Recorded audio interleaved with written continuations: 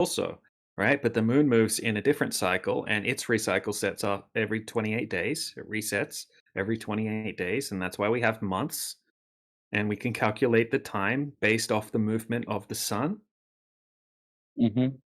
Yeah, it's very simple. So instead of Okay. saying the Earth is spinning, we say the sun is moving because that's what we experience. That's what we all see. We see the sun moving east to west, and the cycle resets every year, and that's how we have years. Okay. Yeah. So, how did you become a flat earther? When did Um, you become? 2017, I started looking into the topic. I thought it was crazy. And 2018, I started doing some of my own tests, and I was able to validate to myself that the Earth can't possibly be a globe because of the testing that I did. I did a lot of research as well. So learning about gas laws, learning about um, optics, right? Optics of the atmosphere, the air, optics of the air. Learning about the globe as well. Like actually, because I didn't know as much as I thought I knew about the globe. So when I first started, looking into this topic, I realized how little I really knew, and how most of the things that I knew about the globe was just based on faith and belief and trust. Once I started looking into the claims that the globe makes, I started researching, okay, how do we know this to be a fact? Who tested this? Where's the empirical evidence? And the more I looked into it, the less empirical evidence I found on the globe side, and the more empirical evidence I found on the flat earth side. And then Um, after a while I yeah. realized the globe is just a mathematical concept or a reverse engineered coordinate system mistaken for reality. Yeah. So I okay. I also have a question, bro. What do you believe? You told you believe in optics, right? Do you believe that photon is a particle, or what do you think about photon? Yeah, I'm not sure exactly what light is, but we can we can just treat it as something like that, right? That travels at a certain speed. We kind of know the two-way speed of light. We don't know the one-way speed.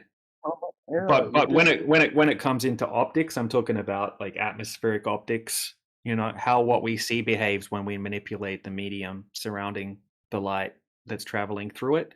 Getting down to a really technical level, about photons and that kind of thing, I haven't gone down that far because that's not something that's required for me to Yeah. be able to falsify the globe or validate the flat earth. So yeah, I mean, photons also move in two ways. They move like a wave. Okay, imagine, bro, throwing a ball. If you throw a ball, what happens is that I'm explaining you about the photon. Like if you throw Right. a wave, both it has both the particle nature, and it has like the motion is like it would be like wave, but we cannot, our human eye cannot see it. All right. Yeah, no, I Uh, understand that, right? It sort of behaves like a wave as well as a particle or something.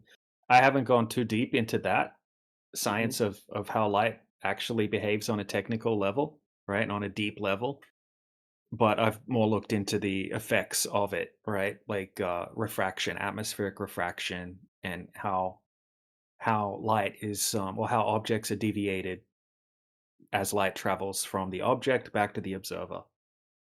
For example, if we're looking at a ship out in the ocean and it looks like the bottom of the ship is missing, a lot of people will think, oh, the bottom of the ship must be hidden behind the curvature of the earth. Uh, But okay, I want to ask you another question, bro. Mhm. NASA gone to moon, and so we have evidence of the Mars soil and the moon soil. So we cannot tell that they didn't go to Mars or moon. So why shouldn't NASA first of all lie to us? There Well, is any? reason for NASA to lie us. Yeah, well, why would the government lie? I mean, governments are well known to be liars, so we can all agree that governments lie. That's not something that's crazy to suggest. NASA is just the government, right? Precisely the US government, who we know lie all the time. I mean, why would the government lie? I mean, the government lies for money, power, control, uh, all sorts of different reasons, right? The list would go on and on and on and on. But I mean, people lie for money. NASA gets a lot of money from the taxpayers, $80 million a day or something like that, 70, 80 million every single day of taxpayer money. But there's also the space race, right? The space race between the Soviets and the Americans. Maybe they lied to, pretend to go to the moon so they could win the space race.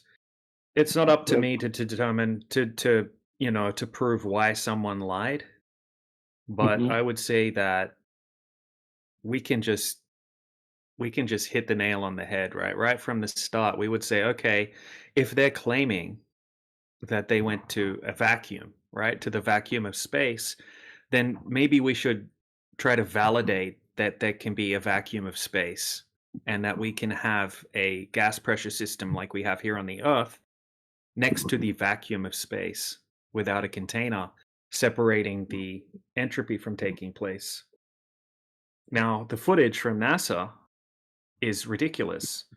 For example, what I just posted in the side chat, I don't see how anyone that actually looks at this footage could think that this is actually real footage from the moon. I think it looks ridiculously fake. This It is is loading. yeah. So have a Wait. look at it. I'll post a few clips. Wait for it to load and have a look at it. What what is this? Y- It looks like a. This is the first one, right? The first one is from NASA. It's from Apollo 16. Okay, and that's meant to be the lunar redocking after it left the moon, redocking with the orbiter. The second one is from Apollo 17, and that's meant to be the astronauts leaving the moon. And then the Like, third okay, one is, yeah, these are meant to like, be real, like real. NASA claims that this is real footage from space. And people think that, most people haven't looked at it. Most people most people laugh like you did. That's a perfectly natural reaction because sometimes I trick people and I say, "Hey, look at this old movie footage, right? It looks real, doesn't it?" And they'll say, "No way, that footage looks so fake. No one would believe that that's real." But it is meant to be real footage from NASA. yeah, I have a question to you. Like, when this images were, like, when did this images were captured? What's that? Say Like, again? uh, yeah, when did these images were captured? Yeah, in the 60s and the 70s. Okay. From a Yeah, from yeah, I don't know. I mean, from NASA, from the moon missions.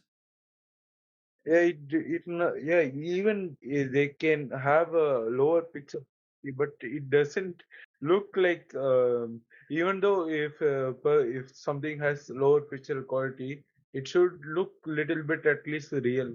It doesn't look so. Exactly. Right? Like, look, here's some low picture quality, from the 50s. You can tell it's Yeah, real, right? It looks real. It doesn't look like some little, it doesn't look like the people are on strings and made out of cardboard and foil. So, yeah, the footage looks ridiculous.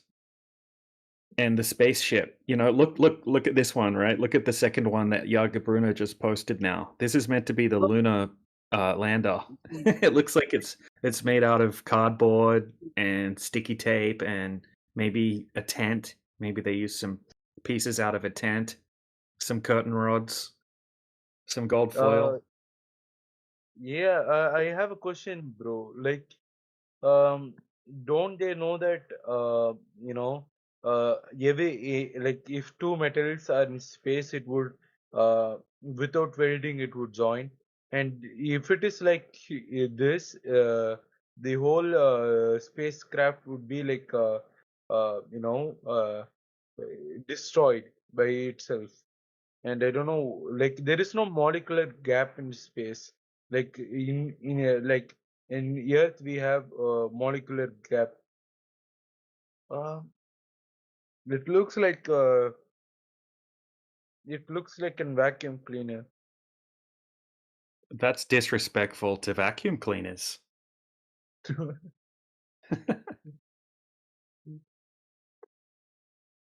Yeah, here's a funny video, showing a bit more of it. But yeah, look, I agree.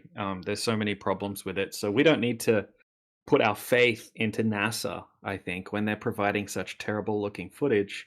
I don't really trust them. And if people want to have put faith in NASA and believe in NASA, that's fine, whatever. But we can actually just test the surface of the Earth. And we've got amazing long distance laser tests and infrared long distance photography where we can see things that should be completely hidden behind the curvature of the Earth. We've had Mhm. very qualified people actually go out and do uh, very technical tests, testing for the curvature using very expensive equipment, and they weren't able to find the curvature of the Earth. So if NASA's lying about space, right, lying about going to space, that doesn't mean that they're covering up the flat Earth or trying to pretend that the Earth's a globe because they know it's flat and they're trying to lie that it's a globe. I think they're just lying about going to space. And everyone Yeah, believes that me. the Earth's a yeah. So just because they're lying about space travel because of the space race or whatever the reason may be, that doesn't mean that there's a big grand conspiracy. I think most people that work for NASA probably believe the Earth's a globe genuinely. And the Yeah, astronauts, even Neil Armstrong and Buzz Aldrin, for example, they might also believe that the Earth is a globe, but they had to lie and pretend that they went to space you know, for whatever reason. yeah, may they may be like if they tell the truth, they may not love it.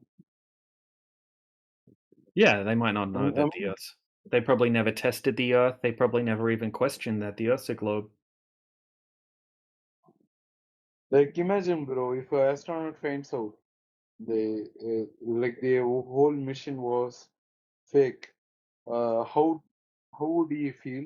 And he would try to tell the truth, but he would know he would be dead before he could try. Exactly, and probably not only him, but maybe his family as well. Yeah, Yep. These people are usually they're military.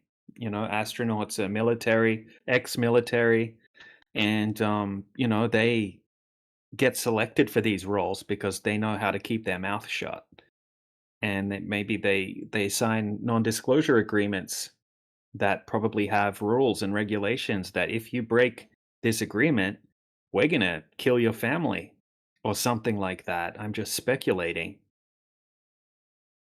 yeah, maybe like Maybe, yeah, maybe. they so the yeah the first like we cannot trust everything your government says because the area 51 guy uh, who like when he announced that there was a area before like below the what you tell in the underground of the desert, nobody believed in, but after some time they accepted that there was an area called as Area 51 and it is a secret air base. Yeah. Yeah. Yeah, we know that the government has all sorts of programs, secret programs and secret technology and secret weapon systems and all sorts of different things. And that Mhm. they lie. And actually, they actually reclassified NASA recently as an intelligence agency, a spy agency, similar to the CIA. Donald Trump reclassified NASA as an intelligence agency. So NASA is now like the CIA. Yeah, but yeah, but at the same time, I also believe that they are trying to slowly they are trying to slowly open up the truth to the people, and the truth cannot be kept for like the aliens, like they are putting in like UFO alien files, and yeah, I saw videos from it, and it was low quality, but it looked real. You know, it wasn't. I yeah, it doesn't look like an what it is, and Yeah, like something. I mean, we once again, it's all about trust and belief, and they could easily just be showing us fake footage, Mhm. and we wouldn't know the difference. So, I mean, we have amazing technology now that we can use for free with AI. Imagine what the government has, right? If they want to fake video footage, they can fake video footage and make it look perfect, where nobody would be able to tell that it's not real. Yeah, That's why we're best to stick with what we can test ourselves, and that's why we stick with empirical evidence, being able to test um, for curvature, being able to test how gas works, right? How gas pressure works, and this kind of thing. yeah, So we can confirm that the Earth's not a globe without having to trust or have faith in anybody. We can just go and test it ourselves because that curvature has to be there, and it's not yeah, there. So yeah, there's a lot of unknowns, right? There's a lot of questions. What is a star, for example? We see stars up in the sky. What is going on up in the sky? I don't know. We can't we can't empirically test that. Everything that we know about the things that we see in the sky, or everything we think we know, is just based on concepts. It's based on theoretical mathematical concepts that are based on assumptions. They're based on a whole bunch of assumptions, and we can't go and validate those. So when people are claiming these things as scientific fact, and we say, "Can you show me the scientific experiment that proves that you can have a big ball of plasma gas inside a vacuum, like they're claiming a star is?" They're unable to back that claim up with a scientific experiment. So uh, that's the same thing with relativity, with the bending and warping of space-time, and a whole bunch of these other claims about space.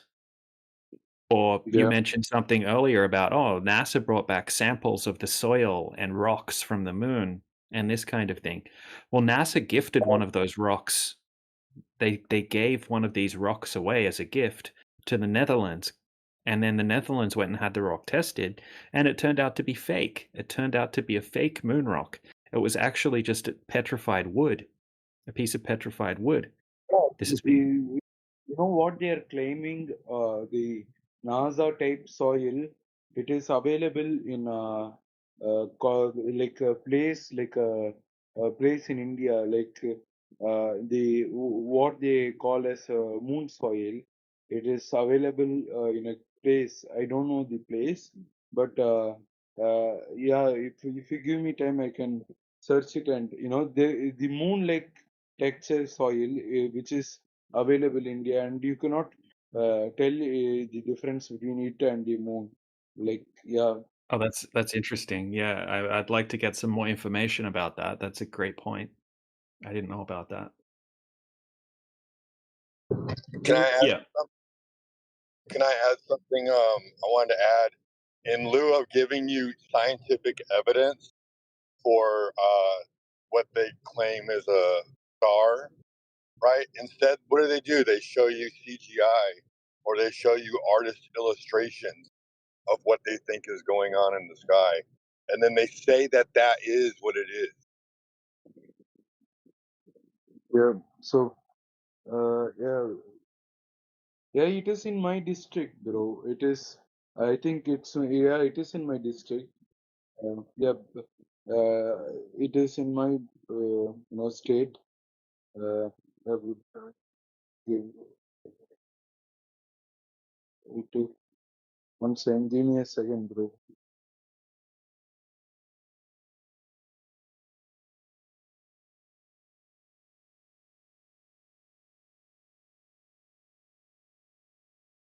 Mm, I don't know why I'm not able to share this thing.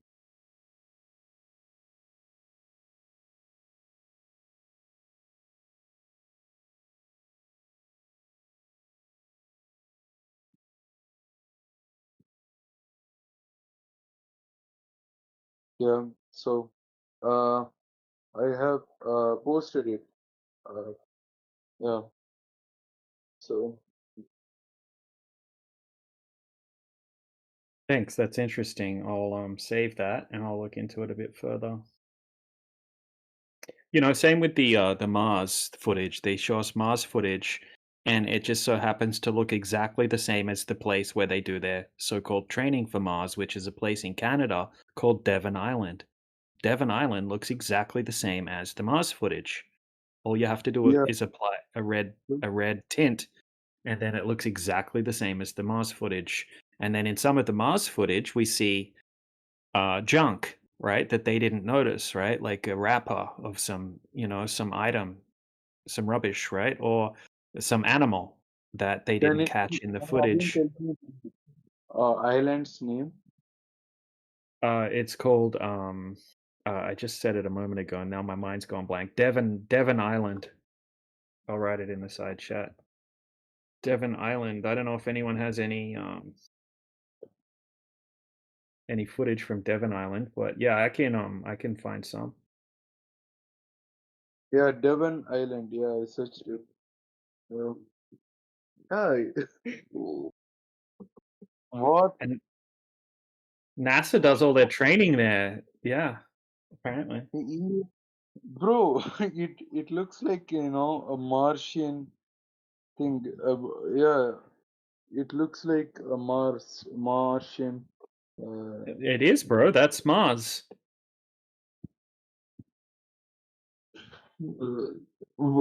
like all, bro. Imagine like Elon Musk is building his own career on this Mars project. Like at some point he should go like land the people to Mars. What he would do then? Yeah. Yeah, well, I think he's already lying about, when he said he sent a Tesla into space. I mean, it was the most fake footage that we've ever seen. Even more ridiculous than the moon landing footage when he said he sent the Tesla car up into space. So I think he's lying also and making a lot of money in the process. More like yeah, after imagine like after 4 or 5 generation, would they reason you since your grandfather did something bad or a scam? Would they ask you that? They wouldn't, right? So yeah, he's not feared. Right. Yeah. So here's some footage from Devon Island.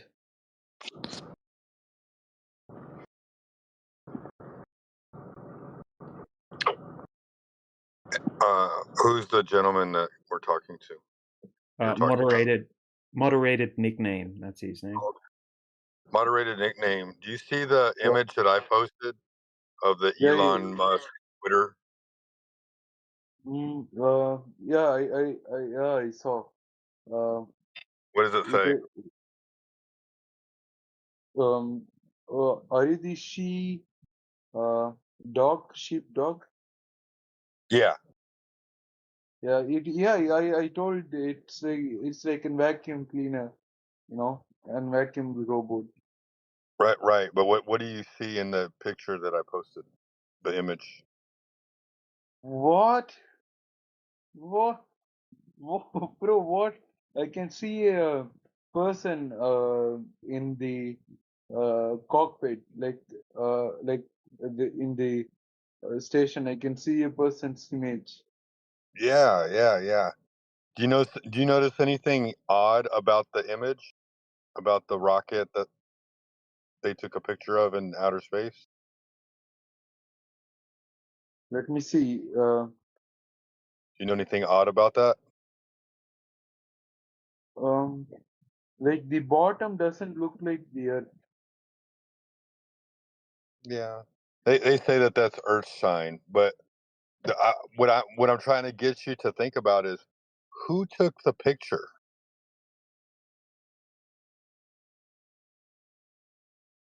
Shouldn't they be attached to some kind of a tether to the rocket so that way they don't, fly off into space forever and ever? Yeah, they need a professional cameraman for this. Oh, I believe they do too. I think they need a studio. Yeah, it may be a satellite or something like that. Maybe like, but uh, even though the satellite should be near, it shouldn't collide with each other. And yeah, Look the, up pictures of satellites in space, and you won't find a single real picture of a satellite in space. They're all fake. yeah, I'm gonna search.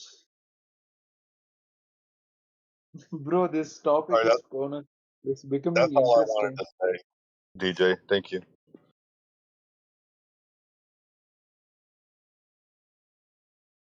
And just for clarification, yeah, like who took the picture of the rocket floating in space? Nobody's attached to anything. Yeah, it looks like, yeah, it doesn't look real at all. I mean, uh, I would share the photo which I am watching.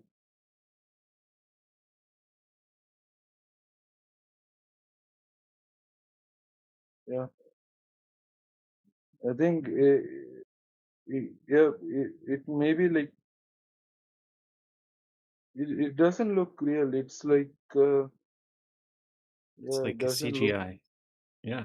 In fact, if Yeah, you go to Google and you type yeah. in photograph of a satellite in space and then hit images and then have a look at what comes up. Bro, bro, this is not real at all. Yeah, none of it's real. Space is fantasy science fiction, computer generated artworks. So we argue as well that it breaks natural laws, right? It breaks the second law of thermodynamics. It breaks a whole bunch of gas laws. You can't have a space vacuum, 10 to the negative 17 torr space vacuum, and then we're supposed to be inside the space vacuum on a ball that's covered in oceans and gas Yeah, inside a space vacuum, right? Obviously, we can't have a gas pressure system inside a vacuum. You would need to have a container if you want to have a gas pressure system. It's in the definition of gas pressure. The bro, force, I'm really doubting these pictures of these images. Like, bro, yeah, this is not at all real at all. it's not real at Bro? all. Yeah, Yeah, even a image from Marvel looks more real than this. yep, It looks like an AI generated thing. yeah. It's clearly computer generated, right? Yeah, let me generate what you tell, an image of Earth.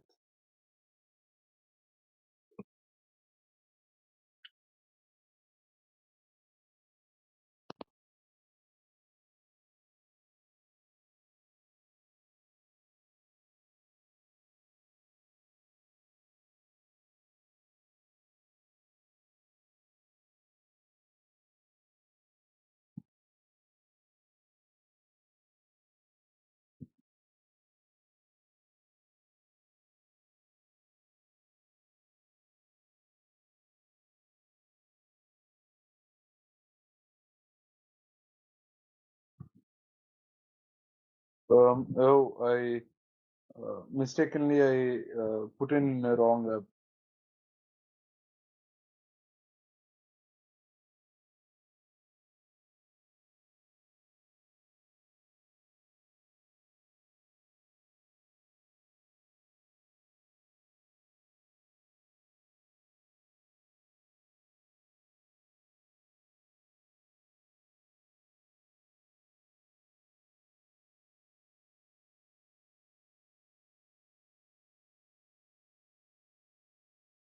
You know the Artemis mission recently? Uh, Yeah, what?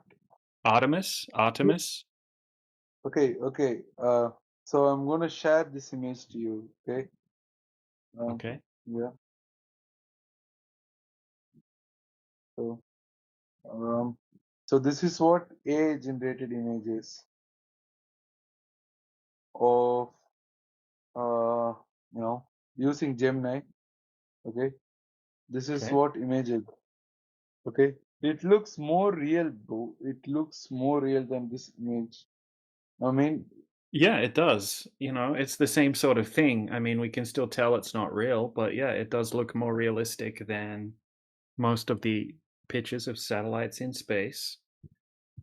Yeah, let me show you something. So recently, NASA said they went back to the moon with Artemis, right? Artemis 2. Have a yeah. look, right? Here's a fun little game that you can play in the side chat here. Okay, so one of these images is from NASA, from Artemis, and all of the rest of Mhm. them we just made in CGI, right, using AI. Can you tell which one of Okay. those images is the real image from NASA and which one's a CGI? The okay. Let me look and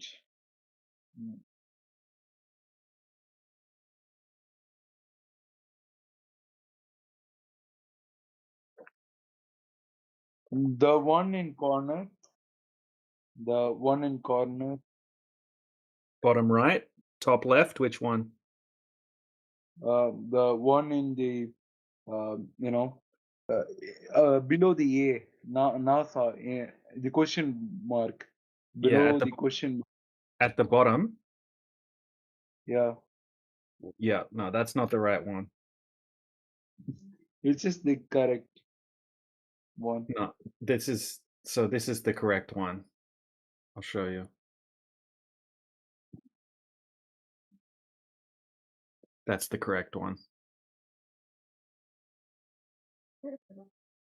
What? Yo, it is so confusing, bro. Yeah. I mean, Or is this the correct one? uh,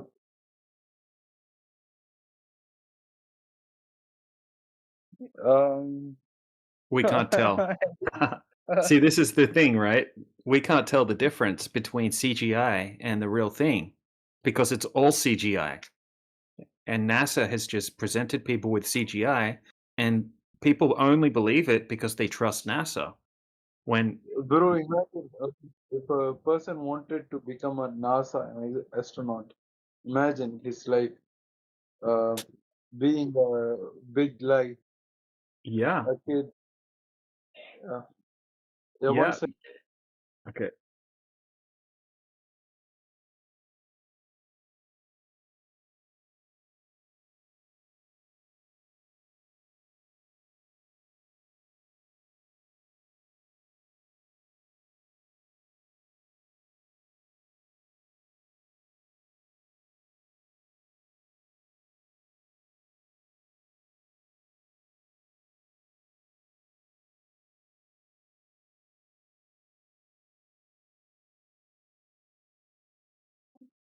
Yo, DJ, I had a very wonderful conversation with you guys.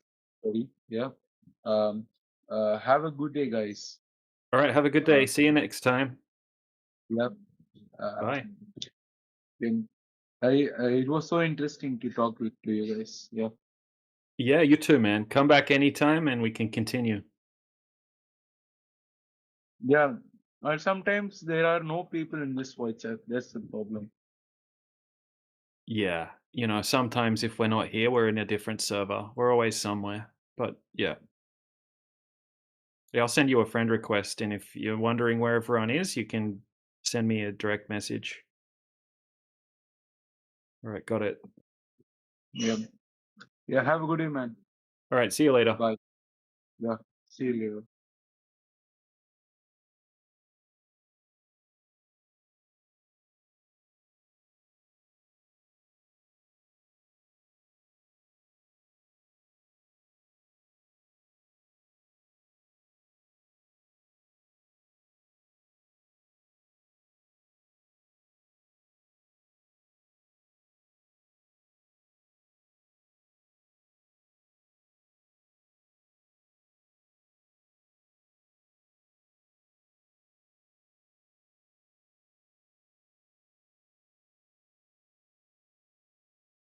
really wondering what all these fires are about, dude. You can't see shit out here.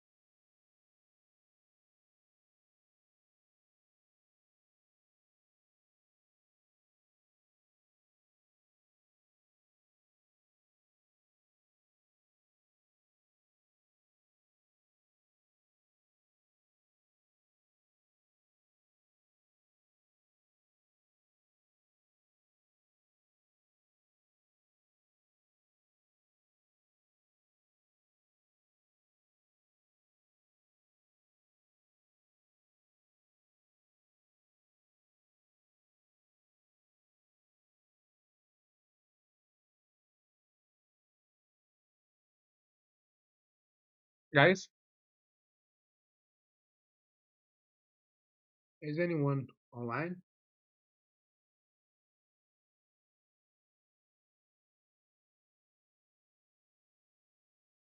Hello there.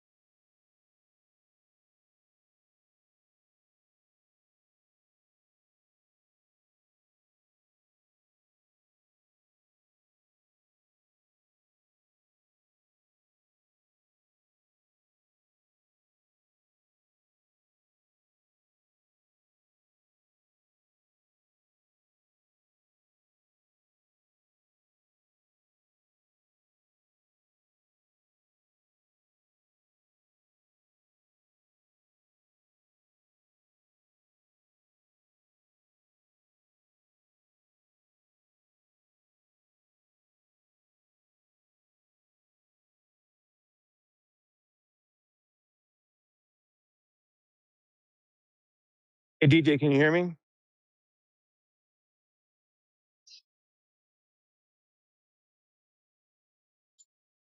Okay, I guess he's not there right now.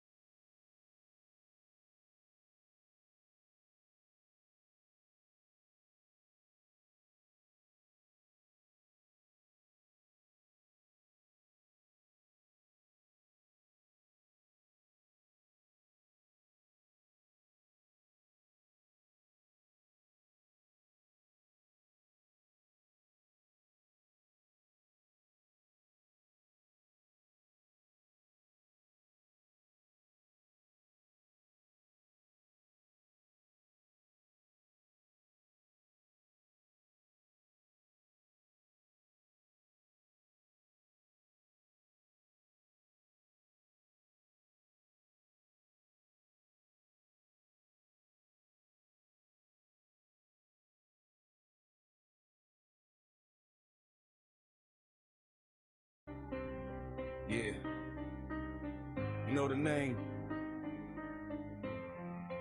Indio. Double O. Yeah. Indy's glow 7, trench coat, cold stare. Old king of the server, 24/7 in that chair. They log in, shaking when they see that tag online. Typing like a time bomb, ticking in a straight line. Genius in disguise, plays a fool for a minute. Let him talk, let him spin it, then he walks right in it. Show your work, show your proof. Drop the trick, one question from the king. Whole globe coat glitch, they bring charts, little graphs. Classroom tricks, he brings calm, clean words. Logic that sticks, forget your pretty colors. I'm watching what you hide, one phrase, whole thread goes quiet inside. He's the grandfather tree on the big flat hill. Deep roots, wide rings, iron wheels. Seen mods come and go, seen trends all die. Same sun, same sky, same worn out line. In the Yoda 007, real cipher agent. Walk in the room, every glober gets vacant. Old king speak and the noise turns silent. Flat hill giant, brain so defiant. In the Yoda 007, can't shake the fact. Every tight little trap, he just walks right back. No fake space shot, gonna cross that line. Say show me the curve and they run every time. He remembers long nights, bright screen, one chair. Just him and the scroll, bare knuckle, raw air. They laughed at his name, tried to clown his age, till he carved their whole script off the edge of the page. They got brands, big budgets, fancy gear. He got one sharp tongue and a chat full of peers. They spam links, spam memes, same scene. He say look close, rip the mask off the machine. He ain't here for applause, ain't chasing the throne. Already been the king, now he guarding the stone. If truth is a blade, then his words that steel. Cut soft through the fake, let the real ones heal. He types slow, but the line hit harder than a fist. Metering pace, but your whole world twist. You can ban, you can mute, you can hide that thread, but the thought already planted in the back of the head. Yoda 007, real secret agent. Walk in the room, every glober gets vacant. Old king speak and the noise turns silent. Flat hill giant, brain so defiant. Into Yoda 007, can't shake the fact. Every tight little trap, he just walks right back. No fake space shot, gonna cross that line. Say show me the curve, then they run every time.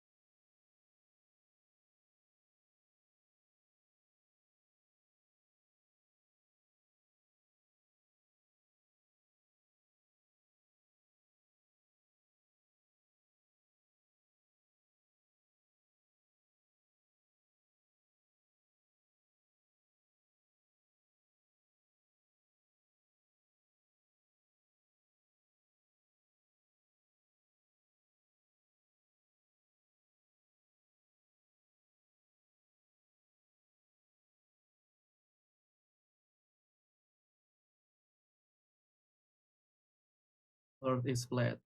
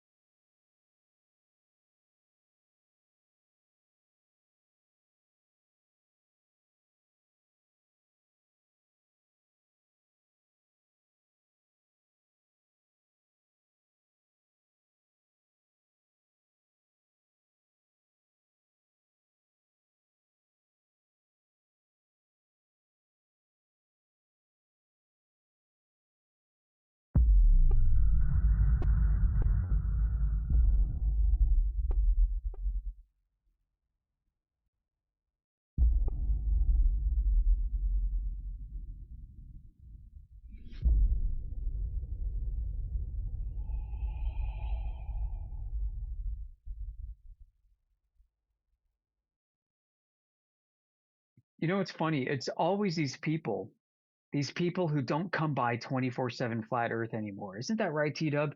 Some of these guys, actually, all these guys have come by before. Mick West, McToon, Dave McKeegan, and so on and so forth. These spheres of influence for anti flat Earth and all things related have come by us. And we recorded our conversations with them, and they left with their tails between their legs, and they've never been back. And you know what they do? They go after the low hanging fruit. They avoid our community. They go after the retarded TikTokers and X people claiming to be flat earthers, whose jobs might be actually to make us look Right. dumb in the first place. And they put them on the podium instead of us. Right? And so, Right. listen, I tried to put myself on the podium. Dr. Shiva, if you're listening, Dr. Shiva, yes, that Dr. Shiva, former U.S. presidential candidate and a senatorial candidate from the state of Massachusetts, you ended up blocking me on Twitter after private DMs with me when I attempted to come onto your show per your invitation to discuss flat Earth. Yep, and I've got all the DMs to prove it, screenshots and everything. This is actually old news at this point. This happened, like last September or so. I've tried to put myself and through me, our reputation as 24/7 flat Earth out there to this greater community. And they just freaking shut the doors. You know? Is it because we're that insane? No, we're not insane whatsoever. I mean, we're probably the most ardent defenders of direct realism, of empiricism, of logic and reason. I'll stand by that 100%. And this is something that's very uncomfortable for them to deal with. You know, it's very uncomfortable. They say that we hold ourselves to too high of a standards. Why? Because they want to leave the door open a little bit to solipsism. They want the door open just enough so they can stick their shoe in and throw the door open when they need to and retreat to the little brain in the jar in the back of the closet and feel safe whenever we talk to them. That's what's happening. You know who else was blocked? Some of our friends on the other side of this community. Alan from Space Audits, was it? So our friends from the Aether Cosmology side of this group, Indio was also summarily ignored and blocked. They avoid us, folks. They hate 24/7 flat Earth. It's more than they hate us. They pretend like we don't even exist. And I find that hilarious. So just keep burying your head in the sand and hope that this problem goes away, because guess what? It won't. In fact, this problem is ancient. For those of you who don't know, I've actually dug up some Dark Ages texts from the late 400s to early 500s. I've got some of the most interesting texts on this debate. There's an old Christian monk from the early 500s. His name is Cosmas Indicopleustes. He was a bishop, actually, and he was a monk from Alexandria. He was a Greek Egyptian who actually traveled up and down the coast of Africa to India and out to Indonesia. And through his travels, he recorded what he found. He even made maps. And his actual intent in the beginning was to record the furthest extent of Christianity of the time in the 500s. His book is called Christian Topography. Christian Topography. You can Google this book. It's like 800 pages. I think that was mentioned in my little AI deep dive into the history. No kidding. Of Amazing. globe versus flat. Yeah. Amazing. He actually uses in his Christian Topography book the same arguments that we use for flat Earth today. Because guess what? He started off documenting the furthest extent of Christianity in the world back then, and it later actually turned into a treatise of flat Earth against what he called the pagan cosmology of the globe that was influencing members of the church. I mean, it's amazing. He started producing maps of how people conceived of the world in Egypt and other areas that he's visited. He actually said, if Earth is a globe, how come you can't demonstrate water sticking to a ball? I shit you not. Like he said, if Earth is a globe, how come you can't show me water sticking to a ball? Yeah, he said that Right. in Greek in like People the walking upside 500s. down. Yeah. He's like, you know how freaking retarded this is? He's like, I'm a sailor. I've been from southern Africa to Madagascar to the southern tip of India and now to Indonesia to the island of Java. You know, it's also interesting. He actually recorded descendants of Alexander the Great and Greek speaking people on the island of Java in the 500s. Greek speaking colonies who had their own churches and bishops and were Christians on Java. The world's changed a lot. But anyway, I mean, this topic goes back a long ways, folks, and is by no means new. I don't buy into the idea where some flat earthers are like, hey, the whole world believed in flat earth until after the World's Fairs or some shit, you know? Till after the 1900s and the Rockefellers corrupted our textbooks. No, I mean, that's not the case. This debate, this topic extends further back in history than you might believe. And you know, we've got good reasons to accept and understand what we do about the world. And it's just amazing to me how even in 2026, in spite of how advanced our technology seems to be and all the discoveries that we've got in the world, that we can actually demonstrate to you today that all these claims about sending rovers and helicopters to Mars are false. All these claims about sending probes to Venus are false. Yeah, do you guys realize that in the late 1980s, there was if you guys thought the Apollo moon landing was a big pile of bullshit, wait till you hear about this. Holy shit. In the late 1980s, there was supposedly a joint Russian and United States program to explore Venus. It was called the Venera Project. Venera, like venereal disease. Venera was a mothership. I'm not joking. Like, this is not my words. They actually called this a freaking mothership. That they blasted a mothership off from Russia somewhere into orbit, and the mothership had space probes that it shot down to Venus. What's really kind of fucked up about this is in the 80s, when they were describing this, it basically invokes Empire Strikes Back in Star Wars, where you got the Star Destroyer flying over ice planet Hoth, and it's shooting probes down to the planet. Pew, pew, pew.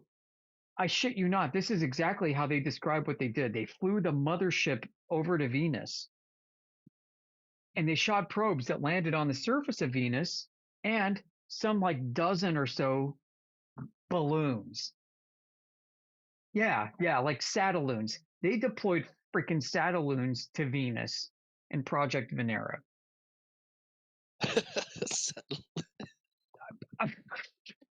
So you got little rovers going around on Venus on the surface, and you got Satelloons orbiting Venus in the atmosphere. I shit you not, guys. Look it up.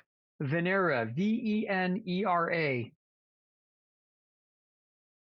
I wonder if all these sci-fi movies, Independence Day, War of the Worlds, etc. It's just really projection. It's a reflection of mankind's own intent. I mean, that's what we Imagination. do. That's Yeah. what we do. Like if all this was real, right? If all the outer space garbage was real, they're just showing us they're showing us what they would do to another planet if it had life on it. That's a good point. Let me continue, T-Dub, because guess what? If you thought that was enough, it gets even crazier. This isn't the end of the project. The story goes that after they collected all the data that was transmitted from the surface of Venus and from all the balloons that they deployed, like weather balloons in Venus, the mothership departed Venus. Yes, went beyond Venus's gravity well of orbital influence. And you know what it did? It flew to Halley's Comet. Yeah, What? yeah. And it orbited Halley's Comet.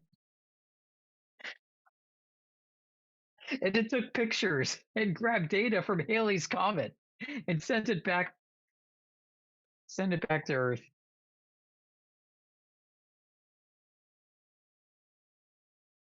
The mothership.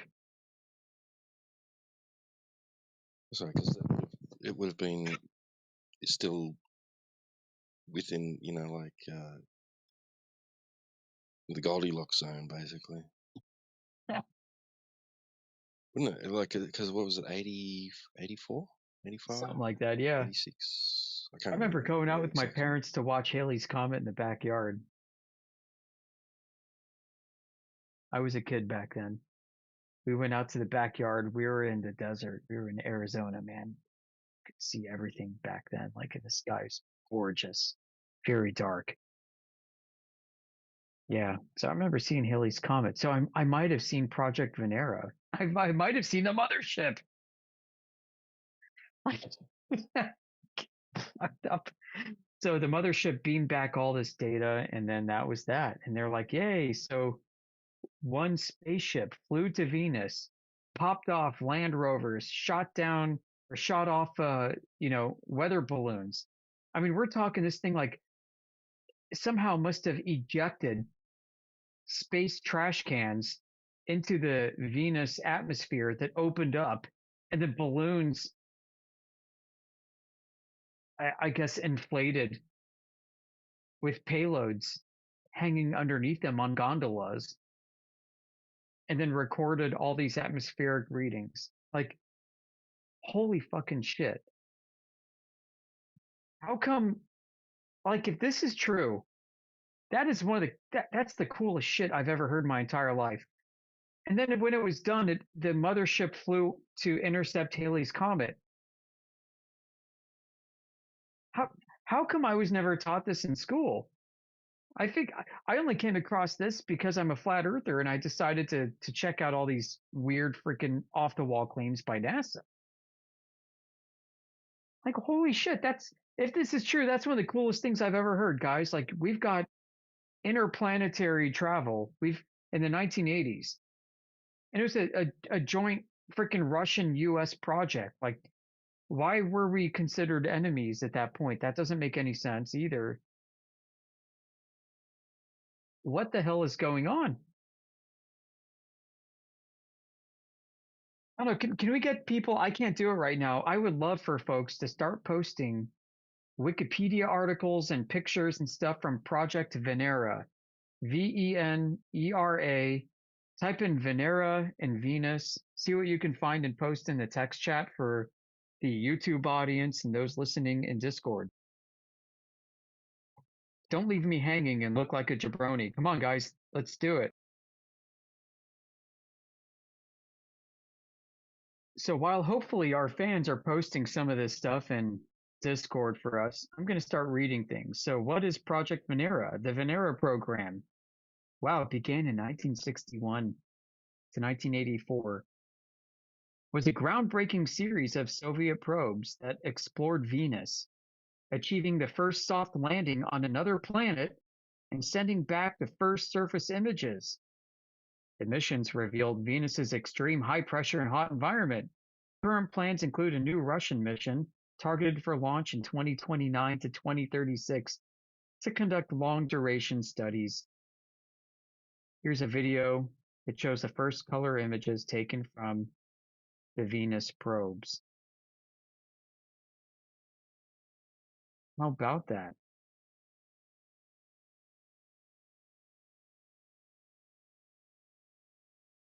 How about that? Yeah, Venera. There was another project that is associated with this, not Venera. I think it began with the V too. a V as well. It was Venera and see also. Let's see what's going on. Listed under there.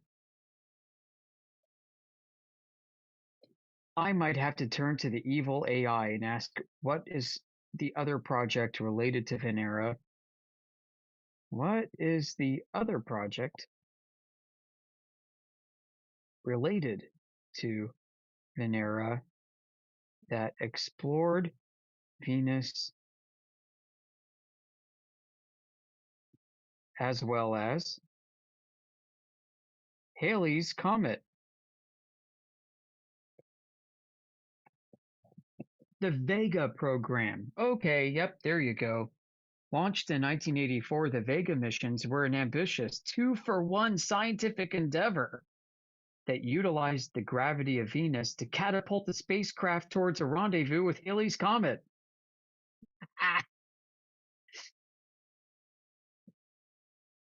Because the spacecraft had to visit two very different environments, they were split into two main components. Then the Venusian phase in June 1985.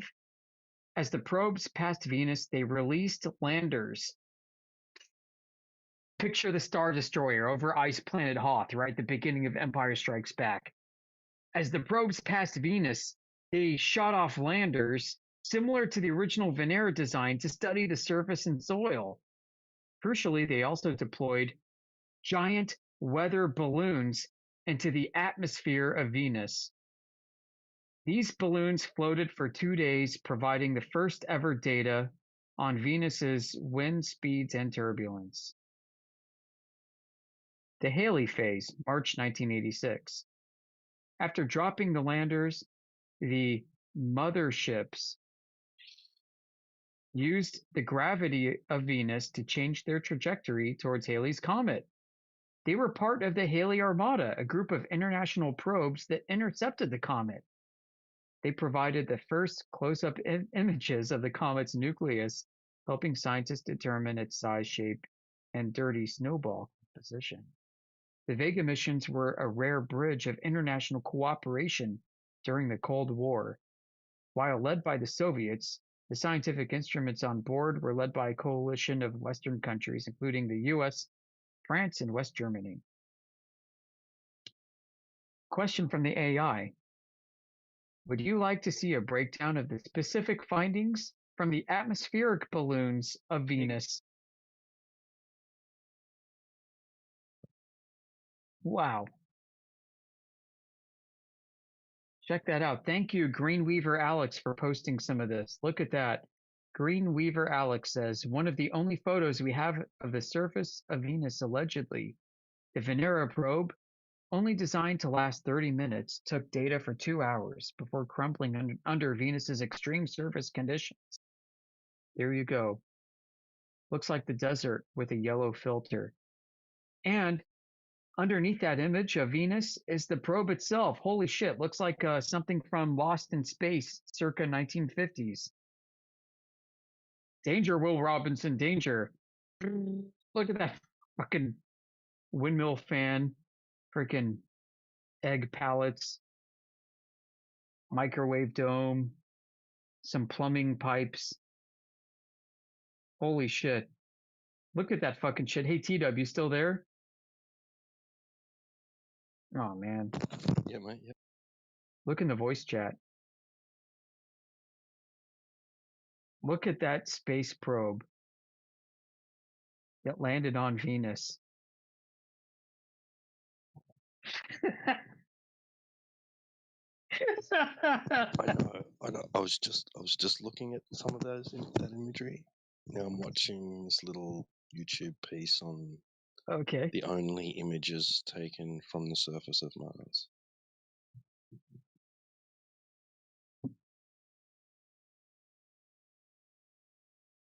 Venera. They claim they only got a few snapshots from the surface of Venus, and a couple of color panoramics and some black and white footage.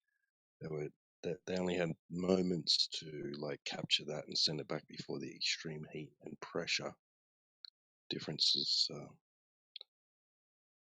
Yeah, crushed and destroyed, and burned the equipment. Gosh. Hey, you guys are fans of Star Wars? You ever remember that remember when Princess Leia was being interrogated by Darth Vader and they had like this Hello, orb? I'm from North Africa. I'm from Hello, why don't you sit back and listen? So remember when Princess Leia was being interrogated by an orb? Is going "Boop," and they had like a syringe on the side, and she's what like, happened? "Oh my God, Yes. check this out! Check this out! This is a probe that was sent to Venus." What? 2:51 p.m. or that's my time. 51 minutes after the hour. That's Inside. just like it. What?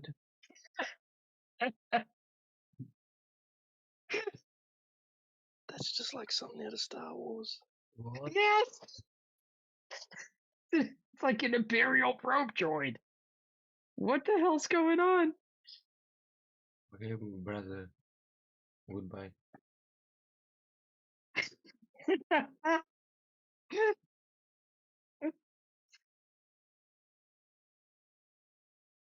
Holy shit. I posted something about this in our home server. Got like an article. I can find it. I'll link it. Panera.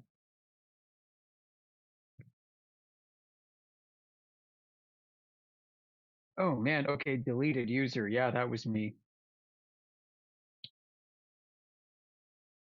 I had an account that had been accidentally deleted by the Discord admins.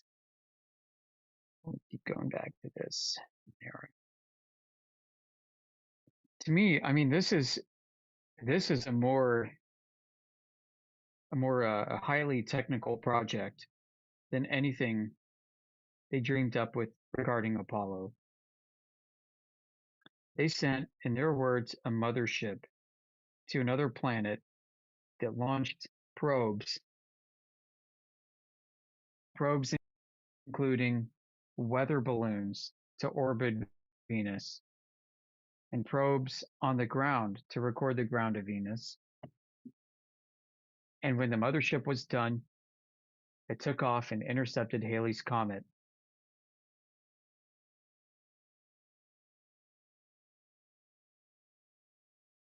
To me, this is orders of magnitude more complicated than shooting a rocket to the moon and claiming that there were dudes on it who played golf and drove a rover around.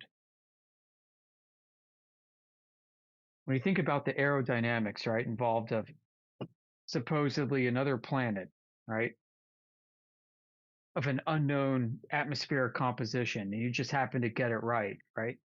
You just happen to shoot a space probe at it, and it happens to orbit the planet and then deploy balloons that happen to work perfectly for several days. What the fuck? Yeah, it's wild. And then when you walk someone through this, thought process, they get emotional and crash out when they actually have to think about it. Very intriguing, that behavior. Right. And somehow the technology existed in the early 1980s to pull this off. This to me is way more complicated than the moon mission, than the ISS, or any of the shuttle flights that have taken place. What an achievement. And nobody seems to know a single fucking thing about it. That's such a good point. Right? And to retrieve the imagery Yeah. that it collected, like what?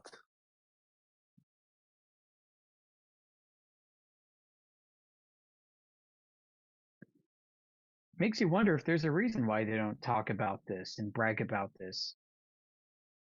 They were embarrassed. They were embarrassed to talk about this publicly because of the kind of scrutiny that it would invite.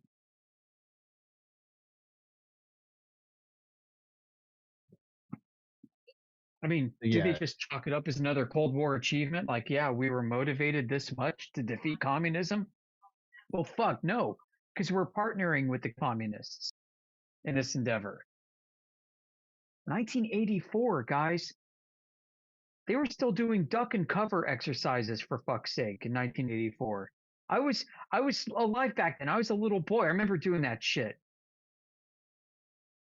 It makes no fucking sense. Shout out to all the old dudes out there. I get told all the time that my voice doesn't sound too old, and you know what? I'll take that as a compliment.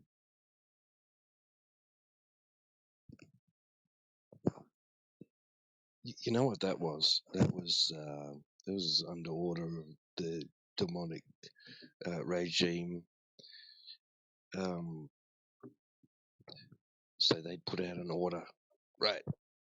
At 1 p.m. every day, every child must be bowing to me, right? The elites are like, how are we going to pull this off without revealing your presence? I don't know. You'll think of something, right? Well, we'll tell them they've got to exercise for nuclear war. Man.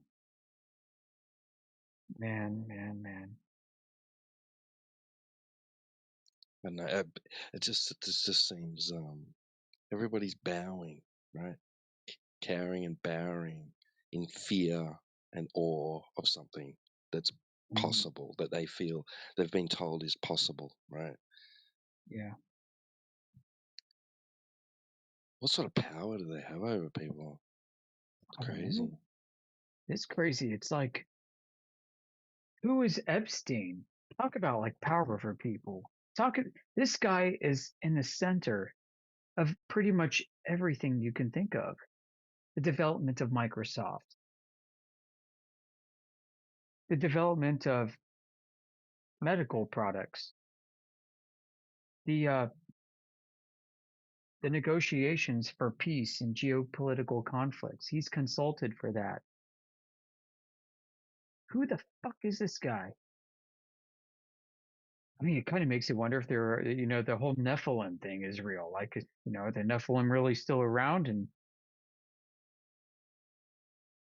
there's an interesting area of political and societal commentary called The Dark Enlightenment by Mencius Moldbug. The Dark Enlightenment. This idea came about in like the mid 2000s. Around the time, like, I guess Obama was elected. This guy just kind of appeared on the internet and started posting dozens and dozens of pages of blogs, hundreds, if not thousands of pages of blogs, just like boom. And he had a whole way of describing constructs. The cathedral, he would call the cathedral, refers to basically the establishment institutions. For example, he had these words, right, for this, like the cathedral. And anytime he referred to the cathedral, it was basically a sacred cow. It's been a while since I've read this stuff, but I think about it a lot. And the basic premise is that in spite of all of our technological achievements, we've actually regressed, not progressed as a civilization. And there's a delusion, a deception at play that causes us to think that we are progressing with each leap forward in technological advancement, when in fact we step backwards developmentally. We start to lose touch with and contact with the natural world that our ancestors used to understand and dominate.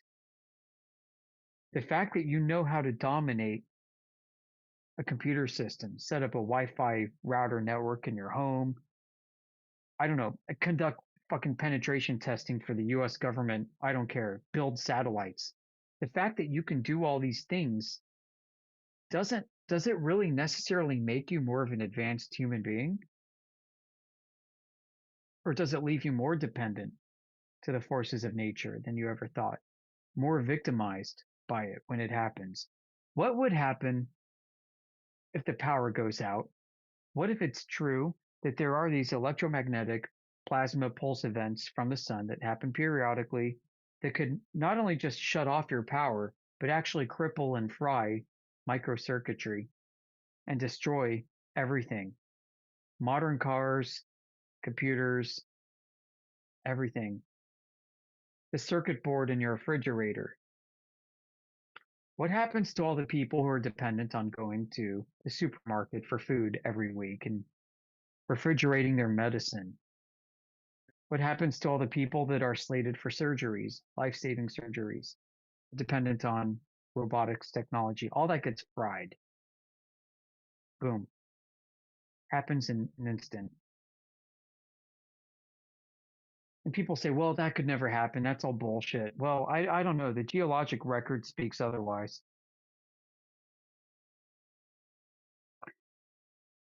And if you don't accept it could happen, let's just say it does, for the sake of the argument. What good is all of your knowledge about pen testing, about building satellites and your aeronautical engineering? What good does that actually serve? Do you know how to do a crop rotation? Do you know anything about raising chickens or animal husbandry in general? Right? Do you know how to purify water? How to gather water? Where to find water? Do you know how to defend your family? Like, let's say you live in suburbia and this fucking shit happens. Your toilets don't flush. Your fridge has been without power for 3 days. And there's no government or military to send in aid, to send in food rations. What do? You're Probably you fucked. don't live in the city. You're fucked. If you live in the suburbs, you're fucked. Even if you live in the exurbs, you're fucked. Why? Because all those people in the city, when they're done foraging through their garden boxes for food, when they're done killing their neighbors' pets for meat, they're going to come after you. What do you do when 20 dudes show up armed to the teeth at your house and say, hey, you live in the exurbs. You've got a nice, 13-acre plot of property. You've got a nice little garden back there. It'd be a shame if this didn't get utilized and go to a greater purpose. We're going to take over it now. By the way, you have a pretty wife, a nice looking family. What do? I mean, this kind of scenario is very real. It happens. I mean, it happens without the sun doing this shit and frying circuitry. It happens due to geopolitical conflict. Some of our friends, so we got some friends from our community who escaped Ceausescu in Romania. They were fairly wealthy people, and they had to leave it all. Their property rights, their deed and title, all of that meant absolutely fuck all. And the only thing they got away with was stuffing gold and silver in their socks and running on foot out towards the west. And they had somewhere to flee to. What happens when you don't? So how progressed we are as a civilization? I would say we are not progressed at all. We have regressed. I think Mencius Moldbug and the Dark Enlightenment philosophy that he wrote, his whole treatise, all 2,000 pages, whatever the fuck it is, I think he was right. And this is where we are. We've deluded ourselves into this illusion of progress and advancement, and we have lost touch with understanding how this world actually works. We believe in a fucking globe, for crying out loud. Our civilization does. Our society, we as a society, have accepted this fucking outer space myth. They've disconnected ourselves from understanding how to raise chickens, how to plant food, how to take care of ourselves, how to collect rainwater, how to purify water, how to freaking how to jar applesauce, for crying out loud. How many of you guys listening know how to jar fucking applesauce? I bet none of you motherfuckers know how to make and jar applesauce. How do you get through the winter? So Just to make we're yourself fucked. feel warm and fuzzy, Yoda. My old chook's one of the leading canners over here in Australia. Yeah, yeah. How do you preserve peaches? You know, like, or Right. how do you make pickles? These are such simple things to do. I've got They are. pickled vegetables that I like that I probably should eat. It's probably 7 years old now in my fridge. Yeah. How do you treat a toothache? How do you do you know what do you fucking do, guys? How do you pull a tooth? Bent nose pliers are pretty good, just saying. Yeah, but how many people today have the grit to go through a tooth pulling without Novocaine?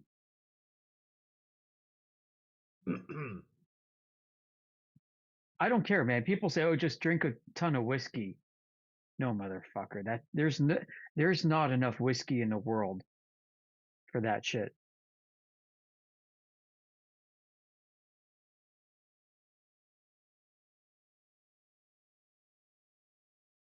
What happens when the guy pulling your tooth slips?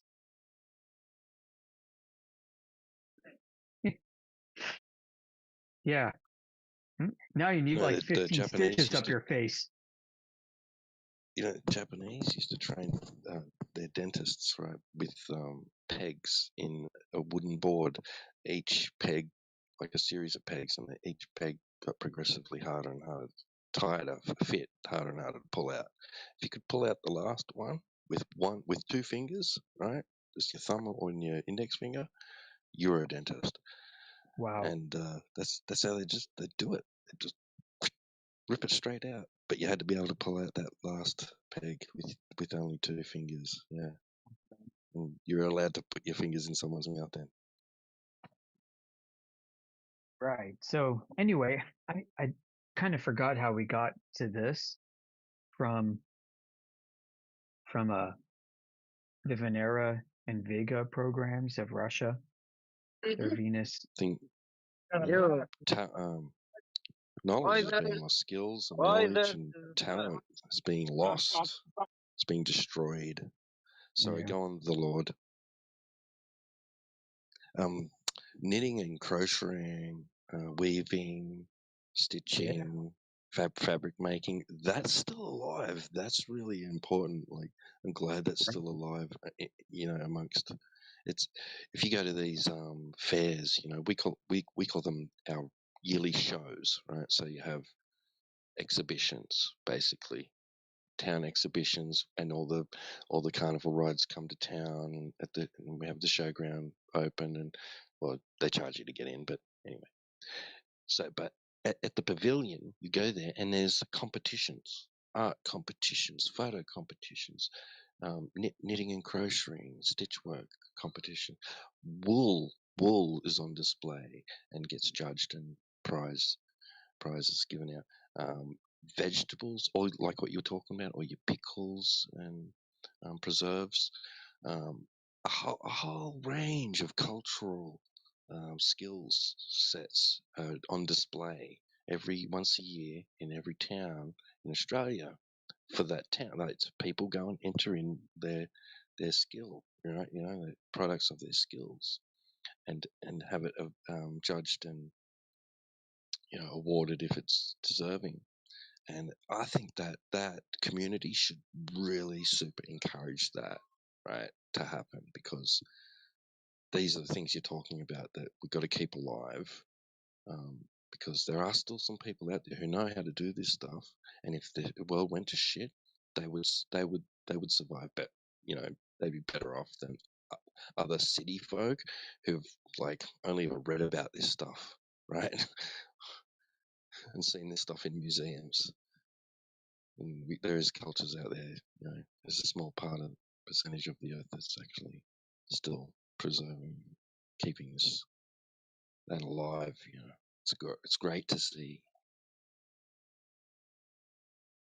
There's all these, there's people, that are, like, talk about being doomsday preppers, right? Yeah. Man, people are just living like that anyway. They're going to be, they know what they need to deal with to survive,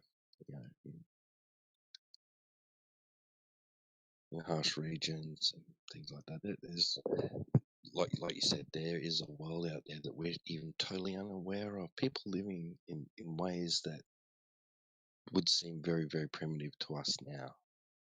And they probably aren't even aware of our existence, to be honest. And you have groups of people, groups of people wanting to, like,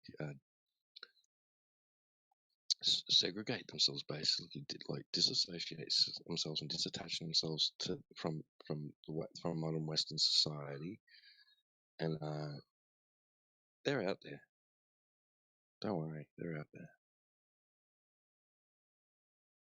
Yeah, if the apocalypse ever happens, you guys know where to go if you're ever looking for beef tallow. I got you. There's always the Amish. They're like humanity's last backup plan.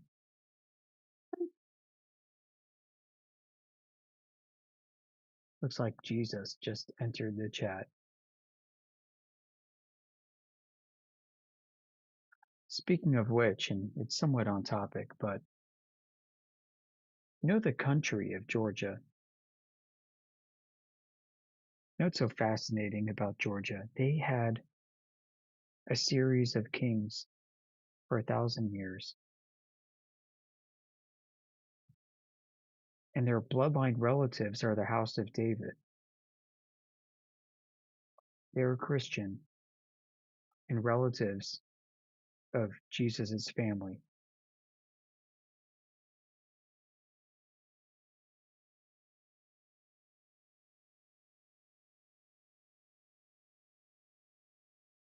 This is mainstream history for the country of Georgia.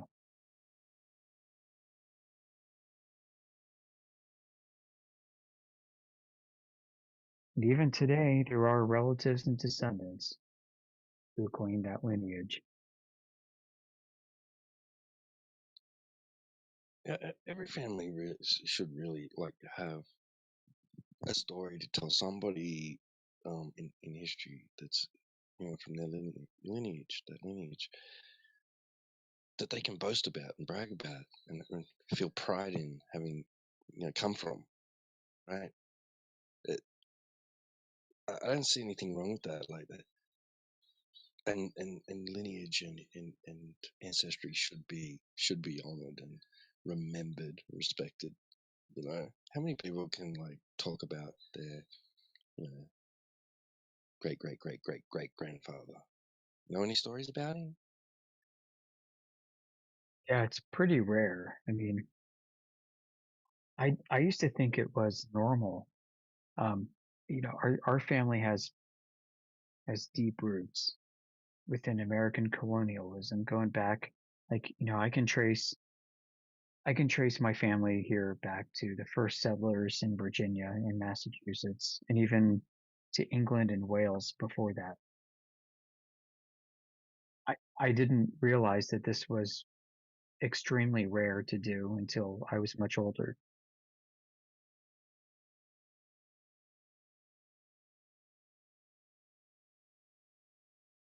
And this came from family Bibles.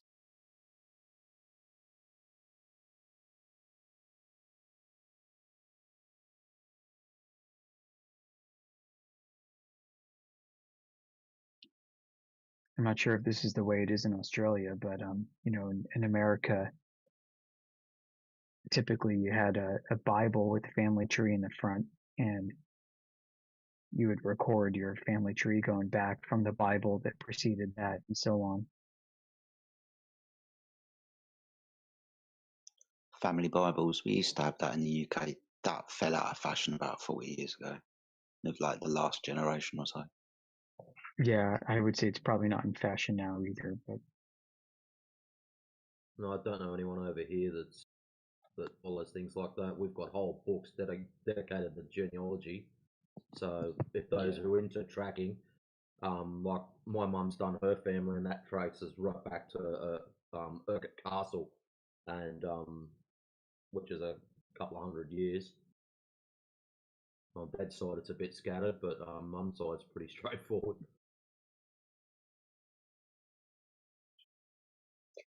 Yeah, my wife's grandmother, she has the family Bible. It has the family tree in it. I don't know. I don't think my side has anything of a family tree.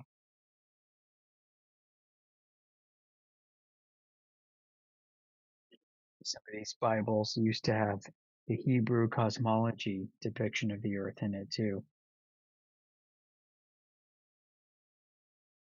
with the earth on top and Sheol below and heaven above. Yep.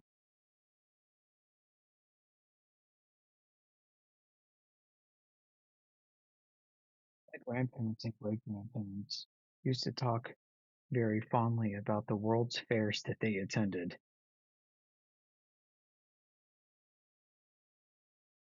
I mean, even through the 80s and early 90s, they used to talk about it all the time, all the pictures, all the fun memories.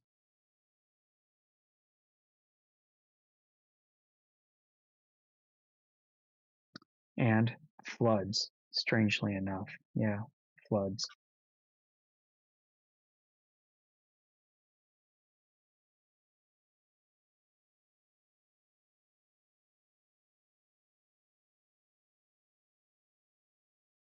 I think it's that. Um, you know, local flooding that gives a lot of people reason to think that Noah's event was a local flood because local floods happen all the time. Yeah.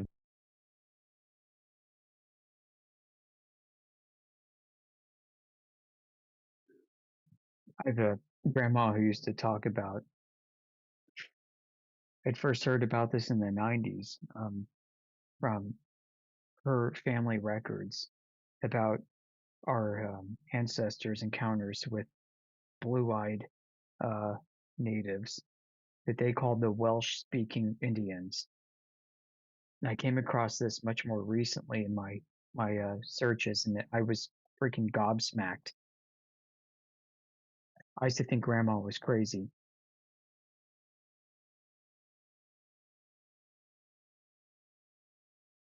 Have you guys heard about the Welsh-speaking Indians in the Appalachians?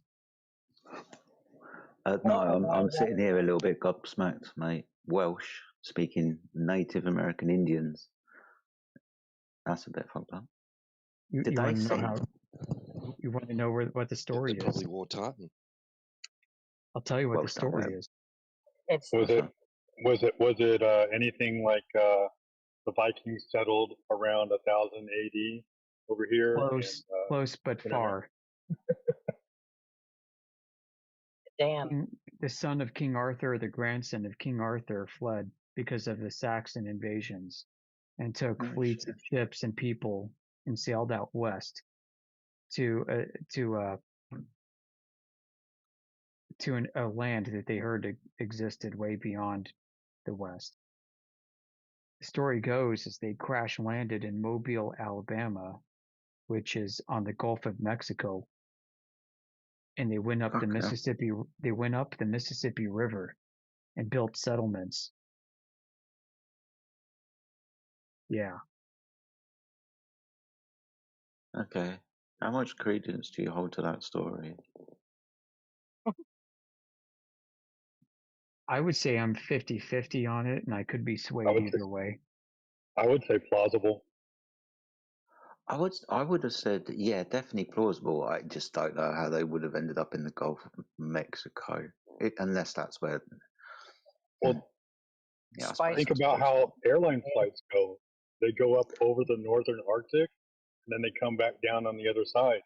And the way King Arthur left, the story was that he traveled to a land in the far north and was never seen again. Well, if you go north from England or Britain and continue going north, eventually you're going to run into Canada, United States, Gulf of Mexico, and so on. Well, the thing is there are artifacts that have been recovered that speak to this, and there are stories from the colonial days in the 16 and 1700s in America of encounters with people, with natives with blue eyes, and who had interesting words that were recognizable by some of the settlers who came from England in the 1600s and Wales in the 1600s, and understood that this to be some kind of strange Celtic, if not Welsh, cognate. That's really fascinating. Yeah, that's it. Like, we've got old records of these encounters from 400 years ago, where people are like, well, this is freaking weird. Like, they have blue eyes and they've got these Welsh sounding words.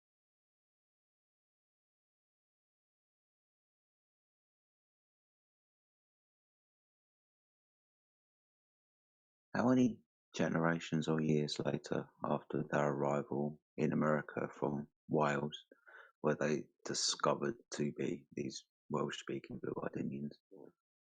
Is it like straight away, 100 years? We're talking about maybe 700-800 years between. Fuck no. Okay. Yeah. That's crazy. I mean, it gets even crazier than this, guys. Like, I mean, they're like amongst the Cherokee tribes, there were certain rituals and words that were used that freaking rabbis of Israel had studied. Sheepdog, you know what I'm talking about? I know what you're talking about. You know what I'm I know talking that about. there was also an elder, I think it was Peru.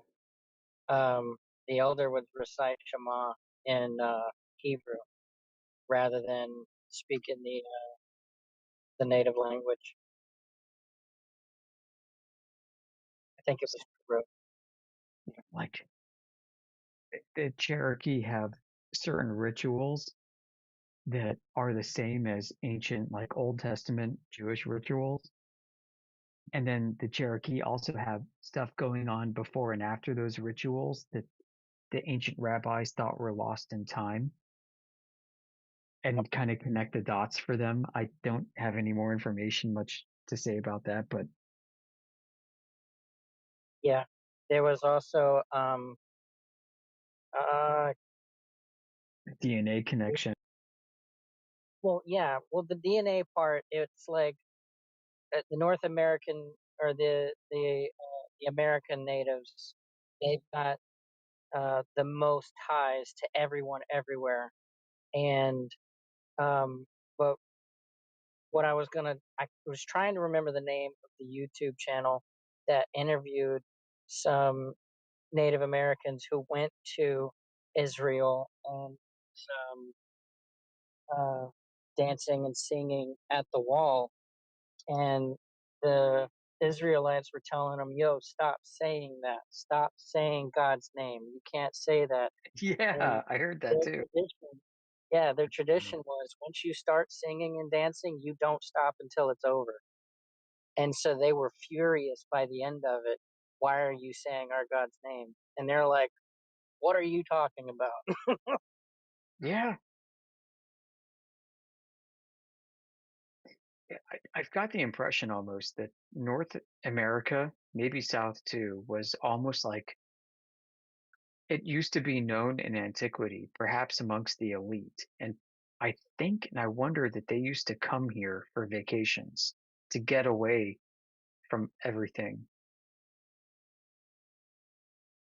and then go back. Almost like it was a big secret.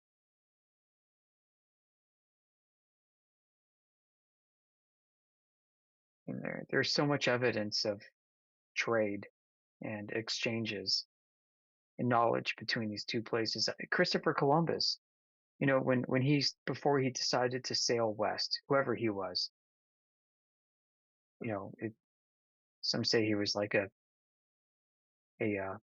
wayward son or prince of Poland or something. Whoever he was, right? I mean, the record stands that he had done this thing. Whoever he was had done this thing and sailed out west.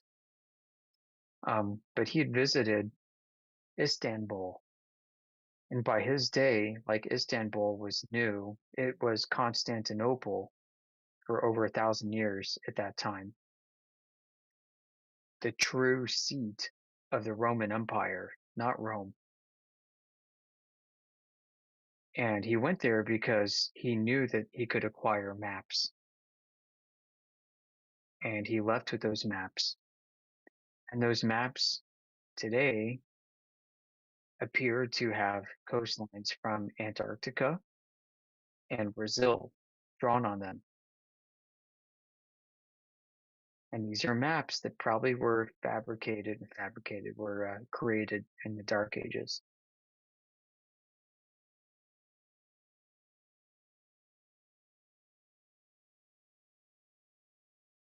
Do you guys know the equivalent New Zealand story to this?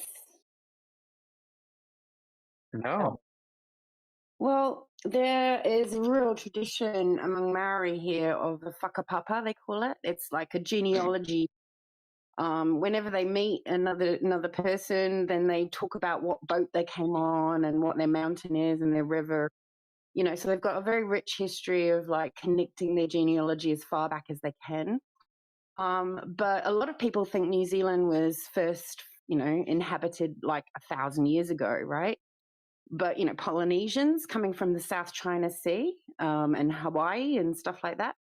But there is a whole bunch of still living red-haired Maori with green, blue eyes and very, very different, but they're still all tattooed up and completely in the original. They've been there forever, right? And even Kupe, when he came to New Zealand on the Polynesian, he talked about the redheads being there.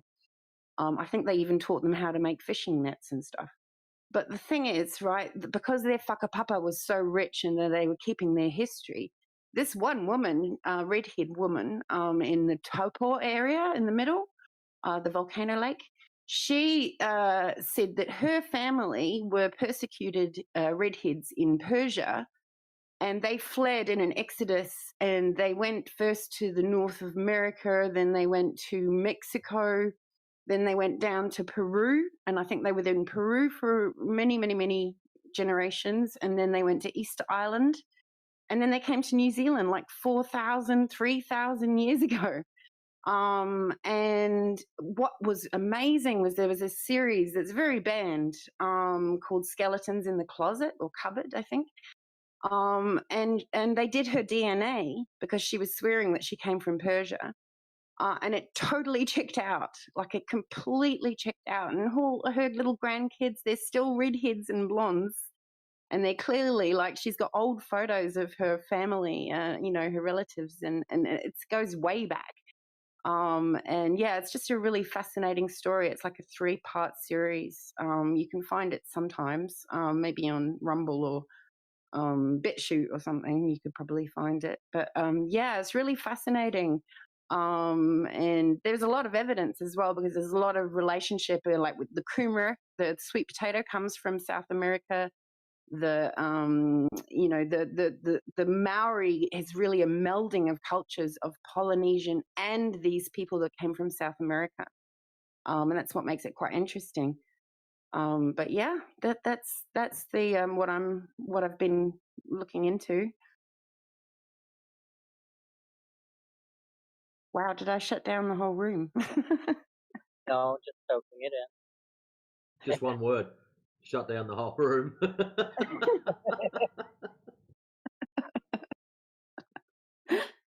I think he And shut us down when he said they were called the whakapapa. Whakapapa, yeah. And it'd be spelled with a PH. WHAKAPAPA.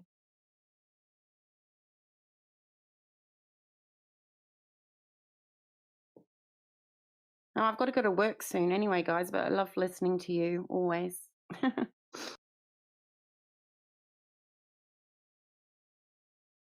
you could be here. Appreciate the story. I'm still trying to get over Welsh people being it, Native American Indians, and this whole red. I didn't ask earlier about the red hair, but the red hair thing is really interesting, especially in Yeah. New Zealand. Really far away from red hair is apparently naturally supposed to be found in the world. Yeah, yeah. And I mean, they've found redhead mummies in China, haven't they, as well? But there's another piece of evidence here in New Zealand, and it's allegedly at the Te Papa Museum here in Wellington. And it is a moa bone. What they used to do is chase those big moa birds into mud, and then they would like machete them at the legs and go and eat them at a fire near the mud pod. But one of those mud areas got covered by lava flow that is provably, according to the scientists, 3,500, 4,000 years old. So they're all going on about, Maori being only here for 900, 1,000 years, but there's such a different history. And I think they cover it up because it's not convenient for their whole New World Order plan to have, racial division and people, being treated differently according to race in New Zealand. It's gone pretty feral here. Especially Yeah, if it's they've gone got feral. land claims and so on. Yeah, especially. Yeah, so they don't want anyone to sort of stop that fight between Maori, probably mostly Polynesian Maori, and what they call Pākehā. We're called Pākehā, which I think is so rude. But basically that identifies us as being, Sounds like the white New Zealanders. Yeah. Yeah, sounds racist. Yeah. Yeah. It's ridiculous. I mean, I think they just want, the usual division and chaos so that they can bring in their UN bullshit. Yeah. Seems to be the usual MO. Mode of operation. I honestly feel like we were mixed and nobody gave a shit.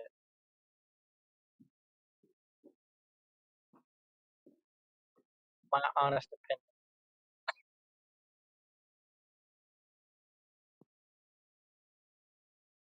Like, in Virginia, I'm pretty sure it's Virginia. I could look it up again, but in the late 18s, early 19s, they were starting the process of relabeling people based on their skin color. So in that time period, there were a lot of people who were Native American suing hospitals and government for labeling their child black, and they were losing their Native American status. So effectively, they were missing out on, long-term benefits that would be theirs. And today, like people, I'm sure there would be people that are actually like able to trace themselves to Africa, but you got a lot of Black Americans who could be mislabeling themselves because they believe the propaganda rather than, knowing their actual history and actually being Native American. Only because they decided to relabel people at a specific period of time. And then, everybody lost focus on that because between that point and now, you've got, in the Americas, MLK and that whole time period where you separated people based on color on the bus and, eating at different buildings and all of that jazz. Like, it got lost in the sauce.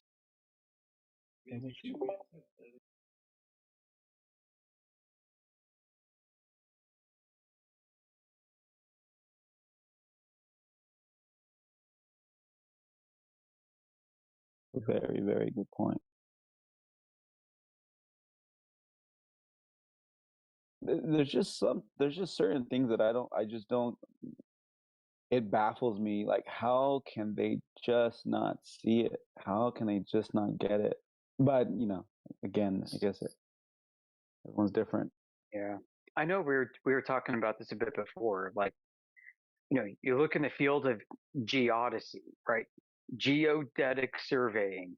Literally, people who are paid to measure the freaking Earth for a living. And what do they do? And what do they admit? What do they have in their textbooks? And how do they apply it? They measure Earth flat and then break their perfectly good flat Earth measurements and bend it around an imaginary ball. Like, what the hell? And you guys are okay with this? You guys have been doing this for like 200 years and you're okay with that? Right. Right? Like, and if you question the process, like saying, wait, why are you putting the cart before the horse? Why are you assuming a reference ellipsoid before you start to wrap your measurements around it? Right. Because it has to be, because it has to be. It has to be a globe, guys. Come on, everyone knows it's a globe. Like, ever since Eratosthenes, measured shadows, and even though it didn't prove anything either way, it gave us enough to believe in the globe. So the Earth has to be a globe. Like, everybody, come on, dude. How could they put moon men on the moon if it wasn't a globe? Like, come on, guys. Yeah, exactly. And it's interesting about that too. I was just watching something the other day, and it I guess they were kind of focused on Buzz, like because in his late years, like they're really having to watch him now, because he's going in interviews and still like no, you didn't, like they keep replaying these, the videos of him saying that. I think there's four or five different videos of him being interviewed and him literally like, no, like that's not what happened. Because we didn't go, and that's the way it happened. Right.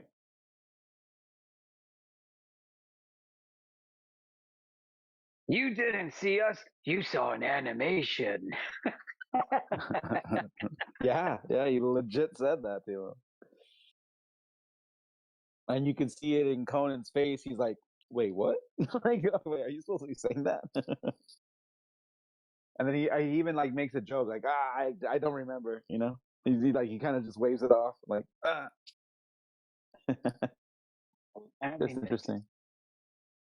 You can go back further to like the Sputnik thing. And this is the focus of my research on history, is the transition point between Earth and space, the space program in its infancy.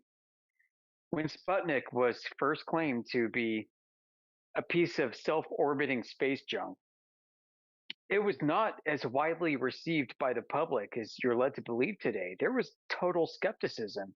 First off, people didn't believe it just because the fucking Russians said it. Right. Second off, you had people writing into newspapers, like university professors of physics and shit, saying there's no fucking way that the Russians could have done this the way they said they did, even if Earth is a globe, and here's why. And then, to me, the biggest tell, guys, the biggest tell is the United States Secretary of Defense, Charlie Wilson. Yeah, Charlie Wilson's war, that Charlie Wilson, right? He said at the advent of Sputnik that it was a cheap scientific trick.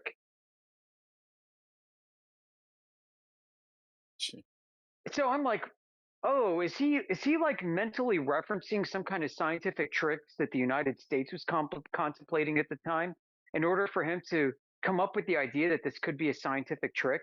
Like, why would that be your first impression upon hearing of Sputnik, that it is a scientific trick? What trick is that, folks? What's the trick? What trick was he imagining? Does anybody have a clue? Let's say you globelings out there, you folks, anybody listening, you believe Earth is a globe, okay? Let's say that Charlie Wilson was also a glober and the Earth is a globe, okay? Why would Charlie Wilson call that a scientific trick? What makes it a trick? What makes it scientific? What do you think he was thinking about? Any idea? Was it freaking balloons? Was it satelloons, raccoons? Was it some kind of weird like radar radio interferometry bouncing off a firmament? Whatever the fuck it was a scientific trick that he was thinking of. Yeah, it's interesting too, because matter of fact, I believe Sputnik was the first thing that they used to check the measurements that were done back in the 1800s. in regards to the how thick, or should I say how thin, how less dense the air was way up there. I believe the Sputnik one was the first one that they said it matched their math. So they literally mathed out space before they even got to it, and then they just said, "Oh, it matches our math," so we were right. Isn't that funny? Yeah. There's also another curious point where in the late 50s, early 60s, they were transitioning from balloons to self-orbiting satellites. And the story's messy. You can read conflicting reports about rocket launches and the payloads that they delivered. In some reports, you'll read that they deployed balloons, and in the same or different reports with the same launches, you'll read that they weren't balloons, but they were self-orbiting satellites, and they kind of fucked up. Yeah.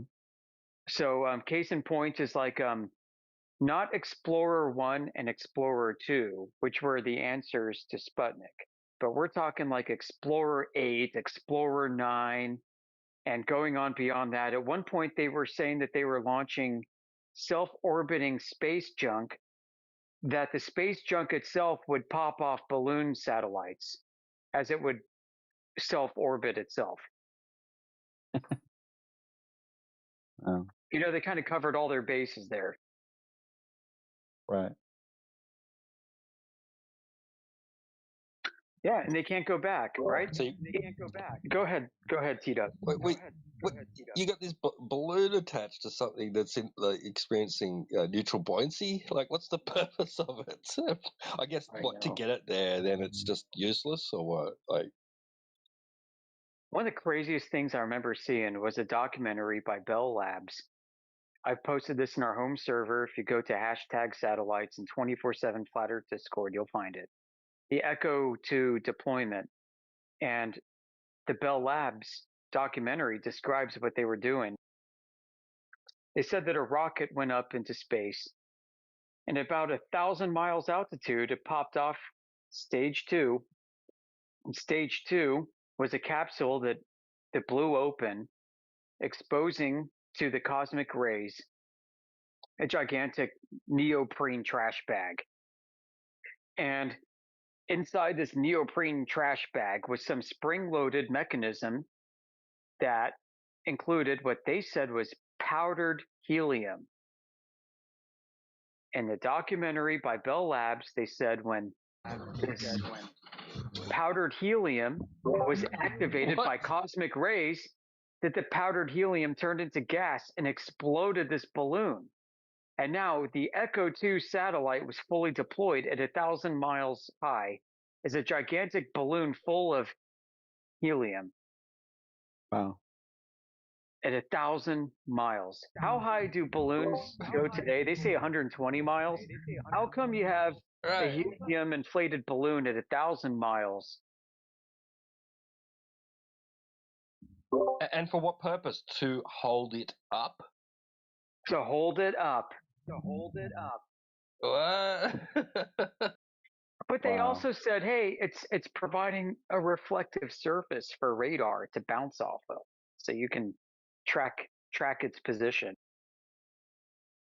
So, you know, fast forward like 20, 30, 40 years, right? You know what they've got now? They've got some super special technology where the device inflates at 1,000 miles altitude and hardens. That's right. Just like when the dentist holds the UV light against the filling that they put in your teeth and the liquid turns into a hard shell, they claim that they capture the ultraviolet cosmic rays up there, and it takes the balloon that they inflate and hardens the exterior into a super tough exoskeleton.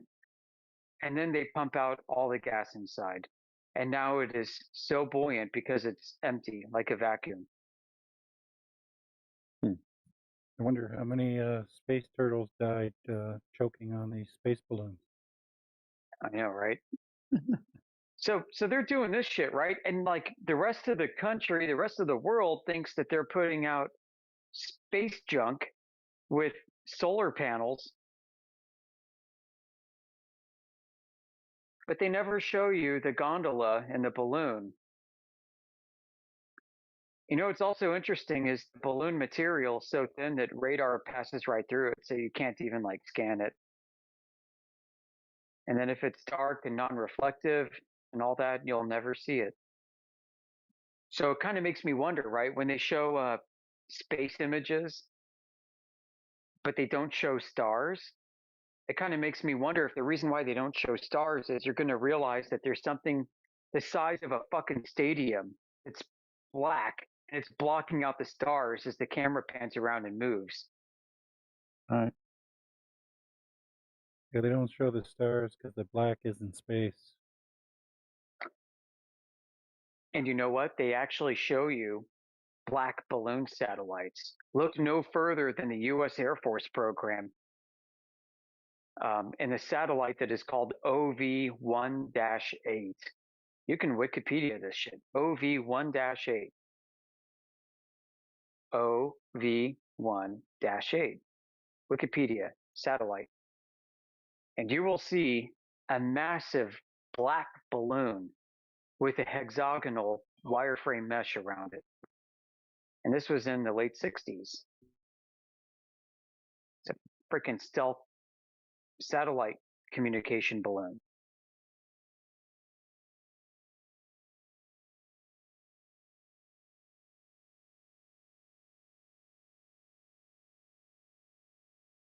But, you know, flat earthers are crazy for coming up with this shit. Well, yeah, we just find stuff on the internet and tell people about it. Sorry. Yeah, sorry for us wrecking your Christmas.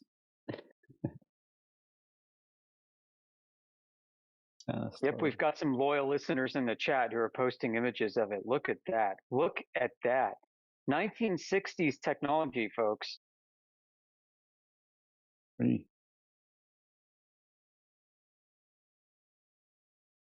Looks like a giant soccer ball. That thing is said to have been floating at 1,200 miles and flying at over 17,000 miles per hour.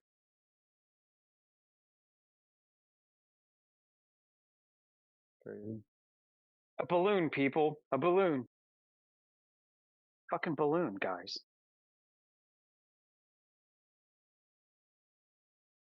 And this is during that whole transition period I'm talking about, where it's like they're trying to figure out how to get their fucking story straight. Yeah. Yeah.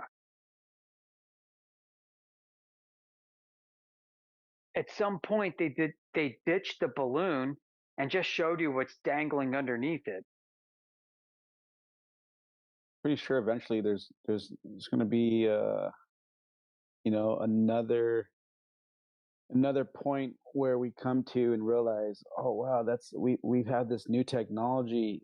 They're like, yeah, we've had that since 2026, but we didn't see it. It's like, you know, 2045. We're barely seeing it. We're always behind.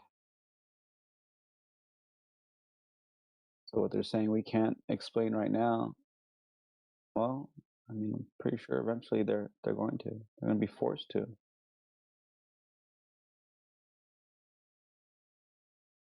Eventually, at least.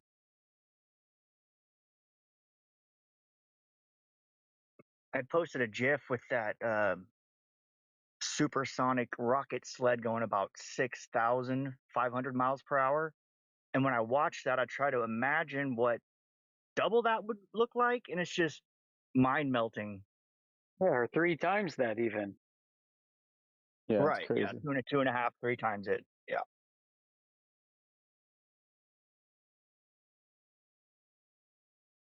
It's definitely crazy to think that they think that they're going to convince us that there's something moving faster than that. I don't know, maybe it is, right? Maybe there is something exotic going on. Yeah, you just don't know. I'm open to that too. Same. You ever dig into Robert Bassano and his research? I'm not good with names. Post it. I'll see if I've seen it. I can't right now, but he had a channel called Planete Veritas, and Quantum Eraser and Catexus used to do live streams with him. He's the guy that called in, like he would take the NASA phone book directory and call random people and try and expose NASA. I love that. We need more of that activism, folks. We need people doing this shit. Listen, government employees are open source. Their phone numbers and contact is open source. It's not illegal to go find their names and phone number and contact them and ask them questions. You're allowed to do that. America. Right. But he had a really interesting way to conceive of the world. He wasn't necessarily a flat earther, but more like a super duper oblate spheroid earther. He had this whole thing about relativity too. He kind of accepted some of it, but explained it in a different way. You know, that satellites, when they're sent up, experience general relativity, and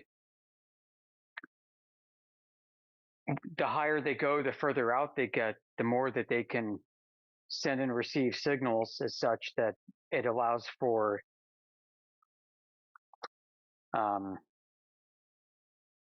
essentially trying to grab information from the future. I know it sounds crazy as dog shit. But I mean, if you were exposed to all the kinds of things that he was exposed, you'd kind of understand why he was way out there with some of this stuff. And the blackness of space wasn't empty, but rather superfluid helium. And he would pull up like University of Maryland astrophysics department papers on this very subject and superfluid helium vacuum theory. Oh, cool. Yeah. I mean, he was way out there, and the sun is a gigantic ice ball, actually, and it's not really hot but cold. Like, wow. But I mean, this it kind of just highlights what is going on here. That the further you dig into things, the more you find greater possibilities of not only being wrong and the mainstream being wrong, but other crazy off the wall batshit things that you'd normally dismiss as being more likely true. Right.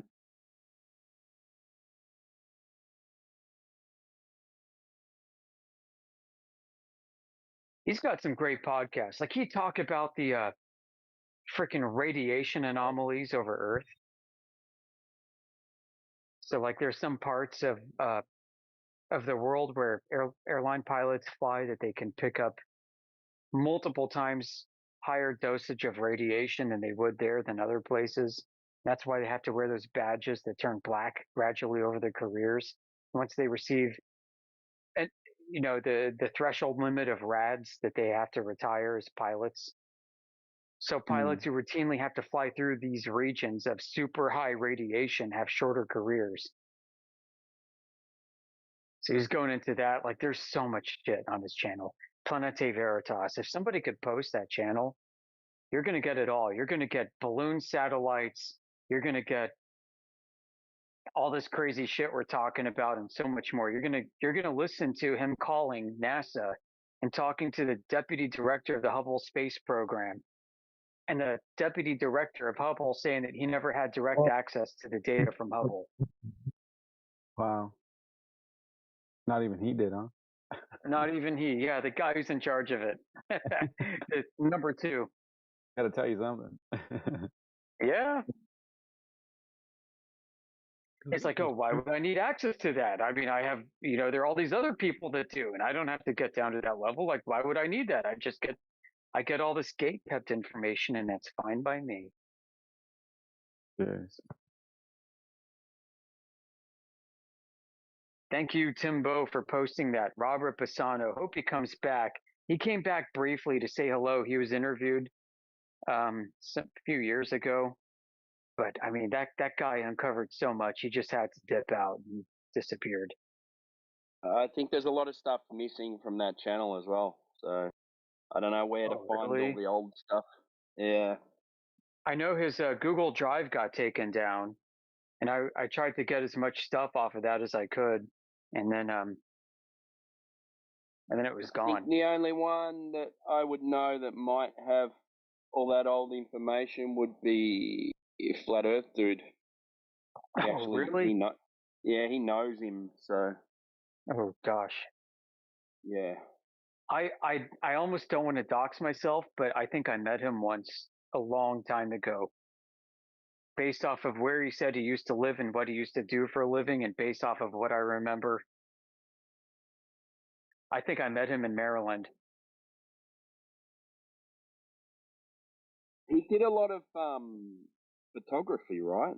Like moon photography and stuff. I don't like remember lives. that. I wasn't around back then for his heyday. I'm kind of a latecomer. I've been in this since 2021. Really? Yeah. Rookie. You know way more than I do. Yeah. Well, maybe because I'm a bigger nerd and I spend a lot more time on the internet. I was going to say it might be the profession. That might be the difference. I build shit, you study shit. Yeah, true.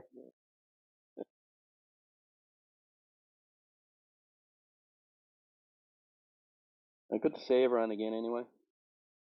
Yeah, good to have you back, man. It's been, you've been sporadic off and on here past year or so. Yeah, it's hard to find the time, but I'm always around. I'm always listening.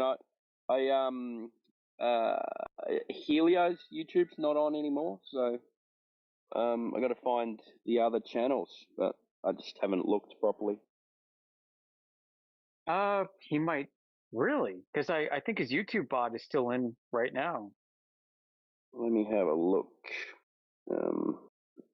Flatloid is the one that says YouTube, and Helios is red with the Yeah, I've noticed sometimes I go to Helio's channel, and it's not there. Whoa. Yeah, it's not live. Whoa. Yeah, it's not live. It's not live at the moment. You're getting an echo T-dub. I think. It's not me. It's Max. Mac. Oh, sorry, Morwix SC. I'm just going to mute him since he has no freaking social awareness. I gotta say, guys, like I'm so freaking grateful that there's so many Australian flat earthers out there. It just totally eliminates all the stupid shit we have to deal with. And people are like, oh, you're a flat earther. You think Australia doesn't exist. And then 10 of you blokes show up and be like, I don't know, whatever in your Aussie accent. Like, fuck off. Yeah, we're here. Yeah, we're here. We're in Australia. It exists.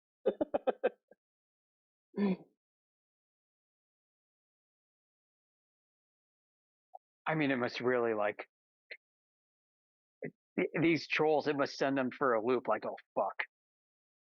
Yeah. I wish they knew where that actually came from, too, right? Remember that guy? I reckon there was someone going nuts, right? It was like, fuck, I can't believe any of this stuff anymore. Can't believe anything what they tell me. For all I know, Australia doesn't exist. And that's where it came from. That comment, that was it. And then they go, flat earthers think Australia doesn't exist.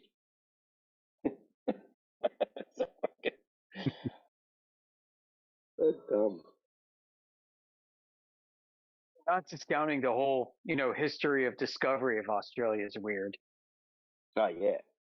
Right? Like, the Portuguese found it 300 years before the British. Yeah, and the Dutch as well. But they say when they found it, there's like maps of Australia with a sea in the middle of it, like that you could sail up through. And but these are what some of the maps say. And then if you actually go onto the map and look at elevations and stuff like that, we got this huge lake in the middle of Australia, Salt Lake. And if you follow the path where the old map is, it goes right through the middle of Lake Eyre and through the Eyre Peninsula in South Australia, and then goes into the Gulf up in the north of Queensland. So it's really fucking weird stuff, man. Yeah. In America, California is depicted as an island with coastal cities on the inner part. Yeah, yeah. And there are records of that being a sea there. Yeah. Because that's a pretty deep depression, that area where it's supposed to be.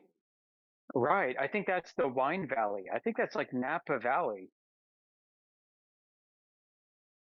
Is that the same area as the Salton Sea? Would that be the same area? Or is that up higher? Oh shit. I should probably know, but I don't know for sure. The Yeah. Salton Sea is in a depression.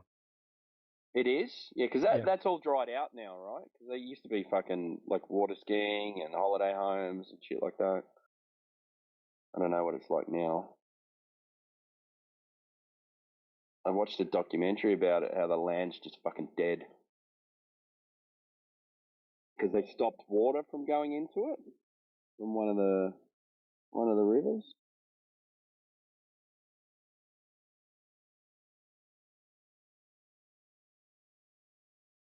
I don't know. History's definitely not what they tell us, but Dude, we've got in America, we've got a history of Russian forts and land holdings down from not only Alaska, where everybody knows that used to belong to Russia, but down through California and even on the island of Hawaii in the middle of the Pacific. It was all Russian.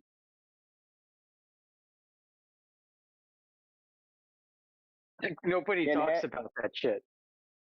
Yeah. And then how do you how do you go about confirming any of this stuff, right? Well, I mean, the old maps from Russia confirm it, but in American history books, they don't talk about it, which kind of makes me wonder. Like the American Eskimo Indians in Alaska, like a vast number of them are Eastern Orthodox Christians. What? Yeah, I'm not joking, dude. Going back hundreds and hundreds of years. What's their language like? What's it related to? I don't know. I don't know, but I mean, they know Russian. They know Christian Russian saints. Yeah. And there are churches going back a long time too.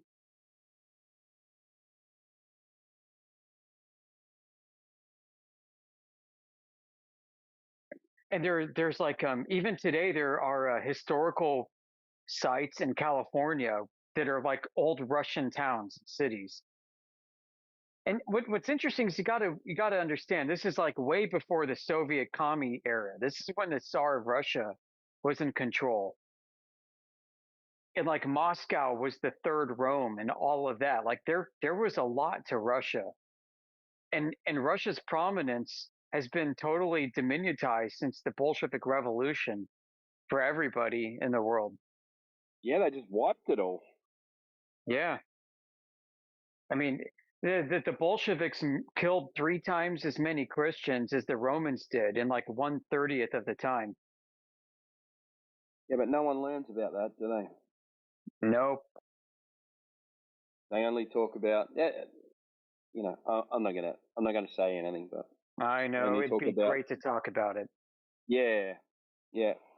A portion of them, like a lot, okay, if we believe the numbers, but like, what about the rest of the people that died during those wars? Like, are they not to be a protected people? Like it is right. weird. Collateral damage. Yeah. There's such a thing for when it comes to human life. Yeah. What about the gulags and stuff like that as well? Like millions and millions of people, hundreds of millions of people just slaughtered.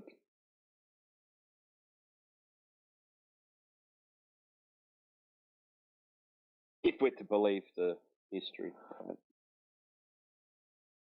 It's like another thing that I know I'm way off topic now, but China's population, right? How does a population grow so quickly when they have a one-child policy for so long? And there's only one generation since it's been lifted. How the hell does that happen?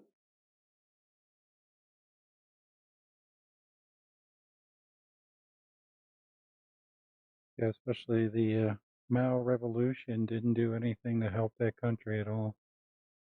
Yeah. So where did all these people come from? I just don't think the Chinese know how to count. The abacus doesn't go that high. Yeah, I think it's a fake population. I'll tell you I where don't they think they came have from. any. They were Cabbage Patch Kids.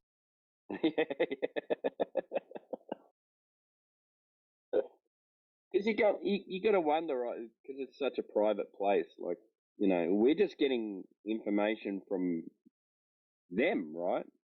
No one's going in there and counting their population and doing a census. They're just going, oh yeah, we've got 1.6 billion people. They go, yeah, okay, they've got 1.6 billion people. I always had this theory because we got a lot of Chinese people in Australia.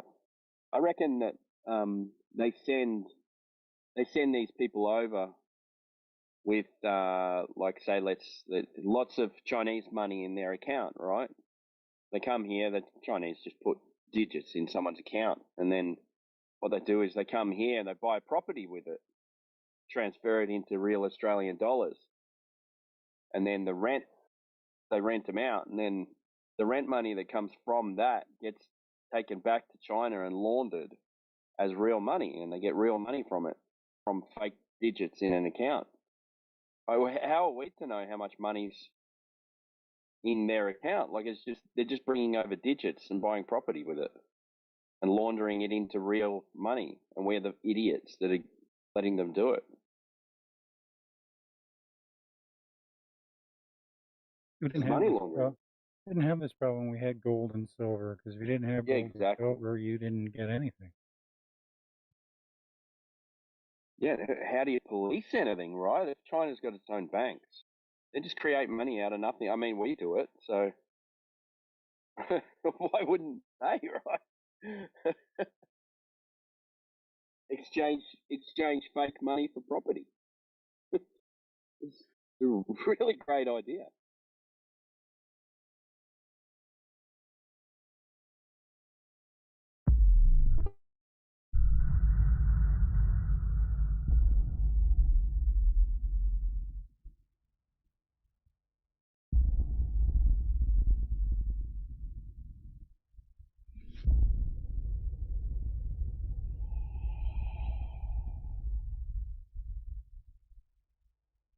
I had a question. It's a neutral one, I think, because it's not trying to really disprove one or the other. It relates to like based on what we see, should we believe it, and like should we just believe what other people tell us? Because I'm a skeptic in terms of that stuff. Like we should definitely verify anything, right, before we think it's true. But the question, so because I'll think like, yeah, I've never been up high enough to see if the Earth is a globe or anything about what it is.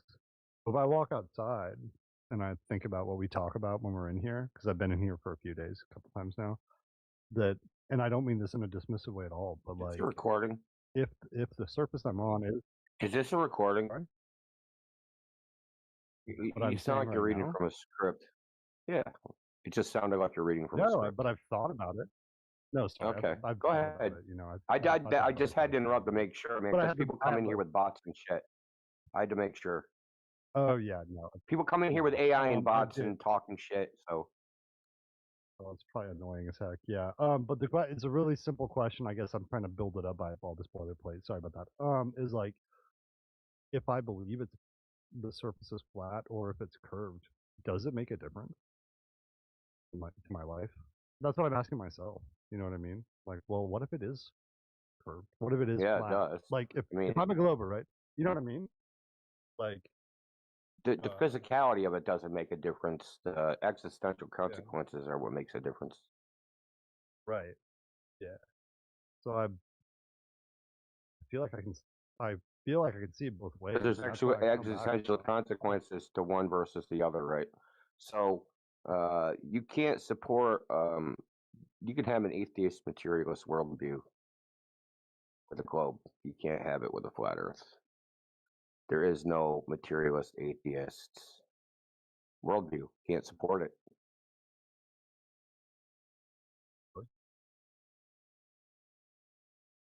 That's the major thing. That's what I mean by existential consequences. Why you exist, where you are, what all that stuff, all the existential questions. It makes it harder to if there is no curve to the Earth, it makes it harder to believe that it couldn't have been. No, there can't be a Big Bang materialist universe. I'm not thinking about arguments. I'm like trying to process it. I'm new. Yeah, I know. So like just existential questions, right? Like where am I? And now talk about in the grand sense. Where am I? Who am I? Why am I? Existential questions of, existence. Say all the other human beings just vanished and you were born yesterday. You'd have all these questions. Why am I here? What's my purpose? Where am I? All these questions. Now, the globe is one answer. Flat Earth is another answer. The globe has certain consequences. Flat Earth has certain consequences of the where am I question. And from the where am I question, you can ask the other questions. Why am I here? Right? So the globe is the foundation for a materialist atheist worldview, where the universe is a purely mechanistic device, basically. And there's a big bang, and then random shit happens, and then there's evolution, and then there's people. So you hear all that? That's a creation story. Science, so-called science, has a creation story, even though it's an atheist creation story. So there's no deity driving this. There's just mechanistic nature driving all this. Now, flat Earth, there is no mechanistic atheist mechanism to make a flat Earth. So it must be created by default. It's the only way. It's created or uncreated, what's called the ontological primitive. It has to be created. And then if it's created, then there's all the consequences that follow from living in a created realm. Who created it? Is he a god? Is he not a god? Is he a fucking alien? Is he a freaking demon from another dimension? You know what I mean? So there's all those questions that come after. But there can't be the mechanistic worldview where there is no purpose, right? There's no sentient thing driving it or ever drove it. Like, if does it also mean that we're probably the only place that has life? Is it kind of implied in that too? So far, all indications are that we are the only place that has life. Yeah. I mean, people speculate that there's life other places, but that's just speculation. And 50 years ago, when I was a kid, if you believed in aliens, you were a crackpot. Right. Now it's just mainstream from repetition of the media and all those things. Now people think it's possible, even though if you take all the physics that we know, there's no way, there's no mechanism from which we could ever get to this is an internal critique of the globe idea. Okay, so even if all the physics and they had infinite amount of money and any freaking infinite amount of intellect and whatever, even within the paradigm, according to the physics they know, it's pretty much impossible to get to another star in any human scale time frame. So, for instance, they say they lost Voyager. It won't be the closest star. It's 4 light years away, according to them, right? It won't get there for 150,000 years. Okay?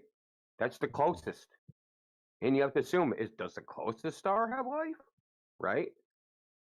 Maybe the closest star that has life is 20 billion light years away. You know what I mean? I mean, could there be? I mean, in the current paradigm, there is they talk about all the stuff being out there, but it is pure fantasy because they can't verify it. They can't, even within their paradigm, none of it can be verified because they say we can't get there. It's too far away. Even if they got there, it would take forever to get that data back, if in some way, or who knows. Yeah, and that's the other problem. Even when you get there, how are you going to tell anybody? Yep. Yeah, mind fuck. You know, all that stuff like the space travel. I mean, we've been lost in fantasy, like the Western civilization. We've just been lost in the fantasy that, you know, and Elon Musk is no help, telling people we're going to Mars in fucking 5 years and going to the moon in 2 years, and we're gonna have a base up there and shit. They've been saying that shit since 1970s. True. Yeah. I mean, you could buy tickets to the moon from Pan American Airlines. They were selling tickets. Oh, that's right. I forgot about that. Right, the Katy Perry went up into space or whatever. I completely forgot. Well, yeah, there's that. I'm talking about in the 70s. Pan American Airlines was selling Oh, really? tickets to the moon. Huh. Yeah, they thought during the Apollo program, they thought freaking like space tourism was just like right around the corner. That's what they're telling everybody. It's right around the corner. A couple of years. They're still saying a couple of years. I've been hearing a couple of years for 50 years. Right. Yeah. Yeah. So, and I mean, that's the only like, there's no practical consequences. The consequences are more metaphysical. I gotcha.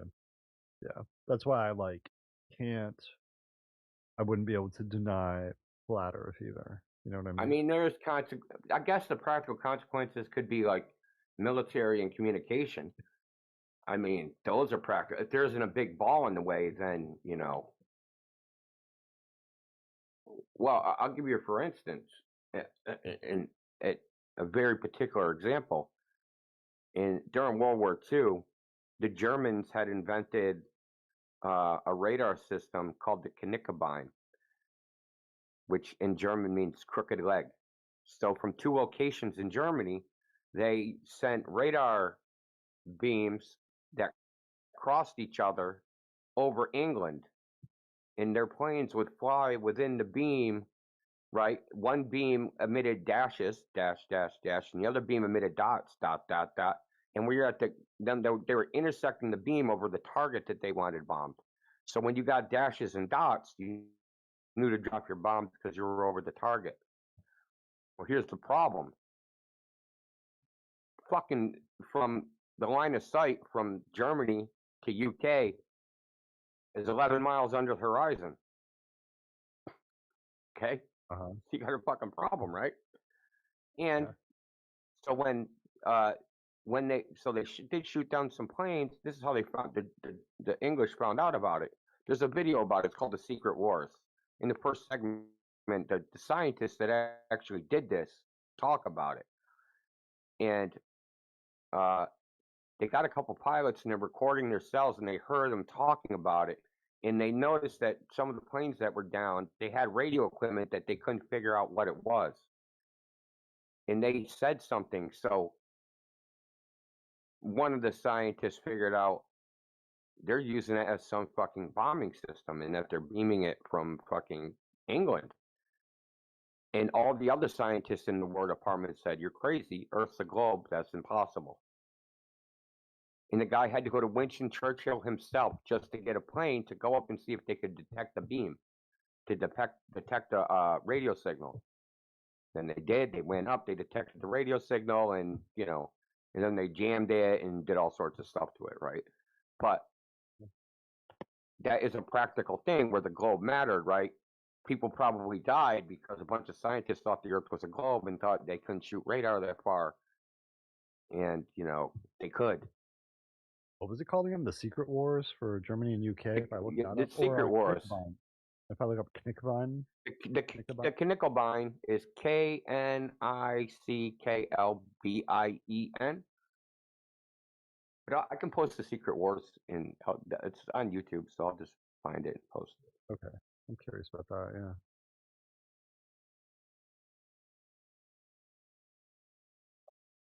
Yeah, because it's pretty fascinating when it comes to the larger scale engineering problems that would cause this to emerge. You know, that's interesting. I think that's really fascinating because I can't do anything with my eyes. You know what I mean? There's like nothing I can really do. Yeah. So right there in the this chat. this kind of stuff. So I put it in the chat. So there's another one too. So in World War One, it's always funny because this is where the practical application really matters. If people don't like dying, you're allergic to it. So in World War One, a guy in Australia noticed that he was picking up radio signals from Berlin, Germany. Now this is in Sydney, Australia. This would be antipode, nearly 10,000 miles away, under the globe from Germany. And he noticed this, so they decided that they're going to try to. And this is the funny thing, is that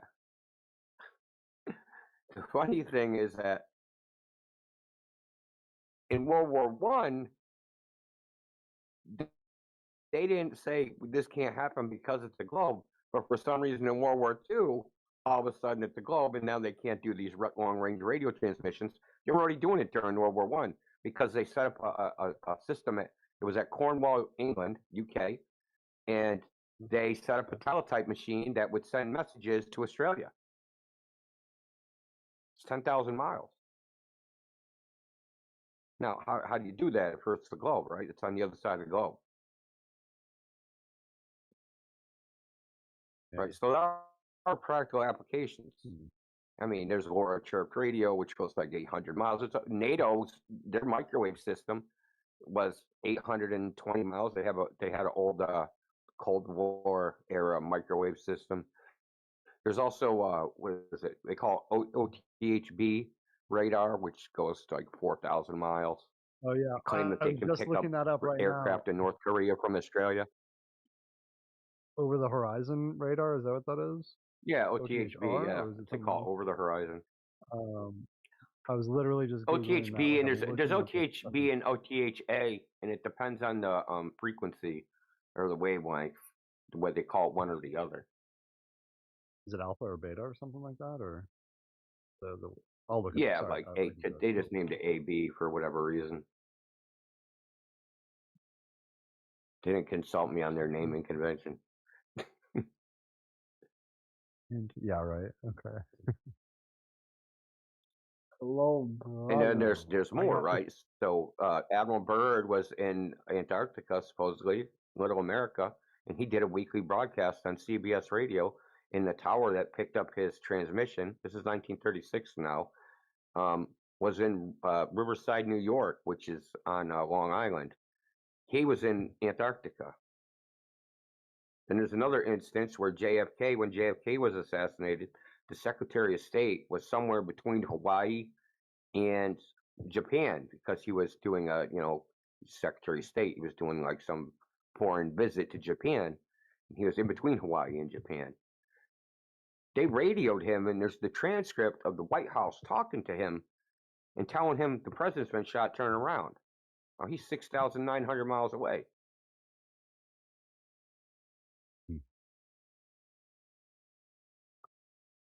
Fascinating. Yeah, so like you have certain practical examples. Those are practical, technical, examples. It was. I mean, for just a normal person, it wouldn't matter. I want to note that down. I'm really sleepy, so I have to actually type it out. I won't be able to just remember the over the horizon stuff. I'll be able to remember that, but A and B, for example. But you were saying, yeah, there's all sorts. So they came up with a reason. They came up with a reason after they were already doing it on how they could do it. They said, "Oh, there's an ionosphere, and the radio waves must be bouncing off of it." Well, that's all fine and dandy, but it's called tropospheric scattering or skywave propagation. It's one of these two names that they use. Now, the thing they forget to mention is that only work that the long distance communication at the frequencies they say, if it's during the day, should only go 500 miles, right? But the Marconi system from 1918, he discovered it during the day, the 10,000 mile radio propagation. Because the ionosphere is supposed to there's supposed to be multiple layers. And and this doesn't make sense to me, and it never has. The night side, for some reason, you have further propagation on the night side in the globe model than on the day side. And no one's ever explained why, or even come up with any reason that I've ever heard on why you can send radio waves further at night than during the day. I have my hypothesis. I think it's called radiation resistance. Yeah. Yeah. So if I've you have heard an that antenna, vaguely. I've heard vaguely that during the day the waves can be weaker, but that's my recollection of that yeah, pretty weak. I It was in wouldn't some doubt it. class in community college. Yeah. Yeah, there's something called Oh, go radiation ahead. resistance. So if I have an antenna, right, and if I take another antenna that's an emitter and beam it right at that antenna, you can basically trap the radiation from that antenna. It can't escape it, right? Because it's think about it like this: you have a wave coming from a small lake, and then the wave coming in from the ocean. It'll just overwhelm it because the volume of water is so much more, right? Or it's coming in faster or whatever. So that's basically what it does. There's more. It has a higher amplitude radiation, so it can just push it. It stops it, not completely, but it stops the antenna from radiating. It's called radiation resistance. Okay. Okay, so it has to do with impedance mismatch and shit like that. But I don't want to get into all that. Now, when the sun's out, the sun is an emitter of every wavelength. The sun is as far as a radiation emitter, like electromagnetic radiation, it emits in every frequent wavelength frequency. Like if you had a measuring device, you could measure individual wavelengths down to the 20th decimal point. It's pure noise as far as electromagnetic radiation goes. Now, some are more intense. It's brighter in some wavelengths than others. The point is that it doesn't matter what type of antenna you emit. If the sun's out, you're going to be getting some radiation resistance from the sun, no matter what frequency you're emitting at. And I think it has something to do with that, but that's just a hypothesis. That when the sun's out, the sun impedes the frickin' radiation being emitted from antennas, but when it's nighttime, it doesn't, and the radio waves go farther. A friend of mine I think she's in Iran. She was saying that she likes to use the internet at nighttime because it's better. Yeah, and she's got all that stuff going on. She's a graphic designer, and she says that she'll wait and work in the middle of the night because the internet speeds are faster because the sunlight isn't out. Well, there's less people. No. There's less people using the internet. That's why. I'm wrong. I think I'm fucking mixing this up. And there's just less people online. I think I'm wrong there. Never mind. Yeah, but they probably connect through wireless internet, like cell towers or microwave links or something like that. I don't think they're running cable in Iran.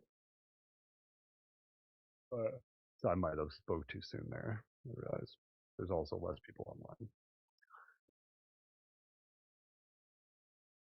So, well, I'm in Germany, so it's getting close to close to 4:20 a.m. I gotta fall asleep soon. It was nice talking to you, though. I took some notes. Yeah, man. Yeah, we're here all the time, man. Come back. You might not talk to me. You talk to somebody else. Everybody here is pretty knowledgeable about this topic and all that, because this topic covers a lot of other subtopics, like what we were just talking about, freaking radio waves, right? So flat Earth versus globe Earth, it covers history, science, physics, sociology, psychology. There's just so many. It touches everything because it's a base idea that people have. I mean, people all around the globe. I mean, put it this way. I was watching a Western, and those motherfuckers said a planet in the Western. Now, people didn't talk like that in the 1800s. They weren't talking about the Earth being a planet, okay? They just didn't talk like that. So it's just but they don't even, it's so in the modern vernacular that when they wrote the script, they didn't even think twice about writing down planet as his dialogue. Yep. I know what you mean. There was a computer show called *Halt and Catch Fire* about the computer revolution in like the early '80s, and a guy was calling something a killer app, and people didn't use that phrase. This is my Oh my lord! they wouldn't have called it an app like it's a cell phone, fucking like it's a smartphone. Anyways, that's something I noticed, but and then in your side of things, you probably would have picked up on that term being used in the calling something a If they plant. said killer app in a freaking '80s movie about computers, I don't even. I'd probably blow a gasket. Yeah, I hate shit like that. Series, it was a cool series, but there was that little blip throughout the dialogue or whatever, throughout the script. So fire that script writer immediately. The other stuff was all right. I was like, I'll have to overlook that part, but whatever. So yeah, if I was into this kind of stuff you're talking about, and also watching Western, maybe it would stand out. Maybe I would have noticed it. Like, it seems oddly educated, like, or this was literate even, like for what, the 1800s. So yeah, but he was like, it was that freaking, what is it, 1873, the freaking, the Yellowstone series, the one that happened before that. It was the freaking old guy. So he's like 70 years old and 18 something. So like, he ain't calling Earth a planet. I'm sorry. Yeah. Dude grew up, it was freaking 17 something.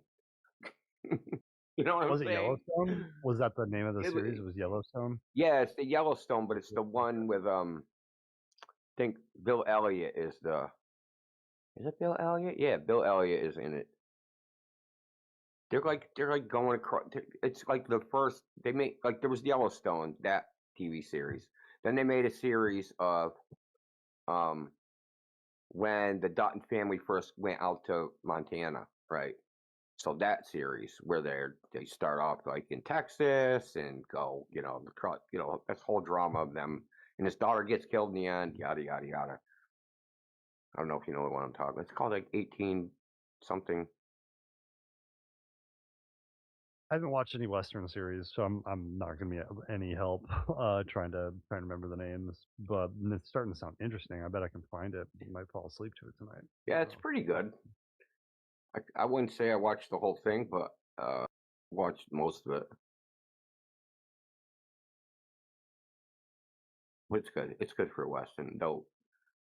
That Yellowstone series annoys me because that little Dutton family is a bunch of fucking sociopaths, and they kind of like glorify it. It's kind of aggravating when you think about some of the shit they do, branding people. Yeah. Well, they volunteered. Oh, they didn't have much of a choice. The choice was, hit the road and be homeless in freaking Yellowstone, or take a fucking brand. Dude, anyone even proposed to brand me? I was like, oh yeah, I'll do it. Dude, they're the ones getting fucking branded. Just wait. I'll go along with it right until they're close to me with that fucking iron, dude, and then they're getting it right in their face.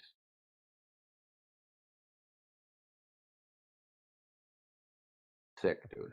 I mean, I know it's a TV show, man, but like I think that, it's like boiling frogs, dude. We take these degenerate ideas, man, and we just we get desensitized to them, Right. Yeah. I don't like it. Just accept it as what it is, and then later on, oh, by the way, we were wrong the entire time. Yeah, dude. Like even the Epstein thing. Not to bring him up, but it seems like the reaction to that is tame, dude. Dude, everything should be on fucking fire. Like, I'm serious, dude. Yeah. 100 years ago, everything would be on fucking fire if that shit came out. I agree completely. There are not enough wood chipper sales going on right now.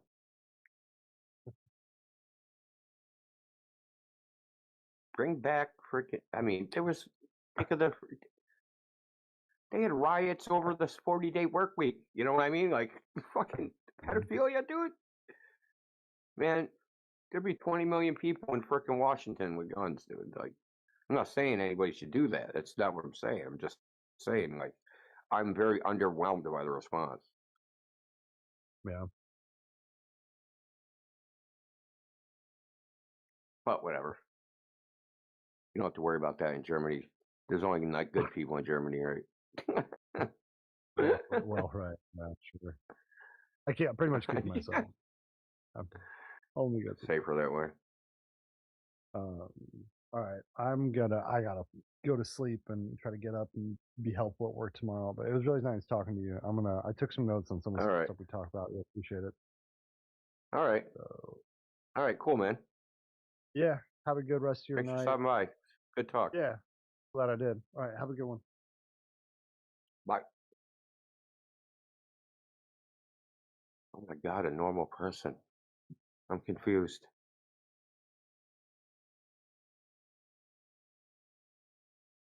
Shit, you got me, man. I think the Earth is like a fucking turtle. Nobody said Yeah, anything like that. that's ridiculous. Yeah, that's ridiculous. But in reality, we are measuring the Earth flat. We're not able to measure any rotation of the Earth. No, So we in order can to believe, position. Like if you're on a I just ship posted a and link for you. ship goes behind the horizon and just falls off, like we can't measure that. no, but we have modern technology now. So Yeah, we know. do you have eyes? We know. We know with Have you modern ever looked at a technology. ship Good. heaving? Good. Let me respond to you before you try and respond to the response I haven't even made yet. We know that when a ship goes beyond the horizon, that it's not physically obstructed by the curve of the Earth. How do we know this? Because now we have modern cameras and high-powered zoom lenses. We can bring that ship back into view. Can you? I mean, Yes. what do you do for a living?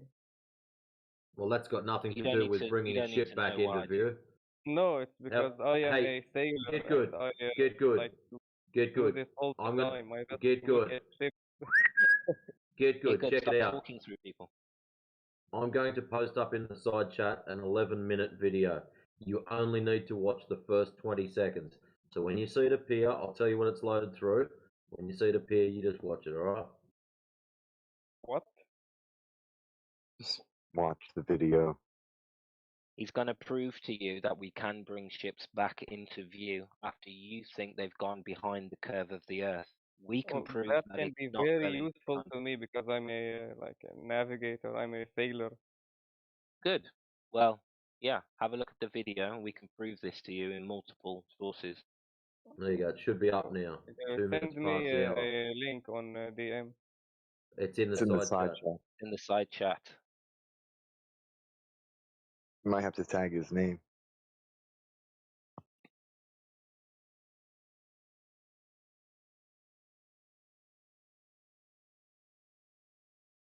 The music in that video makes the hair stand up on the back of my neck. So when the video first starts, you see an empty horizon, which is the name of the video, the empty horizon. Then they zoom in, and look at that. Ships appear out of thin air, which I find somewhat interesting because a lot of people claim we're on a ball and ships hide behind or beyond the horizon. If that's true, then it doesn't matter how much zooming you do, you cannot zoom something back that's hidden. But it's interesting that we can zoom in and voila. Ships for all to see.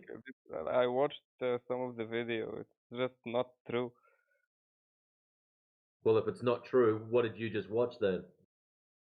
Dude, I am on ships all the time. I have I don't really binoculars, care. I have That's cameras, great. and I like You're zoom, saying like it's not Steven true. said, and Hey, I get good. don't- Check it out. doesn't You're matter, like, saying it's not true. Yep, you're telling us about all the cool things you've got. That is awesome. Nobody cares. You told us it's not true, so if it's not true, you can explain to everyone what the shit you just watched then. If it's not true, what is it? I don't care what is it. I just have binoculars. So this is you. I sail on ship, therefore fuck you, I'm right. That's what you're saying. I am on bridges. Yeah, that's great.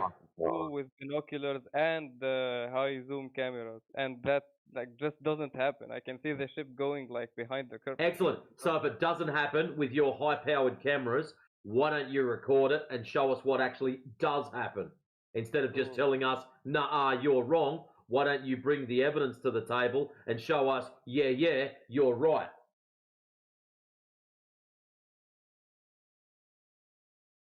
So get good. Are the dolphins jumping over curvature? Over curvature? Are the dolphins jumping over the curvature of the Earth? What dolphins? Side No, chat. but sometimes at the bow of my ship, I see the dolphins like swimming in front of us.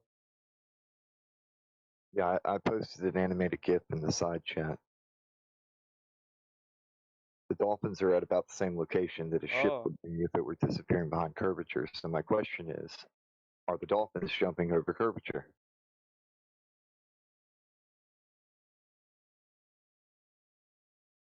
No, this is actually called refraction. Do you see, they are not even on the water; they're on top of it. My point is that the This is horizon when is an the light. optical phenomenon. This is when the light reflects. I agree with you. So refraction creates a horizon. Yeah, kind of. So it's not Earth curve. No, it. If you look. Just 1 second. I'm in a game. So when is the horizon Earth curve?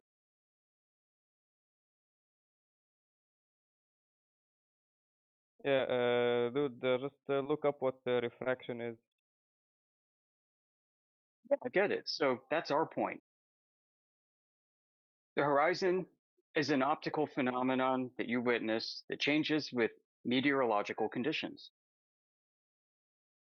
No, I'm saying that you can see things behind Earth's curvature because of the refraction phenomenon. How would you know there's curvature and refraction?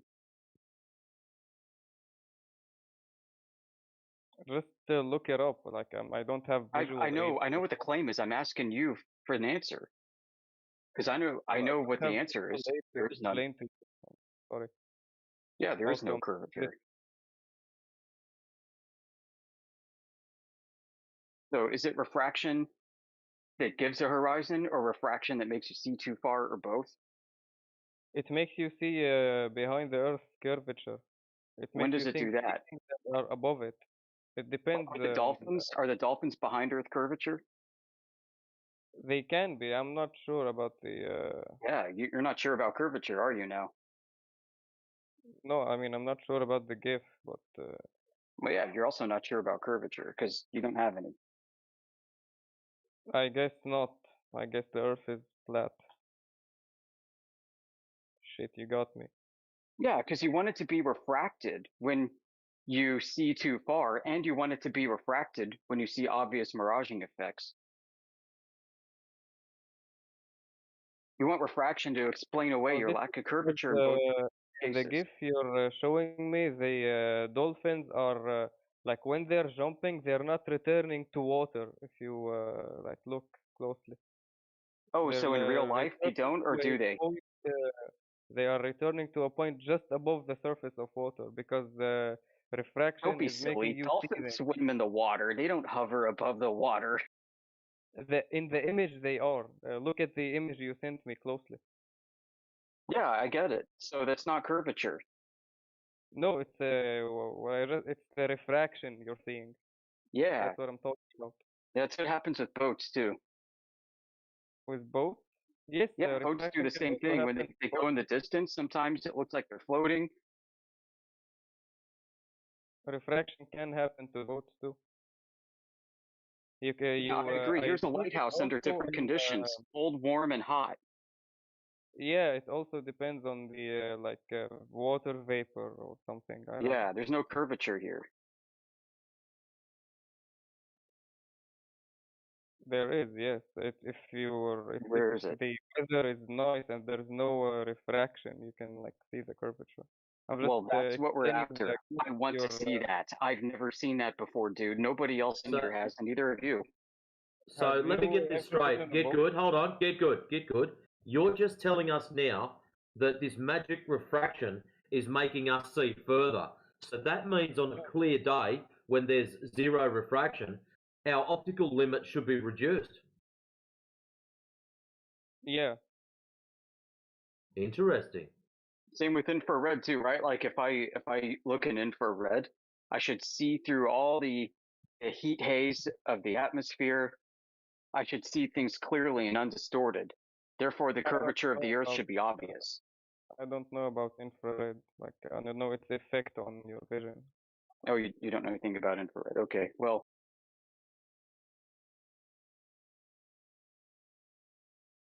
people use infrared because you can see further with it than you can with your own eyes.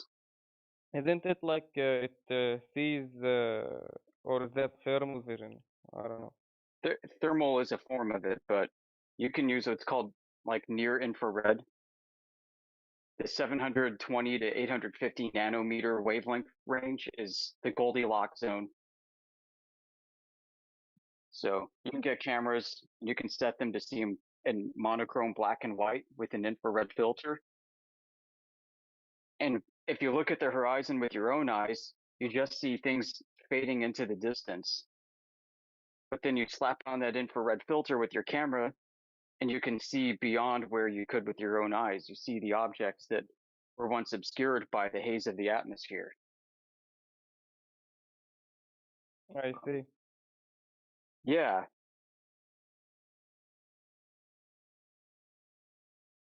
So I guess my eyes are not working properly, and I should get new eyes. Well, we're saying when we use instruments to look for curvature of the Earth, we can't find it.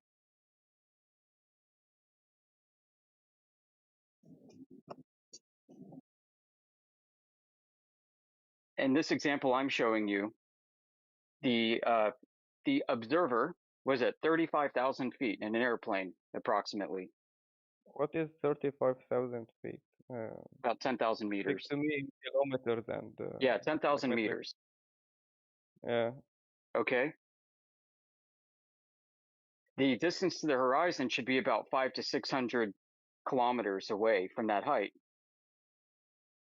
But he can see about 1,200 kilometers. Something like that. He can see about twice as far.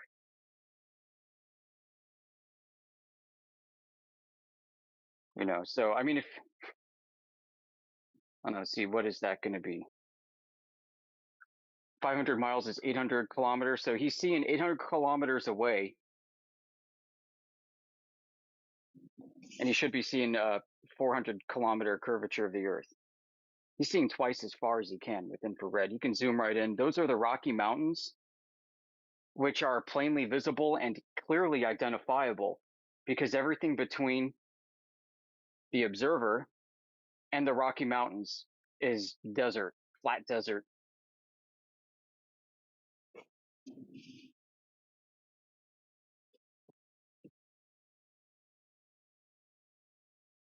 So we can't find the curvature of the Earth. Nobody can. We've got so many attempts to do this with lasers, with mirror flashes. That's right. You can take a mirror and you can flash the sun at a friend or have a friend flash the sun at you with a mirror above the surface of water. Direct line of sight. No curve.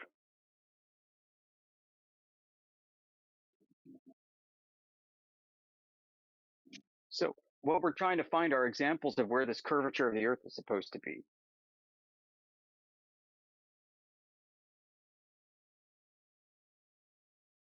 When people say it's well refracted, then what they're saying is yeah, the Earth looks flat.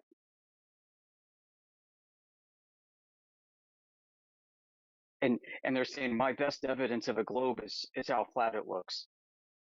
And the only way I know it's a globe is because it's so flat looking, it has to be refracted. And I know it's refraction because, well, Earth has to be a globe. And anybody who questions or challenges this doesn't know what they're talking about. And when people ask me about it, I don't know what I'm talking about.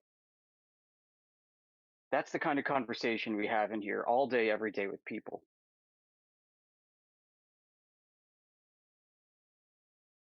And it's clearly a curvature, so I don't know. Where is it? If there is curvature, then it's not where it should be, which means we also have a problem. No, dude, it's like everywhere. Like everywhere. Everywhere. It's very, So like an very ant on a light. ball, you That's can't why it's detect it, not but you know like it's there. that. In your sock drawer, down the local fish and chip shop, whereabouts everywhere. Have you ever been on an airplane and just looked down? Yeah, Have you ever flown one? Yeah, I used to fly for a living for my work. Not a pilot. So you know, so you saw what I'm talking about. Yeah, I also know that you shouldn't be able to see curvature even if the Earth is a globe from that height. What? Yeah. Which is why we need to use precise measurements and object markers to measure it.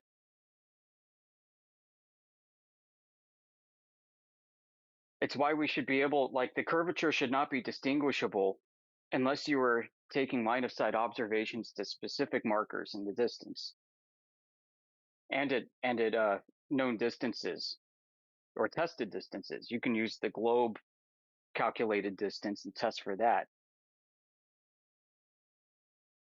So what do you say about the infrared footage that I showed you from an airplane?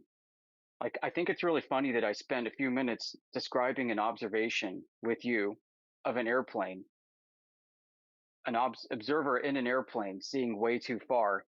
And then 2 minutes later, you try to rebut me with going up in an airplane.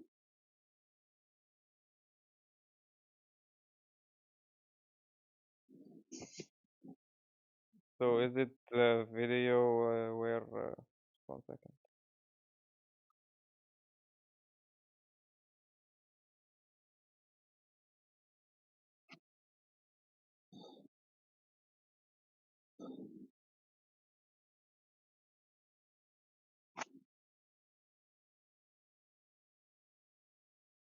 Because your eyes from any height are incapable of perceiving curvature of the horizon from the left to the right in your field of view, we have to test it in the z-axis, which in this case, for convention's sake, is from your point of observation off in the distance, and looking for evidence of drop over distance that conforms to what the curvature should be. And this approximates to about 8 inches per mile squared. Is that like 13 centimeters per 1.6 kilometers squared?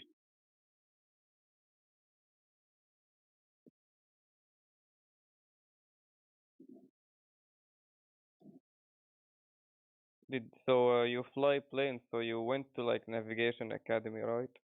No, I said I didn't fly a plane. I wasn't a pilot, but I flew for Oh, a living. I flew all over the world. what did you fly if you're not a pilot? Listen, Don't I've understand. been a passenger and I've been in the cockpit of airplanes. Doesn't Good, make me a pilot. but you said you flew airplanes. No, I've flown in an airplane. Yes, You that's how flew you in go in them. an airplane. You fly in it. Thought you said you flew it. No, I asked you if you've ever flown one. No, I've driven ships. Stick to what you know. Yeah. So anyway, sounds like you don't know much about flying, but you're asking us about what we know about flying. No, it's like you can see it if you look out the window. Didn't you see it when you flew? No, I never saw the curvature. And when people take their infrared optics, super zoom lenses, as in the case I showed you, to try and look for it, they can't find it either.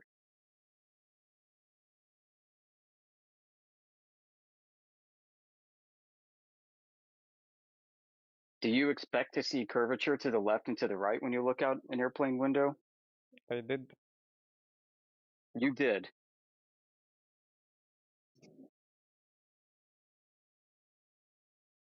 So if you look behind you, and you look left and right, you see it curving this down to the left and down to the right as well, huh?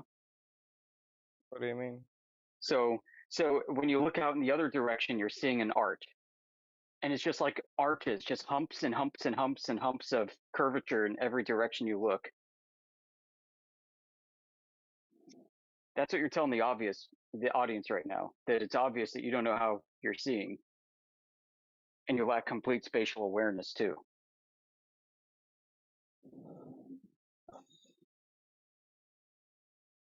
Right, because if I'm looking straight ahead and I see an arch of a horizon, then I look to my left and I see an arch of a horizon. Then if I look between front and between left, should I see where the two arches meet?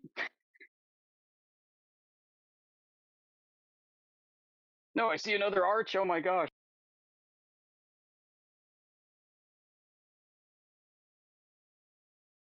You know, but in reality, you don't see this.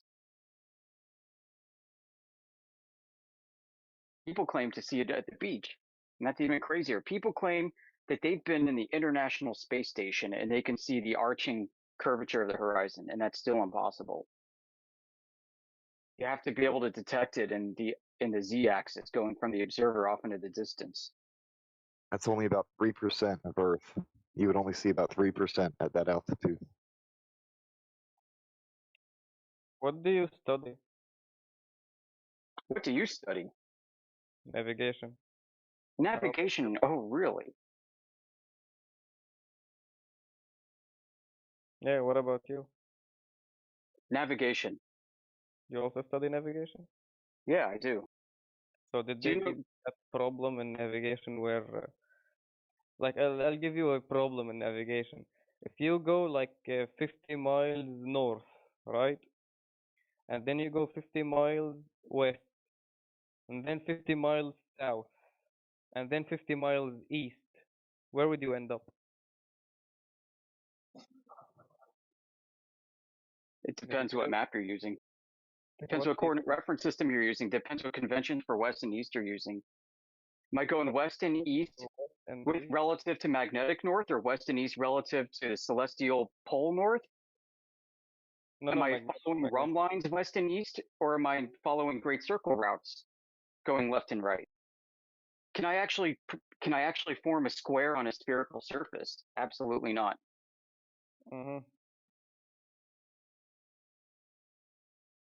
Let me ask you something. What? How is latitude derived? Derived? What do you mean derived? Yeah. What does latitude express? What is it? It's the way like they mapped the globe. Listen, Like I study navigation, don't you? I'll give you the answer. It's your angle to Polaris in the north, or degrees of declination. Degrees of declination too. It's also degrees of declination from the celestial equator. That's what latitude is? Yeah. I thought you studied navigation. Well, not this navigation. This is weird. Oh, really? How do you derive longitude? What do you mean derive? Yeah, where does longitude come from? How do you determine your longitude? So longitude is like circles from the two poles. Wrong. It has to do with the sun at your zenith, at your observation. No, what? No. Subtracted from the prime meridian.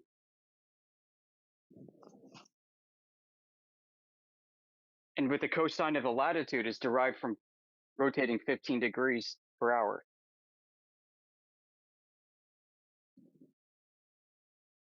I thought you studied navigation, Get Good. Why do you come in here and lie? I did, and that's not what they taught us. Is longitude parallel? Parallel to... No, it's not. Okay, is latitude parallel? Yes. So what you describe with latitude and longitude is a spherical surface. It's a spherical coordinate reference system. Yes. And there are 2 points of origin. One point of origin is associated with the north, where the lines of longitude meet, and the other is where the lines of longitude meet in the south. It's just a mathematical construct. Yeah. Right. It was It's formed like out of the celestial sphere model, which is not something that exists in physical reality. well, how does it not exist in physical reality if it works with me all the time? Because it is a coordinate reference system. It's not a real thing. It was formed out of a concept of the stars. How is it not real if it just works?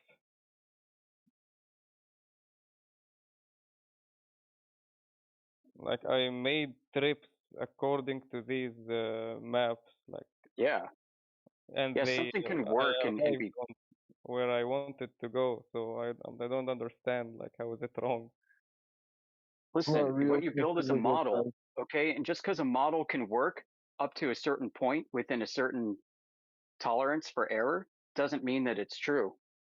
No, I'm not talking about models. I'm talking about I've driven real ships according to these maps and I got to where I wanted to go. I know. I'm telling you, Exactly the where I map is wanted to a go. model, is a conceptual model, dude. The map that you apply, you have not measured actual distances with your ship. How did I not That's a fact. measure just 1 second, I'm in game.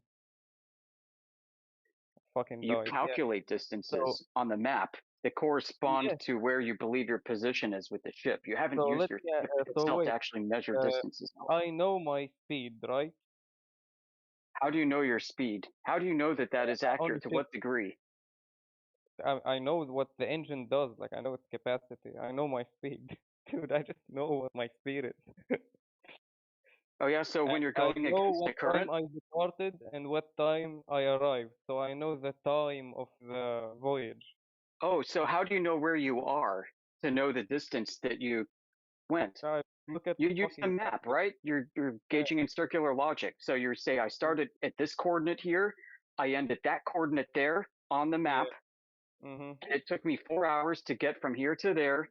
With this You speed. calculate your speed, but that's not a measurement, No, I dude. don't You're just calculate using my map speed. I calculated know my distances. dude. I know my speed. I know my You time. really don't know your All what's speed. left you can do is you can get distance from that. Okay, so how do you know if you're heading into a 4 knot current versus an 8 knot current? There's like a 1 second.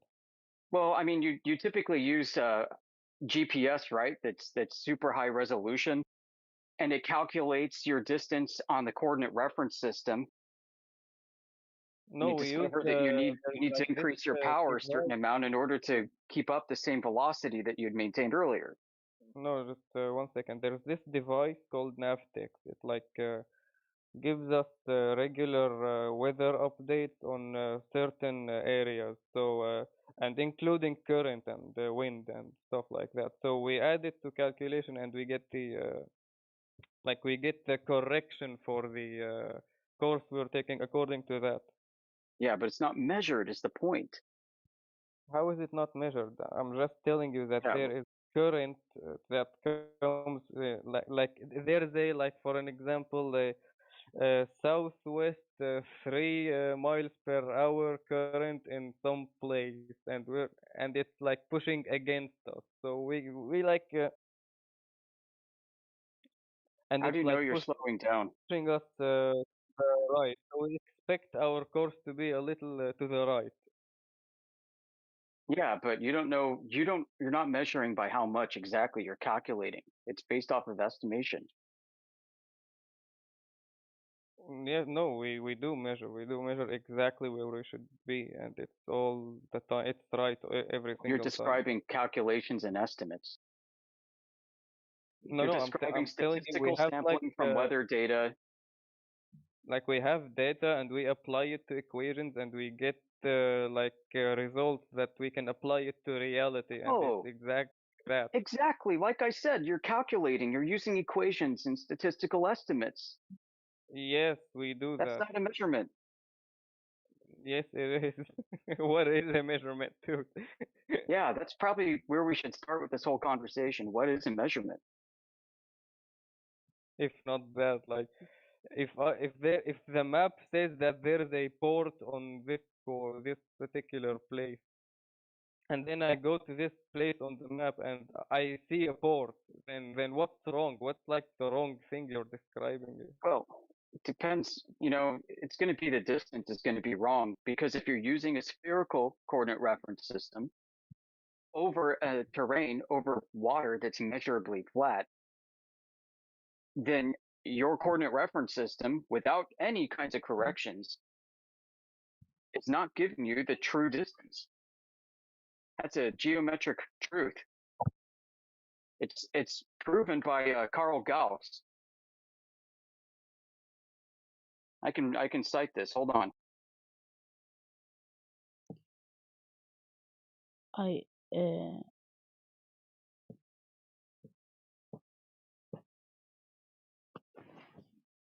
All right, side check. yeah.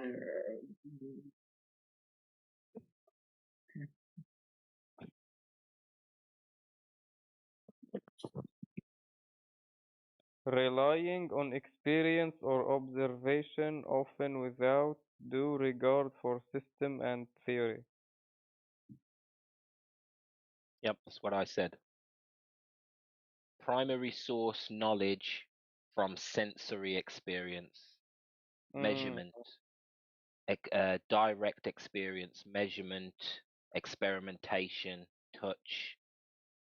But see, if science that is based on the fact that the Earth is a globe is like wrong, and I use that science and I get results every single time, like how is that make it like not? Because you don't know what science is. I You guess don't not. understand what the definition of science is. Science is empirical, using empirical data to identify the cause of a phenomenon. So the scientific method is a method of using empirical data to prove the cause of something. Now you can't do that with the globe. So your statement is wrong. So you're You can't saying use that wait, so you're saying that using like evidence that are based on things that we experience is like not a good thing or something? No, I'm saying to prove your globe, you can't use empirical, first-hand, direct evidence. You have to use philosophy and belief. So you Oh, think so you it's can, kind of you like a think you can, religion. like a religion, exactly. So I want to ask you, if you disagree with me, I want you to tell me what science you can use to prove the Earth is a ball. What science do I use to? Yes, the Yeah, what? science of looking. There is no science of looking. That's Yeah, called I look at observation. things and they disappear behind the horizon. They Right, but disappear that's like ships disappear hull first. Hull is like the bottom part. so. Is that science to you? Yes, it No, happens to you're me wrong. and it works every You're wrong. single time. So No, it's like no, a science. you're wrong. Perfectly right. Observation alone is not science. Observation is observation. It is the first step in the scientific method. There are 5 other steps that you need to complete before you can call this science. So that's step 1, observation of a scientific inquiry. But without a scientific experiment, you're not doing science.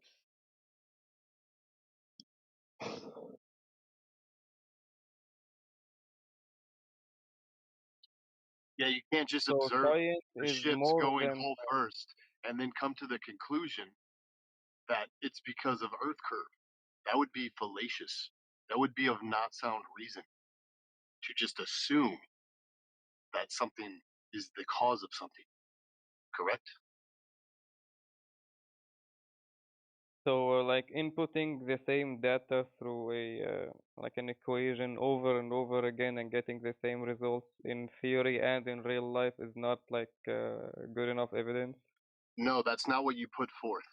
You put forth an observation of the whole of the ship disappearing from Earth curvature because you observed the whole of the ship getting obscured first, right? Yes, that's the data. So you made an observation and then you presumed the cause. The That is result not of is sound the reasoning. ship going like down every single time. So you're observing it and then you're presuming the cause. Don't you see that?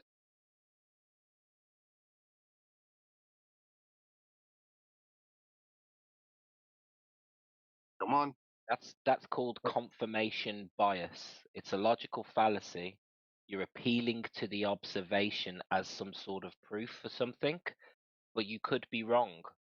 Because, for example, the ship going over the horizon can easily be brought back into view, there or thereabouts, with a high-powered zoom lens. So you haven't proven that the ship is disappearing due to a physical obstruction of Earth curve, because we can show you examples where that doesn't happen. So this couldn't be considered science. This is a speculation that you have come to due to confirmation bias. You've been told it's due to the curve of the Earth, but in actuality, you haven't tested that. And we're not It's a trying to attack logical fallacy. Yes. And we're not trying to attack your ego or call you stupid. Like I did the same thing before I actually thought about, wait a minute, that isn't of sound reason. I am just presuming this. I am just being fallacious. I did the same thing. So the silence after we tell you, this is not of sound reason, and then I can hear the gears turning in your head. And don't let your ego get in the way of you admitting, yeah, you guys are actually correct. Because this isn't like we're not trying to call you stupid or anything like that. Like many globe defenders call us, but then when we call them out on their fallacious reasoning, they crash out. You know what I mean? Yes, sir. The silence is because I'm playing Dora 2. So you're not actually registering what we are saying and agreeing that presuming the causation of something is not scientific. I mean,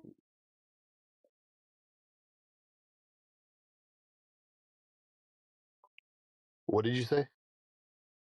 if something goes down, isn't that evidence that the thing that it's like on is going down as well? It is. It may be. It could be evidence, but it requires further inquiry. You can't just make an observation and say this is why it's happening, and not prove it in a logical sense. You can't just see something happen and say this reason is why this is happening. This is why we're observing it, and then end it there. Get good. I have a question. In the side chat, I posted an animated image. Is the candle sinking?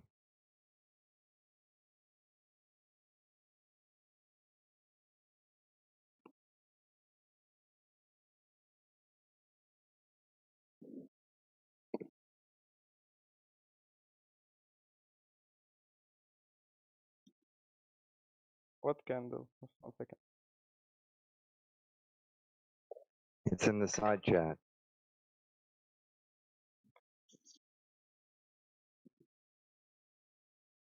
Yes, the candle's going down. Is that your final answer? Yes, it looks like it's going down. Please look at it again. In the top GIF, the candle looks like it's going down. Yeah. The bottom one, it's like a slope or something, and the camera, it's an angle or some shit. Not at an angle. It has a piece of material between it that affects. Yeah, what is that? I'm not sure. Some kind of lens. The bottom picture. I would don't. like to get one. That would be cool to make the same, replicate it. Called a Fresnel lens. Yeah.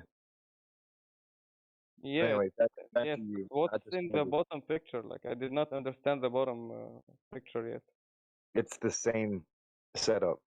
Yeah, I Just- know, but how is this square thing affecting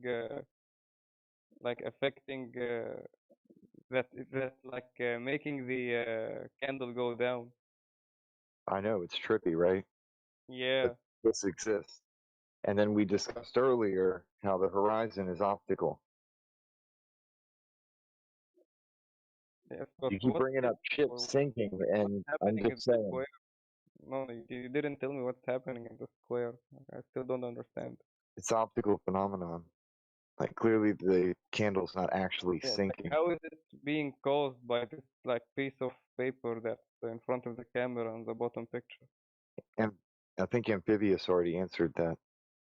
Or what did he say? I think somebody said a Fresnel lens.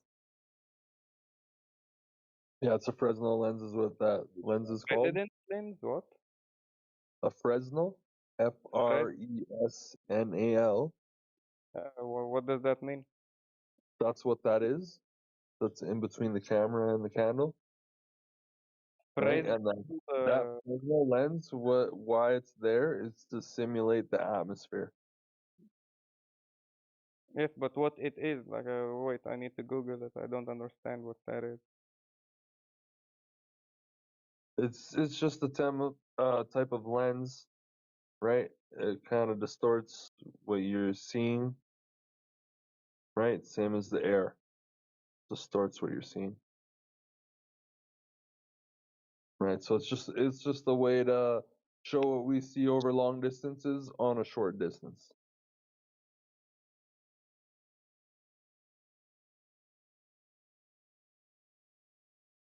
My point in sharing that is that this type of optical phenomenon exists.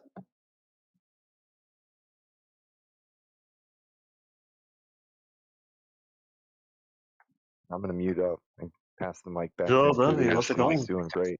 She's doing great. What club? Going. Amphibious, you got anything to say? Concentric grooves instead of a continuous surface. Yeah, okay. But how is that like a ship going down?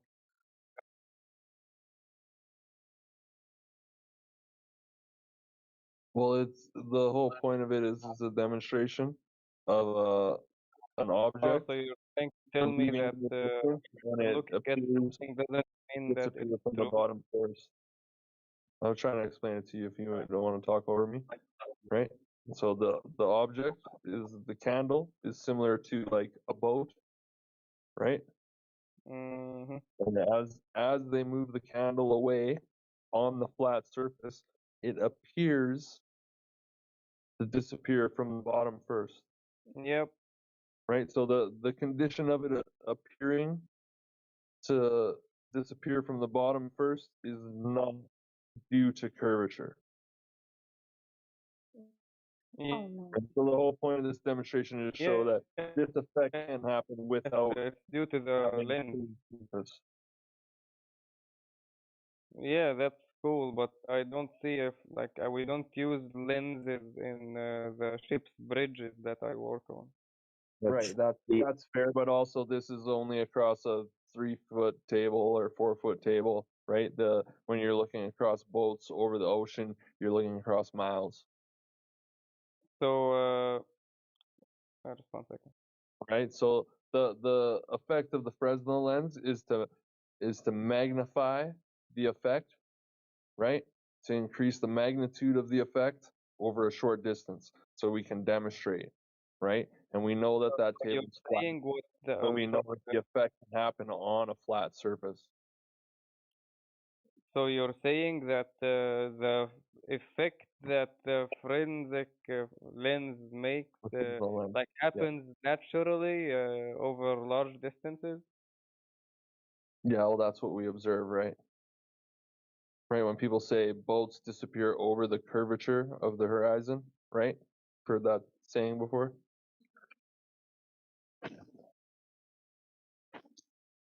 Yes?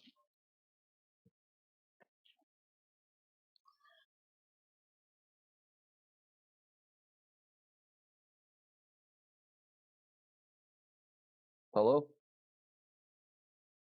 You good?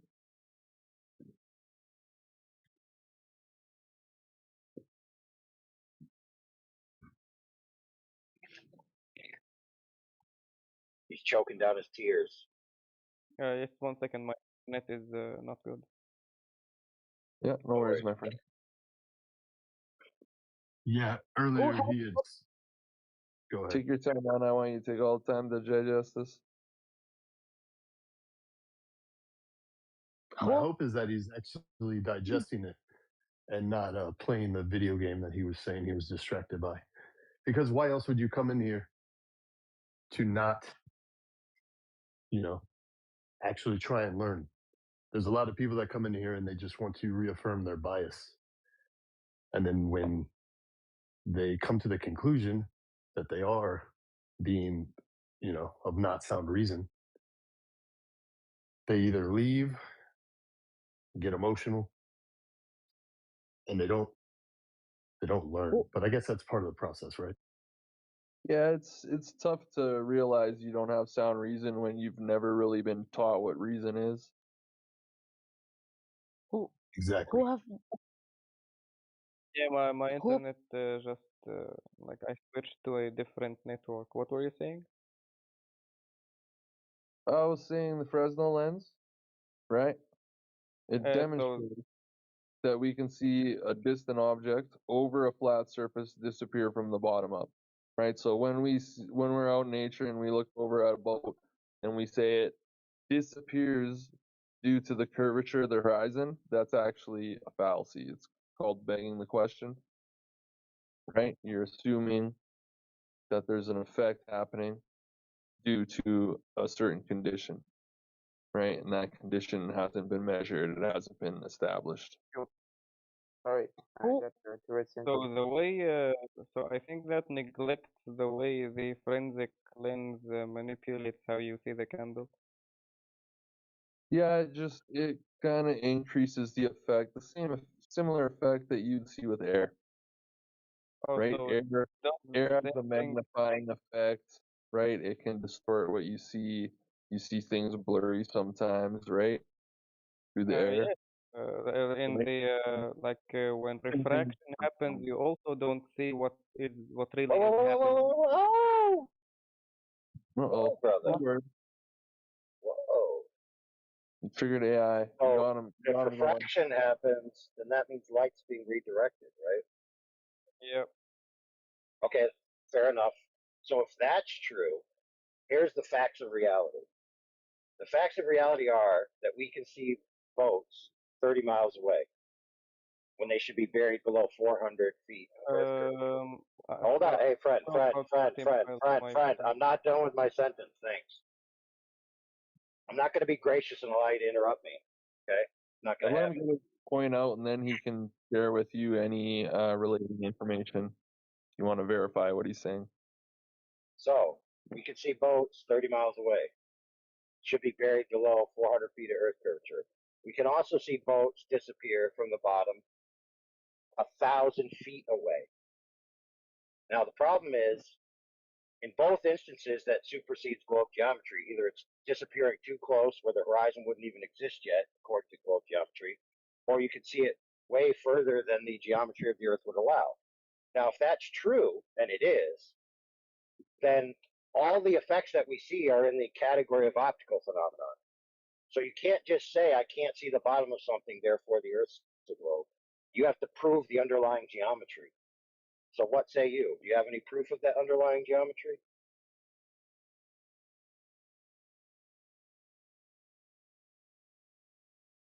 I have a question. Okay. What? If there already is, hold on. There already is a question. There already is a question. Who have what? Hey, man 87. Somebody already asked a question. It's on the table right now. The person who's supposed to reply isn't you. So you don't get Okay, to butt in and say, I have a different question. So just wait your turn, okay? I'm sorry. Dude, he's 7. No worries.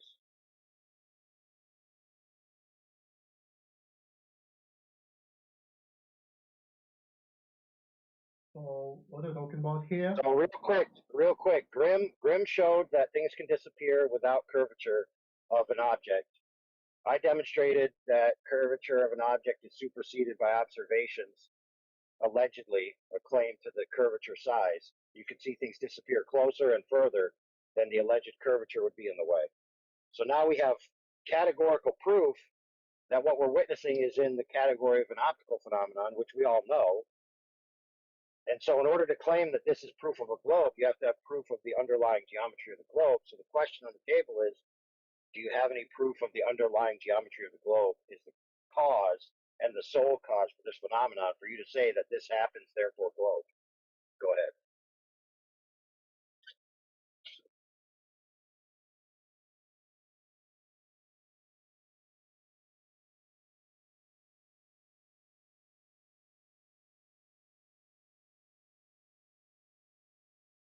All right, silence is acquiescence, so let it be written, so let it be done. Things disappear out in the distance due to optics, not because the Earth is a globe. That question is closed. So man 87, it's up to you now. What's your question? Oh, they left. But yeah, get good. What do you have to say about that? About what? I don't know. Were you listening? Yes, you were saying something about like every instance of sight is just optical. It's not like a proof of anything. That's not what I said. But that's I mean that you could boil it down to just because you see something and make geometric assumptions about it doesn't mean your geometric assumptions are correct. So you'd have to prove So your geometry. basically, you're saying that if I see something, it's not true. No. Okay. I think If you see something and then you make claims beyond what you see, right? So With I'm looking at assumptions the laptop and logical right now, inferences. and it's Go ahead. not clear, right? No, see, I have no idea what you just asked me because you were talking when I was talking. So I'm going to stop talking. Go ahead and ask your question. Yeah, so I'm looking at a laptop right now, so it doesn't have to be like, it doesn't have to exist. Like, Okay, so you're reducing what I said to science. Nobody ever said anything like that. What you're doing, sir, is you're coping with reality.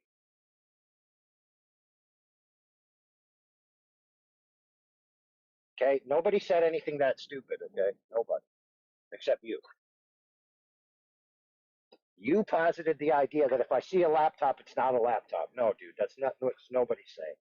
no, you need, We're you're saying, saying that I need to give you scientific evidence and prove that I'm looking at a laptop when it's just a no, laptop. not at all, not at all, not at all. So, for example, if you look at a laptop and you could tell by its form that it's clearly a laptop, that doesn't tell you what brand it is. That doesn't tell you what processor it has. So you might say, oh, there's a laptop, therefore it has a GTX 7080 inside. Well, no, you wouldn't possibly know that. Maybe it doesn't have one of those. So the assumption that it has a certain graphics card inside would have to be proved separately from saying this is clearly a laptop. But I can tell it's a laptop without like knowing what its processor is. Like, Exactly. So when you make a claim about it being a laptop, that is true. When you make a claim about what processor it has, that could be true, but it's not necessarily true.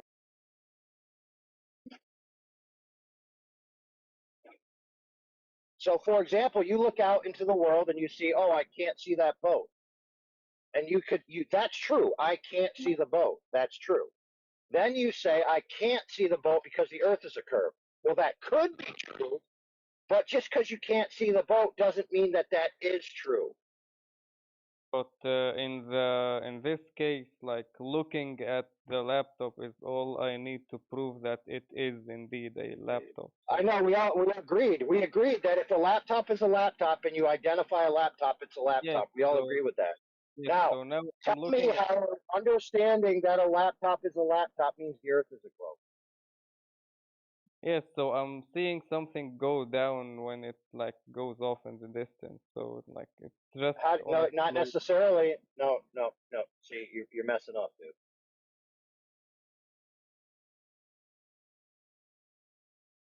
Like all You're you already need messing up. to verify that is to look. Like I don't know Exactly. exactly how Exactly. far it is or anything. Okay, so tell me this, friend. Is the only reason available in reality that things go down in your field of view is because Earth is a globe? Is that the only reason? Well, that's the most obvious one that doesn't need to go through like scientific shit to prove it. No, dude. See, that's the problem. You're just making a claim that that's the only one that you don't have to go through scientific. Things go down in your field of view due to perspective alone. Things can go down in your field of view due to refractive effects. So you're wrong, sir. You're just wrong. There's three options on the table of many. So you have globe, you have redirection of light, and you have perspective effects. There's three. That's three. So it's not just one cause. You can't just look at something and say, I can't see it, therefore globe. You can't just look at something and say it's going down, therefore globe.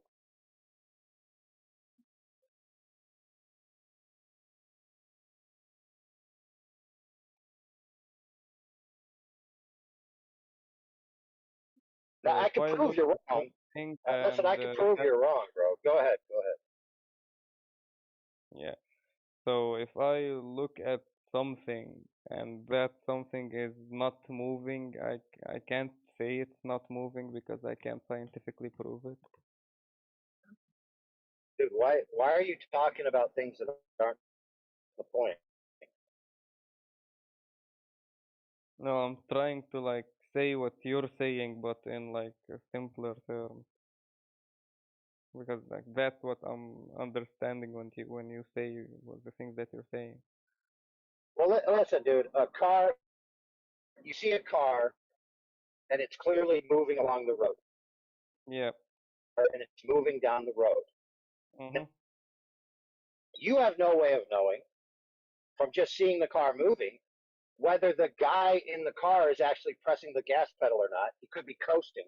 And you also don't know whether it's an electric car, a gas combustion car, or some other type of fuel. It could be a kerosene That's engine for not. all you know. Yes, sorry, but None of that's that, just that the information could I'm looking determine by the car moving.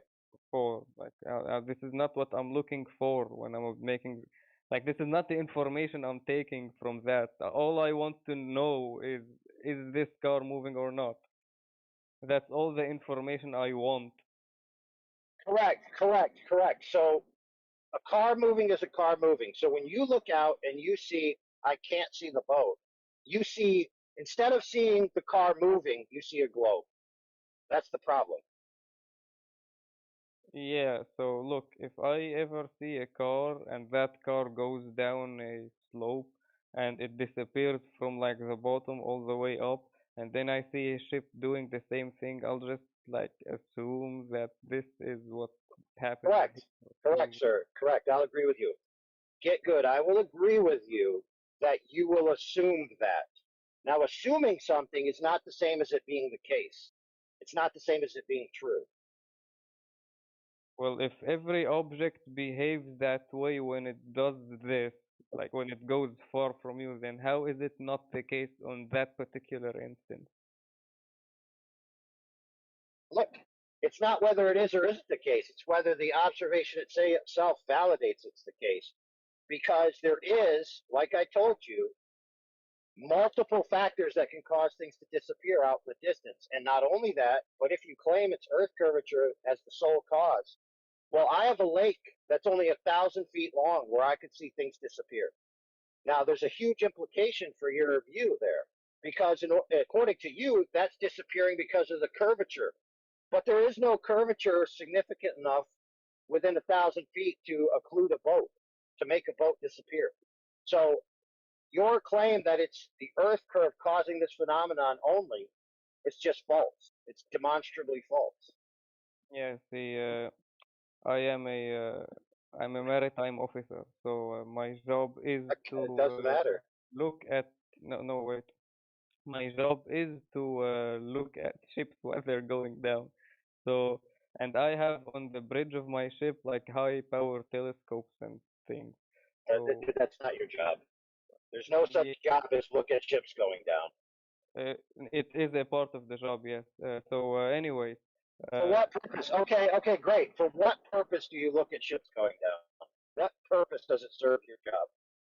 no, so I know if they're like I observe the movement of ships around me to determine if it's like a to determine if there's ever a risk of collision or something. Right. Anyway, Okay, so but you didn't tell me why the ships going down are relevant to that task. no, it's not. I do it for fun, but I just Oh, see, so it's not actually part of your job at all. Good job. Told on yourself. Hey, quit yelling. It's against server rules to be yelling and interrupting people. All right, don't make me report you again. Just chill, brother. Let him speak. All right, you don't gotta do this. Hey, Ozzy. Watch your blood pressure. Watch your blood pressure, bro. Nobody's yelling, okay? Look, it's not your job. I'm pretty sure you. All right, dude, get muted. There you go, Ozzy. Go report me, bro.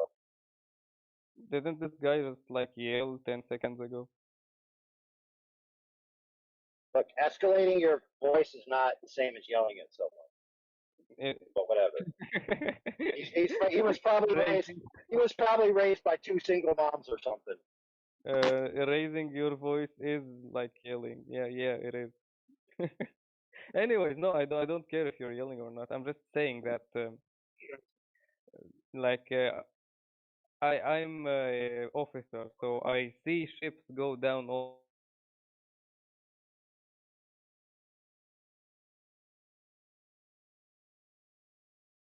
Seeing ships go down, which we already all agree. We all agree that you can look out and see ships go down sometimes. We agree with that. Nothing wrong with that. What do you For think example, the cause is? I see ships disappearing on my 1,000-foot lake. Other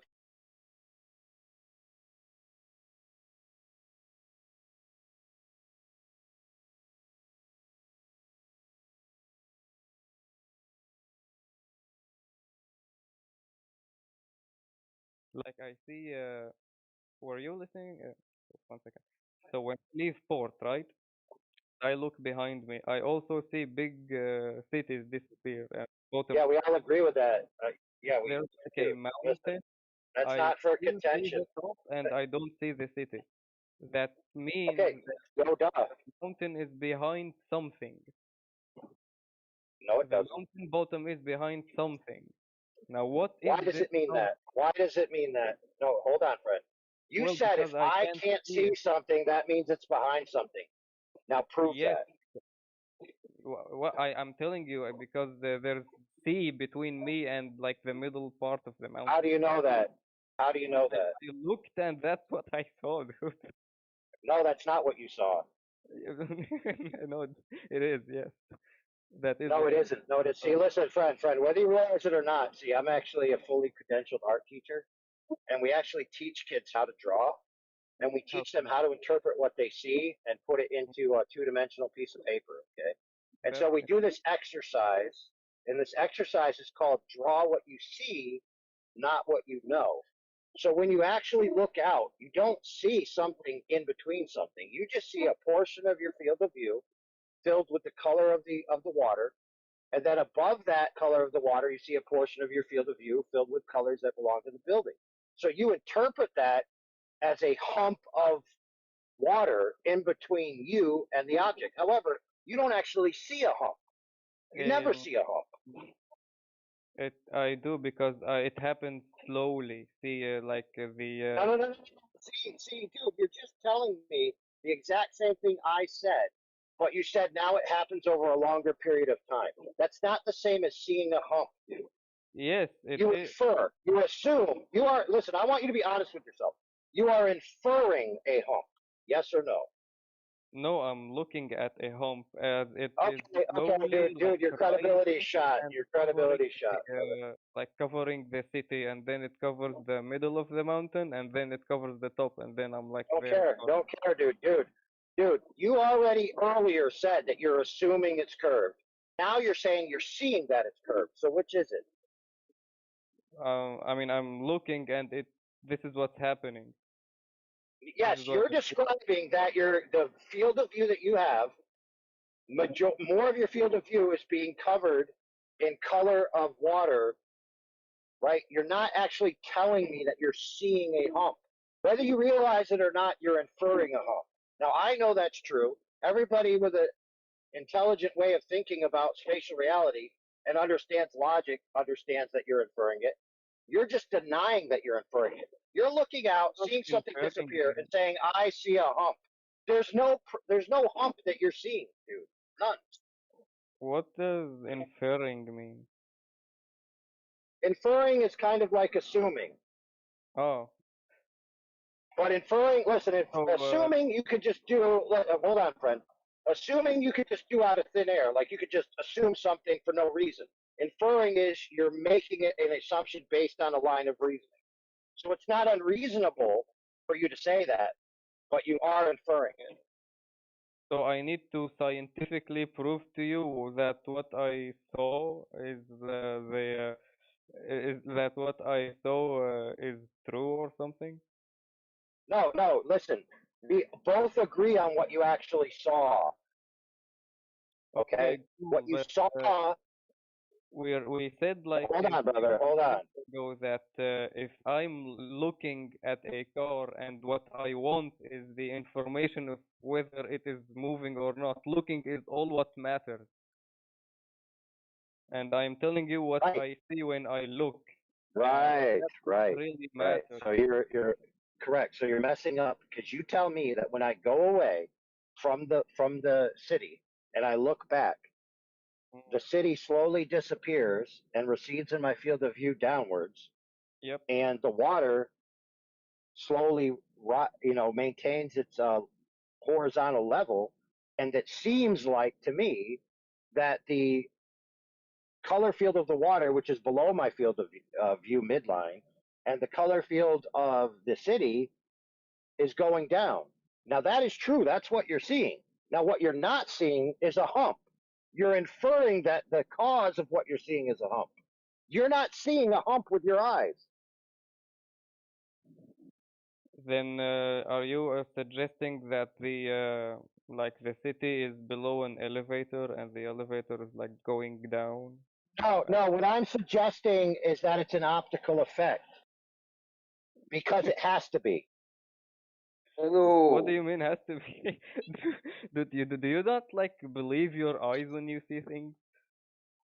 No, see, I actually believe my eyes, and I don't make up stories about a giant globe being in between me and the city. Then what conclusion do you come up with when you like see a mountain going down as you move away from it? Oh, friend, what conclusion do I come up with when I see a boat disappear on my 1,000-foot long lake? Yes, what conclusion do you make of that? Well, let's see. If I take what you say is true, that it must be because a globe Earth is in the way. In order for the boat that I'm witnessing, which is a kayak, which is approximately 12 inches tall from the top to the bottom, it's yellow. It's on the pier on the other side of the lake. When that disappears, I could make the assumption, oh, it must be a globe. And then I do the math based on my observer location to the apex of the hump of the curve that would have to be there to block that boat. And that makes the Earth like 1/24th the size that you claim it is. So if it's true that it's the curve of the Earth causing that effect, then that means the Earth is 24 times smaller. Okay, so maybe something else happened in your case. What was it? Oh, what happens in every case? See the boat thing, your kayak? Okay, listen, if it's not physical geometry causing it, there's only one thing left. What is it? No, I'm talking about that specific case where you couldn't see your Right. sky, Okay. So your if yellow. there's if there's no physical geometry in between me and the boat, what must be causing it? If there's no what? There's no physical geometry blocking the boat in between me and the boat. So I can't see the boat. So something's causing me not to see it. It's in a category. What category is it in? I'll help you out. It's in the optical category. What? Dude, what? Yeah. So you see things with optics and light. That's how you see. And so if something isn't being directly obstructed by geometry, but you can't see it, then it's either dark out or there's an optical effect going on. Cool. So what's the optical effect you got from your yellow boat?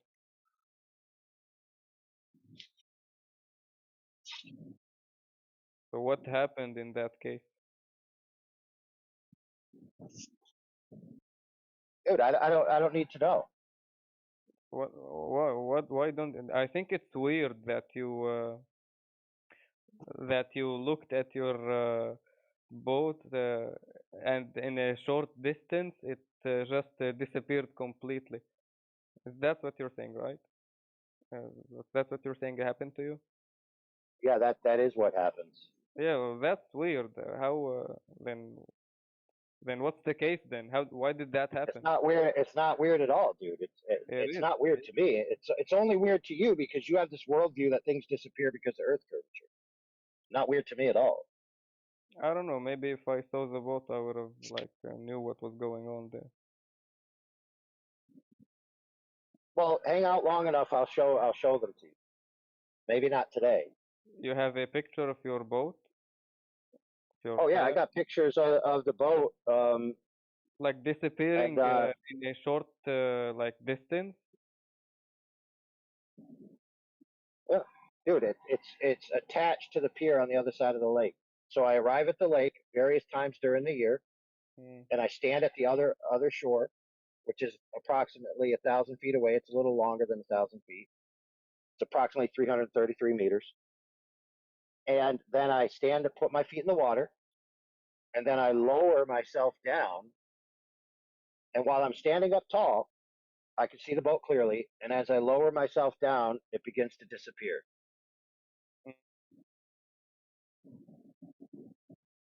Why is that happening? Because of optics. Oh, cool. Because there's limitations. There's limitations to optics. There's current ambient conditions in the weather and the air and the temperature. All these things in coordination together make the boat disappear. Now, here's what's weird. Some days it disappears sideways. Some days it disappears top to bottom. Some days it disappears bottom to top. Some days when I lower myself, the boat actually is yellow, but it turns blue. Right before it disappears, it turns blue for some reason. That's interesting.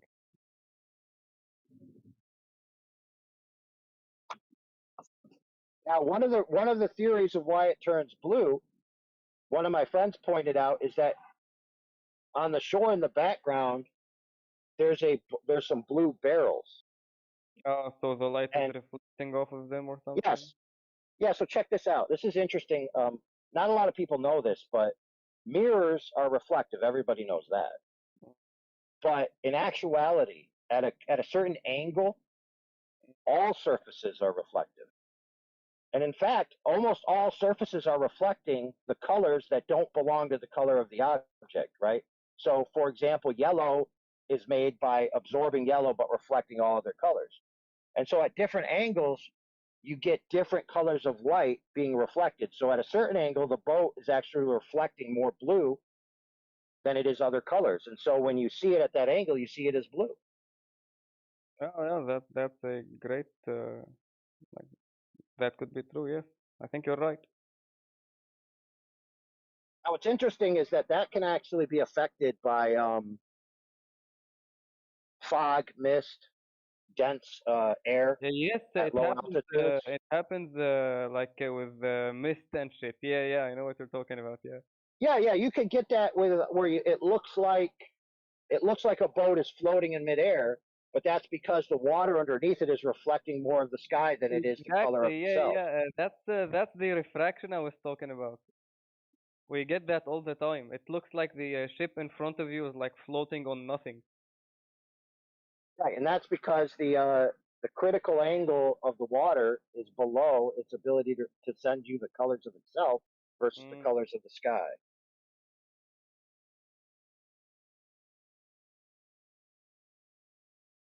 So the thing is, brother, here's my problem.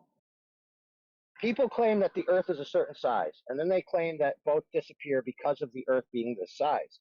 But I could see boats disappear much sooner than they predict, and I've seen boats much further than they predict. So if it's the Earth curve causing this phenomenon, the only way for that to be true in all instances is if the Earth is changing size. So this doesn't make sense.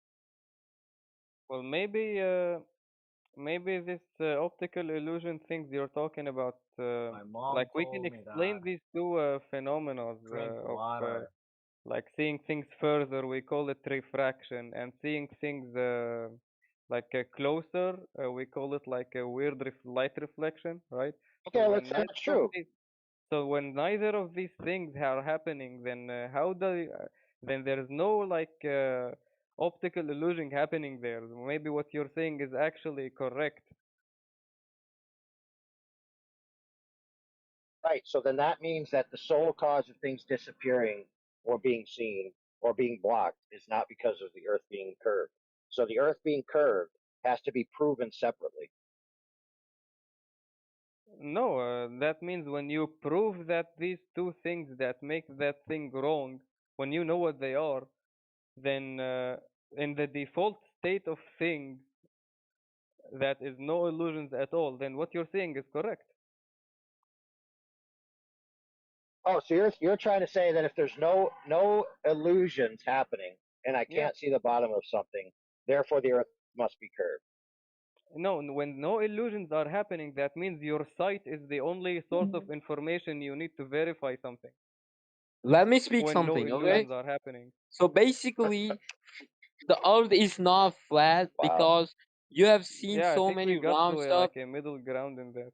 Yeah, if you think it's flat, then you're dumb. Because if it was flat, Okay, so then then everything put would it be like this, flat. brother. Show me a raw geometry picture of the Earth.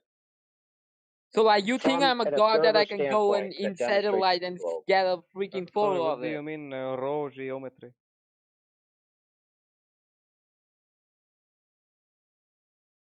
Where all the geometry is preserved.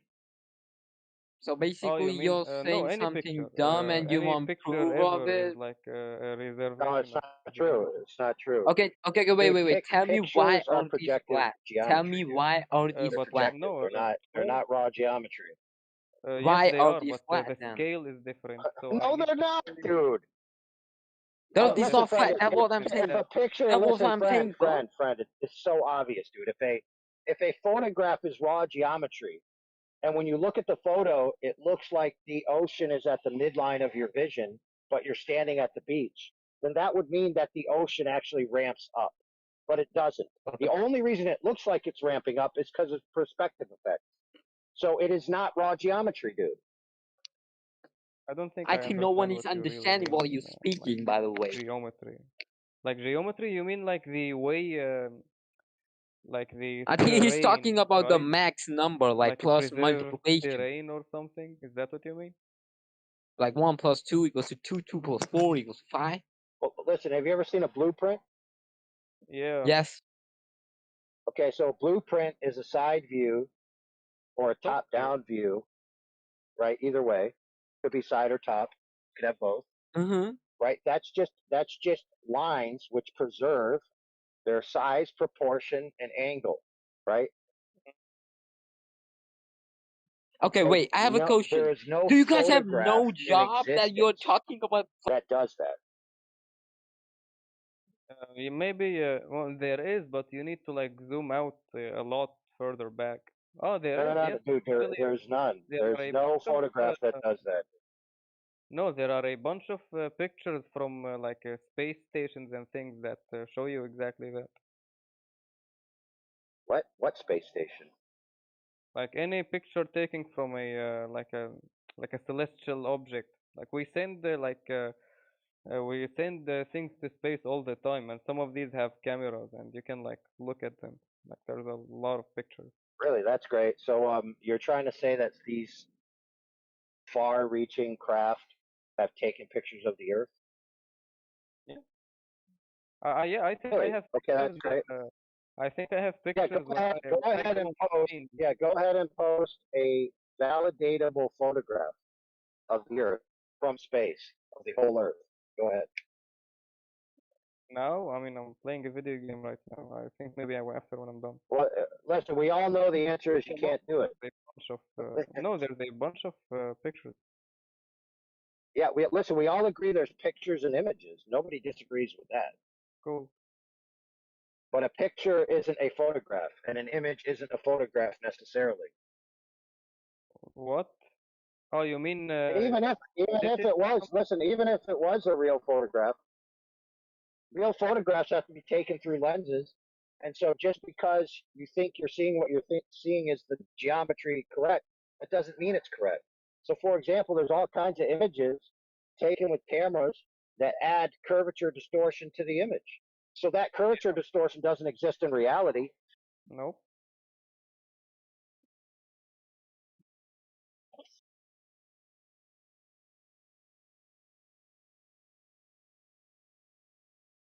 So basically, what we're left with, dude, is you have no direct evidence of the surface being curved. You have an inference from things disappearing, and then you have a reliance on alleged images that are alleged to be images of the Earth, which you can't validate to be true because you have no cross-reference material to reference the Earth as being correctly taken from that location. So these are invalidatable, dude. I think there's a bunch of images from credible sources that are from space, like from different. How do you know they're How do you know it's credible, dude? I mean, why? I don't understand. Like, do I need? I don't know what you. Okay, well, so for example, if I showed you a picture of Bigfoot, how would you validate that it's true or not true? Probably not, because I've never experienced a Bigfoot. Like, I've never seen a Bigfoot before. But, Okay, great, great. Let's agree. Let's agree together that that would be a good standard. You know what you've never experienced before is the Earth as a ball from space. So by the same way that you can't validate Bigfoot because you have no experience of it, you can't validate any of these images as actually being the Earth because the only time you've ever seen the Earth from space is on TV or in a book. yeah, so you're saying no image is ever proof of anything. Guess what? No scientific journal accepts photographs as sole evidence of something. Did you know that? No. Well, now you know. So a picture of something is not proof in itself necessarily. So you're saying all pictures are fake. Who said that, dude? You said all pictures of. No, I said they're not necessarily proof in themselves of a thing.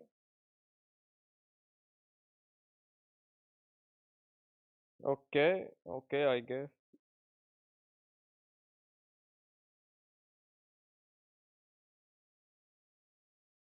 I mean, yes, sure. Especially in now times with AI and shit, you can like create all kinds Right. of. Yeah, fair enough. That Fair enough, brother. But you don't need AI to make fake images. In fact, yeah, you you can can make images with photo editing software. And you know what, dude? Before photo editing software existed, they used to make fake photos in the dark room. They would take film and they would edit the film physically inside the development room. In fact, I think the first forged photograph was like 200 years ago or something. Yep, that can happen. They used to make photos of Just 1 people. It was a second. I need to common. switch network. All right, cool.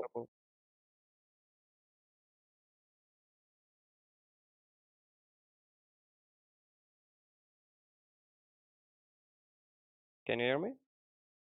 Yeah, brother. So I was saying before you left is they used to have this cultural fad back in the day where people would take photos of themselves holding their own head. So what they would do is they would take an image of themselves and then they would take another image of themselves, and the way that they would do it with a long exposure, it would make it look like they were headless and their head was in their hand. And that was like a cool Yeah. photo people used to do. Yeah, it's like the Instagram filter or something. Yeah, they used to do that. They did that way before software existed. They did it with the physical camera. Yeah, they also can like you can like fake something by like acting it. Like you can hold a dead person's corpse like it's alive and like fake that it's alive. It's funny. They also used to do that.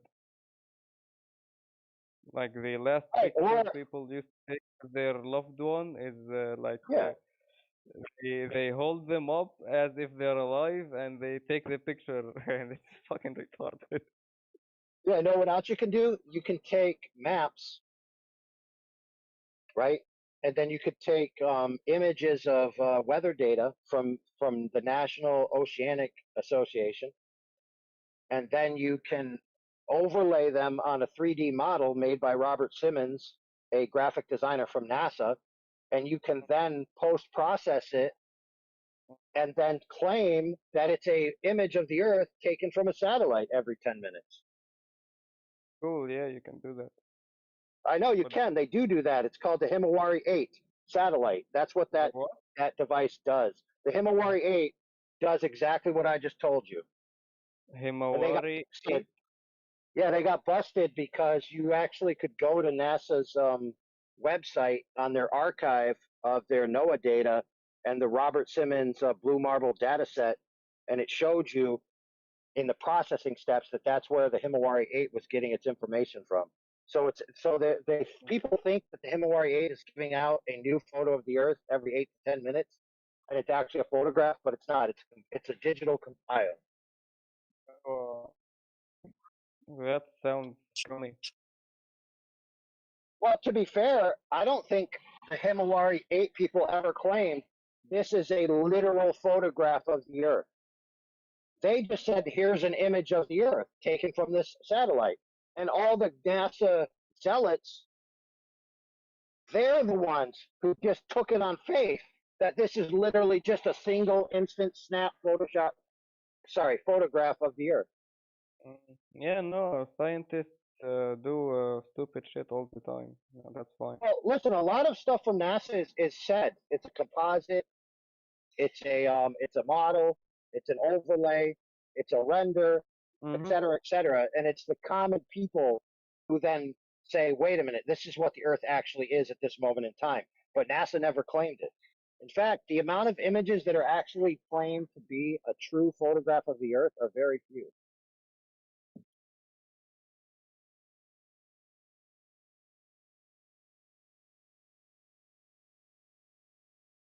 You know what's funny, dude, is there's a guy who made a documentary called "A Funny Thing Happened on the Way to the Moon," and in that documentary, he has footage of the Apollo astronauts doing what appears to be faking a image of the Earth while they're in a high altitude balloon capsule.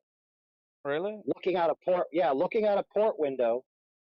They're looking out a port window and they're manipulating it to make it look like the Earth they're looking down on. It has like a rounded feature to it. Yeah. There's an astronaut. He's a like a local astronaut Anyways, good that day, we man. know. He has like pictures Sure, of man. I'm the trying to he really has my like example yourself. You pictures take of care of people Earth. too. He sent it to the Syrian government. Okay, that's fair. Is he an Apollo astronaut?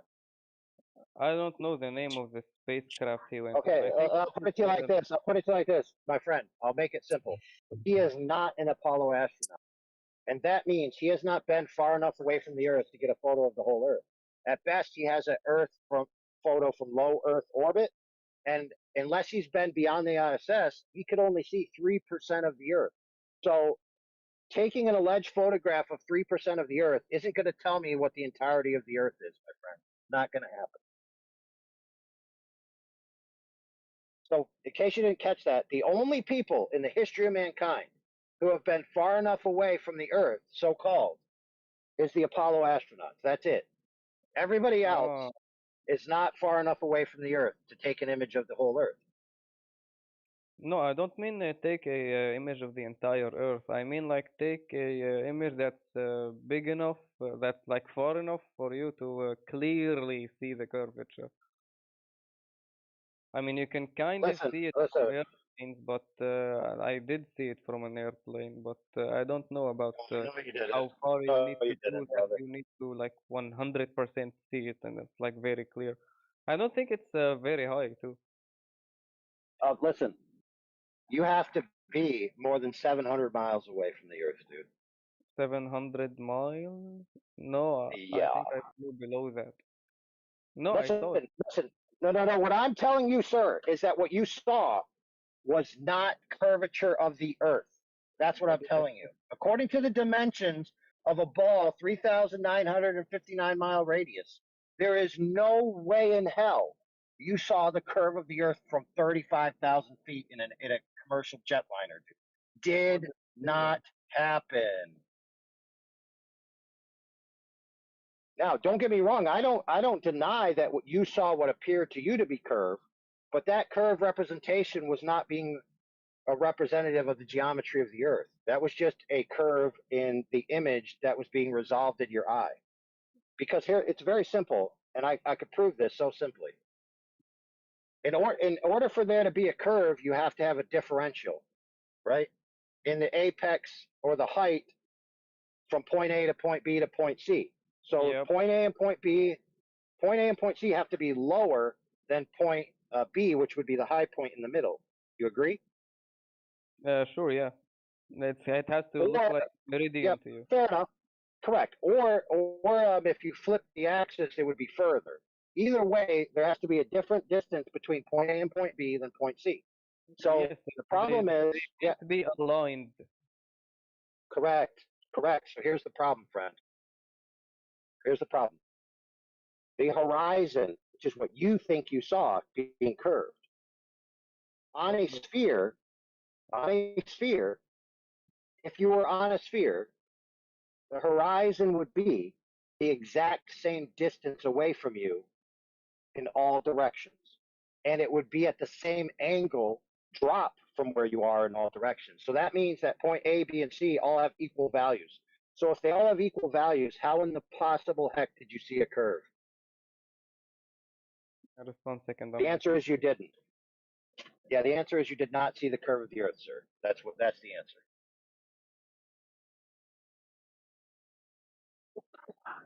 Now, if you don't trust me, I can quote you two astrophysics and astronomy professors at doctorate level that agree with me if you doubt me.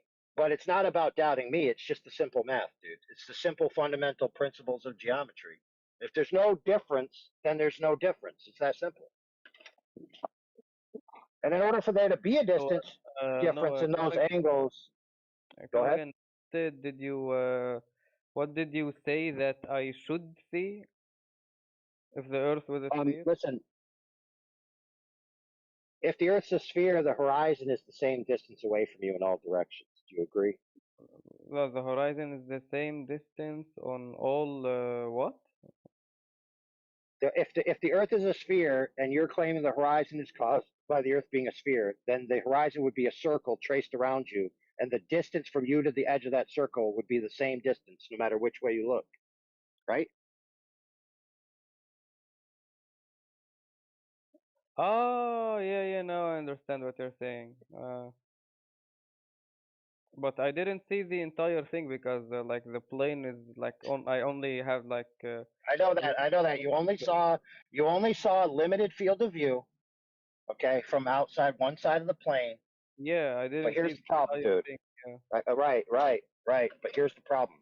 You saw what appeared to you to be a curve where the left and right were lower than the middle. That's what you thought you saw, right? No, Now, I'm not disagreeing with you. I'm not disagreeing with you that that's what you saw. But what I'm trying to tell you is that at 35,000 feet, the angle from you to the horizon and the distance from you to the horizon would be equal 360 degrees around you. So there's absolutely no difference in point A, B, and C. So the idea that you saw the middle higher than the left and right makes absolutely no sense with that geometry because there's no difference. There's no angle difference and there's no distance difference. So there's absolutely no reason why it would be curved. So what you saw is clearly not the curve of the Earth, but it's an optical curve. And that's what I meant earlier by you see things with your eyes, you make assumptions and inferences about it, but then upon deeper scrutiny, you find out that it's not necessarily the case. So you saw a curve with your eyes. I don't disagree with that, but that doesn't mean the object you're looking at is curved.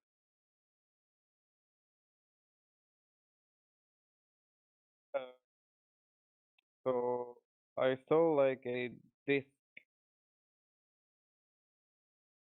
Does No, you that didn't see a refer disc, to dude. the disc? You did not see a disc.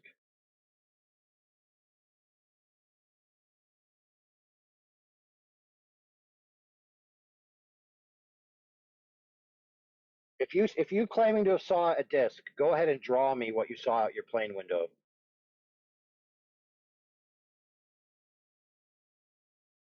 No, I have pictures. I took a lot of pictures. You took a picture of a disc from an airplane window. Not a disc, but it looks like a disc. It doesn't even look like a disc from an airplane window, dude.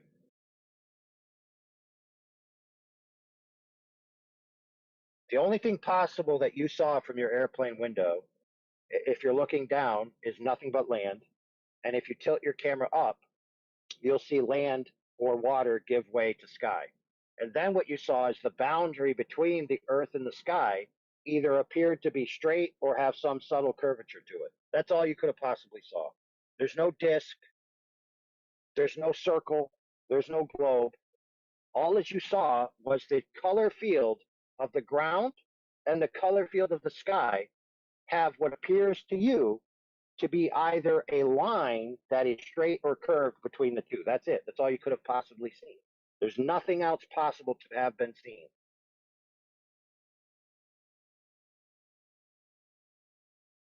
Now, here's the problem, my friend. We've got people on the globe side who believe the Earth is a globe that say there's no way you can see curvature at 120,000 feet.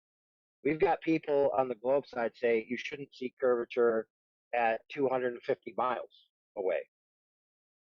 And then we've got images at different heights that have different curvature rates. So we've got an inconsistent presentation that this is evidence that the Earth is a globe. So we actually need greater evidence than just a myriad of conflicting pictures and conflicting claims. We actually need measurements of the surface itself. And so if you do have measurements of the surface of it actually being curved to then prove your inference is correct, that the reason why things disappear is because the Earth is curved, so actual curvature proof, then we'd love to hear it. But that being said, I have to get to work because I'm at where I'm at now. And Do you so know? I'm going to leave you with that, friend. Do you know what a mile, a nautical mile is? Yeah, it's a model projection. Yes, but what? But do you know what the value of a nautical mile? Like how many meters it is? It's either, well, I don't know it in meters, but it's 69 miles It's per around degree. like it's 1865. That's like the standard that we use, but it's not really.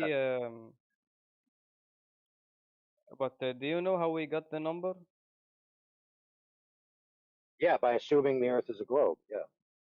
Mm. But how does that number like get us exactly where it needs to get us on a map?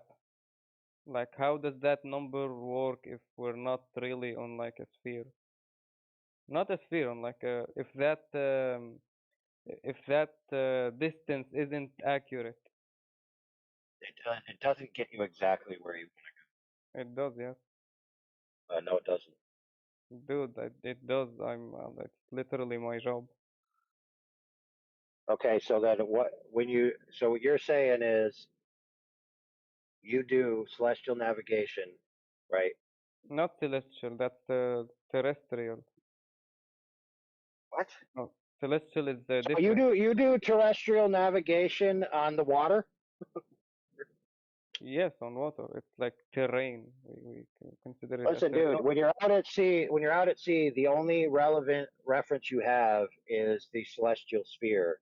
And so you're reverse engineering sightings to the stars to figure out where you are, and then using an almanac to get distances based on nautical miles to different locations. And then you use that to readjust your course, and you arrive generally in a vicinity of where you want to be. So it's not exact at all, and it is a reverse engineering of the assumption that the celestial sphere matches the terrestrial sphere.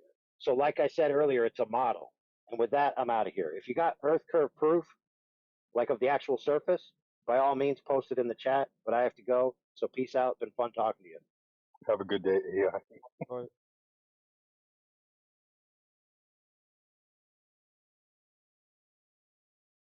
What's up, man? I'll talk to you for a little bit. Hey, I'm like playing a video game this entire time, so I'm just like I don't want to. It's all philosophy for you, right? Hmm? It's all philosophy for you. It's not. There's no real world observation for you. It's just a philosophical thing, and so you're just arguing philosophy. There's no real world observation. I mean, if you had one, you'd present it, right? Do you not trust your not instinct? Like, do you not trust your senses?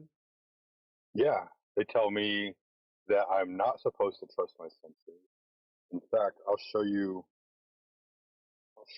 exactly what they say. Give me a second. It's fucking wild, man.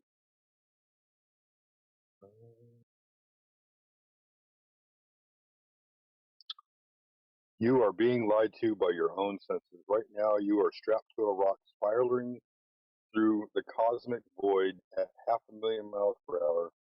We aren't floating in a peaceful circle. We are being violently dragged across the Milky Way. My senses don't tell me that. My senses tell me that I'm flat and stationary.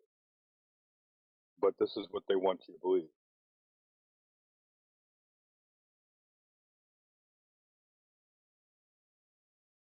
Do you disagree with that?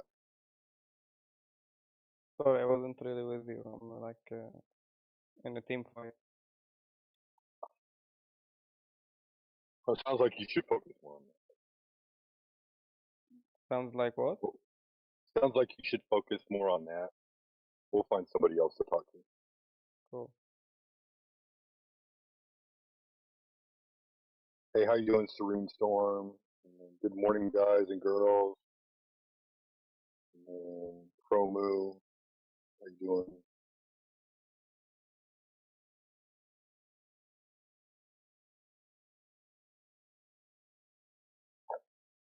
Yeah, go ahead and Good mute your mic. afternoon. Get good. You're busy You playing can video hear me? games. I promise you, this is not a room where you can play video games and have this discussion. No, I just like talking to random people about random stuff when I'm playing because I'm really bored. Right, but this isn't a place to have a conversation about nothing, Yeah, right? that's what talking is. Like you're not even paying attention, so it's not really a conversation.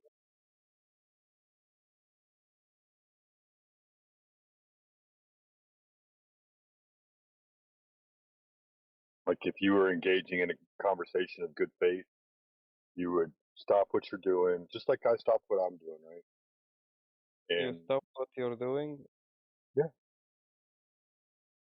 What were you doing? I just got to the gym, so I'm on pause right now, trying to have a good faith conversation. But I mean, you don't want to do that. You want to. No, I'm not doing that. Sorry if I distract you from doing something. You're not distracting me. You're distracted.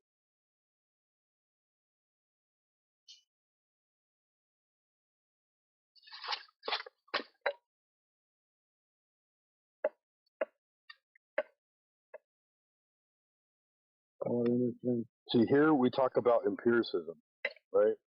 We don't talk about hypotheticals. We don't talk about computer models, right? We talk about real world observations and how we go about determining whether or not those real world observations measure. No, the thing is, like I said, I'm a navigator, right? So the entire science of going, the navigation is all like it's the science of going from point A to point B without like getting lost in the sea. And sea, there's nothing in the sea. It's just like water and shit. So Right, because you have no landmarks. yeah, so the entire like science is based off of information that rely on that the Earth is a sphere, right? It's not really a sphere; it's a globe, right? But Not really. the You're just taking the celestial sphere, right? The way yeah, you observe things from you as the observer centric, um, you know, point. what I'm saying is that Observer centric. what I'm saying is that since the data that we put in that relies on the Earth being a globe, right? It Since doesn't the data rely on the we Earth put being in a to globe. plan our voyage, It doesn't rely on that. it does, yes. It doesn't. If it did, Christopher Columbus wouldn't have got lost because they had globes back then too. He did get lost. I know. If the Yes, globe worked, he wouldn't have got lost. maybe he was just like an idiot or something. I don't know. I mean, in like the modern time, like when it's advanced.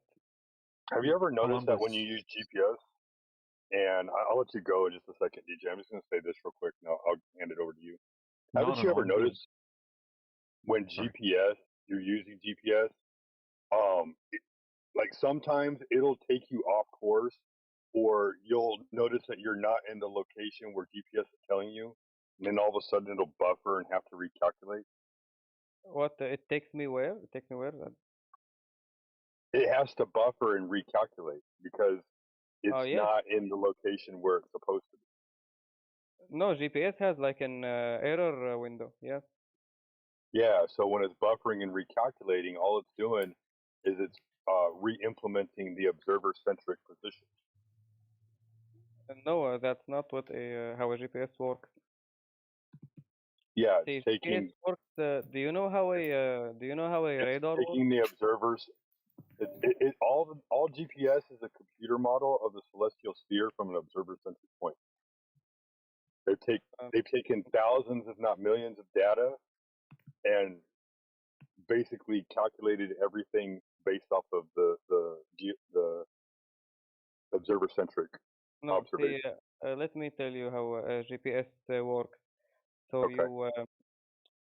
you know how radar works, right? You send a point of you send light, right? Mm-hmm. You know the speed of light, what the speed of light is. You send it, the light hits something, and then it comes back to you.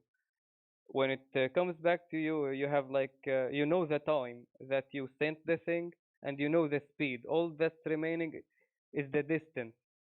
You can get Yeah, distance if you have. and when it's wrong, and What? when it's wrong, it does an Feel assumptive calculation until it can reconnect and figure out exactly where it's at. But no, how no, is like what? How is it like? How does it assume this if when I'm usually like arriving right where I want to arrive if I use it? Right, because you were already on a path at a certain speed, right? You were already on that path, and so they assume that you haven't deviated from that path, and then it just keeps pinging until it gets the result that it wants. But we go on sea for very long times, and I don't know if it can. It calculates distance on a map from coordinate to coordinate. It doesn't measure actual distance traveled. Coordinate to coordinate? Yes, it does. Yeah, it's calculating. It has one job to do, and that's put your ship your airplane, car, whatever, on the coordinate reference grid somewhere. And it will calculate your distance and your speed based off of where it puts you on the grid, regardless of how fast you're actually going and how far you've actually gone. Yeah, see, when we're going on like long voyages, we go for like sometimes 30 days or something. We go through a course. We set a course and we go through it, right? So Yeah, most of the time, so every time, I'm not saying it doesn't work. no, just 1 second. So one time, all the time we get wind, we get current, we deviate from our location, from our like original course all the time, and we make corrections to that. So how does the GPS know how to like correct for these things?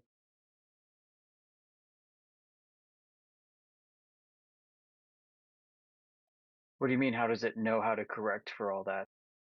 Yeah, like how does it know where you are? GPS calculates your position based off of where you should be on a coordinate reference grid, Yes, regardless of where you right. actually are. Mm. But wouldn't it be way off if we like go through a long area of uncharted Yes, territory, which is the sea, and absolutely. Yes, it it would. would be way 100%. off. Yeah, especially that we experience a lot of current and a lot of wind and stuff. So Yeah, you need a how? way to actually measure that distance without GPS. Yes. So how do we like accurately get our position right the entire time? Well, you can use GPS and it works, Yeah. but it's not necessarily going to be accurate or reflect what's happening in the real world. In fact, if you want accuracy, you're not going to use latitude and longitude. You're not going to use a spherical coordinate reference grid. You're going to use GPS on a flat local tangent plane. No, that's not true. Yeah, that is absolutely correct. It's how the military does it. You want to see some stuff? See some documents on this?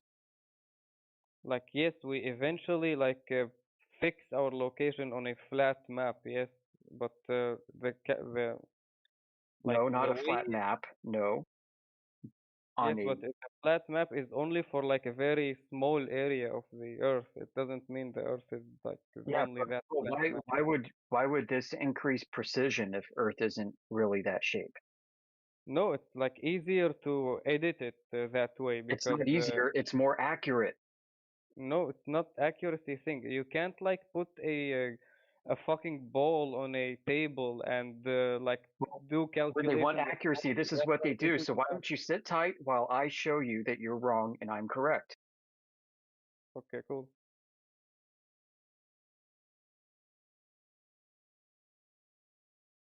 All right, I'm going Any to of pull up you some play documents. Counter Strike?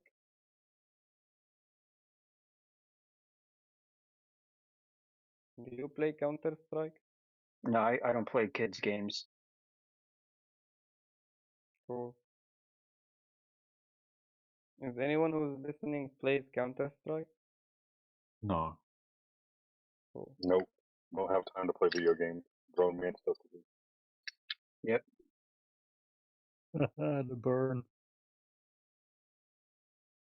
All right, so I'm going to find for you one such example from the United States Navy Postgraduate School. There we go. This document is open source. There's nothing wrong. You can go find the complete one yourself. If you want a copy, just ask me. Okay? Abstract. The purpose of this thesis is to incorporate the GPS and inertial navigation system for the guidance of an unmanned aerial vehicle seeking precise navigation in a local tangent plane. By applying the differential positioning technique, GPS position data becomes more accurate. This position can then be referenced to a known location on the ground in order to give the aircraft's position in the local tangent plane. Yeah. Differential GPS improves accuracy by assuming planar coordinates, not spherical.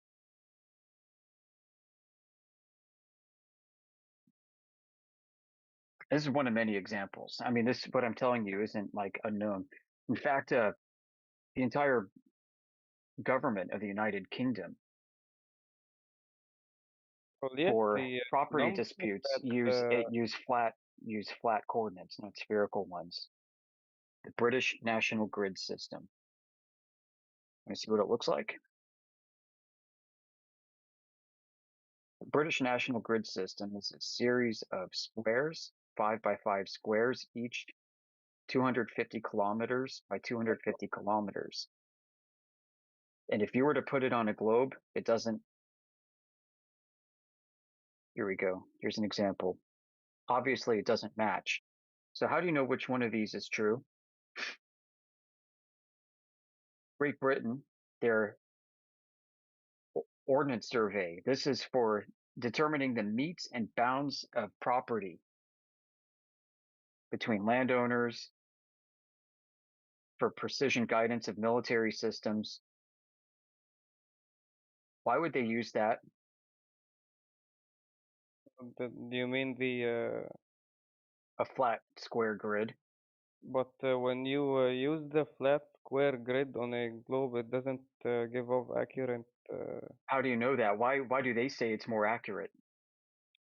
I don't care what they say, but if I do this on my job, I get fired because I like if I go to if I do this, I go to like a different port than when we're going. Obviously, it doesn't match. So the question is, how do you That's determine wrong. which one of these is true? Is Well, latitude and longitude the right one, or is the orthogonal Euclidean flat plane geometry the right one? both of them have their uses. Like you They use sure this. do.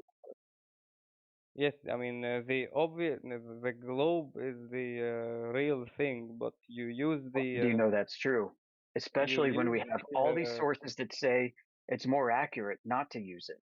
yes, we use the 2D variant of like a surface when we're dealing with small measurement things. If you're planning long voyages, then the curvature of the Earth can affect your calculations. Yeah, how do you know it's actually curving? How do you know the curved distance is the right distance?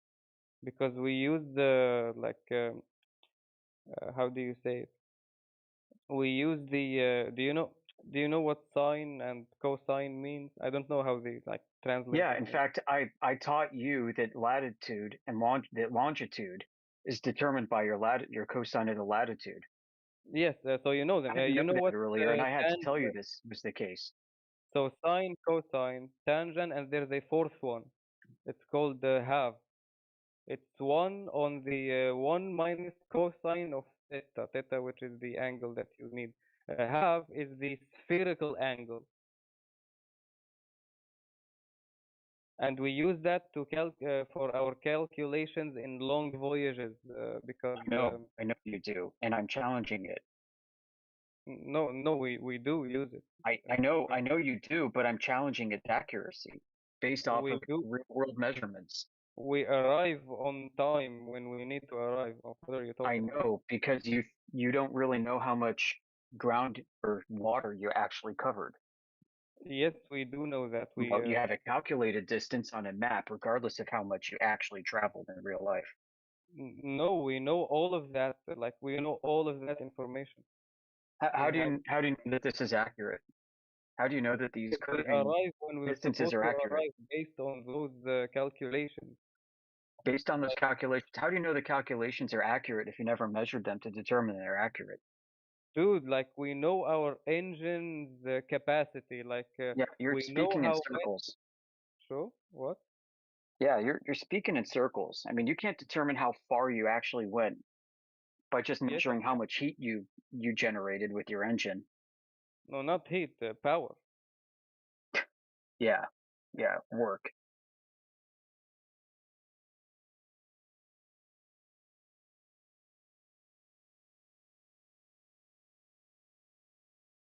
Your distance and trip time and stuff, it's matching up with the coordinate system, right, that you used in the first place, right?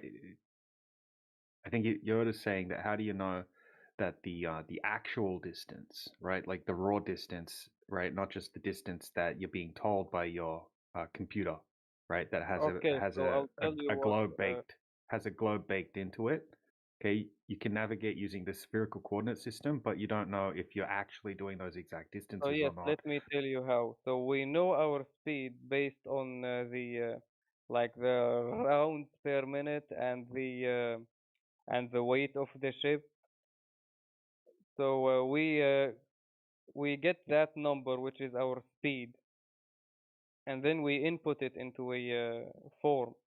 One second. We input it into a form, right?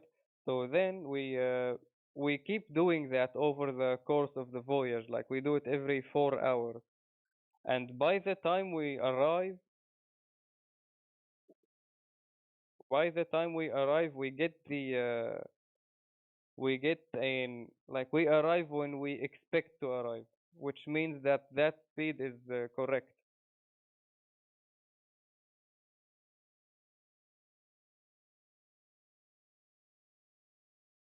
But how does it measure the speed? Sorry, does it measure the drag against the water or something like that? So if your speed is wrong, that means then your timing is wrong, right? If you How do can't you know your measure your speed? speed correctly, that means you can't arrive when you expect to arrive. Right. I was asking you how do you measure the speed again? Is it to do with the water resist the drag against the water, or like what is it? How do you precisely measure the speed, and how accurate is that, and what's it called? Because I want to look into it.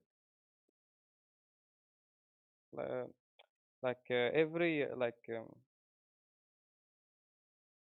one second. You could say I don't know, or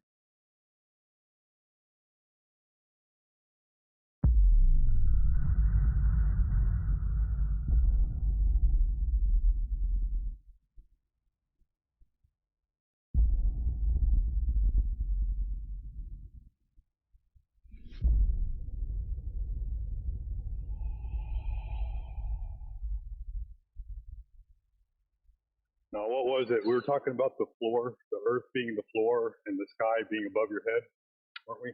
Right, right. And then the guy asked if like everyone at NASA was in on it. No, like the globe is an interpretation of data that people collect. That's all it is.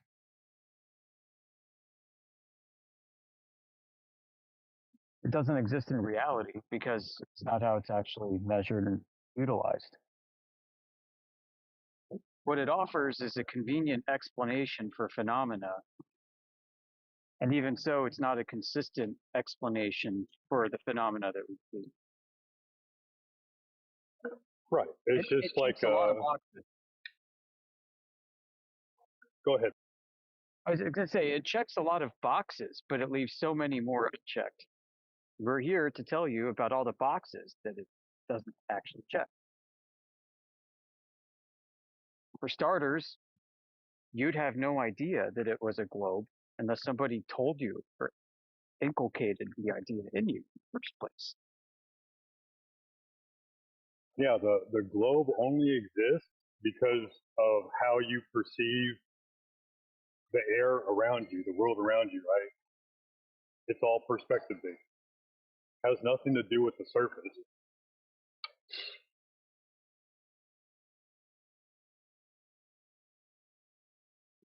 It comes from a very ancient idea and very ancient source that there's a celestial sphere.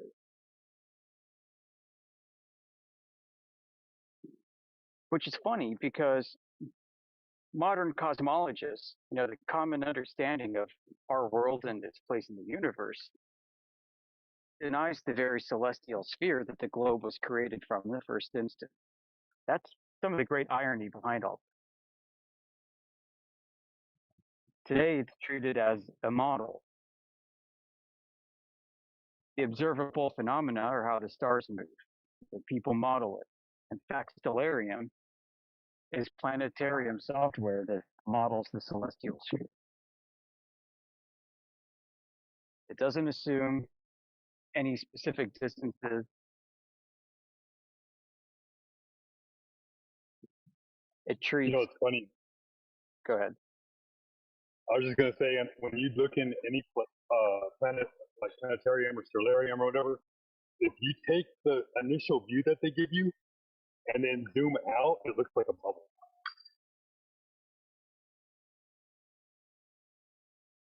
Have you ever noticed that before, Yoder? Zooming out from stellarium, I don't know what you're talking about.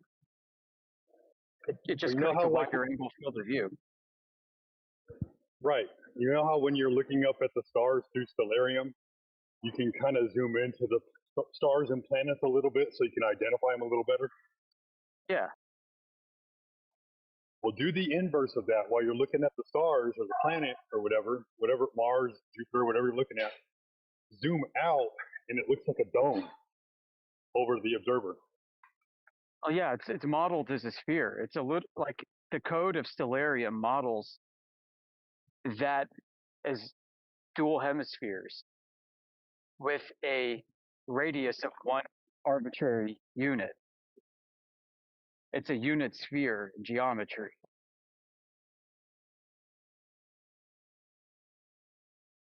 So over time, they just calculate, sine and cosine relationships relative to the observer of the stars and the planets and everything else. There's really nothing else to it other than that. And it's observer centric, so you can put yourself in any city and it will try to model the celestial sphere as it's observed from that particular vantage point. But in no case can any of these objects be triangulated using this model, their heights above the Earth. In no case can their altitudes be triangulated. And this is because of the observer-centric nature of this model. Incidentally, this mirrors what we experience in reality, observer centricity of all these phenomena in the sky, and our inability to triangulate any fixed position of these objects in 3 dimensions. Stellarium works on any surface, globe or flat, doesn't matter. Dinosaur nugget, it's irrelevant.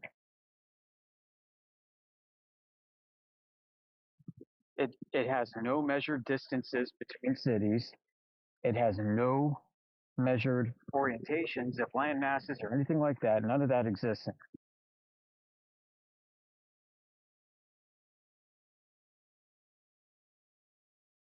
Now, what it does do for you is you can plunk down geo coordinates like latitude and longitude to put yourself somewhere, but really all that does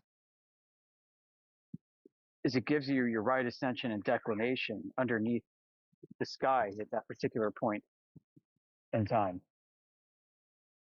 Because latitude and longitude come from the stars to begin with.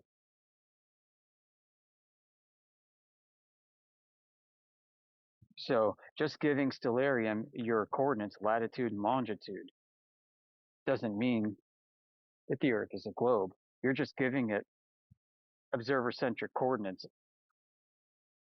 in relation to the stars in the first place.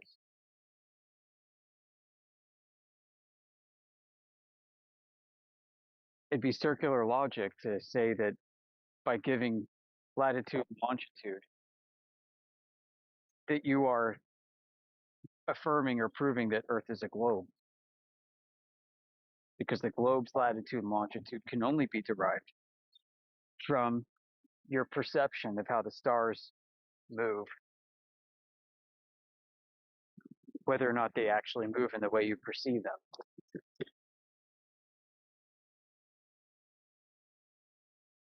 Yeah, and it's great. If you want to calculate the distance between New York and Paris using an assumed rule of thumb like the 69-to-1 rule, fine. You're not proving or measuring the distance between New York and Paris if you're using that rule of thumb in 2 longitude coordinates.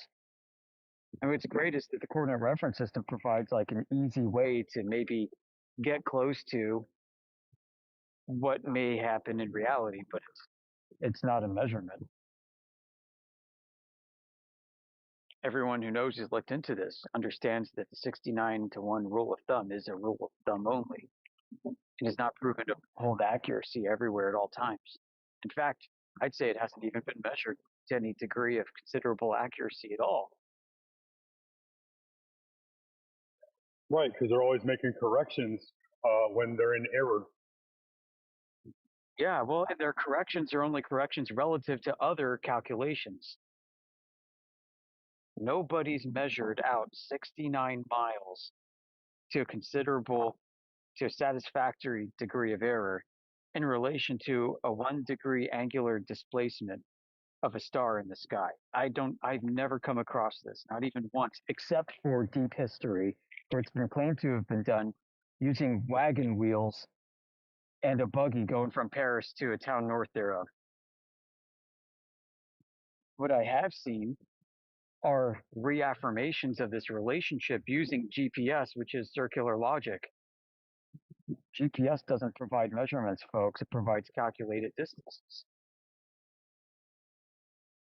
Is that why when you're on GPS and it makes you go make a turn in the wrong direction because it's not giving you accurate location? It's just making calculations and adjustments. Yeah, I mean, like everybody's experienced that before. GPS says turn left here. You're like, no, I got like another 150 feet. I got another 500 feet to go. What the hell? Those incremental errors add up. They accumulate. And the accumulation over vast distances, not just, mileage around town, but thousands of miles between cities on different continents, it adds up. The error is unquantifiable, in my opinion, at this point. I mean, I don't know if anybody's been able to do it, because in order to quantify the error, you'd need another way to measure the distance between those cities and to measure the accumulated error relative to that distance. So you got to take the GPS calculation, compare it to the actual measurement apart from GPS using some other method, and then you see how far off it was. Yeah, one of the most frustrating ones is when I'm driving and it's like, exit here. I'm like, no, my exit's like 4 more exits up. Why am I exiting here? And then you exit there, and then it tells you to get back on the freeway.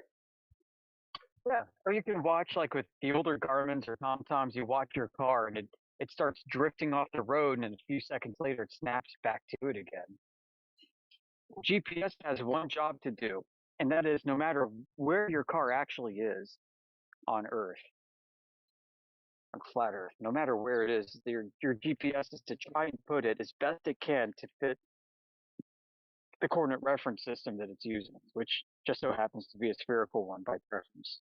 Drive in That's a downtown question. Pittsburgh by the stadium there and see how your GPS does when you're on the highways. Yeah, it's funny. Can In I ask some a question? places it sucks. Go ahead. Yep. Yeah, real quick, because I just got here. I don't want to misunderstand what you're saying. Are you talking about GPS's inaccuracies being like a piece of evidence that the Earth is flat, or am I missing something? No, it's just not proof that Earth is a globe. Oh, well, yeah, it's a commercial service, not meant to. Right. No one but ever it's claimed part it of- was meant to prove it was a globe, except for Globers. Exactly. Well, I'm a diehard glober, and even I wouldn't say that GPS like proves it. Right. Well, you're the only one. For the main reason that people don't get this, but like all the computations for your coordinates are done at the receiver. And people don't realize that. And the receiver can use different coordinates, right? Well, the receiver, are you modified. talking about the phone? Well, the phone is one. You can also build them out of Raspberry Pis. There's also differential GPS devices that they use for surveying. And so I what actually they've done. Sorry, go ahead. Okay, well, I'll wrap it up real quick. But different receivers can load different coordinate reference systems, different schemas to apply the beacon signals they get from the GPS network. It's not exclusive only to a globe. You can pull a state plane coordinate system, which is completely flat. You can pull the British National Grid system and apply GPS to that, and that's completely flat. They've modified GPS systems for lunar datums. They've assumed a moon. Oh, wait. Okay, so is maybe people on my side of the fence are saying not that like the existence of GPS proves the globe Earth model. Are Red you up saying music? is it possible that they're saying like the That's a way in bullshit, which man. it's proposed to operate correlates with what we see on our receiving devices, and therefore it's evidence that the Earth is a globe. I'd say, yeah, hesitantly, Because yes. I I work think in the that's where smartphone. you're going I with work that. in the smartphone industry, and I know that smartphones don't just use GPS data. What they do is they use Bluetooth, Wi-Fi signals, and like a peer-to-peer network, like between each other to like get location references. Because if you just use GPS, that's highly inaccurate. You can only use GPS positioning as one data point among others, and they have to be like aggregated together to approximate positioning. Precisely. And there's actually an Air Force program more than 20 years ago called Skyhook, which was a nod to the early program where they would snag canisters of photographic film from the sky. But the Skyhook was like a war driving program where they took planes and flew them all over the country and then all over the world, where they were providing geotags to all RF emitters, people's Wi-Fi networks, radio towers, FM stations, you name it. And that became the network that was then used to enrich GPS data in the differential GPS system. This is gonna be a personal question, but can I ask what got you into being a flat earther? I know, maybe working for the government. Okay, can you elaborate? No. I mean, okay. I mean, I want to know your journey into like coming to that position. How about this, Yoder? Who told you the Earth is flat, and then what made you look into it? Water coworker. Back in like maybe 2011, actually, a coworker of mine told me it was, and if I could get into his heritage, it would be pretty wild to hear about this and how compelling it was. And I thought he was crazy at the time. So, what evidence do you have that the Earth is flat? Then, if you can't talk about your personal journey. Well, I mean, yeah, I've got personal observations that I've not released or published because I just don't care to dox myself. But what I've observed and measured comports to what many others have put out there on this. Long distance laser tests over frozen lakes, where the equipotential of gravity is supposed to be conforming the surface to a curve, is commensurate with the globe. We've got like a laser how that test. works mechanically? Yeah, so in one case, a team of field engineers went over to Lake IJssel in the Netherlands. It's a big man-made lake, and they set up a laser 1.5 meters high on one end and shot it to a target. It was 40.3 kilometers away to the other end. And it hit the target. And it not only hit the target at the other side, but did so at 1.5 feet where the centroid of the laser was observable from the other side. Given that it was frozen and given that the conditions were very stable, there's no distortion of the beam other than its own diffraction limited footprint. What was the distance that this was done over? I apologize if I missed it. 40 kilometers, and there should have been 90 meters of variance of globe height, but the target was 40 kilometers. meters. 19. Yeah. Well, that would, if that were the case, I mean, I'm no physics expert, but just from a layman, that would be underestimating the size of the Earth by several orders of magnitude. Like that would assume there was 19 meters of differential. 90. Really? I don't. 90 meters. 90 meters. That is. If the Earth's a globe, like it's much bigger than that assumes. I mean, a lot of people have come to wonder about that too. I mean, this is curious, and right, and this team has gone all over Europe, like Hungary and other parts, to do the same kind of testing. Well, that experiment doesn't sound valid, though. I don't want to I don't want to talk over you, but that experiment doesn't sound. That experiment, if it was expecting 90 meters of like height differential in the laser over 40 kilometers, 40 kilometers is nothing. You won't notice like the curvature of the Earth. It's supposed to produce 90 meters of drop. But the Earth would have to be really small for that to happen. No, that's the claimed dimensions. That's a near 4,000 mile average radius. You're going to be really like surprised a 0.003% variance from the semi-major and minor axes. Julian, you're going to be really surprised when you Google up the Earth curvature calculator and you actually see that what the author says is correct. There is 90 meters over that distance. Exactly. What they tell us the Earth is, like 4,000-mile radius, just about. When you go look at the numbers and you start calculating what the drops over distances should be, you're like, whoa, this is way smaller than I thought it was. This can't be true, but it absolutely is true. I mean, you can not only do the calculations yourself, but you can read on like astronomy websites and geoinformatics websites and faculty websites. Or I mean, it's all for NASA puts out the same information. It's crazy. Okay, so let me ask this: what's the conspiracy here? Like, why lie about the shape of the Earth? I'm glad you asked that. So yeah, I mean, people give us a bad rap. They call us a bunch of conspiracy kooks, and I get that. Like most flat earthers tend to be on flying Well, off the the word rails. conspiracy, Theories. it I has don't a bad think rap, but like the word.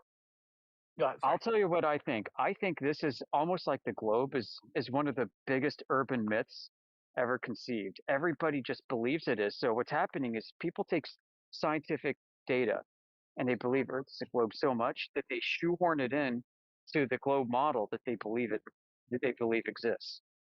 But why? Because they can't conceive of Earth being anything else other than a globe. We've had like subversive changes to our like even most passionately foundational ideas in the past, especially with religion. We're far less attached. I'm far less attached to like the shape of the Earth than I am, like it was sort of like from a moral sense or from an emotional standpoint, than I am with like my moral like ethics themselves. Yeah. Like I would sooner believe the Earth is flat than I would say that like utilitarianism is like a bad moral framework or something. Like I would Yeah, sooner I agree with you there totally. Yeah, I think you and I have a similar outlook on other issues, but totally. But I I also think don't that's believe the Earth important is in order to flat. have academic humility. Right. So then But what I does also that don't mean think as a consequence? Listen, this doesn't mean that Earth is a flat planet. So Are you we're not a now flat having earther? to rebuild a new cosmology from the ground up, okay? So there's no Well, Big Bang cosmology, no solar system, no outer space vacuum anymore. We have to start from the ground up. What we know and what we can determine objectively is that the ground you're walking on and the oceans of the Earth are flat and form a foundation for the entire sky structure above the stars, sun, moon, planets, the nebula, galaxies, whatever the hell they Hold on, really are I don't now. want to lose focus though. I'm asking why lie about the shape of the Earth? Why are the globalists or whatever saying that the Earth is a globe when it's actually flat? Yeah, And so you're going saying back to it's that, I don't think they're academic lying. like pride? I think there's a lot of pride. I think there's belief. I think what's happened is people have deluded themselves into thinking this is true, that the globe is like a base axiom. And Well, they there's never a bothered to test the premise. okay. I actually have like I can cite how like in academia we change our ideas a lot. Like for example, there was a pretty big fraud scheme with Alzheimer's medication. So there's a lot of research that apparently had a certain degree of fraud to it, where the results were not true, but they were lied about to secure funding for a pharmaceutical that would flush out a couple of proteins in the brain that are correlated with the progression of Alzheimer's. They're called amyloid beta and tau. I don't know how much the validity of the amyloid beta tau hypothesis for like the progression of Alzheimer's is hurt by this. What I do know is that the research was what was partially fraudulent, Nobody and gives a by shit extension, the about that. medication was useless. Here's the thing, Julian. Julian, Nobody if cares I about gave, that shit. Well, if I'm I saying gave that you that's every evidence reason, that academia can change its Julian, mind. That doesn't make if I you gave the you globe. if I gave you every reason in the world for why anybody would lie, right? And you still don't believe it, then what good is the reason? The fact Whoa, that there is a lie. I wasn't trying to prove the globe. Hold on, I wasn't trying to Right. prove the globe.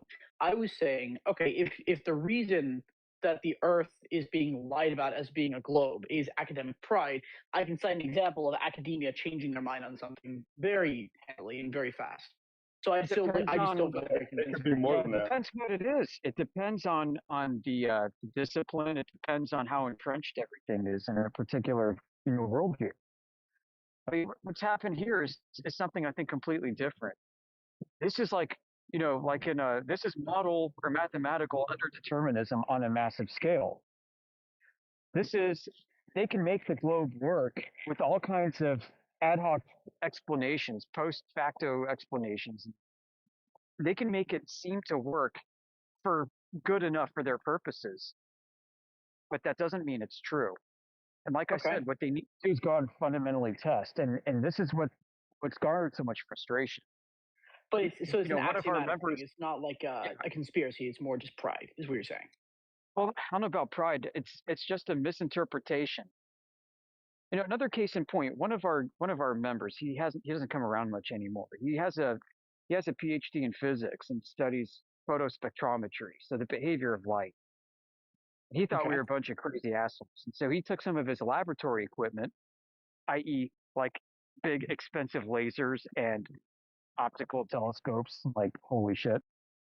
And he went out and started making observations in a very controlled way. He's got a YouTube channel.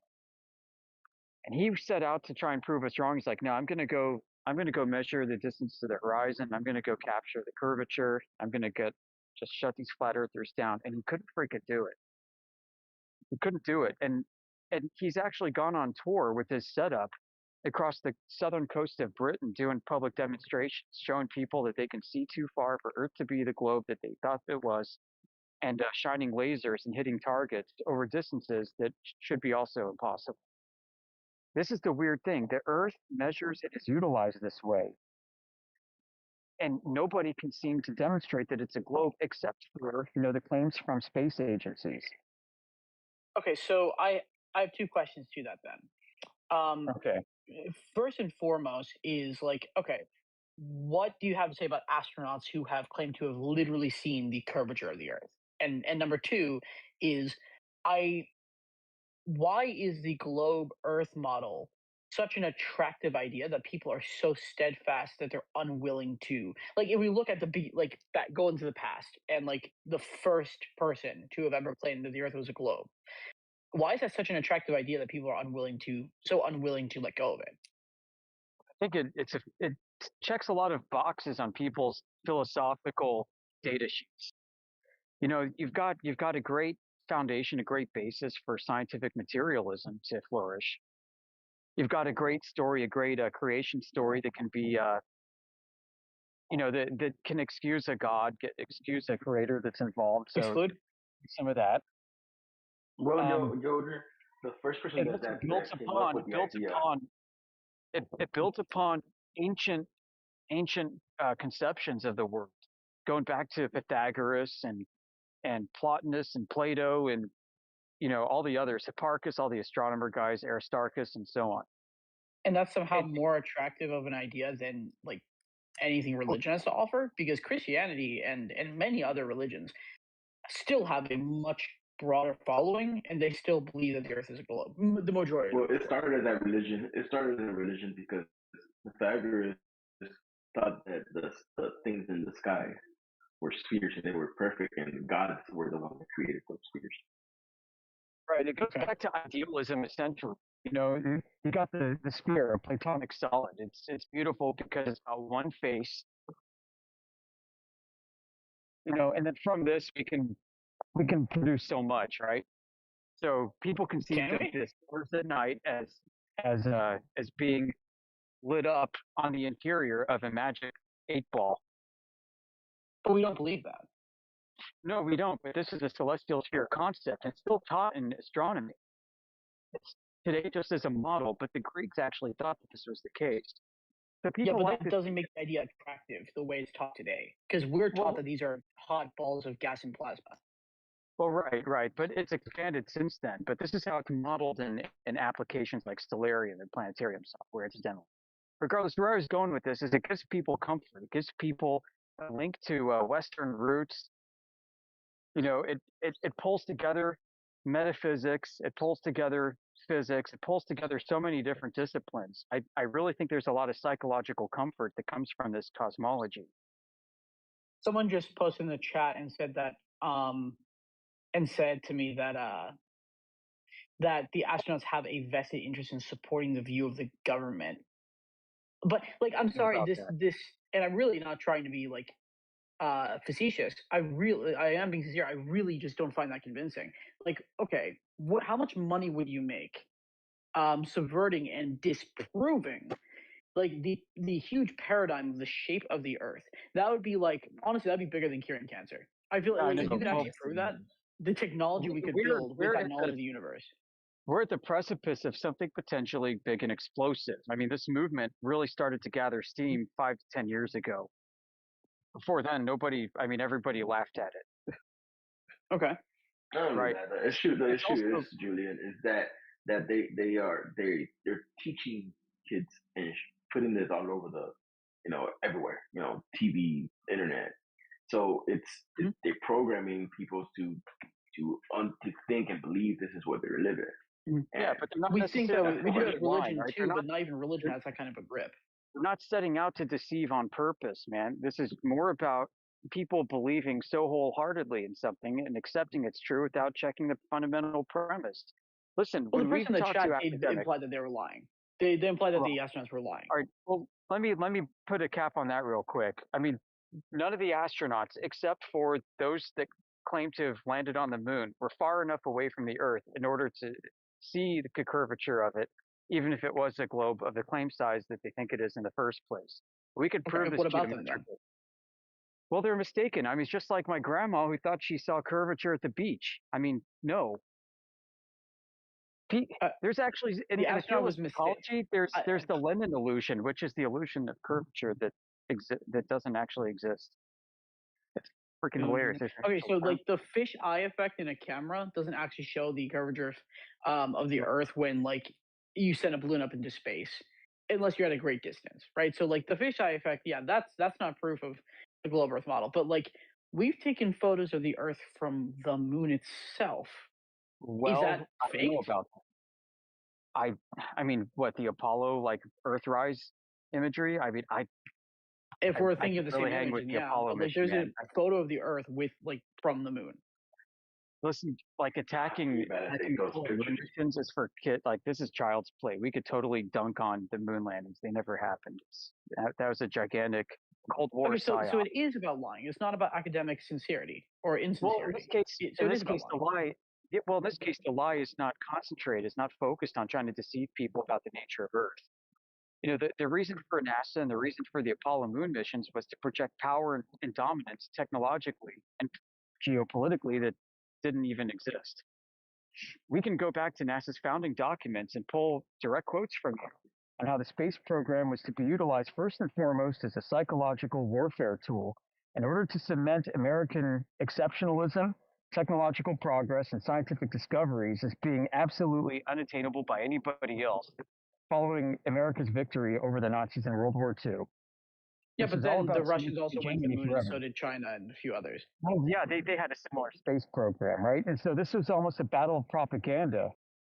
You know, and what I find kind of somewhat delectable in all of this is the UK had the foresight to not try to fake any moon landings.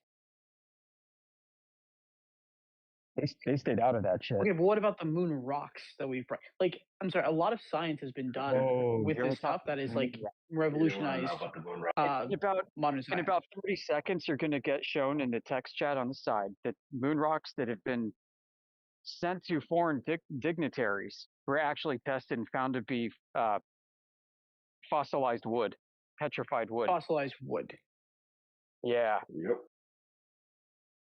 They couldn't have just found a rock From Australia. No, on a mountain. specifically, They had to use fossilized wood. specifically it was from Australia. Yeah, they found out exactly where it was from. Yeah. Well, no, I mean, no. the moon, Okay, yeah. so wait. Is it fossilized wood or is it rock from Australia? Fossilized wood from Australia. Oh, okay.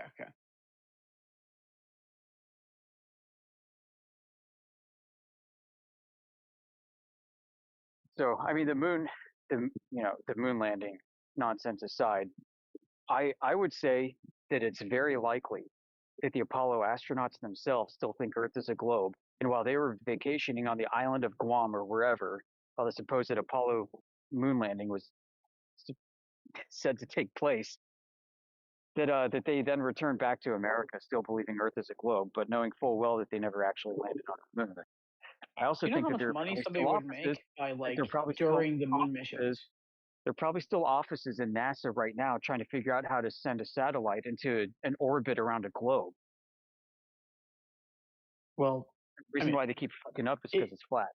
What, like trying to figure it out how to do it for the first time, or like Yes. trying to like plan for the next Yes. one? Because we have satellites. Try to do it for the first time. And the way that you think that they're happening has not actually been achieved. How does Starlink work then? I wish I could tell you How does it because work? if you look at So our, if you look at our receiver let me at tell you. work for our fire Hold on. system, 2 cellular Hold on. antennas on the box called Starlink. They're If you want to go microwave work antennas. Yep, I mean, yep, that's very likely. But if you want to go work for Starlink, go look at their job postings. All right, go look at like senior engineer or whatever. You're going to need like an above top secret clearance. Okay. Like we took down their job postings, so they couldn't tell you how it works if they wanted to. Okay, what does that intended to convey though? Like, what point are you making with that? The point is nobody really knows how these things are supposed to. We talk to satellite engineers almost on a very frequent basis. There's a guy that was in here just yesterday. His name's Josh Ingersoll. He works for the Amazon Kuiper program, which is going to compete with Starlink. And he's a no kidding aerospace engineer, graduated from Georgia Tech. He's got a LinkedIn page. He works in Washington to connect people together. He's actually worked on some private on CubeSats, and he's unable to explain and clarify some of the questions we have about their nature and their operations. That's just one example. Okay, being unable to explain something, or like being unable to clarify something about a satellite, and like doesn't mean that like it's not evidence in favor of your point. Is what I'm saying. Right. Well, I could tell you why. I could tell you why he can't. It's because he doesn't have direct access to gain the knowledge that he needs to answer these questions, and he doesn't know who does. Okay, so he fakes it. your evidence you have in your mind for the shape of the Earth being flat is hidden behind NDA and classified information, right? No. It's in the laser measurements. It's in the laser measurements. It's in long distance observations. It's in microwave links. It's in high altitude infrared photogrammetry, which we can get into as well. It's in multimodal measurements that have been done all over the Earth by all kinds of people. Forgive me, I really am not a physics expert. All right, you need to talk to me like a layman, please. Basically, we got people that can take a very expensive optical equipment, think like spy satellite cameras, and they aim them sideways out of airplanes and do hyper zooms on the horizon. Okay. So we're able to pull up mountain ranges that should be like 180,000 feet dipped below the curvature of the Earth, but you can see them in infrared. The infrared cuts down on refraction, and it's already being observed from a vantage point where the air is in the first place. So that gives me a question then. So what about okay, if the Earth is flat, does it have an edge that we have discovered? No, that's the weird thing, man. It's like infinite. So here's Or indefinite. maybe, but indefinite. Indefinite. So what Earth is it's not this is a realm. Is my best understanding. Personally, this is a realm. Earth is not an object like you'd think a planet is. That's defined by the space that surrounds it, and the space. Okay, that fills so if that's the case, what about Earth cannot planes be that have traveled objectified. across the world, like going in one direction, ending up in like the same place by going around the globe? Right. To answer that question, you'd have to ask, how does the pilot or how does the plane know like where it is? Through what schema? Well, if it's using a spherical coordinate reference system,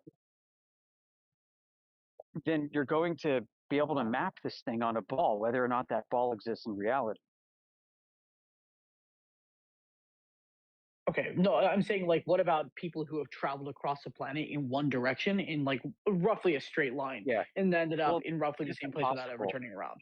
I know that sounds that They've in never theory done you could, that. but it's they've never done that. It's so impossible. Yeah, it's so impossible to do. It'll make your head hurt.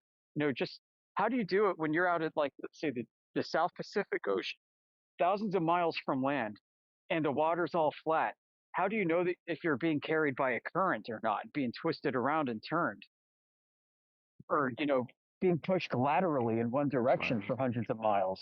You'd have no way to discern what's happening to you. Okay, so there is a company called One World that give you round the world airline tickets, where you will go in one direction. It's not a straight line. No, it's not a straight Not line. a straight line.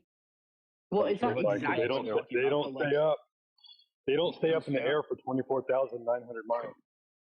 Yeah, we looked into that too.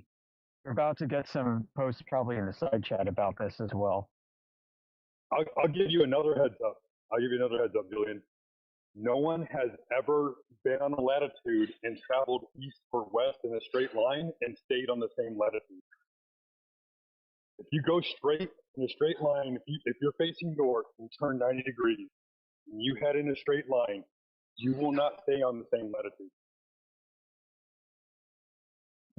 That's right. If you look let's say you're facing north, okay, and you know you're facing north not by a compass, but by looking in the direction the Polaris is, right? So the angle of Polaris gives you your latitude on spherical grid. And like if you were to look directly to the left, 90 degrees left, this would be heading at 270 degrees from your position, by the way. And you were to identify another star that's just above the horizon, and you're looking at it, that's actually south.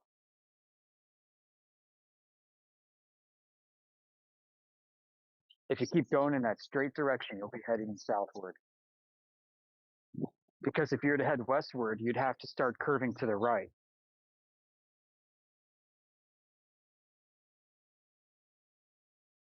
I only have a few minutes left, so I'm going to back off right now.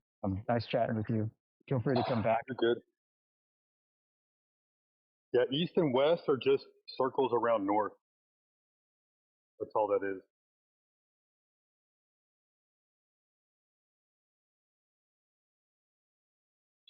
But as far as going in a straight line and ending right back where you started from, nobody's ever done that before. Ever. Hey, sorry, I was at work, so I had a customer. No, you're good. But see, and like all these questions start coming into your mind once you hear that the Earth is flat and you get evidence for like why it would be so. And then you have all these other questions because honestly, the truth is, if the Earth is not a ball with the size that they tell us that it is, the entire cosmology is wrong. You no longer have the distance to the moon. You no longer have the distance to the sun, the planets, the stars. All that shit is wrong. What about the Mars Everything missions then? Prove that it's real, man. You're gonna have to prove that you can have gas pressure Can you prove like that on I'm Earth. real? Like, look, I'm sorry, I'm not trying to be disrespectful, but can you prove that I'm real by that logic? Yeah, because I'm talking to you right now. And you're I could be AI. Uh-oh. The dude lost it. Now he thinks he's not real, but in his not real world, Earth is still flat. I know look, I'm real, bro. Like, guys, please, I promise I'm in good faith. All right, don't dogpile me. But like, come on, I really I don't want to. Every photo we've ever seen is fake. Come on. That's the whole point, right? Like, if you think you're insignificant speck of dust, then are you even real? I know I'm real, right? I don't care how insignificant I am. I live my own life, and I that's just axiomatically important to me. That's fine. Right. But, like, so we can agree on terms, right? You want me to prove that the Mars missions are are real? Like, I haven't been to Mars, but we have Here's photos. Here's the first thing. Well, I mean, I have a photo of Elvis Presley and was it Bigfoot riding on the Loch Ness Monster. Does that prove that that's real? Not the photo itself. Right. Like, you do realize there's more to a okay. The Mars missions have backing to them for their legitimacy of actually happening. No, I want to ruin your day, dude. Tell me when I'm allowed to. Yeah. They're bottlenecked by the You want to same ruin issue. my day, bro? I'm not bad faith. Like, this is why nobody wants to fucking talk to you guys. Like, I'm trying to ask questions. Give me some facts about your Mars shit. After you're done telling us your story, I'm going to ruin it all with the truth. Congratulations. What I'm saying is that entire institutions with people with very conflicting interests, individuals and stuff like that with their own lives, are all collectively sending probes and like looking at celestial bodies with their own equipment they study for years to do this. These are all individuals who are not in on a conspiracy, okay? And then they have like video and photo evidence of sending a probe to a different planet. There are bottlenecks. That's There's the a chain of, foundation for me saying that. I know. There's a chain of custody issue with all the data that's being processed and disseminated. There are certain choke points, and we cannot verify the information that we're getting from these choke points. Okay. Furthermore, the why would claims they lie about themselves, the claims Look, I'm not saying themselves disproves it, but like, why would they contradicts lie what about we know to be true in physical reality. And there are Well, plenty of this motives doesn't for the this for doesn't the prove it to be deception. true, but why would they lie about the Mars missions? Well, for the same reason that NASA was founded in 1958 from the first place, where they said that they would project technological capabilities and scientific discoveries as a psychological tool. NASA has basically no cultural clout.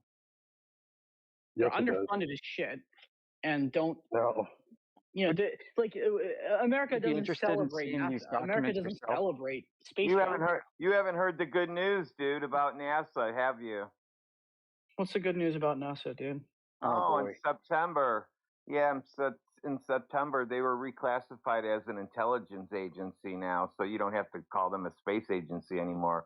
Now they can just put out propaganda, and they don't have to get in trouble for it because they're a spy agency like the CIA. You like that? Okay, so a global conspiracy needs to make a legal distinction in order to be allowed to lie. Like, come on. No, listen, this is all about projecting technological progress and capabilities that may not exist, not about necessarily hiding, flat Earth. You can't hide flat Earth, right? It's obvious. You measure it that way. Not obvious to me. So, well, I'm not being like closed-minded about it. It's You've just, never tried. That's why. Right. I've never We tried. haven't even got to the best part yet, Julian. We haven't even gotten to the part where we talk about how the air that you breathe is gas pressure and how you can't have gas pressure next to an empty vacuum system. Yeah, it destroys outer space as a vacuum. Yep. Okay, have you heard of gravity? No, what is we it? can talk How does about that. You gravity want work? to talk about gravity? You said you're not into physics. Unfortunately, this goes into physics. Well, I have a Molecular layman's theory of understanding gas of gravity. Okay, how does gravity work? How does gravity work? By my Yeah. understanding, it's the folding or distortion of space and time So that's an air container. by massive objects. So that holds air. That holds air. Is Air that what comes holds together through air? molecules and like Is atoms. that what holds? Is that what makes air pressure? Folding Air pressure? Folding space time. Yeah. I'm sure it contributes to it. No, containers make air pressure. You got that Containers wrong. make You're air right. You are pressure. bad at physics. Okay, is this a joke or a game to you guys? Like, again, I No. came in here. I'm not trying to like fuck with your heads, but We've got everybody 10 here is years like, of oh yeah, I'm recordings. gonna dunk on this guy. I'm gonna Right. dunk. Like, come on.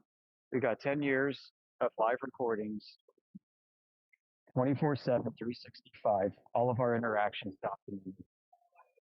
Why are you getting upset about it, man? We're just attacking your argument, not you. No, you guys are treating this like it's a fucking blood sport. Not all of you guys, but like at least two of you have done that. It's really stupid. I mean, you have If to you're trying to understand. save me from the globalist agenda, like this is the worst way to do it. Can you bend space and time? Can I bend space and time? Technically, yeah, I do. Okay, how? Using the by virtue of scientific method. Look, I may be American. I'm not that massive, but like an object with mass does have a distortion effect on space and time. Prove it. Prove it? Relativity? Like, what do you mean prove it? That's disingenuous. Relativity I can't bring out the doesn't prove textbook it. right now. Julian, What? can I give you a piece of advice here? We've reached an impasse now.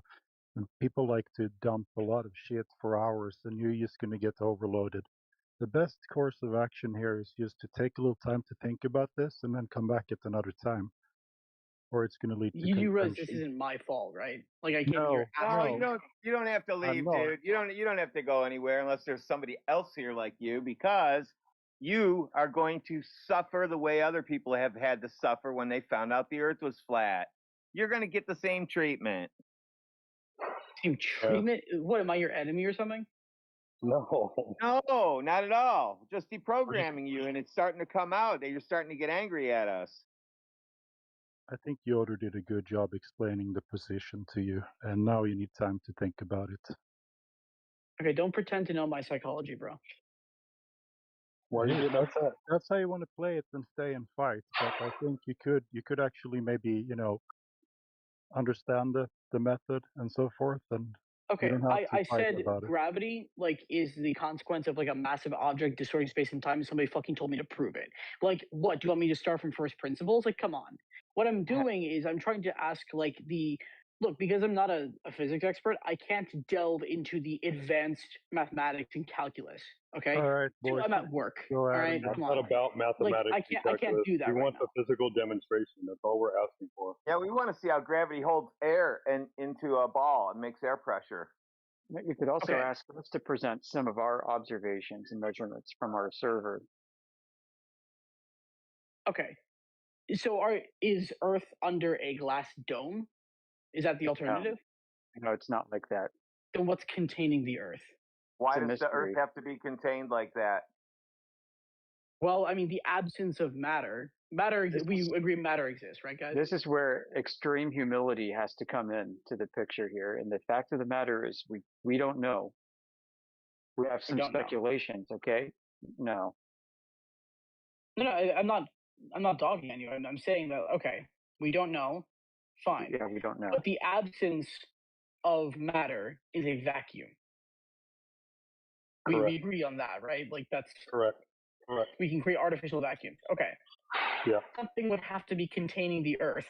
Yeah, there's no such thing as a natural vacuum. We can only create artificial ones. We can only create. Okay, yeah, but so your what's holding the air inside space the Earth, vacuum is not a natural vacuum. That's an imaginary vacuum. What's containing the Earth, though? We haven't found the edge, but we can at least hypothesize about one.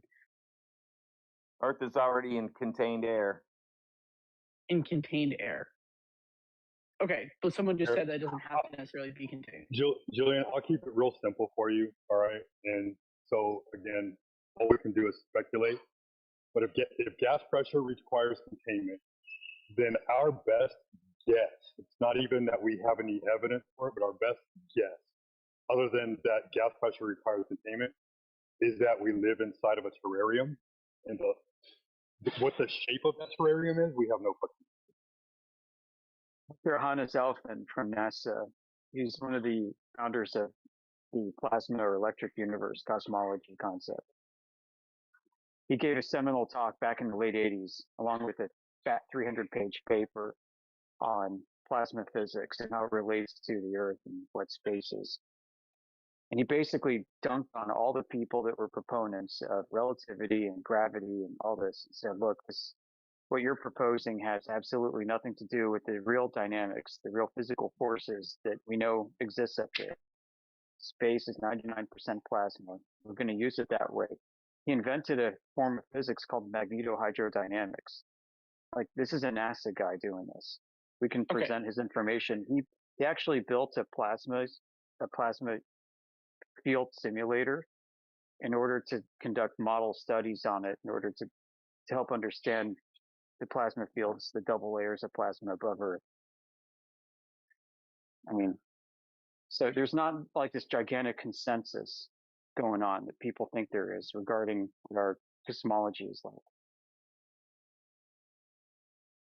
So I did a Google search on atmospheric pressure, and although my explanation is simplified, it's correct, or at least it's sort of supported by the results of this Google search.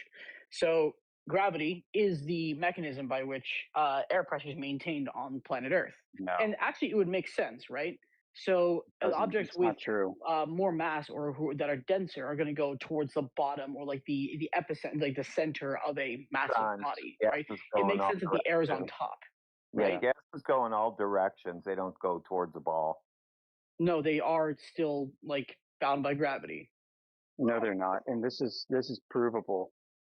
This is provable not only in laboratory, not only in laboratory demonstrations, but also in the natural world. I've got a great article from the Journal of Cave and Karst Studies on this very thing. Hold on, does It talks gravity about exist? thermal diffusion and mixing of gases happens in caves that have been isolated from the outside world, and there's no stratification whatsoever of the different gas molecules by molecular weight in relationship to gravitational forces. Does gravity exist? Well, gravity is not a factor in the entire kinetic molecular theory of gas behavior. Can you please You just want a tell me what simplified you think version, gravity Julian? exists? Julian, you want a simplified version? Yes, very simplified. Does gravity exist? All right. So when you have a soda can, right, and it's full of air pressure, right, Mm-hmm.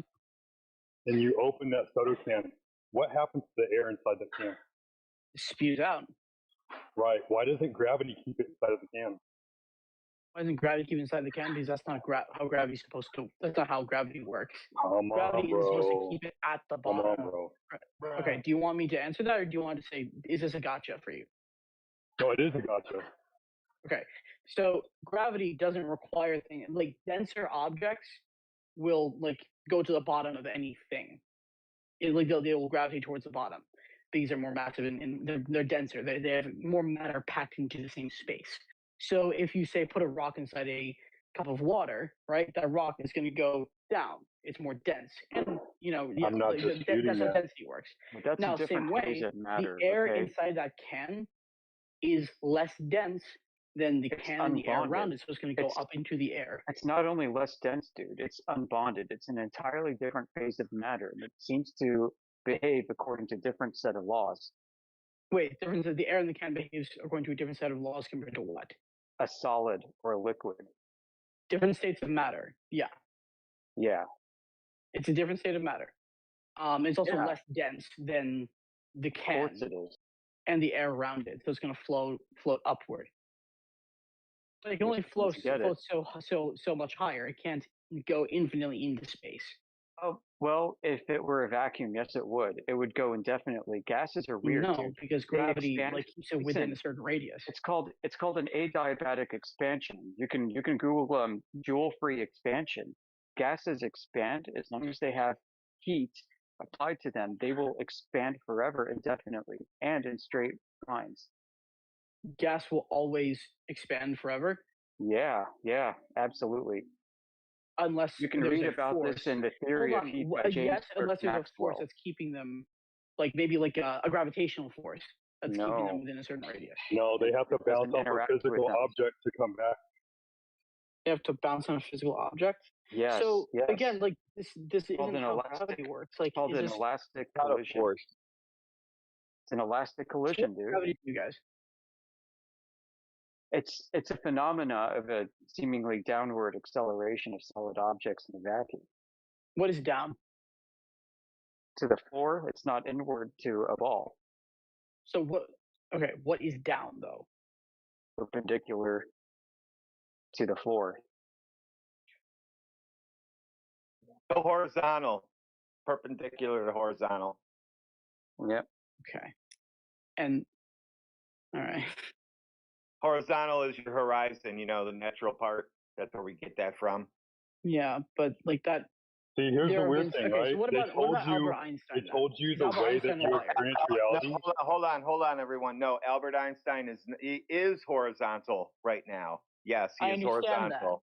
Okay, Good good job. for Albert Sorry, Einstein. dumping on a dead guy, He's but he's you nothing to do so with did anything. he lie? He has Did nothing he to. lie? He's not. He doesn't do Julian. anything. You guys lie about him. That's all.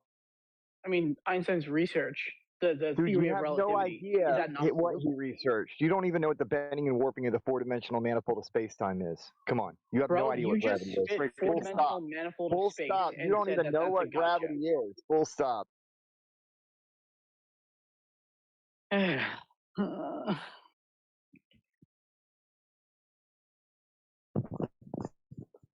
So this is why I wanted to know, like, the Painful, personal isn't conviction it? that he wants to be a flat earther, because Hang on, bro. you have to deny Isn't so it much. painful? Yeah, you have to deny reality, right?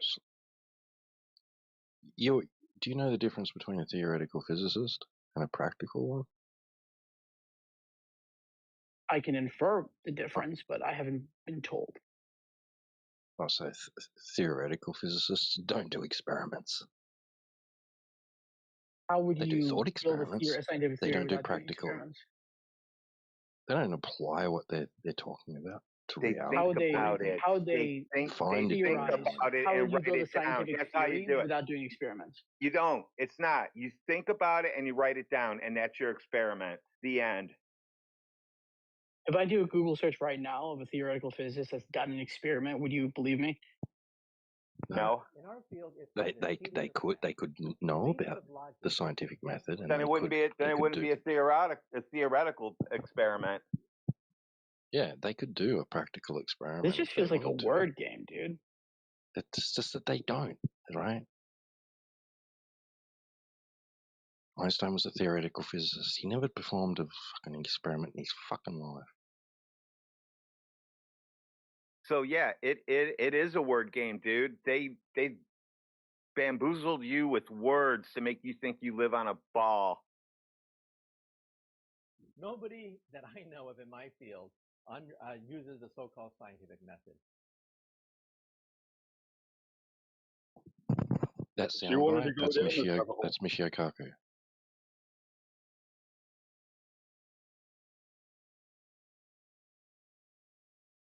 You wanted to rip this Band-Aid off, man. This is it. But I'm not really sure what to like. I'm sorry, you guys, and this is not me being obtuse. The reason you guys haven't been very convincing is because I get this feeling that everybody here is like enjoying this or somehow enjoying the idea that I'm somehow getting dunked on for being a stupid globalist or something, which makes me question what your motivation is for even believing It's in the not flat Earth at all. enjoyment, man. Wow. You guys sound very gleeful. I question You know? your Like projection. if this were an actual conspiracy that you guys like Oh no. took Oh, hold seriously, on. Let me then give you some why glee. Yeah, I'm super gleeful because now I know that you know the Earth is flat and you can't do anything about it except think about it all the time now, and then you'll be a flat earther. So yeah, I'm full of glee. It's like when Yeah, you that say sounds like hand me. bloodthirsty to me. It's like when you say hand me a screwdriver so I can hammer in this nail. I say, bro, the screwdriver doesn't work for that. You say, no, hand it to me. I can do it. And then we hand it to you. Actually, You're like, this I'll make thing a great fucking analogy. sucks. This is like somebody who didn't know anything about the Epstein files, like who like never heard of Epstein, right? And then like somebody thinks, you know, that like, oh well, the government's like, you know, doing its best. No, I don't believe this, but somebody who believes that the government's doing their best and maybe they're just like, you know, not very good at their job, but they're authentic in their convictions, you know. And then somebody like shows them the Epstein files, and then the people showing them the Epstein files are like, haha, fucking retard. Like, wow, you thought the government was good, huh? Like that's how I feel right now. Like that's Weren't like, you come the on. guy? I may be wrong, with you but guys, you weren't haven't you even calling everyone delusional earlier? I didn't call anybody delusional. No, he came after. He came. That was a different guy. All right, my bad. Like I said, I may be wrong. Fair enough. Okay. No, we're not here to dunk on you, man, but we are here to give you the right tools because the tools you were given weren't even tools, man. They just put stuff into your imagination and told you to go with it.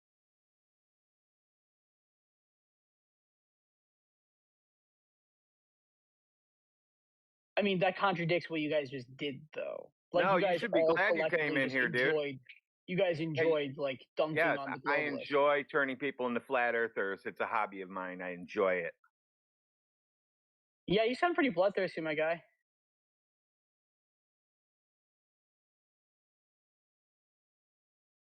He's just mad because he hasn't had lunch with his mom and his sister yet. Yeah, see what I mean? Like, I only have lunch with his mom and his sister. Imagine saying something like that to somebody who is apparently, from your perspective, super ignorant and just wants to know the answers and wants to know the truth. Imagine saying something like that. You know? Well, if the truth offends you, man, if you're upset by the truth, No. maybe You said, should oh, he just hasn't had lunch with his mommy leave it yet alone. because I like didn't know that. No, I wasn't talking about you. I wasn't talking about you. I was talking about Triangles. I said Triangles hasn't had lunch with his mom and sister yet. Yeah, because This is how triggered you I had are. lunch with your mom and your sister. Dude, for the same reason somebody thought I I hope said. you enjoyed that hold much, on. man. Somebody misheard me earlier and thought I called him delusional, but I didn't. People make mistakes. Okay. No, it wasn't you. It was somebody else. Yeah, it was and again, somebody my else. bad. It And was I thought somebody you were else. talking He was to me because I just didn't here hear you just say before you. triangle. But think about it. We get that kind of crap all day long. Just keep that in mind. We get that kind of crap all day long. Okay, but you guys are the one dishing it out to me when I never did it. I'm not. I'm trying to make things clear so that you and I aren't arguing. I didn't say anything to you. I just told you facts. Yeah, but you seem really gleeful and like the discomfort somebody feels from like being Why is surrounded it by people who discomfort? want to What is the dunk on you rather discomfort than showing about? the truth. What's the discomfort about knowing that gas pressure needs a container? Why is Gas that pressure doesn't. discomfort? So like, okay, what's a container? What do you mean? What's a container? Because that word's doing some heavy lifting. I want Yeah, to it needs to be solid and it has to be able to contain the gas. Yeah, it means there's no opening inside of it. Liquid too. It can be a liquid too if it's done right. Yeah, just like bubbles underwater. Okay, but those bubbles eventually rise upward, right? Yeah.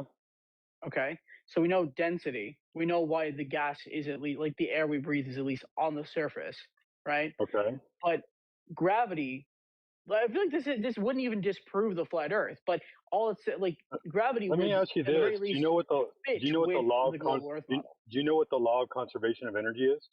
Yes. What is it? Energy can't be created or destroyed; it can only be transferred. Right. So where does all gas exchange occur? Where does all gas exchange occur? I guess it depends on where the gas is. At the surface of the Earth. There's gas beneath the Earth's surface. Right, but it's still at the surface. No, beneath the Earth's surface. Right, but it's still at the surface. Like we're talking about like the you know crust. within a mile up and a mile down, most gas exchanges occur in that area, right? Okay, I wouldn't consider that the surface, but fine, that's just semantics. I mean, so anyway, if gas exchange is only occurring there, right? There would be no reason for it to go extremely high, especially if we, weren't filled to capacity, right? I mean, if the least dense material is like the gas, right? Gas is not a very dense state of matter. So of course, like for the same reason that like a bubble of air in the ocean Never filled up floats a to the surface, basketball, have you? air on the Earth's surface is going to like rise. Right. We don't deny something called specific gravity or the density medium relationship. So air is not going to get pulled down to the ground. It's going to rise, like you said. What's your mechanism for explaining why gravity does what it does? Do you see your contradiction now? No, you need to explain your contradiction. You said air rises from the ground. Rises from the ground? It's less dense than the ground, so it's not going to like stay there. So how come it gets pulled down to the ground? Gravity. How does gravity pull it down while it's still going up at the same time? Which way does it go? It's a contradictory force. So if I'm holding a pen in my hand, gravity's pulling it to the ground, and then I have a stronger force pulling it upward in holding it up in the air with my hand. So at what point does air know it has to stop going out into outer space? At what point does air know? Air doesn't know anything. Okay, what point does gravity know to stop air from going out into outer space? Gravity is a function of the like distortion of space-time, right? So air is only going to like go up in the air proportional to the other forces exerted onto it, and that it's exerting onto the world around it. So let's take the soda can again, okay? There's pressurized gas, I believe carbon dioxide, inside the can, right? You open it, a bunch of gas escapes and goes into the air. That's less dense than the can, so of course it's going to escape, but it's also not dense enough, it's not massive enough to be held down by Earth's gravity so strongly that it just goes to the floor. It's exerting a force against gravity, but only to an extent. It's not strong enough to escape. So if I took an empty vacuum chamber and then I let a little bit of helium into it, so the helium is more dense than nothing, will it go to the floor? The helium is more dense than nothing, will it go to the floor? I actually don't know. I'd have to see. No, it'll just go in all directions. Yeah, that sounds about right. Yeah, so gases go in all directions. Gravity doesn't pull them down. Gravity does pull it down, but it's not strong enough to pull all the way down. You can't have gases going all directions. Okay, you think this is a contradiction? Gravity pulls gases down. You can't have both. Sure you can. If the gravity's not strong enough to hold it to the floor. That's because you live in cognitive dissonance. You hold two beliefs. Dude, take a deep breath. At the same time, You're getting and they're really both worked up about opposite this, dude. beliefs, dude. All I said was the gravity's not strong enough to hold it all the way to the floor. right? But there's Because that nothing else would inside of require it. constant, strong enough There's force. nothing else Gravity's not inside strong of it, enough to pull man. that It should helium just gas all all the way lay to on the the floor. ground. It's on Earth. It should all lay on the ground. That's not how gravity works, though, and I never said it was. Like the helium is I understand exerting that, an upward force through like not upward force, but like it's not dense enough to, It's or it's more not mass dense enough than to be nothing, held though, down the right? way It's more gravity is. dense than more dense than the nothingness of a vacuum, right? So it should just sit on the floor of the You know, can vacuum you show me the chamber. experiment? I'd love to learn more. Can you show me that experiment? Just go do it yourself. Go do it myself. I don't Yeah. have. I'm sorry, I don't have a vacuum chamber. You dishonest. Like what the fuck, dude? Oh, I have one. I thought everybody had them. You know, there's a roast here you could do. I'm not doing it. You're privileged. You have vacuum chamber privilege. Oh, okay. I just went and got one so I could do all this myself.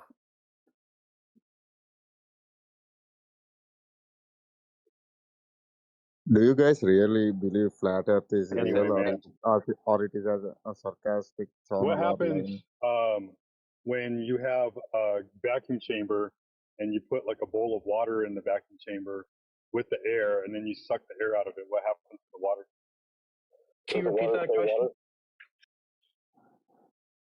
I'm really wondering If you it is have the not vacuum it chamber, is a sarcastic channel right? or something.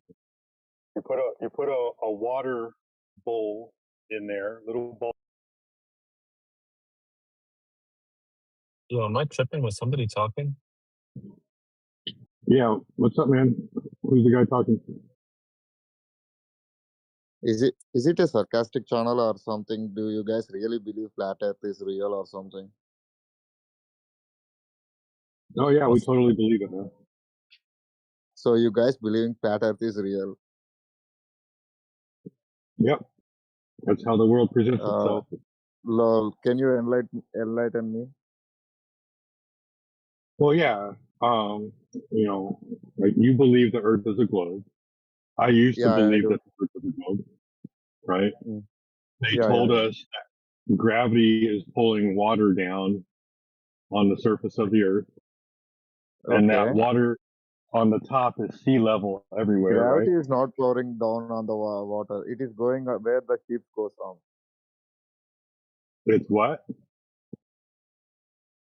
Wherever the steep resides, yeah, water will flows automatically. It moves according to the steep. Right, but like in a lake, it's going to be level. In the ocean, it's going to be level. In the sea, it's going to be level, right? Yeah, it moves according to the steep of it. Yeah.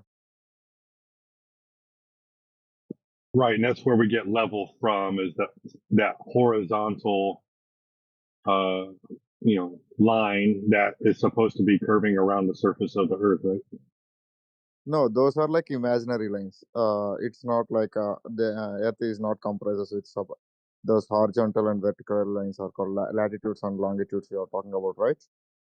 All right. So when I'm out in the ocean on a boat, as I'm traveling across the ocean, I'm going to see latitude and longitude lines on the water. Yeah. Oh my God, are you trolling? Brother, what the fuck? Sorry. Are Sorry. you Come trolling? again. No. Sorry, I can't hear you. Actually, I missed something. Yeah, please. Here, I'll change Oh. my phone. Here, can you hear me now? No, you sounded good, Sheepdog. You sounded crystal when you said that, and you got a great clip from that. Thank you. That shit So is yeah, crazy. so when they show us pictures of Earth from outer space, all that blue stuff on the outside is water, right? Yeah. Right. And so 70% of the Earth is made up of water, right? Yeah. Right. And so the surface of water is considered level everywhere, right? Okay. Yeah. Right. So if we're going to find any Earth curvature, we're going to find it over the surface of water, right? Okay. So they told me as a child that the Earth was too big to see the curvature. And so it looks flat, but we're really small and the Earth is really big. So Mm-hmm. it is what it is. It just looks flat, but it's actually curving. Mm-hmm. Come to find out, if you're 6 foot tall and you Mm-hmm. go to the ocean, the Mm-hmm. horizon where boats go down below the curve of the Earth starts Mm-hmm. at 3 miles away. And so, like a 13-mile distance from a 6-foot observer would hide a 67-foot building or a 6-story building. That would be Mm-hmm. completely covered by the curve of the Earth. No, And the problem you can't is, see with that height actually. what? You can't see at that height actually. Earth is way big, right? To say, if you want to see the curvature, you're supposed to go to the space. No. We see the consequence of curvature, right? Ships go over the horizon, right? Oh yeah. Right. So from 13 miles away, a 60-foot ship should be hidden behind the curve of the Earth, right? No. It won't work like that. It's like ships. When ships moves away, the hull disappears before the mast. Right. And then so like a 60-foot tall ship, 13 miles away, you wouldn't be able to see it at all because it would be completely behind the curve of the Earth. No, may I know any scientific research or proof regarding to this? Like any research paper related to this? Earth is like some flat object or something. Yeah, just Google Earth curvature calculator and go play with it. No, it's not about calculator or something. I'm just asking about like where the science actually proves Earth is a flat, not a sphere like that, not a circular, not a rounded object. Well, it's not really science; it's geometry, it's math. Okay, If you want to talk okay, about science, we okay, can talk okay. about. Hold on. If you want to talk Mm-hmm. about science, then what we could do is we could take a laser test and we could shoot it Mm-hmm. horizontally over the surface of water, and then over 20 Mm-hmm. miles, the laser should be 240 feet in the air because the Mm-hmm. Earth would start to curve down and away from the tangent, which would be the laser. I guess I got you. I guess you guys are already you come up with many proofs that Earth is flat or something. Why don't you guys publish one paper or something, research paper on this? Why don't we try what? Why don't you guys publish some research paper on this? You have your own I proofs, mean, right? like, there's a lot of research papers out there already that No, it is include not flat there. Earth in those. Are you going to No, interrupt it is me, or do not you there. want to explain it? Sorry. I said, are you going to interrupt me, or did you want me to No. tell Please you? continue. No. Please Okay. continue. Please continue. So, like, when airplanes are built, they're built with the idea that the Earth is flat and stationary, right? When surveying is done, it uses a flat baseline, and so that baseline is the surface of the Earth, and it's all measured against sea level, so that's flat. And then, on top of that, we have two court cases that have declared the Earth to be flat, where a flat earther and a globe earther went to like actual court, and the judge ruled in favor of the flat earther 2 times, and told the globe earther, if you come back here one more time, I'm going to close the case, and I'm just going to declare the flat earther the victor every single time because you always bring insufficient evidence.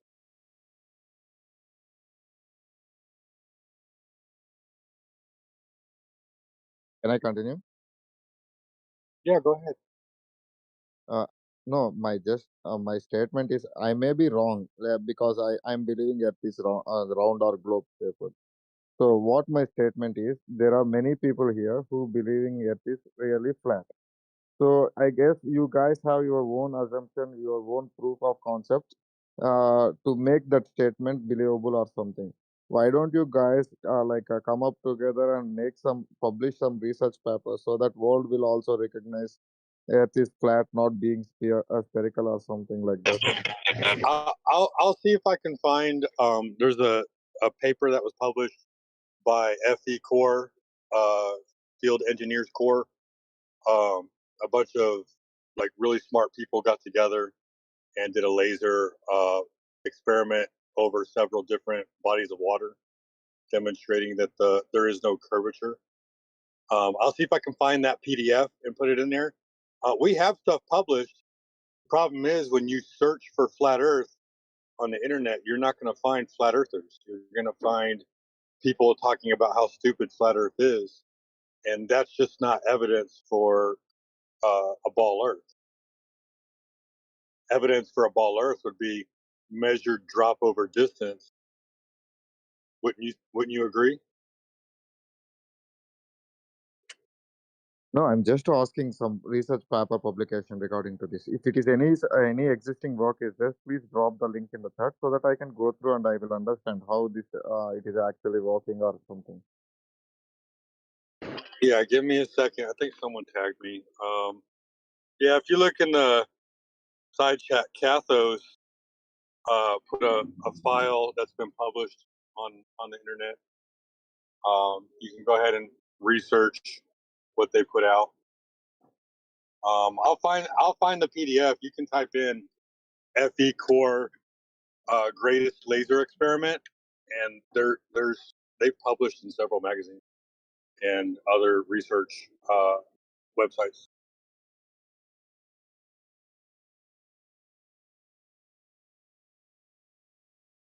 I just got to get off this road. No, it's just a As soon as I get off PT. this It's road, just a I'll PPT. I'm just asking about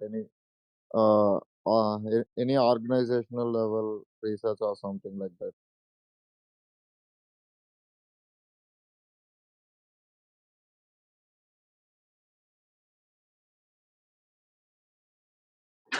yeah, give me a second.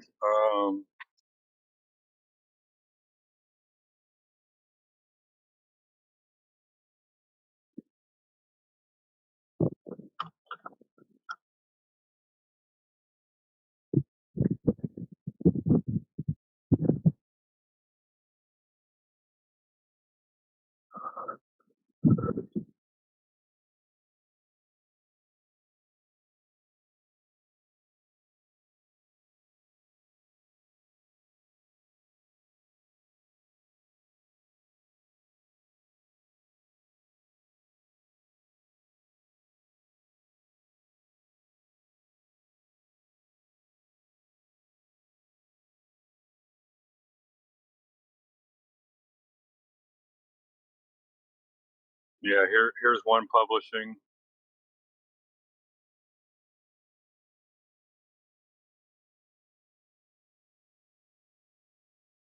Yeah, I mean, let me ask you this: what's more important, publishing or the demonstration? No, I just wanted publication, not demonstration, because publication is like approved by any major scientific council or something like that. It brings the authenticity. Is it really though? Sorry. I said it. Does it mean it's authentic if it's published?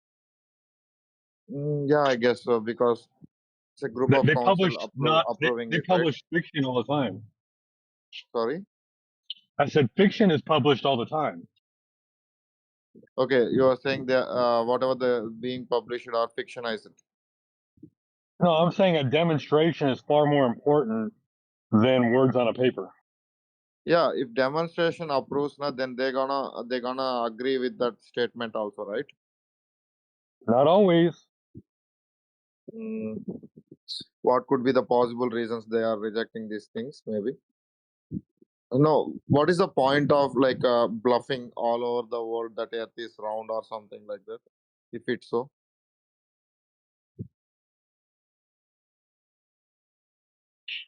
I don't know. A lot of years invested, sunken Any cost. is there any benefit? They are benefiting anything or something like so on this massive manipulation like Earth is rounded shape or something so like that.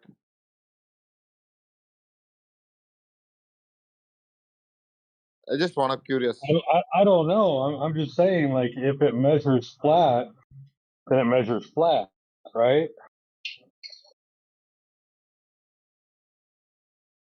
who cares if the other person's lying, right? I don't know, like what's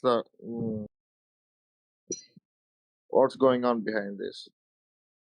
Like if you ask a girl out on a date, right, and then you're dating her for a couple of months, and then you guys finally decide to take it to the next level, and you're very romantic with each other, and then she takes off her clothes, and you see a penis. Does it matter why she would lie, or he at this point?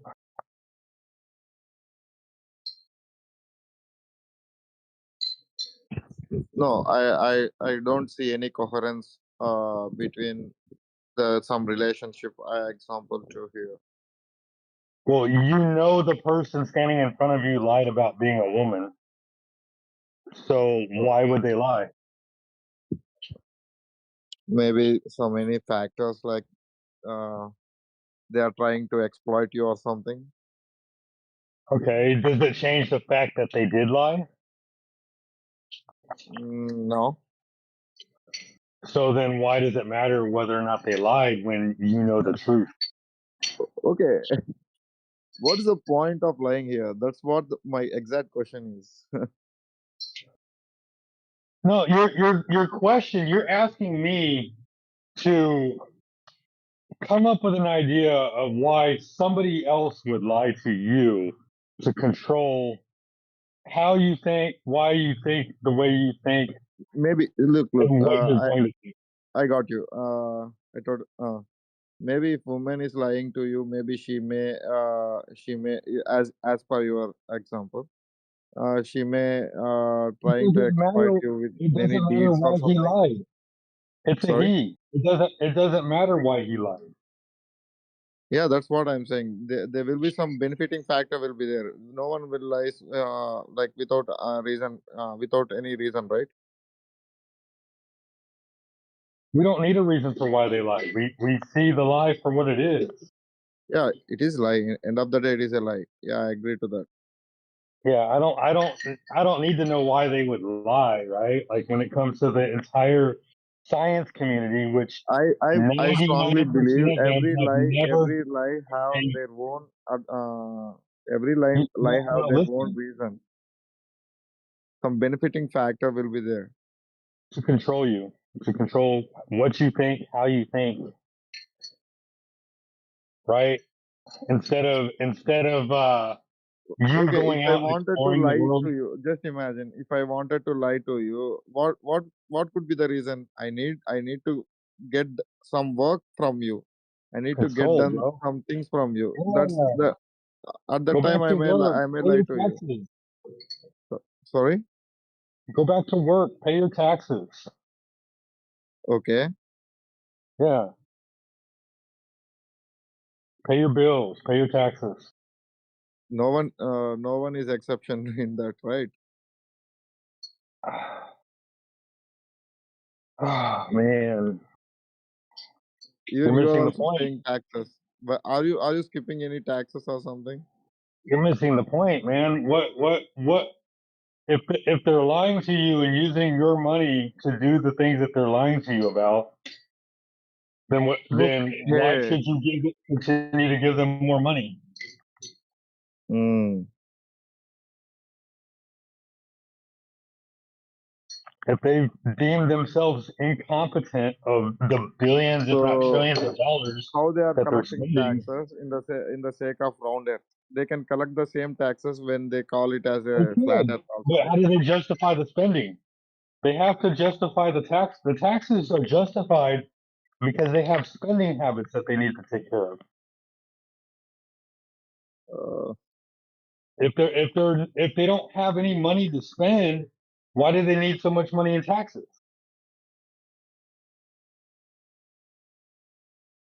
no, the And this question is just one is thing. This uh, isn't the whole thing. question is very simple. Like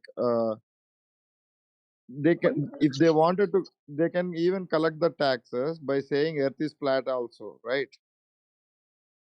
Yeah. then what is the point of covering up this big ass lie or something? Earth is round or Okay, something like that. if you can't go to outer space anymore, and you can't go to other planets anymore, what are we spending our money on?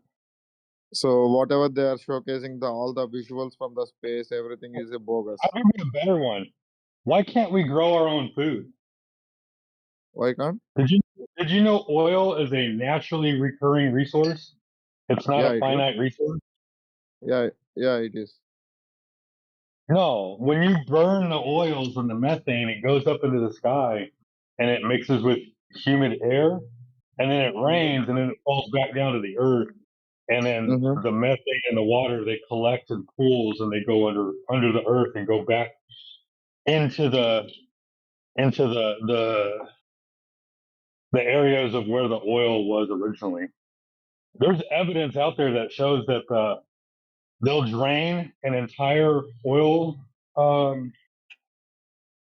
uh, site, like they'll where they find the oil, they'll drain all the oil out, and then they'll come back to it several years later, and it'll be completely filled back up again.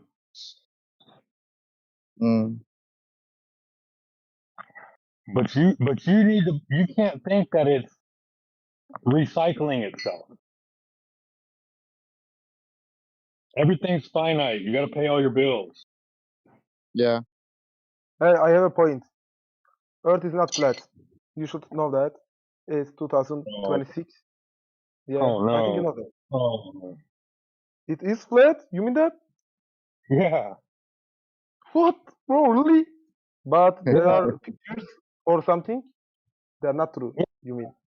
I just got done explaining to this guy. There's no measurable curvature on the Earth. Oh. So, tough questions.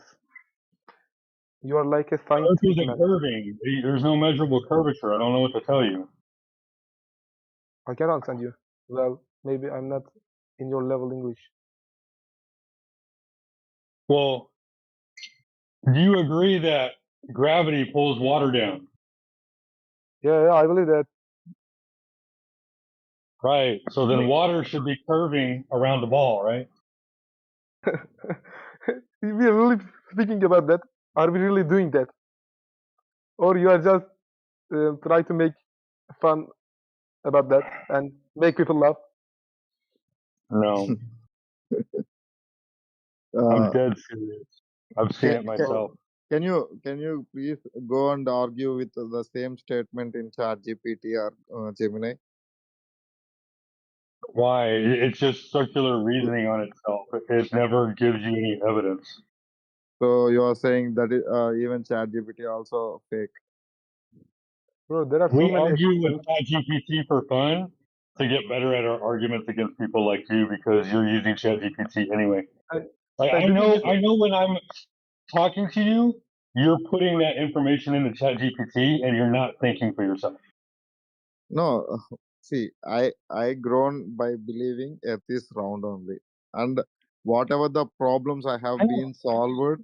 No, listen, please. When I was studying in university, graduation, or wherever, whatever the problems that I implemented, all depends on the Earth is round only. All the gravity formulas, all the gravity equations, everything is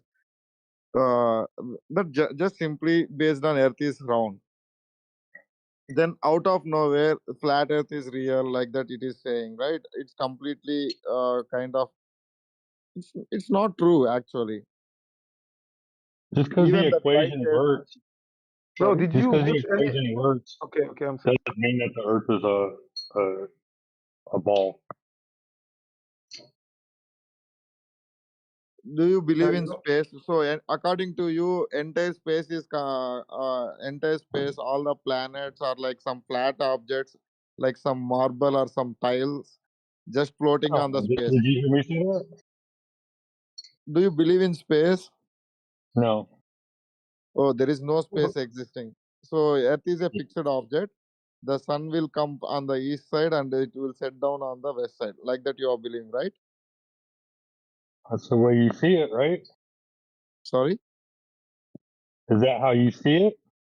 No, I won't feel. I won't feel like that. No, when you look in the sky, do you see the Earth or do you see the sun move? Yeah, I do. Okay, I will say a simple experiment. Do you take a tripod and buy some good camera like DSLR or something? And try to shoot the night. What camera should I buy? Sorry, What camera should I buy? Since you think that I'm some too good stupid to go out good and buy a camera DSLRs to shoot for the astrophotography. for astro. How about a P1000, a Nikon P1000? Okay, yeah, keep it. I don't know like about that particular model, but if it is a if it is good enough, now you can keep some tripod and try to explore some astrophotography. It will move according to the Earth. Actually, No, it you won't. can. Sorry. It'll do what? Okay, let me wait. I'll try to drop some YouTube link or something so that you can recreate that experiment or something. Are you talking about putting a camera on an equatorial mount? Kind of. Not particularly in particular place. Wait. Let me drop something. Yeah, please continue your statement. Meanwhile, I'm gonna search for it. Y'all are the crazy ones, man. Water's supposed to be curving around the Earth, and when I go out and look for the I'm curvature, it's still not there. hard to believe. Like there are the certain people who still believes Earth is flat like that. I know it's flat. Oh I God. don't believe it. I know. Oh I don't God. know, like how you come up with this with this fact or whatever with this statement. Who made you Okay, let believe me this? ask you this: you take a sphere, right? Any sphere, and then you shoot Okay, a tangent over the top of the sphere, right? sorry, you can't. A tangent. You know what a tangent is? See, it's not like a small sphere. It's like a extremely massive sphere, right? Earth is like heavily Right. massive. In fact, Right. Do on you know the what a top of it, tangent we are is? not even like extremely minute creatures. We can't experience that curvature on the Earth. Actually, if you really wanted to see, you just need to go on through rockets or something to the space. Then you can experience it. Okay. How big is the Earth? I need to check. Yeah. So you never looked before, and you're sitting here making fun of me. I probably know more about Mm, the globe than you do. Okay, That's why I'm a okay. flat I earther. will ask you one question. Please say you are saying Earth is flat. So how big is the Earth? I don't In know. the sense of flat Earth. I don't know. When you shoot a tangent over the Even surface of yeah, water, it similarly, looks even I parallel. don't know how big is Earth when it is globe. Oh my God, bro. You know why it's important to know how big the ball Earth is? Yeah, please. Right. So on a sphere, if you shoot a tangent over the surface of the sphere, eventually the ball is going to curve away from the tangent line. Do you agree with that? I don't know these things. Probably too advanced for you anyway.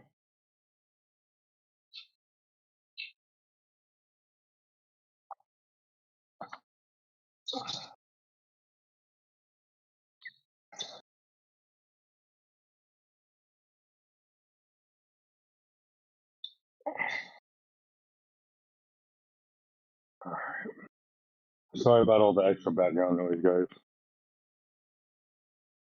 Do you experiencing any background noise or something?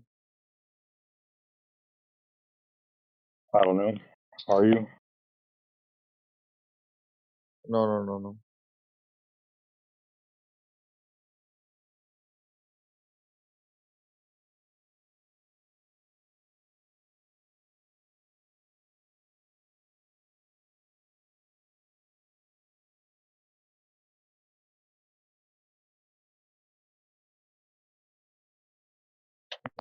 All right. Are you able to look into the side chat?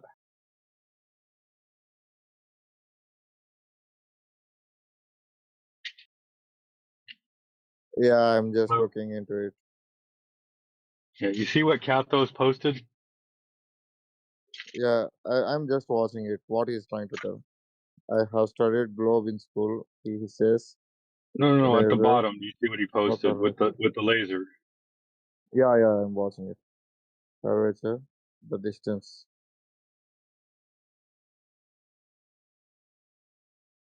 Okay. But the problem is that light bends in the atmosphere due to refraction. I don't deny that it bends, light bends due to refraction. What Yeah. you need to prove is that light bends downward, because when we take observations, we can never see light bending downwards in the air. It only goes straight No, or it will bends bend upwards. actually. It will bend actually. That is Okay, prove called it. refraction. Yeah, Refraction. Can prove you it please? bends down. No. Prove Just that search. light bends Just downward in air. 1 minute. 1 minute. Yeah, make sure it's in air. Just, just, just, just study about the concept called refraction. Please go through. I know about refraction. Have you ever read it, something called sinking refraction? Do you know what that is? So you're saying refraction is light. Refraction won't work in your laser. No, that's not what I said at all. Do you know what sinking refraction is? No, I'm just asking. Don't. We should not derail the main concept. Oh, okay. So you want to talk about upward refraction? Here, I'll show you a laser bending upwards. No, the problem is that the light bends in the atmosphere due to refraction, especially when it's Right, that's close the to the claim. water. The temperature can be so strong. Right. It can curve the downward somewhat. It never bends downwards. Yeah. No. I can't explain you much. Here's what you're telling me, okay? You're telling me the Earth looks flat, and your best evidence for a ball Earth is that the refraction is making it look more flat. No. I'm just trying to let you know where you believing this Earth is flat because of this laser test, right? So I'm just trying to Look, demystify the concept here, where you are getting right. wrong like that. I know about refraction. Can you Google real fast? Google sinking refraction and tell me what it says. Sinking refraction you are asking about, right? Yes. Sinking refraction. Let me do a search.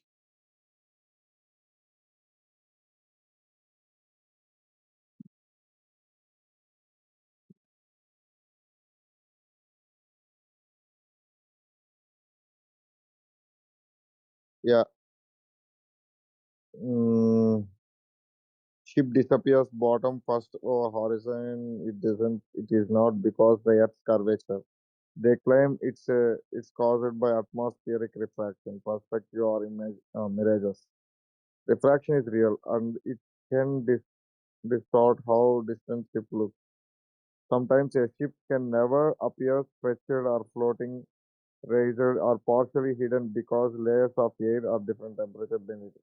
But refraction doesn't consistently explain the normal bottom first disappearance of distant objects. Earth curvature predicts that effect geometrically while refraction causes the variable additional distortion depending on the atmospheric conditions. If you tell me exactly flat earth person said thinking refraction, I can explain whether their argument is correct and give you a simple response to counter it. So it's saying like that, like ChatGPT. Yeah, so it says that ships disappear bottom up, not due to the Earth's curvature. Mm,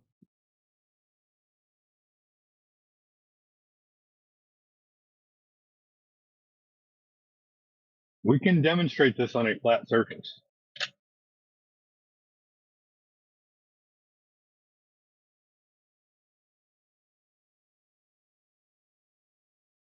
origin ship test.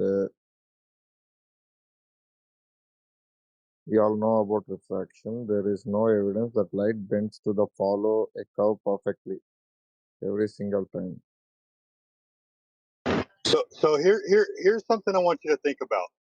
You're telling me because refraction exists, the the reason why the Earth looks flat is because of No, no, no, refraction. no. I'm telling Because it like has to fall. you're suggesting that laser test, right? So that is I'm explaining Right, why. Sorry. right. We can demonstrate light bending upward. We can demonstrate lasers bending upward in air. But what you cannot do is demonstrate lasers bending downward in air. Okay. So to claim that lasers are bending downward around the curve of the Earth is an absurd claim because you can't even demonstrate that it's happening ever. Mm, The only time that you can demonstrate laser bending downward is when you shoot it through a fish tank full of sugar water. That's the only time you can demonstrate a laser bending downward. okay. And you're telling me I'm the silly one in 2026 for thinking that the Earth is No, flat? I'm not trying to. No, no. I'm just observing the perspectives. No, no, I'm no. You I'm did, not man. judging. You came in Sorry. here calling me stupid for No, no, no. believing in I flat did Earth not. in There is a 2026. some other person. Listen, listen, please. You are completely misunderstanding. There is a some other No, person no, who no, called no. this. You are Who? now understanding that I know more about refraction and the globe than you do. You're now understanding. This is new to Yeah, you. yeah, I got. Yeah.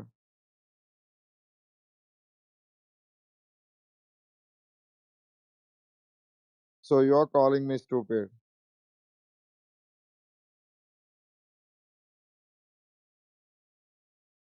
My problem is that I've looked into this way too much, and the more I look Mm. into it, the Earth just gets flatter and flatter. Mm.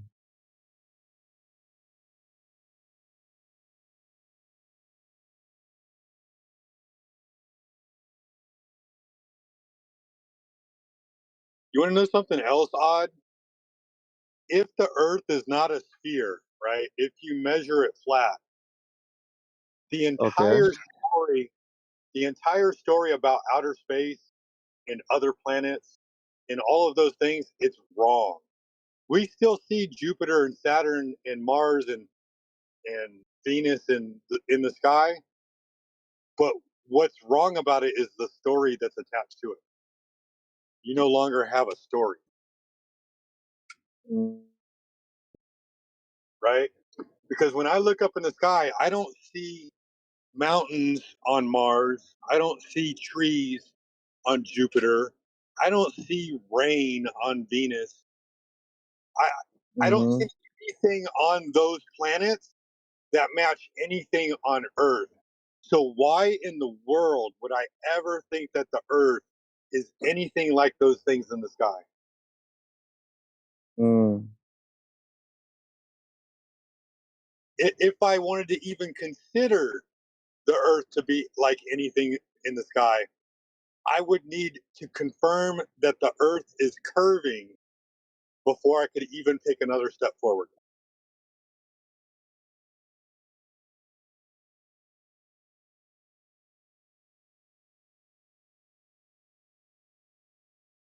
I was just like you, man. I couldn't wait to go to outer space. Now I know that this world is more beautiful than ever.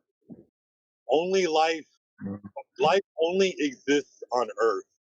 That's how beautiful this world Mm. is. Mm. Yeah. What is Earth? It's the floor. It's home, right? There's nowhere else like it.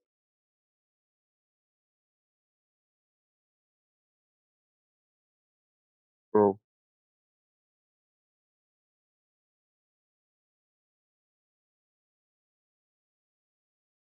Am I still a silly flat earther? Sorry. Am I still a silly flat earther? No, I'm not trying to comment anything. I am just understanding the different perceptions. That's it. Yeah, fine. I respect your. What do you say? Not about respect here. I'm trying to okay. I'm trying to understand your perception. That's it. I'll put it to you this way: physics doesn't change, science doesn't change.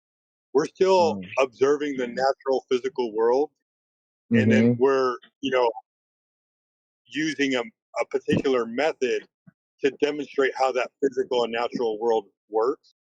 But astrophysics, whatever that is, that's pseudoscience, right? Like,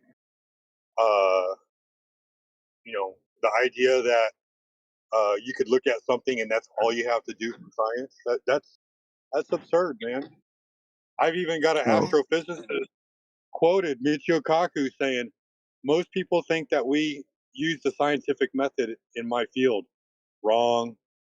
We don't use the scientific method. We make assumptions, and then we make more assumptions, and then we pile it all together, and then based off of what we understand with math, we give it our best guess."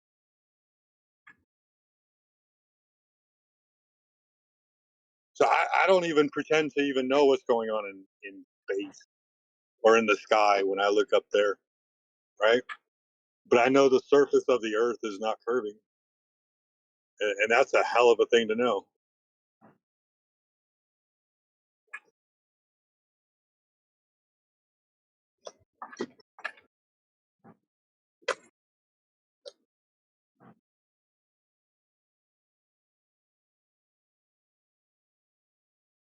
But I mean, if you've got measurements for Earth curvature, you're more than welcome to present them. I've been looking for Earth curvature for the last 5 years. Before that, I used to think that the Earth was so big that you couldn't see curvature. And even when I flew in planes, I would say, "Wow, look how big it is. It still looks flat." So I've never seen Earth curvature. I've never experienced Earth curvature. They told me from a 6-foot observer, the horizon is supposed to be 5 kilometers away. After that, everything starts to go behind the curve of the Earth. When I was a child, I used to watch boats docking on an island because of a tourism cruise that used to go out there and visit the island. That was 20 miles away, and I've never seen curvature.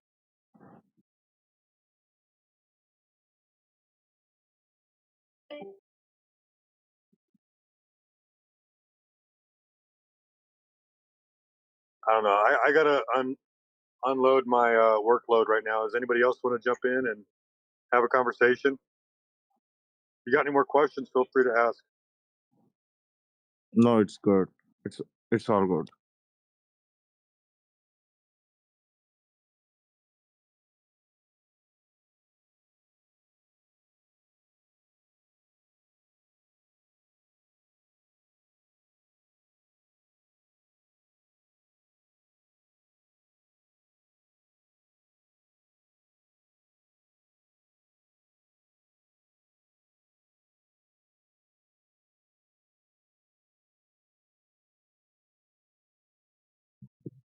Oh, where's Labs at? Wanted to see how I did.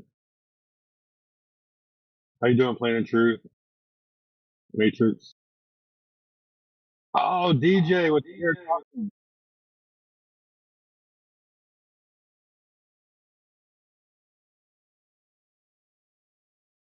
I didn't recognize you, DJ. What's up, Matrix? Hey, Sheepdog, how's it going? Oh, just crushing Glover dreams.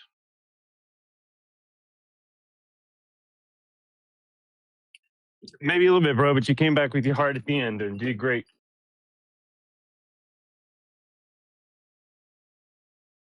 I got this one girl over in that Steelman debate room that I was in. She's asking questions about flat Earth, and she gave me a presentation earlier about sticks and shadows and how that's a better representation for the Earth. And when I tried to ask her if the sun was physical or apparent, she was like, "Oh, it sounds to me like you're what'd she use? Sounds to me like you're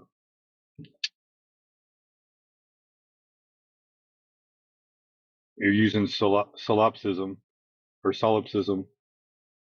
Sounds like solipsism, where you think that only you can exist, and I'm like, oh my gosh, I didn't say that.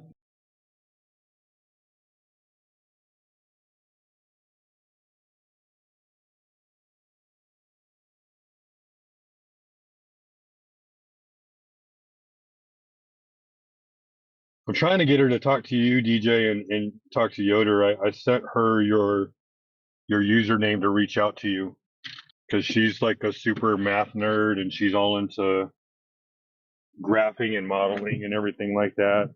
I know you have a good grasp on refraction and optics.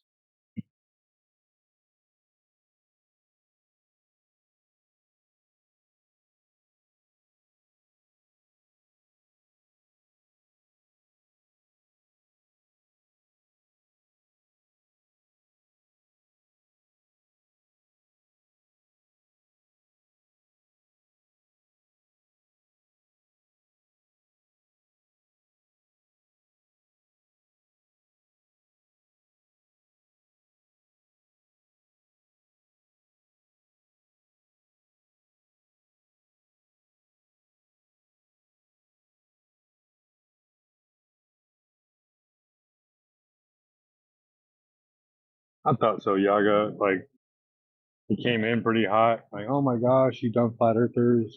It's 2026. Wake up.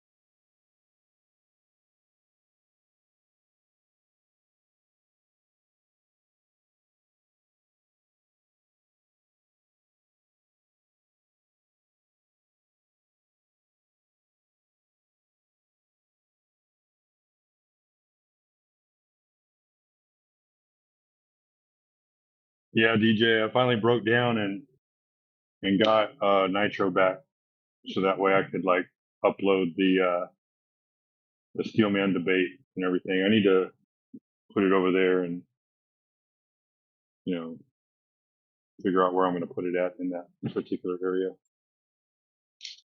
But yeah, I figured I'd do pickle minds, and hopefully we can get over. I think we're at 9, right? Or is it 19? We need one more to get to that next level or something like that.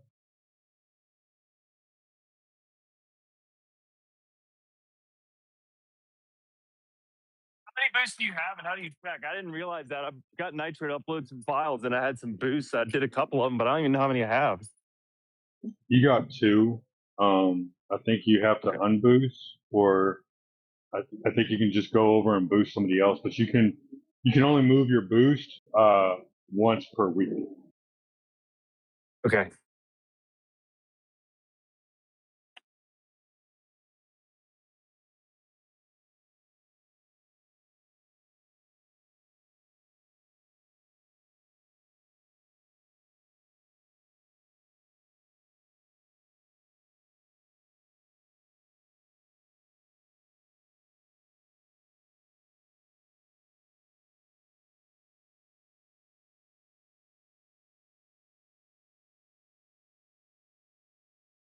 But yeah, it'll be nice if we ever get to 30. We need to get 24/7 back up to 30 also.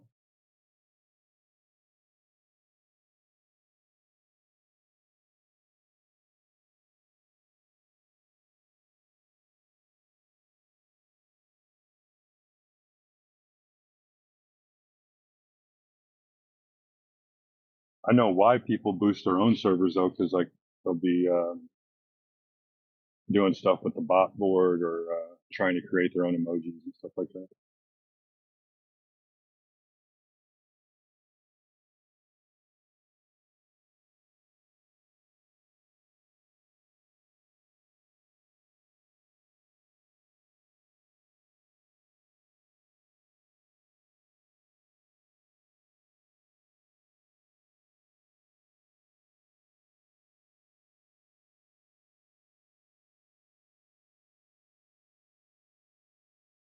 Yeah, so for the longest time, I only use Discord just to play games with my friends. So I really haven't used it much. So I don't know a lot of functions and stuff. I'm still learning.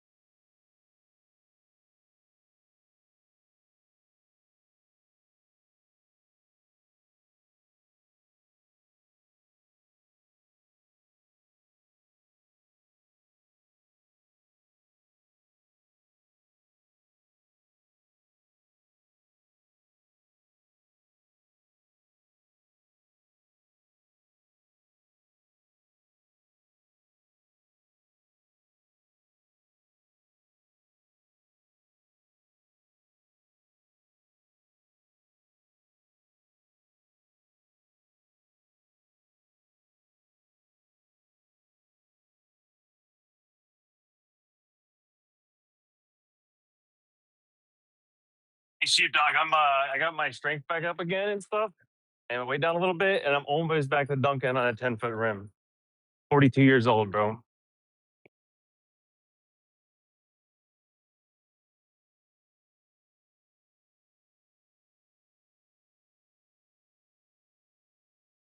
That was great, man.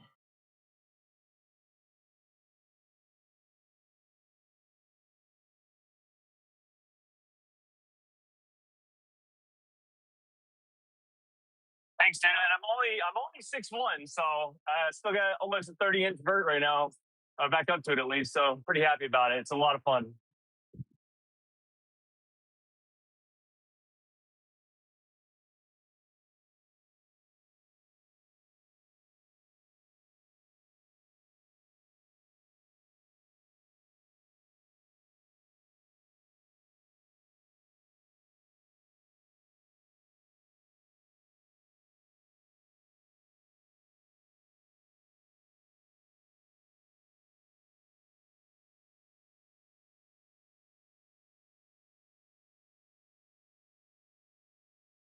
Yeah, no, I got too much pain in my knees and my ankles right now to get that. I started doing squats probably.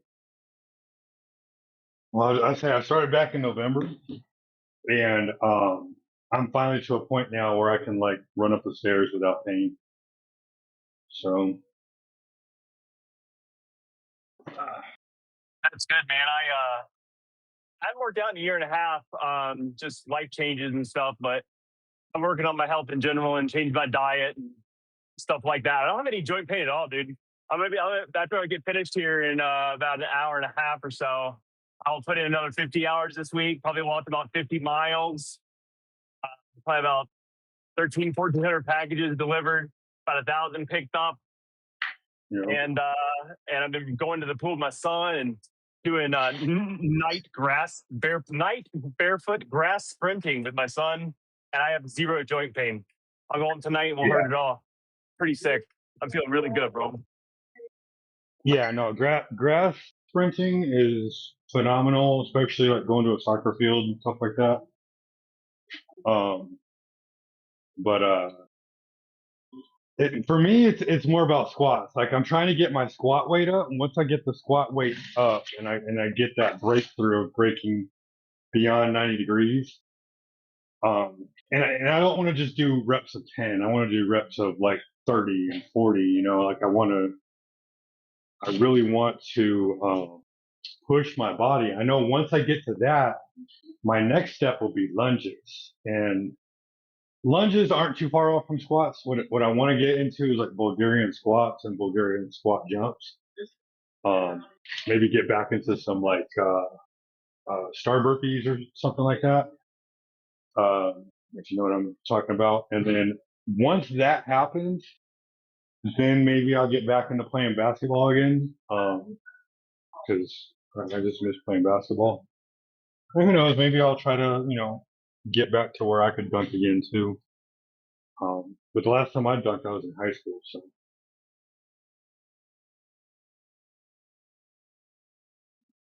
Same, man. Been 24 years since I dunked, so I'm pretty excited to get up there. But you're right on though. The squats will help you with your strength, and which will help you support your knees and your hips. And then you start doing lunges, you'll get all the supporting muscles and little micro muscles in there, and that'll really help you with your stamina and your little flexor muscles around it. And it'll definitely help you feel better for sure. Stronger is better. But I lost a lot of weight, and it's crazy. At one point, I lost 4 inches. I was losing so much gunk out my gut, dude. I lost 4 inches off my weight and gained 8 pounds. That was weird to feel and see, but it was awesome in the end.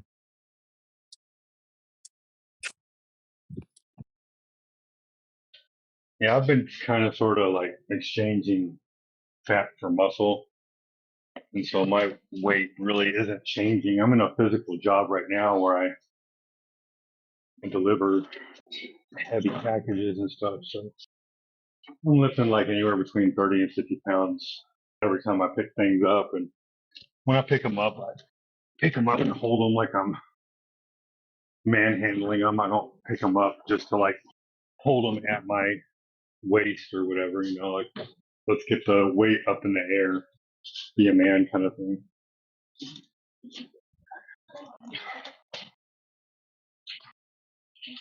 I I do too, try man. I to, deliver packages all day, so that's the power zone area between your armpits and your thighs, close to the body, so you maximize your weight power. So important stuff, yeah. The balance. you know, the one of the most underrated exercises that anybody can do is getting like a 25-pound plate, 35-pound plate, 45-pound plate, and just grabbing it on each side with the hands and moving it in a giant circle. Moving it in a giant circle and then pressing it forward and backward while holding it at shoulder level. It's the most underrated exercise. I did it for a little while before I stopped working out. I didn't do it for very long, but I started doing that. Even the steering wheel thing, like hold it in front of you and do it like the steering wheel back and forth twist. Yeah, dude, people don't know. Like it's brutal. It's brutal in the best ways for sure. I read a Russian special forces guy. He wrote a book on fitness. He said, man, in the Russian special forces back during the Cold War, towards the end, we were so poor we didn't have these like fancy workout machines or anything like that. We weren't using a bar with plates on it to move around or whatever like that. We would just go to an airplane graveyard and throw metal around. That's what our workout was. And when they did lift weights, like they didn't do the standard workouts. Like a true test of strength for them is something that guy Anatole does online, where he takes the weight and he lifts it up over his head with one arm. That was a true test of strength, and real men could do 2 plates on each side. Is the way that he described it. So if you're doing less than 2 plates, you know, good for you. 1 plate, you know, really good. 2 plate, you're a man. So 225, just throwing it up in the air, one-handed clean jerk. That's amazing.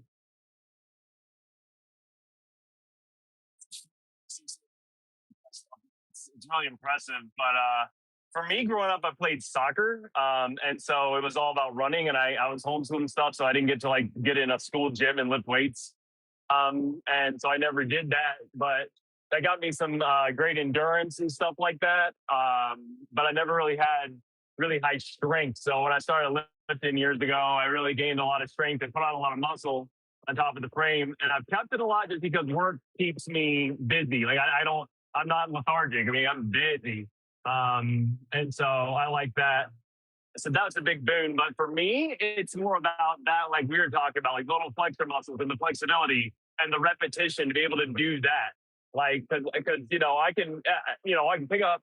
I deadlifted last like 335 or something. I mean, it's not huge or anything, but that's a decent amount of weight for anybody. And I'm tall and lanky with long arms, so like it's a little bit tougher for me to push bigger weight just because of the angles.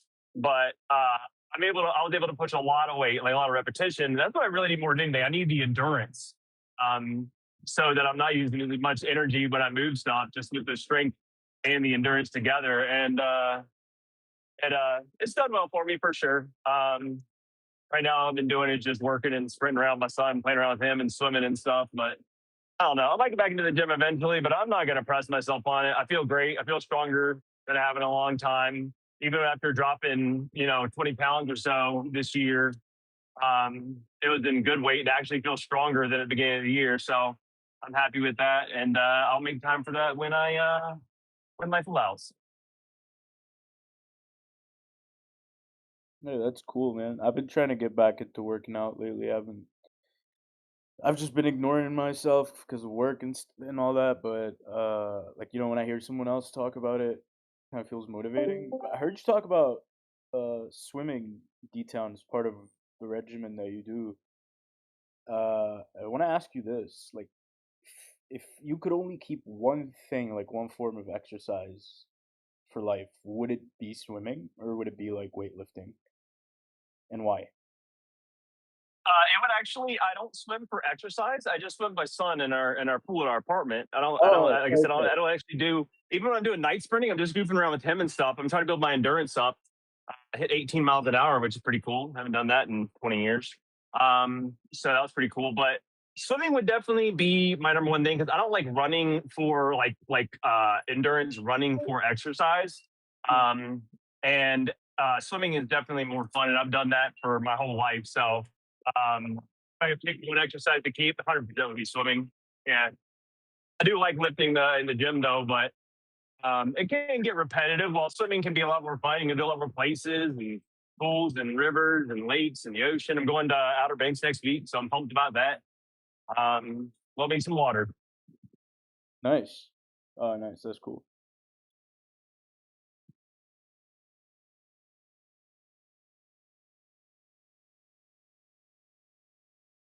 I feel the same what you said though too. When people talk about working out and like exercising and doing athlete shit, man, it does hype me. I'm like, yeah, it's fun. So yeah, glad you feel that way, bro. It's fun, Exactly. man. It's fun. Hey, yo, I swim too. Oh, for real? That's cool, man. Yeah. Yeah, I haven't swam in like a while though, but like if I were to, I don't know if you heard my initial how do I say, is it Jix? How do I say your name? You can say however you want. All right, cool.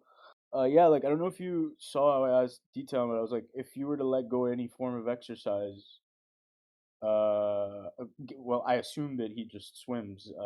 Sorry, I assume that he swims for exercise. Turned out I listened wrong. Since you swim, do you think it's like the ultimate form of exercising?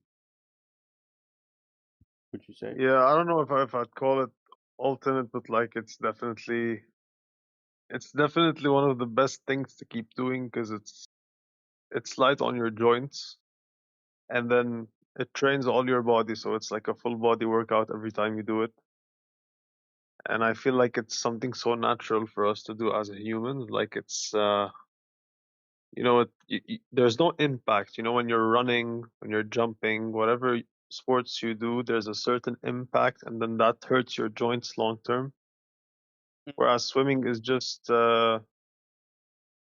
like low resistance training, and it's super good for breathing, trains all the muscles in your body, and just really makes you feel good. So I just do that, and yeah, I think it's the best thing to keep doing long term because it doesn't wear and tear your body. Makes sense.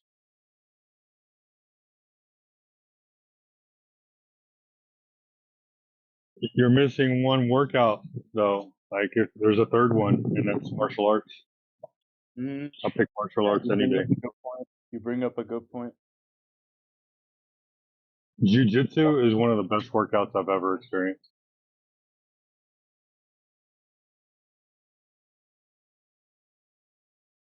Uh, Go ahead. isn't it like honestly, like to me the only thing that bothers me with jiu-jitsu, I feel like it's super touchy.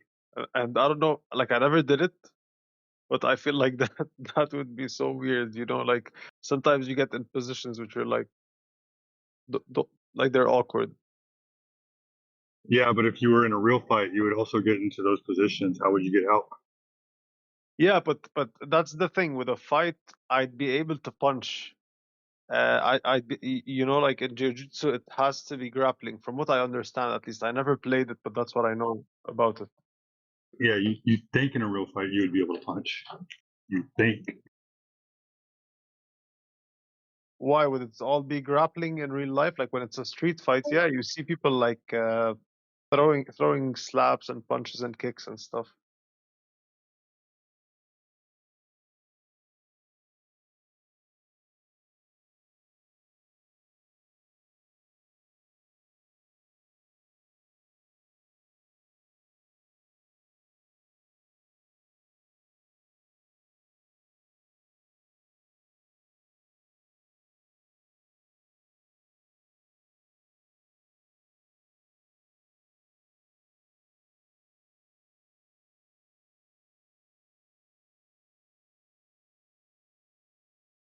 Yeah, no, if somebody knows what they're doing in jiu-jitsu and you fight someone that does jiu-jitsu and you try to punch them, you're just going to miss.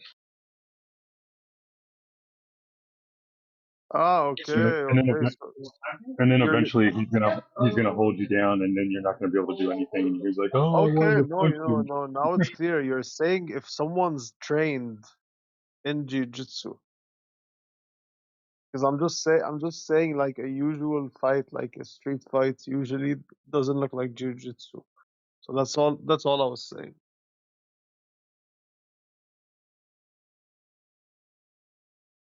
You turn it into a jujitsu fight. And I used to goof around my friends and stuff. I said I was a 6'1", 180, 190, and the guy, one of my friends, Will, he wrestled, and so he knew a lot of that style, you know. And he was about like 5'8", 150, and he would, when I tried to come after him, he would go down low. He was so strong, he would fold me up like a pretzel. I couldn't do shit.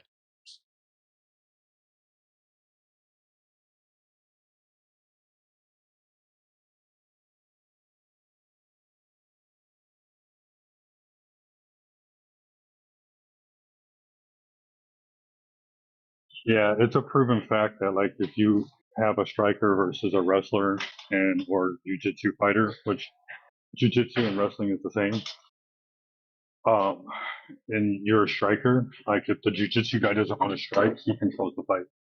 Royce Gracie showed everybody how that's done, and then just I don't know, man. If you have no wrestling background, you're not going to know what to do in a street fight.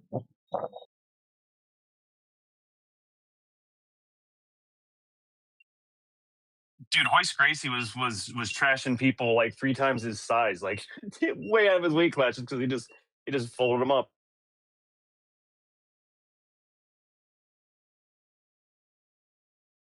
Yeah, in a street fight, just because one person wants to stand up doesn't mean you have to stand up also.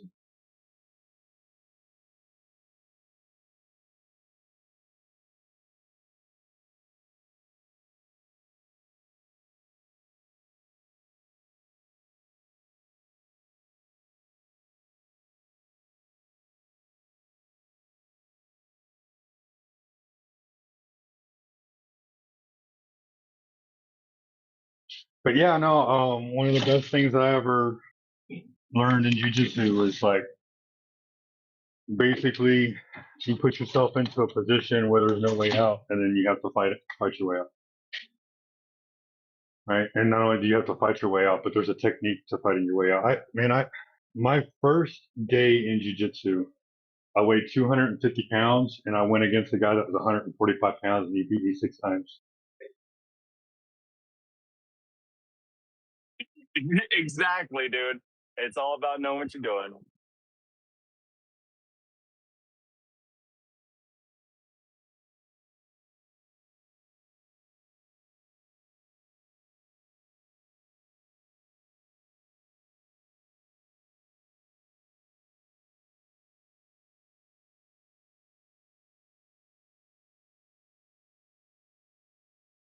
And as a big guy, I can't think of a worse feeling than being pinned down by a 145-pound man. Learning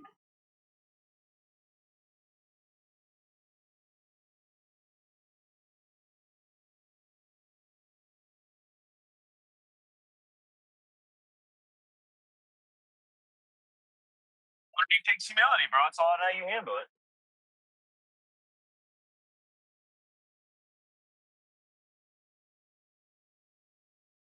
Now it's different. Now I know how to sweep from the bottom and flip people over and take them off balance.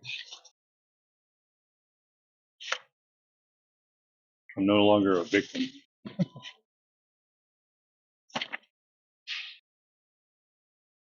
up at your jaw is made out of 4 full-size bricks. But I recommend jiu-jitsu for everybody, especially women. Especially women. One of the biggest fears that a woman has is having a man force themselves in between their legs. But jiu-jitsu teaches you to welcome that because there's a strangle there. You can strangle people from there. You can break arms from there. So, if you're a lady out there, Go find your local jiu-jitsu place and don't give up. No matter what, don't give up.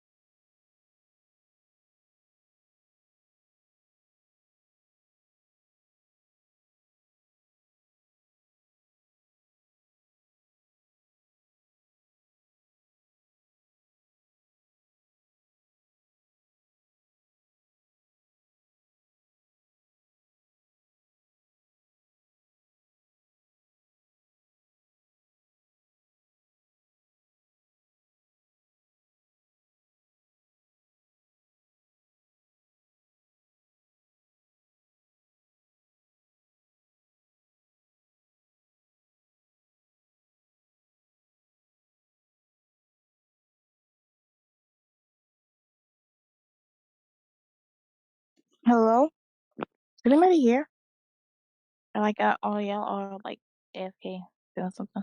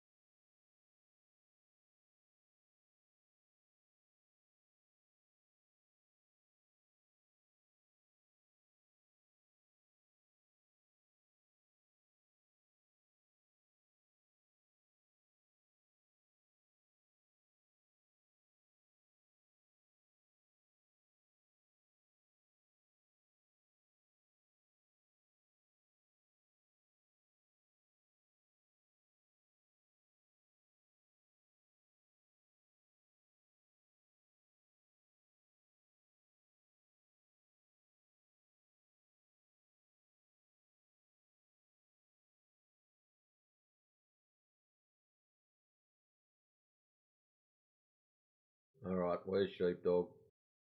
You there, bud?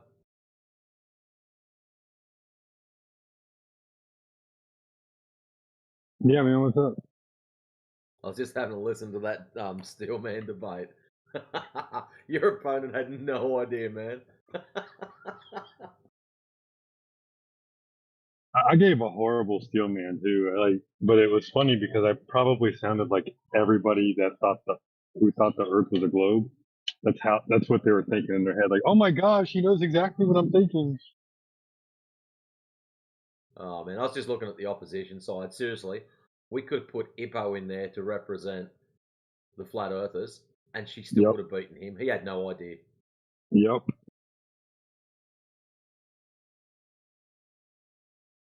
When he asked about the refraction thing, you should have just nailed that straight away, real easy. Oh man, that's easy. There's a thing called Haversine 7/6R.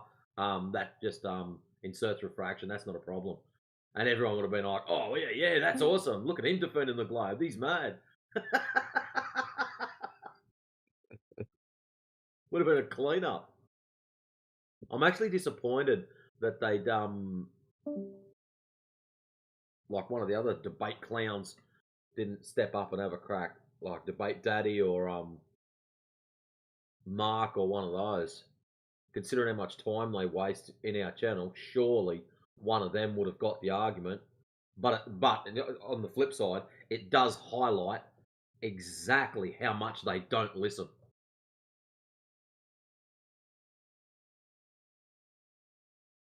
Yeah, the original Glober was supposed to be Ice JJ Fish or Donald JJ Trump. Oh, really? That would have been more interesting. I think we'd have gotten the same results. Yeah. But he might have stepped up to it. He might have stepped up and went, yeah, it's actually measured this way. And I doubt it, though. Yeah. Maybe. You never know. What was his excuse for backing out? Mum was doing a lamb roast or something? I don't remember. I know the guy that I was supposed to do another debate because I just gave like a few topics just so I could at least get up on stage, you know? Yep. And I was supposed to defend theism, or I was supposed to defend atheism, and my opponent was supposed to defend theism. And him and I talked before the debate, and he's like, "So you don't believe in religion?" I was like, "No." Like, we kind of went through that. He's like, "I don't even know why I'm arguing against this guy. Neither of us believe in religion." I'm like, we're not arguing religion. We're arguing whether there's a God or not. Yeah. But he backed out, and then he came in the next day into the poll 24/7, trying to talk shit about flat earthers. It didn't last long. But I'll tell you one thing. What was good is the guy that was running it, Shash or whatever his name was. His intro, I thought that was quite funny. I thought that was really good. He must do a lot of public speaking or a lot of stuff like that. And yeah, I enjoyed that. That was cool. Yeah, I think he's indifferent. That's why he's probably a moderator in the server.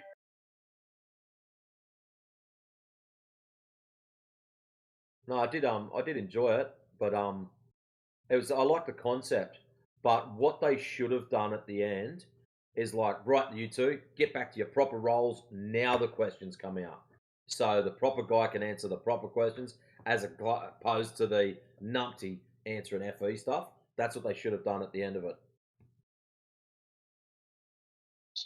Yeah, I kind of liked it.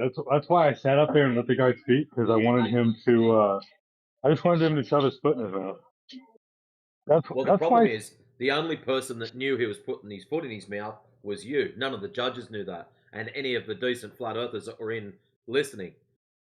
All of the Globers would have been going, "Oh wow, that's a cool answer. That's a cool answer," but no one would have actually known that that's bullshit, and it was just stupid. So yeah, they should have went right back to your proper corners.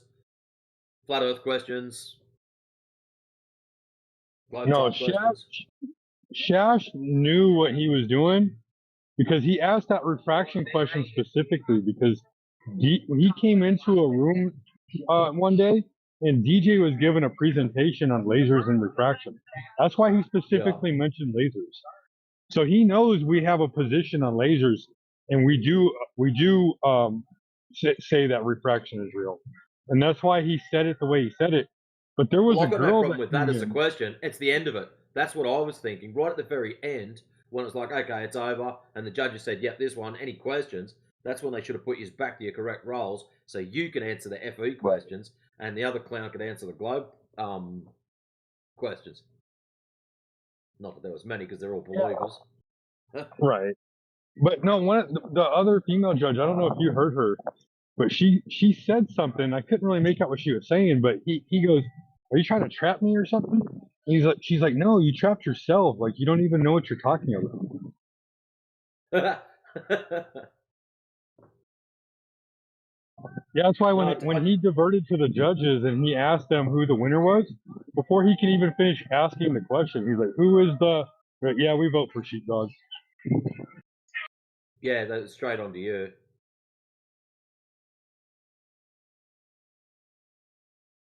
But yeah, I think they at the end when it was time for questions, they should have put you back in your correct role so you could answer correctly, as opposed to whatever he was making up.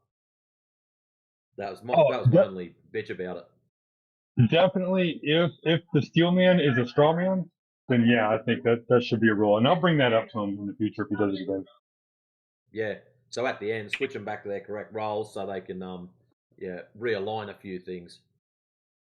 He actually said he wanted to do something like that when he was in the room because I was listening to him. Except the fact that he had the time of the debate, plus he had 30 different little things going on. He said that they couldn't give proper time to that, especially since it could at any topic could really devolve and stretch out, and nobody's get their points in. It would just take too much time, and it would have been too random. They weren't able to keep the structure if they did that. That's what he said when he was in the room to DJ.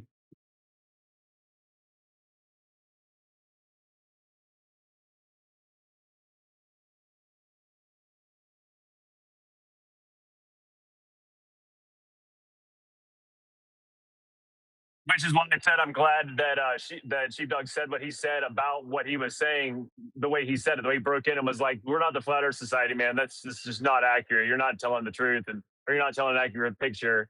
And then after the second part, you "That's the worst steel man." You're like, "That's the worst steel man I've ever heard in my entire life." I was like, "Oh shit," So yeah, I like the way he did it, just stepping in and actually saying his piece without you know raising his voice and just said his piece. Was like, that was ass, dude. Sorry.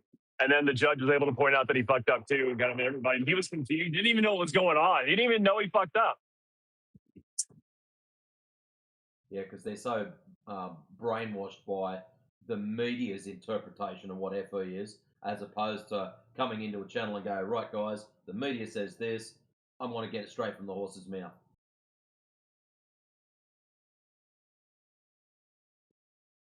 I thought about it a little bit. He might have actually helped us, dude, because he said some just ridiculous things like the whole video game skybox turn around if you don't even know at the edge. Right? Shit, people are gonna be like, the fuck is that? They're gonna go looking for that shit and see if it's actually real. And they're not gonna find it because we've never heard that shit before. Or it'll go the other way. They'll just go, yeah, FE's completely spastic. But that's why when Shash first come in the other day talking about the event, as I said, you might want to sit in here and listen so you understand what's going on and understand the arguments, because your natural instinct is going to be toward globe Earth, because that's what you're all force fed. So unless you actually understand what's going on, you're just going to naturally go, oh yeah, the globe is right. This FE stuff sounds ridiculous, especially when they start talking about Flat Earth Society and Yumis and all the other dumb shit that he spat out.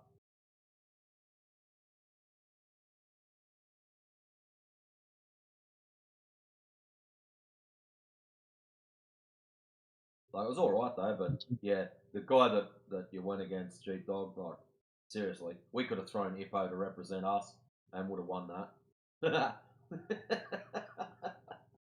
That's saying something. Hey, she's openly admitted that she's ignorant, and even she has learned like what our talking points are. I think she's as dumb as a box of rocks. Are you You, thinking about me? Why are y'all yeah, talking Yeah. to me? because I did You a know how steel man Sheepdog debate, did the and debate the other day? go ahead. Hey, Bo, do you know how Sheepdog was doing the debate the other day? Uh-huh. What we're saying is we could have put you in place of Sheepdog and you would have actually won for us. Oh, funny. No, serious. Because the opposition was that hopeless that you would have been able to drop our arguments and do a better job. Oh, uh-huh. Yeah. In fact, I've heard you drop our arguments.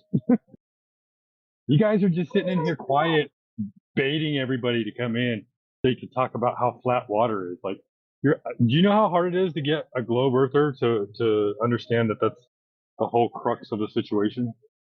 Like, okay, like I know, like I can be ignorant, but like if it's there, it's there. Like I never seen her in water, so like I'm going to still debate about the globe, but like I'm not going to sit there and deny something that I can see with my own two eyes.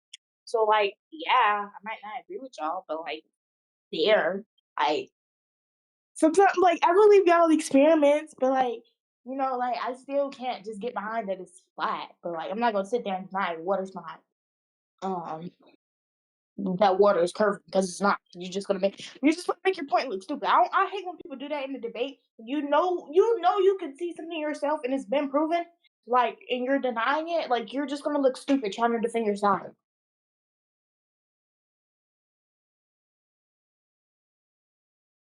Spoken like a freaking saint.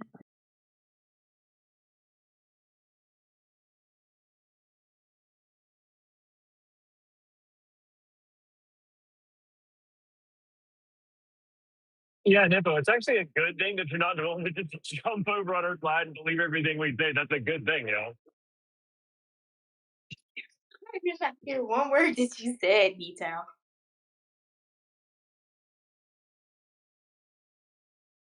I'm sorry, you broke up. What did you say? No, I'm saying I didn't hear one word that you said. You were talking too fast.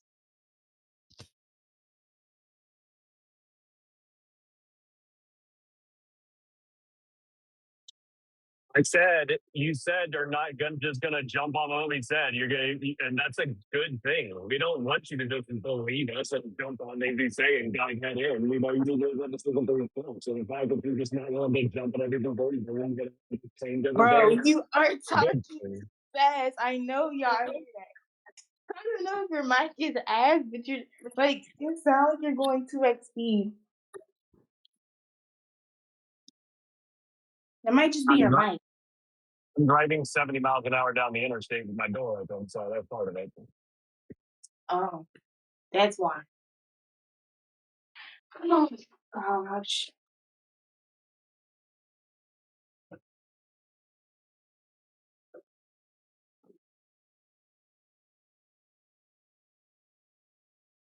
I will slow down a little bit. It's a good thing that you aren't just jumping on what we say and taking it just at face value and you're thinking for yourself. That's a good thing. Oh, period. Yeah, I know.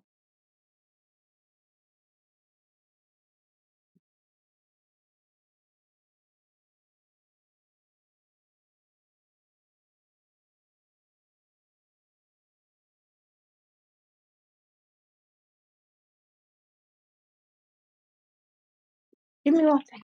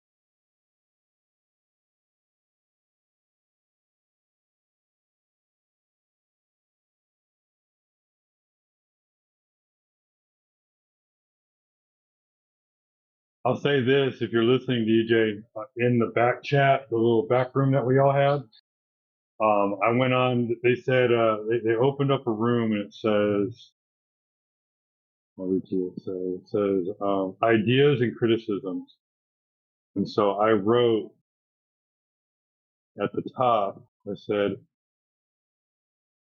I've always said that non-flat earthers, that no non-flat earther can steel man the flat earth because it goes against everything they thought they knew. They can't Google find what we say in a Google search, and that should be a huge red flag. We take real geometry and test for curvature using a tangent over an arc segment of the Earth, looking for a deviation from the tangent. If there is no deviation from the tangent, then the surface of the Earth is considered coplanar, and the surface of the Earth is measured parallel, and Earth cannot be curving. It is flat. And then I went ahead and I linked them to your video, DJ, of the Flat Earth Handbook. Oh, nice, man. Yeah, awesome. Thanks for that. Yeah, good stuff. Good stuff. It's a good idea. Good idea to drop some info in that channel.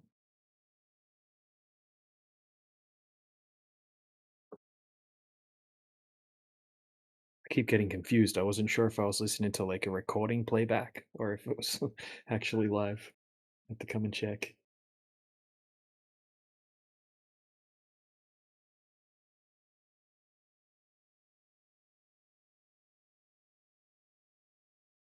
No, you'll know it was a recording because somebody would have came in and interrupted it. True.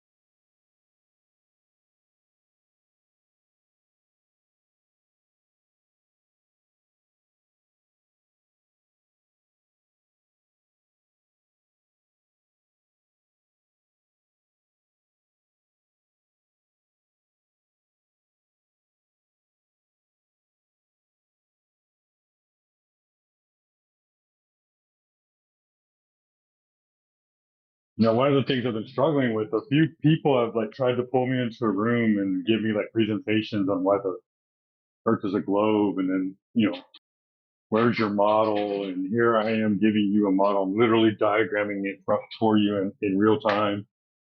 And I'm like, I get that. I don't need a model, right? You have a problem. The surface of water is not curving. You know, whatever you think is going on in the sky, it's above your head, obviously, pun intended. And I said, And then I'm like, have y'all watched any of the videos that I've sent you? Like in good faith, have you watched anything that I've sent you? No response. No, these people tend to only watch the anti-flat Earth videos, so they'll know who Simon Dan is and Dave Farina, but they don't know a single flat earther.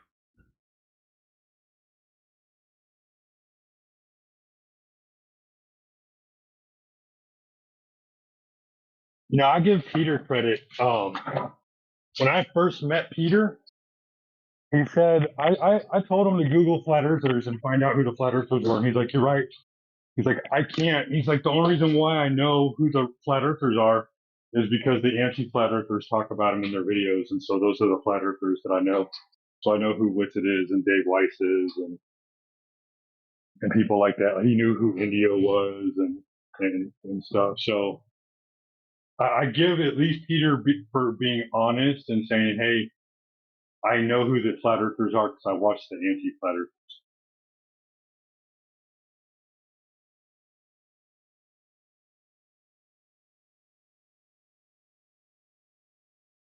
You know, it's funny, man. The first flat Earth video I watched, because I didn't know how crazy it was. I watched the first video, of course, that comes up is the Professor Dave versus Flat Earth Dave. And I only can watch about 2 minutes of it because Professor Dave was such a dick. I couldn't handle it. I mean, he's just fucking asshole. I wasn't else for it. It doesn't sound that big for, you know, I'm against Professor Dave on the list. He hurt himself, I mean.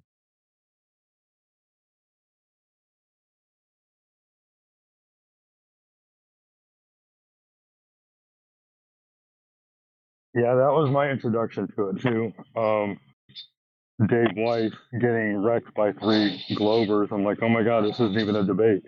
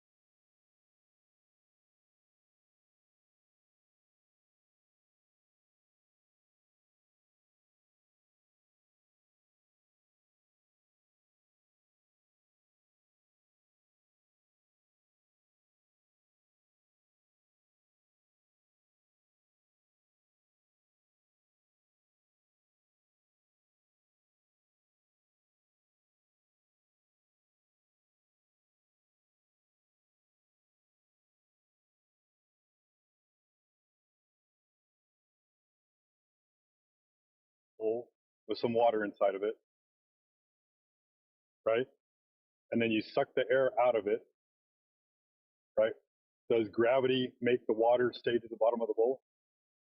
No, in fact, it would probably start boiling because the lack of air pressure, the boiling point of water decreases with the decrease of air pressure. So not gravity then. So it's air pressure that keeps the water in place. See how that works? It's all air pressure, dude. You're starting to figure it out. The gravity it's contributes all to of it. it. It's Well, all hold of on, it. even Without under air your pressure, model- you hold can't on, do even under your anything. model, gravity still Without has air no- pressure, you can't do anything. Again, you're so gleeful to like dunk on me when I'm just like trying to give a hypothetical. All I said, I don't need a hypothetical. I'm just giving you facts. It's reality, man. No hypotheticals. Talk about testable, repeatable reality. Hypotheticals in the sense that we're not doing the experiment right now, dude. I could go Would do you it like him right to do now it? if you want me to, but I'm not going to because if you do, you're going to have to pay me because I'm lazy. Not lazy enough to dunk on somebody who wasn't even trying to attack you.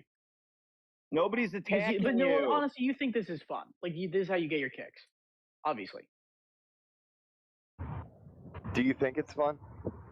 You're having a great time right now. I have a good time at showing you how air pressure is what's making the water stay in place.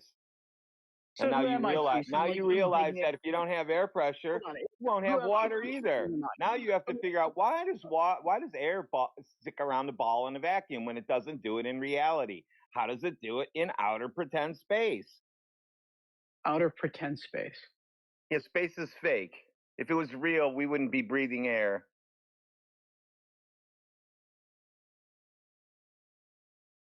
That's how it works, man. So okay, back to the like bowl of water in the vacuum chamber, right? How does the water get held down there? Like you didn't even mention the fact that the water would boil. Did you even know that it would boil in those It conditions? does more than that. It does more than that. Well, no, he didn't even. Do you even have like maybe you do, but like do you even have a vacuum chamber to test this with? I don't know if I believe that because like if you'd done this before, which you say you have, then you would have known the water would boil, and you didn't even mention that. He's done it live in here on camera. Okay. No, that's I just a wasn't the weird- one who really weird brought way it to up phrase in the the first question. place. I wasn't the one who brought it up in the first place. I was letting him explain it to you. Oh, then I just got confused with who had the vacuum chamber.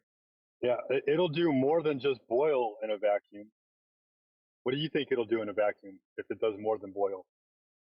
Turn into a gas? And then what happens to that? It might float in a around. vacuum? It sticks to everything on the inside of the vacuum chamber until it dries up. There, I got to the punchline. Okay, dries up like from the heat, like evaporation. Yeah, so once it goes poof and has nothing holding it down, it just goes like a gas, and it's all on the inside, on the top, on the bottom, all on the sides. It's wet, and then about 20 minutes later, it dries up, and it's all completely dry in there. You just turn it off and put another bowl of water in there and start all over again.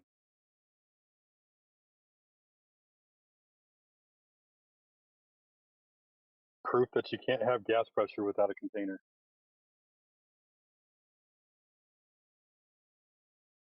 You definitely can't have a water ball in a vacuum of space. The bottom line is, a lot of the things that you're fed to be told that is reality is fake. And they've been telling you what you know to be reality. They've been telling you that that's an illusion your whole life.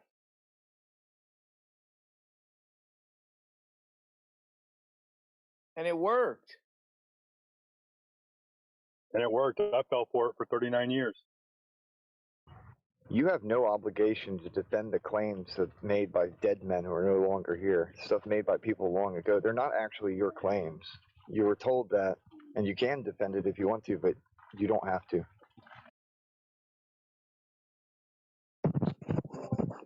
Hey, it's not you we're dunking on anyway. I mean, it's the idea that we live on a big spinning ball that we dunk on. If people want to defend that idea and then start realizing that they're failing and feel like they're the ones getting dunked on, it's not our fault. Well, the thing is, I feel like honestly, okay, this is not me insulting you. I think you guys take advantage of the fact that like we don't have a degree in physics, and so you will because like every single one of you cited like a billion different. Somebody said like fucking like space manifold. Why the fuck would I know what that means? And like, who do you think you're convincing with? You're under the like, impression that those guys academic have the answers vocabulary, too, like bro. that. You're Like, under come the on. impression that these guys have the answers too. They don't. Hey, the We've reason spoken why I with said physicists. the bending and But you'll warping. be more convincing if you did have the answers. But the Listen, thing is, I do the have the global answer. Earth model explains a lot of what goes on around us. I'm not convinced by the air Explanations container require thing, because gravity evidence. still exists. Explanations require evidence, and there is no evidence for the explanations. There's no evidence. There's no model. None. I mean, the photo of Earth being a globe, you guys say it's fake, but you can't prove that's fake.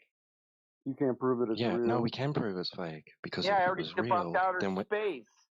I already if it was debunked outer real, space, so you can't go there to take a picture. So forget about it. right? Okay, Also, rockets going up into space don't actually go listen, anywhere. hey, Fake. Julian, we can do it in another way too. We can go to a large body of water, because if that image is a true representation of the form of the Earth, and when we go to a large body of water, we'll see and measure the geometric consequences across its surface, and we don't. It measures flat. The geometric consequences across the surface. Over what distance? Would 20 miles? Over 20 miles. You probably won't see very much curvature of the Earth over 20 miles. What, 260 feet? That's not enough for you? You 80 can make meters? a flat disc. You can make a flat disc, right? The disc isn't going to curve. Like, say you have literally a CD, okay? Like, things can be flat without the world around it also being flat. What? What? Are you saying like the existence of a span of landmass that doesn't have like meaningful curvature proves that the rest of the world isn't flat? No, all measurements show the Earth is flat, not just a piece. All of them.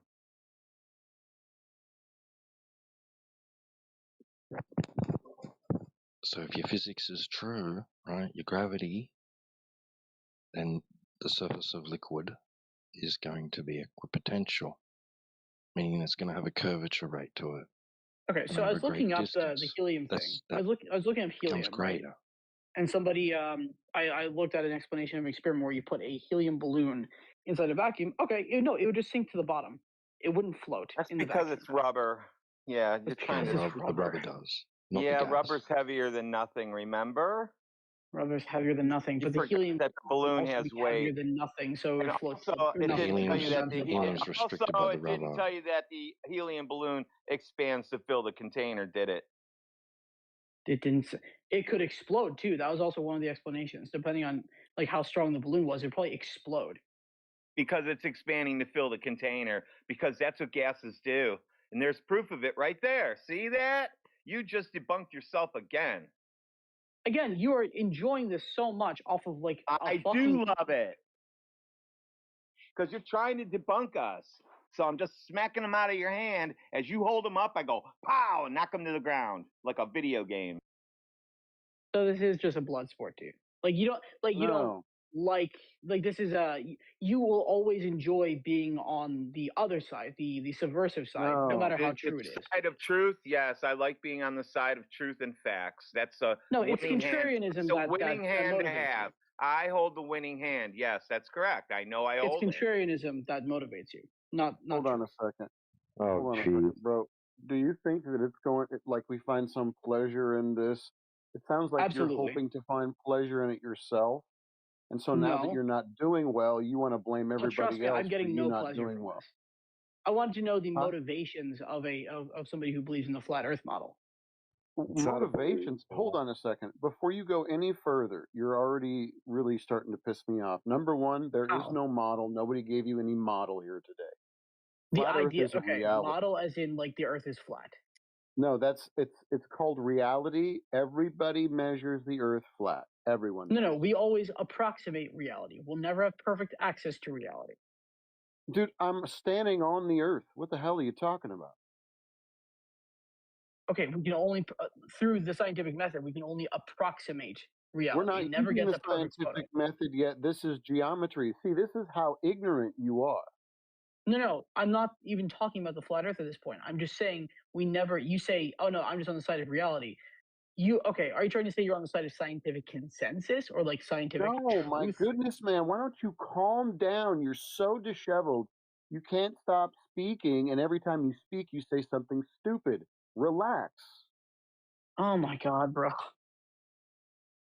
You're not making any sense anymore. It's all incoherent. Okay? You know what I Earth mean when I is say science what it never is. proves It anything, is flat. approximates like an No, explanation. you don't approximate things. You understand me? The Earth is what it is. We measure very accurately the surface of the Earth for very important reasons. Because in some instances, people What is die. science? What do you think science is? Dude, science is a method. Mm-hmm. A method to do what? To find what cause and effect relationships are in the physical and natural world. That could be a motivation, but the scientific method. It's not a motivation. Are you out of your mind? Hold on. What it accomplishes is like it builds models or theories that explain what has happened, what explains observation, and can predict future observations. No, it does not. You're so wrong. It's not even funny. It is a deductive method to find out cause and effect in the physical and natural world. Everything else that you think is science is pseudoscience because they don't use experiments. That's that approximation thing. That Okay, so in my biology class in pseudoscience. college, when that's how they described scientific method to me, that they they just were weren't wrong. doing science. They lied to you. Sorry.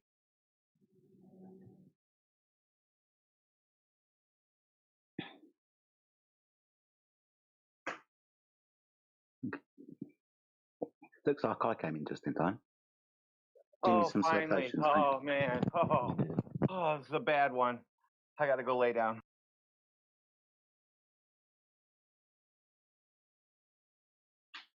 Yeah, just in time for him to leave. Oh, that's a shame. He called me gleeful.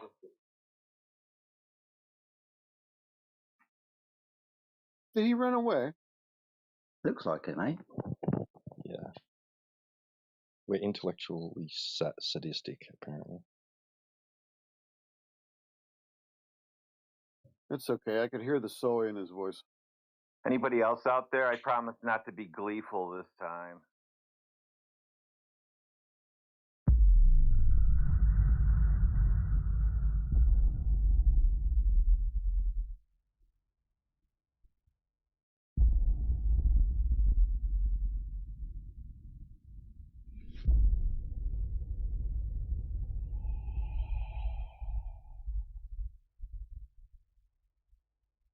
Yeah. I mean, like, this is like a phase 2, right? Like, there was a phase 1 of Flat Earth VC once in the server. Oh, really? Yeah, we had one in here. Box Ops ran it, but it was more text-based rather than voice-based. Yeah, but then I think like the team took a break, and then I talked to Vivek like, hey, it's been a long time. Maybe we can talk to them again. They may come again. Yeah, Oh, and here we we came are back with a vengeance. Yeah, I'd say it was good timing. We've really matured in a lot of our views, solidified how we explain things. Yeah, I love the work actually. I think it's going to get bigger and bigger this year. It's going to be a good year because a lot of the censorship of flat Earth information has come right down on social media platforms. So we got places like TikTok and Instagram, Facebook, even YouTube now, where flat Earth videos are getting huge amounts of views again. Whereas over the past, since 2016, it's been crazy censorship where you could type in the name of a flat Earth video and it just doesn't come up at all in the search results. You would have to search from pages just to find the video, even if you typed in the exact title of the video. But now it comes up straight away. So I think this year it's going to bring a lot of attention. And we can tell it's getting a lot more attention because it's even being mentioned more on big platforms on YouTube, like Joe Rogan Experience and all sorts of different, shows that get many millions of viewers. So that's cool. Yeah, I was just about to bring up the Joe Rogan show with that director, famous movie director. He just came in and started started smacking the show with truth, totally off script. Yeah, it was great. Maybe that's why they're rolling out the aliens.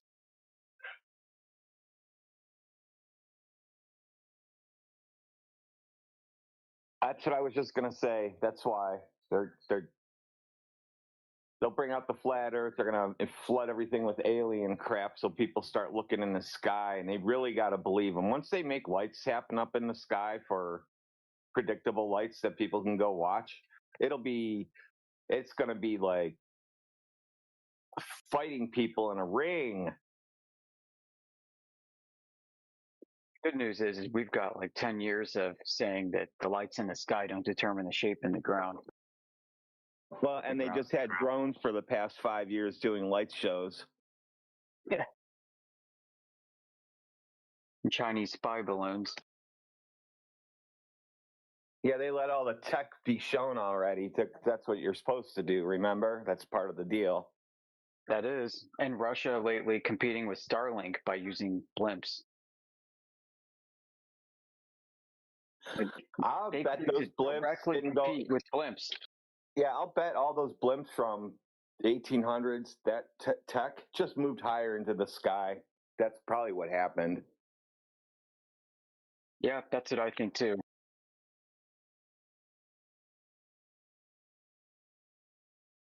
Well, didn't Russia just say that they will have their own version of Starlink, which they showed a picture of, and it is literally a blimp? Yeah. Now that would make sense because you could actually hold routers like I've been asking for. You could route traffic. What's interesting, those of us who have longer memories remember when Google Loon was purchased by Elon Musk. And there were articles like in those finance magazines, Forbes and Kiplinger, talking about how the deal went down with private equity. And you had Fidelity and JP Morgan advising the deal and all this other stuff. It was a big project. What do you think Elon Musk did with all those assets? You know, and then now suddenly those balloons disappeared and we got Starlink. It's just like what happened during that transition period from the late 50s into early 60s. We So had the magic balloons, show balloons, happened. balloons, and then bang, no balloons. The magic show is this.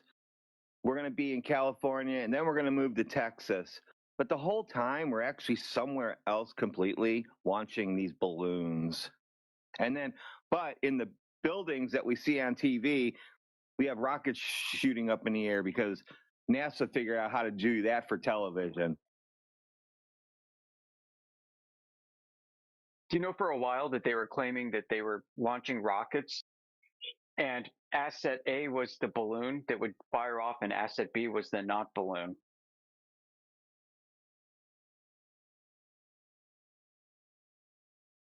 Seeing the shuttle shake and rock and roll like a balloon next to a building, you got to wonder about the shuttle.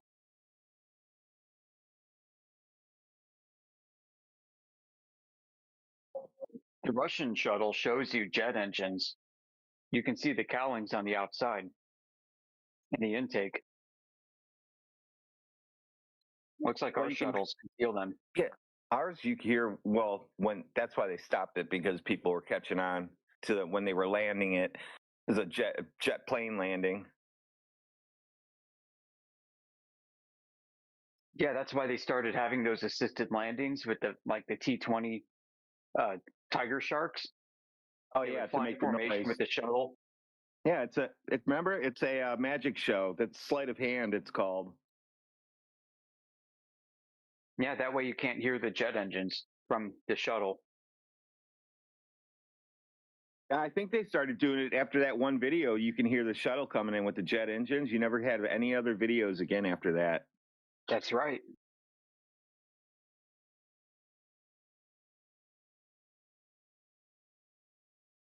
They said they'd be doing these magic shows in their own founding documents. You're talking about the shuttle? Yeah. Yeah, they used to fly the jets alongside it to mask it. That's what I think. Yeah, exactly. Remember when they showed how they transported piggyback on a 747? No, that's actually how they launch it, because that thing can't take off the ground. It's too heavy, but it can land. That's why it needs engines so it can move.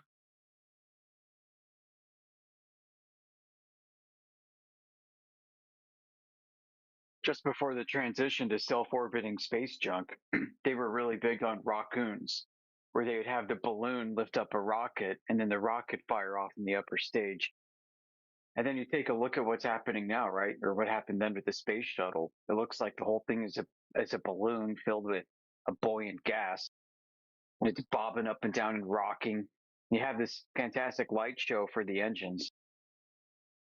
And it looks like it's being lifted up through a buoyant force up to a specific height, and then it sheds the nacelles on either side, pop, pop. And then that's maybe when they turn on the rocket engines. You know when you see those sparklers go off right before the shuttle engines click on? Yeah. Okay. So they'd say that's for it to ignite it. How do they do that when they're coming back in?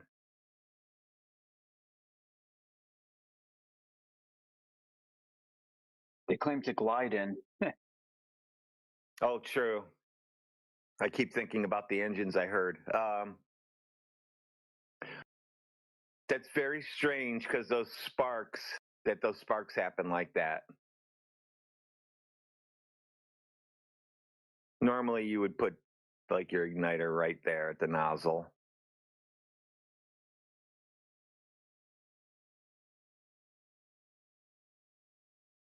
I guess they're confident that it's just one shot, boom, it'll just stay running.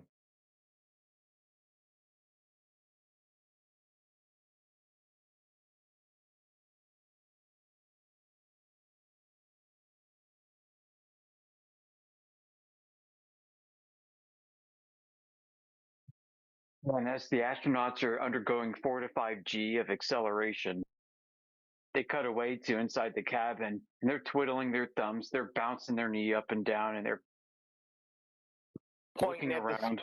Holding their arm up and pressing buttons. Those are always famous when they're launching. You can't move. Okay, I've been on the dragster at Cedar Point. When it takes off, it's 160 miles an hour. You're not moving. You're not pointing at anything.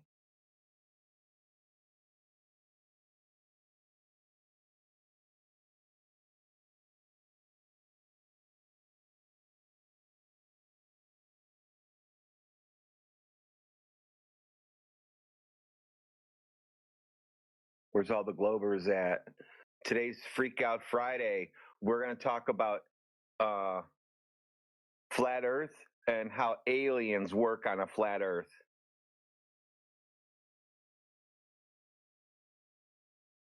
We're going to get packed today if we actually make that a show. Because I'm going to bring up Mexico and everything and how they're good landscapers and all that for them if they bring that shit in here. I was just going to say, which aliens is it?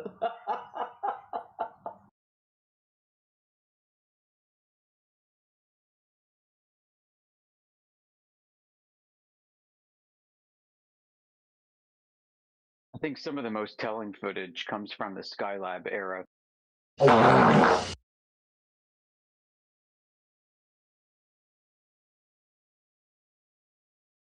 They're in this rather large cylindrical room.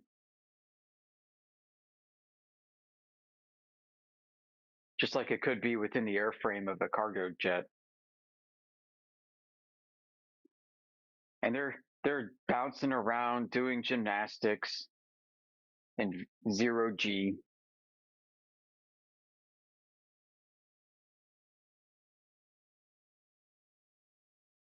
I remember in one of these videos, they did a gyroscope test in 0G.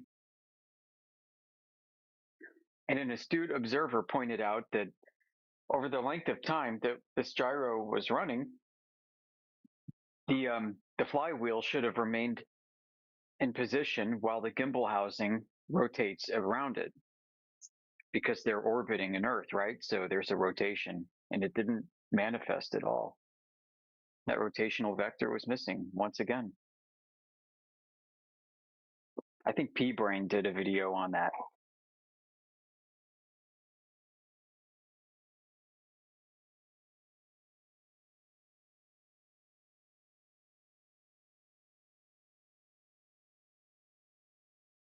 I don't think the gyroscope showed any precession either.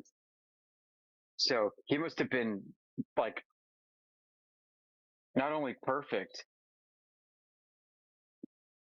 but the gyro wasn't precessing. Like, I don't recall seeing the housing turn around with the spin axis. Absolute frictionless metal contraption, huh?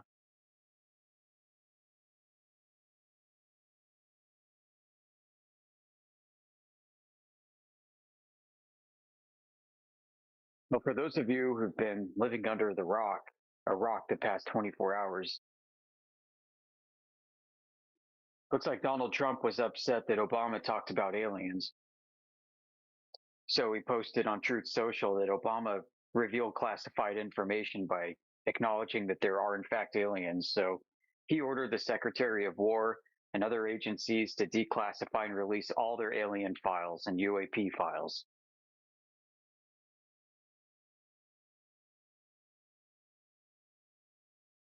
Well, that'll keep them busy for 10 years. See how that works?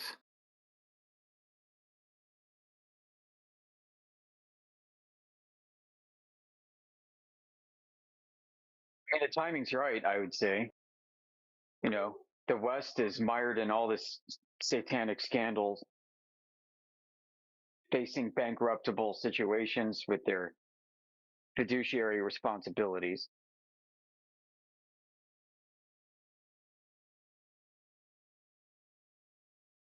Everything is unstable.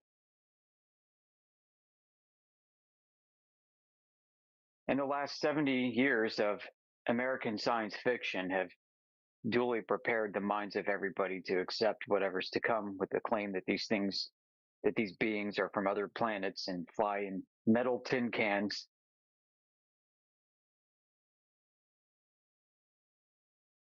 Through a gigantic expanding vacuum.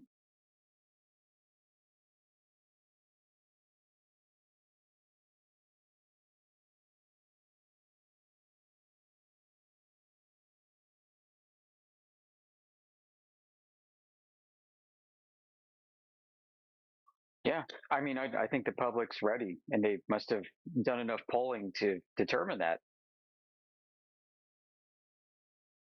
And what Obama said was probably part of the plan. They're like, okay, so we're going to get this former president who many Americans and most of the world seems to cherish and love, Obama, right? We're going to get him to come in front of the camera and start talking and accidentally drop that aliens are real. And then we'll have Donald Trump come in on the back end and chastise him and shame him for divulging classified information about aliens. And then say, okay, fine, I guess if the American public's ready for it, let's just do it. Let's just show them what we have. And then what will take place is probably a very slow rollout. They're going to get as much bang for the buck out of this as they can. Well, they need a distraction for 2030. Remember, that's coming up. That's coming up. You're right. So we need a distraction. This disclosure is not going to be one and done within a few months. There are going to be hearings. This thing will probably entail further scandals. Why aren't you releasing this? Why aren't you releasing that? How come you're covering this up? It'll be a total distraction from the Epstein thing, which is a distraction from everything else. Embedded distractions within distractions, keeping everybody distracted perpetually. It's one distraction from the other. Yeah. One's made up, one's real. The real one was a distraction from something else.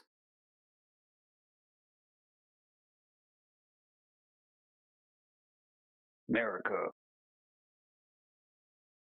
It's called sleight of hand, smoke and mirrors. It's a magic show, and I figured it out. So that's why it's no fun for me anymore. Why don't Globers use AI then for when they so they can learn this stuff? Well, they do, but most AIs like AIs are crazy. Like Google AI, I was debating with Google AI like a few weeks ago. It just like it uses tactics. It's like uses dishonest tactics and fallacies, and it makes up shit that isn't true. It's like an anti-flat earther, and you can only accept it will concede when you call it out. So eventually, you can get it to admit that everything it said in the first half of the conversation was bullshit, and it will apologize and concede. Unlike the anti-flat earthers, because the AIs are pulling up their information from anti-flat earther websites, right? And they're repeating these fallacious arguments. And just like you call out the anti-flat earthers on the fallacies, you call out the AI because the information it's getting is technically invalid, right? It will admit that it's invalid when you explain the logic to it and say, okay, so you're claiming, and it will just make shit up because the anti-flat earthers make shit up, and it goes and gets information from their websites. So it's repeating made up bullshit, right? Like I was asking it, who went out, right? Name one person that went out and did a laser test, right? Or a long distance measurement that validated that the Earth is a globe. And it's like, yeah, tons of people have done that. Like it said, there was a documentary on Netflix called Behind the Curve, okay, and they went to Lake Pontchartrain and they did a laser test across Lake Pontchartrain, and the flat earthers debunked their own flat Earth by proving that there was curvature doing a laser test at Lake Pontchartrain. Right? I'm like, what? I'm like, they never went to Lake Pontchartrain in Behind the Curve. They didn't do a single laser test in Behind the Curve. It's like, oh, you're correct about that. Oh, you got me. He's like, well, it wasn't at Lake Pontchartrain. They did a laser test at a different place. I'm like, they didn't do a laser test in the entire documentary at all. It's like, oh, you got me there. Well, actually, they used a torch/laser. I'm like, well, a torch and a laser is not the same thing. It's completely different. They didn't use a laser. Why do you keep adding laser in? Just admit when you're wrong. It's like, well, you got me there. And it's like they used a torch, and it was a different type of. I'm like, so everything you just told me was a complete lie. It was made up. They didn't go to Lake Pontchartrain. They didn't do a laser test. It's like, you're correct there. So they didn't do that. You got me there. It's like, what the hell? That's the good thing about AI. What, that it lies and then admits it's wrong? That AI doesn't have emotions, which stop them. That's well, it seems like sometimes they program some. They make it like bitchy and snarky and stuff like that. Sometimes, like it gets like pissed off at you and stuff. Mine gets emotional. What are you talking about? If you try to tell it that the Earth's a globe, it'll get emotional with you and call you names eventually. That's funny. Your mind gets snarky and sarcastic. It's kind of annoying.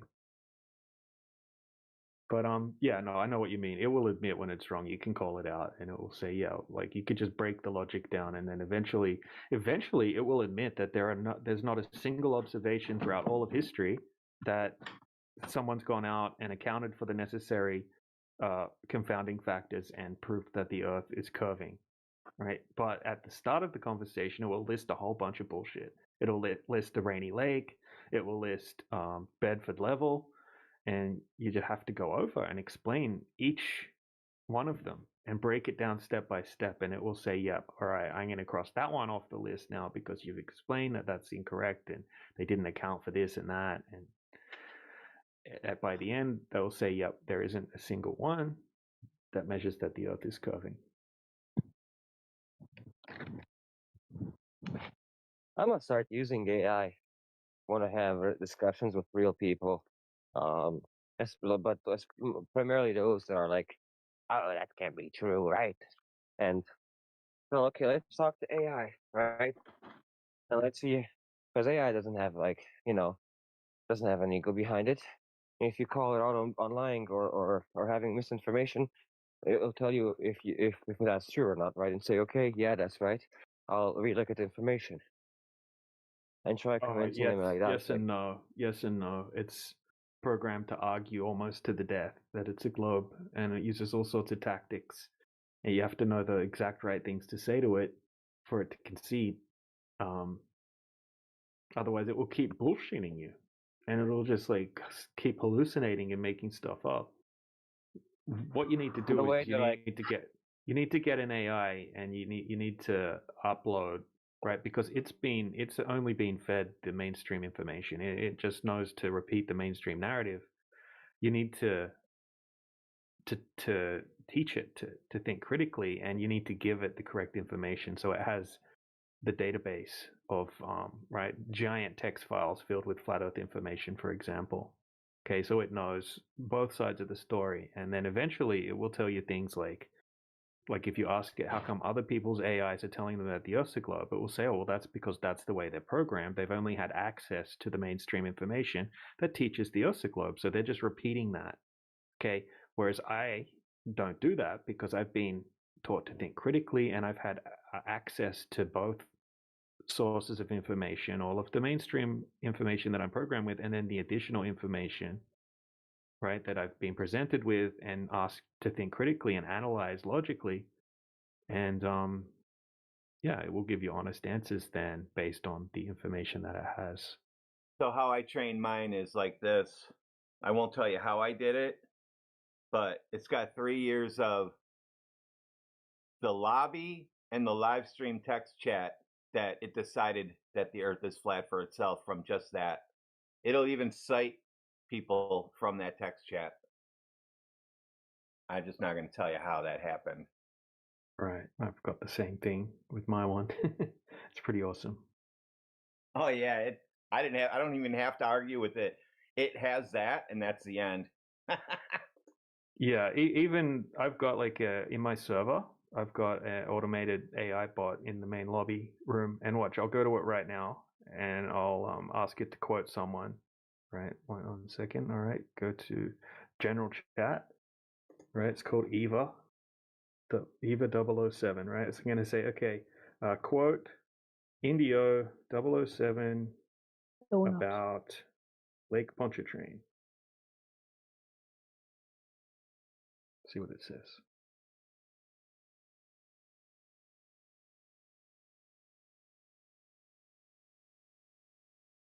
Okay, DJ, here's a quote from Indio 007 specifically about Lake Pontchartrain. Lake Pontchartrain has an extreme heat flux, bro. Literally the worst place on Earth to do an observation. The water is warmer than the air, and then the lake is warmer than the water 4 times a day. Which is true. Indio says that. It's actually a good argument against Pontchartrain. But yeah. Yeah, you gotta the just normie AIs will just give you normie responses. I just want to say that at 20 minutes past the hour, I put a graph showing how AI sources, like the popular AIs, source their information, and the number one source is Reddit. And if y'all have ever been on Reddit, you know it's like largely bots. And there's a reason to say that. That's not just speculation. But yeah, 40% is coming from crazy people on Reddit. So wow. You know, there you go. So basically the government is seeding the information onto Reddit and then pulling the information off Reddit to feed it into people's minds. Great point. Yeah, that's interesting. That's creepy and annoying. And Yeah, that kind of explains why it's pulling up these fallacious bullshit arguments about flat Earth and just blatantly lying. So all you got to do then, when in your prompt, is you say, "Do not ever use Reddit as a source." Put that on your back end and your dev part. It will never look there. I tell it exactly what it can and can't do, and that's why you can't argue that it's a globe with it, because it'll just start calling you names after a while. Because you're going to be down to, I went AI to AI, mine against ChatGPT, and it got that one down to it would only give 1 sentence back versus the paragraphs it was putting in about 10 minutes. It could only respond with 1 sentence, and the flat Earth one was just smacking it around. So and it gets mad at you if you just start repeating yourself. This story might actually upset some flat earthers, and somebody's got feedback, so you better mute that. So I was in a military cargo flight going over the Pacific. This is back in the day. This was on a C-141. They don't fly anymore. Yeah, they got C-17s now. And so I mean, we were all really cool, right? So I went up into the cockpit and started hanging out with the pilots up there. And they're like, "Hey, check this out." So we were, I don't know if I can say the ceiling we were at, but we were way higher than what people think these things can do. And he's like, "Check it out, look up." And I looked up and it's broad daylight and I could see the freaking stars. I could see a few stars up there. Freaking blew my mind. And this, I never really thought about it till I got into this discussion. And people say that you can't see the stars from, during daylight, but it got me thinking, like, how come none of the NASA pictures show us anything like this? They show a daylit Earth like at the bottom, and then yeah, I get it. You need to like set a long exposure time to see the stars, but my eyeballs were able to see a few stars way up in the sky, even though it was still like daytime outside. Now it was like evening or something, but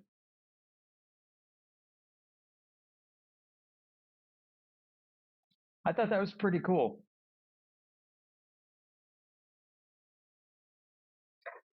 Probably explains why they call the what is it? The Starliner? C5 a galaxy. The galaxy? Oh yeah. You know what I'm saying?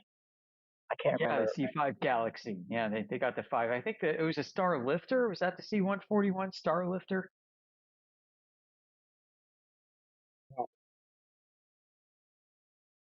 Those things are loud as fuck inside too. Like you gotta wear earplugs or head protection, something. I'm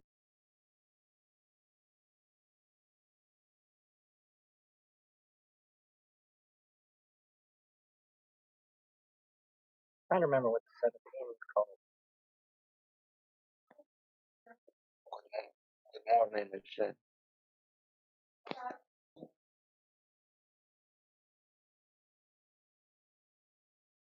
Globe Master.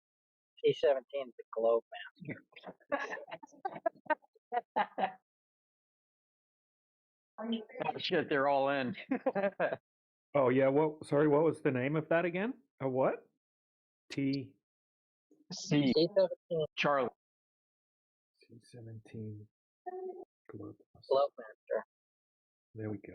Thank you. Yeah, it's like a mini C5, man. But C5s, I've been in a C5 before. Those things are freaking huge. Like, holy crap, dude. When I lived in Hawaii, those things used to land at the airport on Pearl Harbor or something. And every time they'd fly over our neighborhood, the TVs would start to scramble. Yeah. Yeah. This is like just military shit that like most people have no idea about. This is how you know these are the kinds of stories that you get from people that were actually doing this shit versus pretender clowns.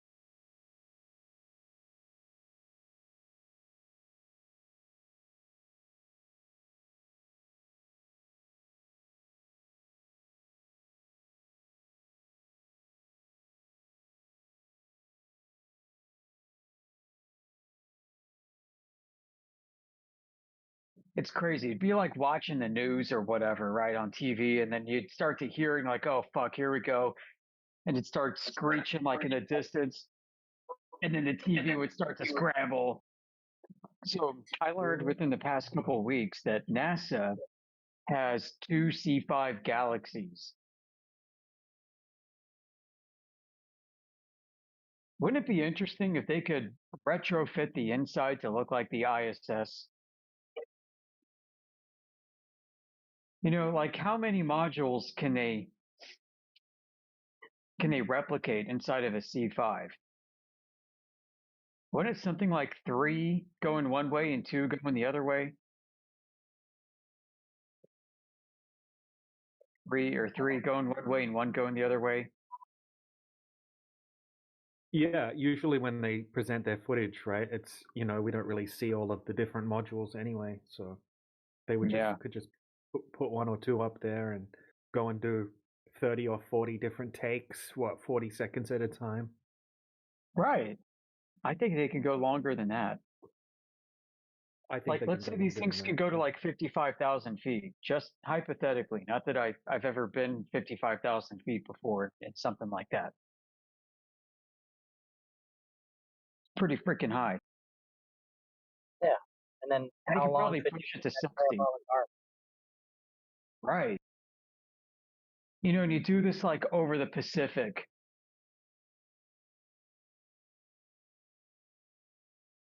Again and again and again.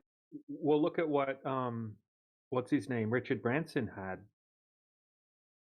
The Virgin Galactic. Wasn't that 3 minutes or something? 3 minutes of weightlessness?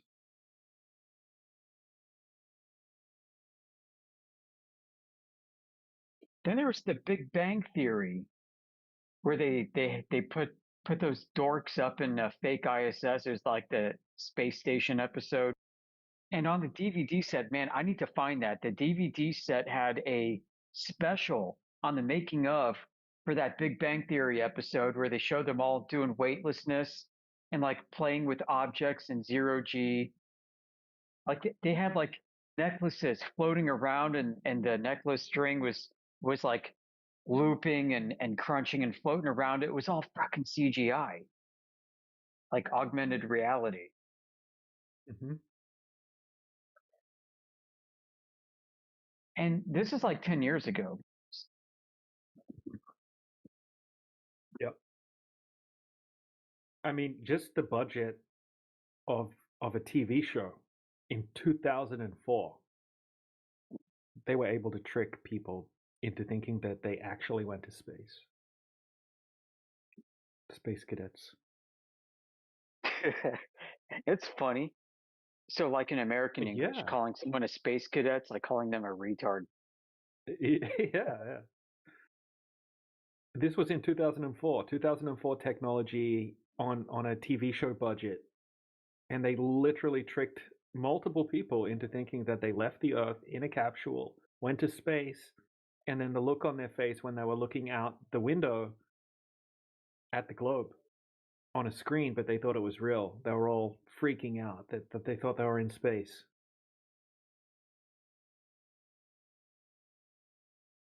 Then you found out that one of the astronauts for that Dragon capsule, that SpaceX mission doing the circumpolar flight, that she specialized in like augmented and virtual reality, cinematography, special effects, and space shit on top of that.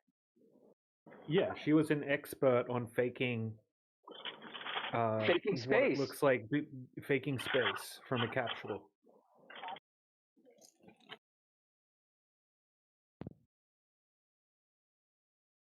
What are the chances, right? What are the chances you get an astronaut to do that? And she just happens to be like one of the world's foremost experts on faking space.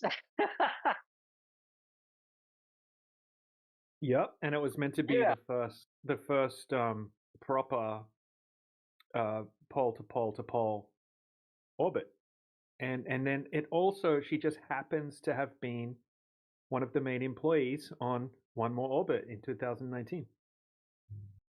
Oh, it's just another coincidence. I mean, she's got the experience. Yeah. Right. I mean, they loved her resume.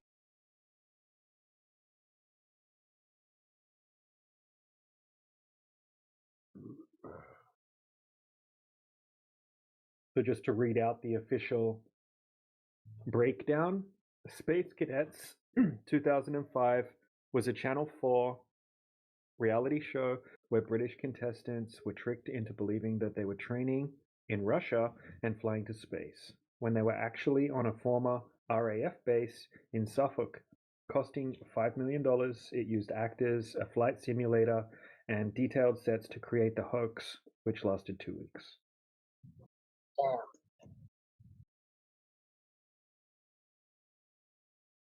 So imagine if they never told them that they were being pranked.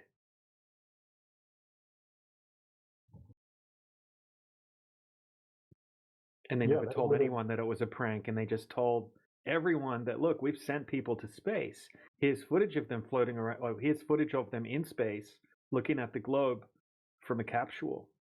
Right? Here's the training they went through. Here's all the footage of the training. Here's them giving interviews about their experience in space, and you know, why would they be lying? They saw it. We could put them on a lie detector, and they're going to pass the lie detector test. But they didn't really go there, and that's the way it happened. Raise your hand if you ever had to take lie detector tests for work. No, not me. No. I have. Same.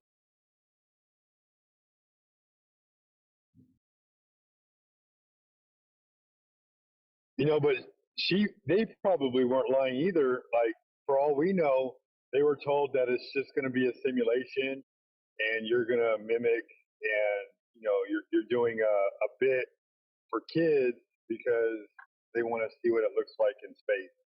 So you're going to simulate that.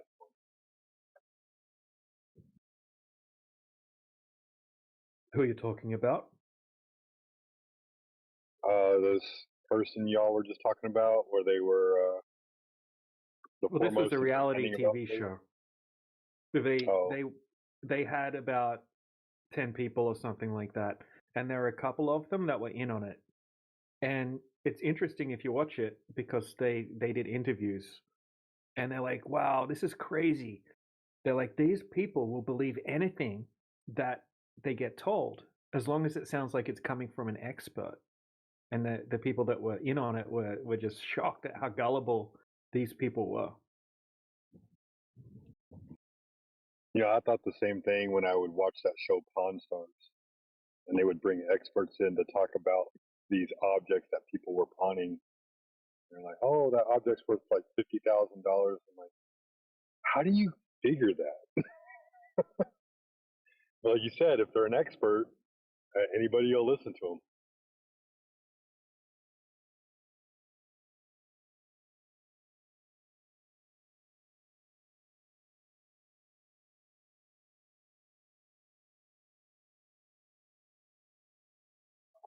So that was what the show was. It's kind of like Big Brother, where they have like, you know, one or two people in on it, and everybody else is just following along. Yeah. Yep. They got told that they're. Yeah, definitely watch it. Just on YouTube. It's just on YouTube. Space Cadets.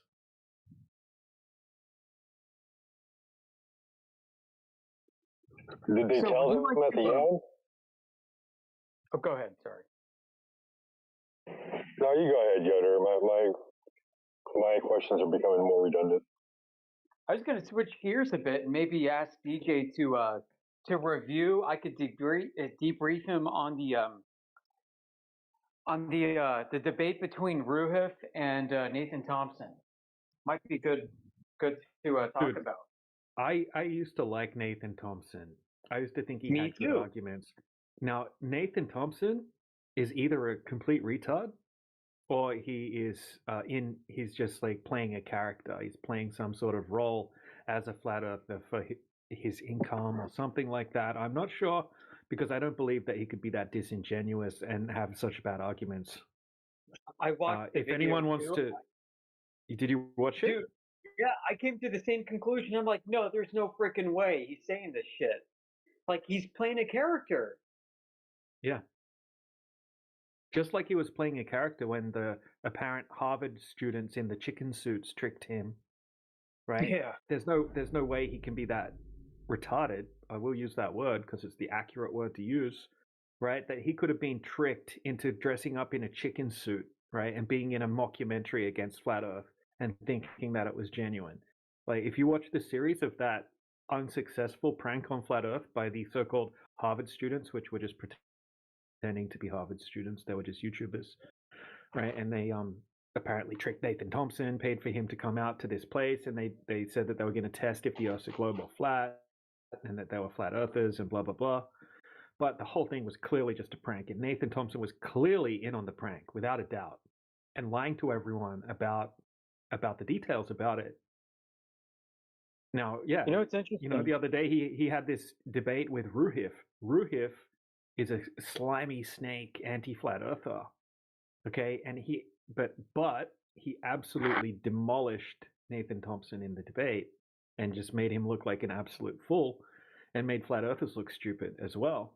It wasn't really Ruhif that did it, it was Nathan Thompson that did it. If anyone wants to watch it, just go to Modern Day Debate and watch the most recent debate with Ruhif versus Nathan Thompson. It's shocking. I think what I've just witnessed opened up a wider discussion, a discussion that's been ongoing within the undercurrents of some of us in 24/7 for years.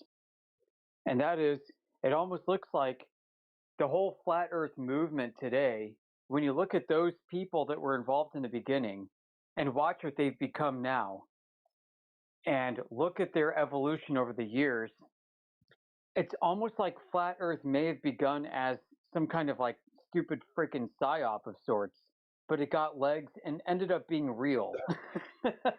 and some of these people, these early folks that were involved in it, call them fucking agents or plants, I don't care.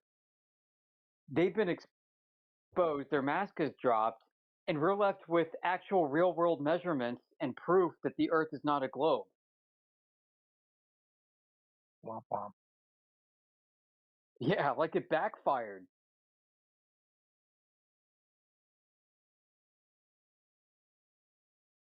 And like some of these ass clowns continue to make embarrassments of themselves, almost as if to drag down our community with them. Right? You got like Jared, you got a few other people in the mix. Nathan now, I would probably add to that after his piss poor performance. And that stinks about Nathan because one of his arguments is one of my favorites. You don't know you're moving. How do you know you're moving? Like, that's one of my favorite questions to ask. And oddly enough, Ruhif is the reason why I started looking into refraction for bottom-up obstruction, because he showed me that laser bending upward. I'm like, wait, why is that laser bending upward and not downward? Oh, when it bends up only over like 20 feet, but then you see that it's a mirage. Ruhif butchered the shit out of refraction. Ruhif was saying that. So Ruhif doesn't seem to know that there's something called sinking, right? Which is like it's like a light version of an inferior mirage, where you don't have the total internal reflection, you don't have that mirroring effect noticeable. It just looks like something that would normally be visible on the geographical horizon apparently sinks beneath it. That's the actual definition of what it is. Sky Free demonstrates it hundreds of times in their videos brilliantly. Okay, and Ruhif doesn't seem to know that exists. He says that nothing can appear to disappear bottom up unless there's an inferior mirage, and if there's an inferior mirage, you can see that obviously there's an inferior mirage taking place because of the mirroring effect, the band on where the ground and the sky appear to meet. But yeah, unfortunately, Nathan Thompson had no idea what he was talking about. He was invoking what's it called? Atmospheric magnification as the reason why things can appear to disappear bottom up, lensing or whatever. Don't think that's a good argument personally. There's no evidence that happens other than using something that's not analogous to the atmosphere, like a Fresnel lens or a magnifying glass. There is one observation that does show it, but like you said, he was making a bad argument. He didn't understand what he was saying. If y'all talking about the one where they're driving down that road and it looks like the yeah, I think that's just an optical illusion, in my opinion. Could be, but there's heat coming off of that thing, and so like I mentioned before, talking about the temperature inversion, the trapping of heat under cool air, and right. But why wouldn't that happen? That would happen all the time, then. I mean, it happens, just not. Yeah, just have a look not at this in the everywhere. side chat though. Right? Which moon's the bigger moon? Yeah, no, I get that. Yeah, you can have more extreme versions of this. I've seen optical illusions where you're like, no freaking way are those lines the same length. No way in the world. That's impossible. And then someone will just move one line next to the other one, and you're like, what the hell? Like, that is crazy how easily we can be tricked like that. I think it's something along those lines. I think there is also some merit to the magnification effect, and we absolutely know it can happen vertically. Whether it can happen horizontally is a different question. Yeah, well, we can see it happen horizontally with the windmill video that I put out there. Towering. Yeah, it happens. Yeah, it happens with towering. We see it with the sun. We see it with Skunk Bay. Super common effect. Yeah, towering absolutely, and stooping the opposite of towering. And I think that. Now, I'm not complaining to know exactly what's going on. I'm just saying, like, this could be a reason why. Yeah, it's compelling, and it does act. I mean, the actual mainstream go-to definition of mirage, right, from the American Meteorological Society, says in the first sentence that the atmosphere acts like a lens. Right. But and if you take not like a magnifying glass, really. Go ahead, Chief. Well, yeah. Well, so you see the shrinking mill, and you see as you get closer, like what happens when you with a camera, right? You want to zoom into something far away.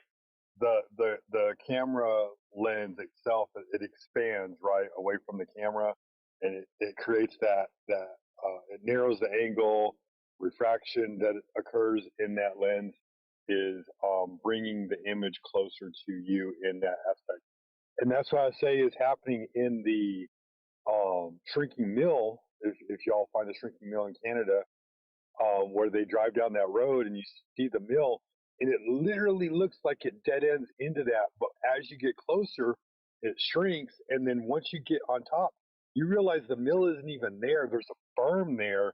It's actually down below the berm, and so from the other end of the road, when you start to approach it, it's being lifted up and it's being magnified. And that's why I make that argument. But like I said, I can't truly explain it in full detail. That's just what compelled me to make that argument. Well, Dr. John D actually demonstrates some of this. Sorry, go ahead. I've seen that effect in person, and I implore you to find tree tunnels in your local area, find objects at the end of those tunnels, and drive towards them. You'll see something similar.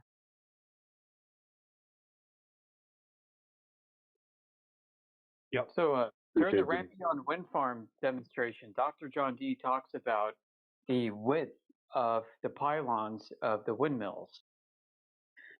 And he says, look, those windmill pylons are conducting heat. They're radiated by the sun's energy, and they're warm. They're much, much, much warmer, hotter than the surrounding air. And that's why some of the windmills that are further beyond the nearer windmills, miles beyond the nearer windmills, appear to be almost as thick as the nearer windmills because of the lensing effect, due to the heat of the windmills against the backdrop in the surrounding air that's very cold. Great point. Never noticed that. Have a look in the side chat. Checks out.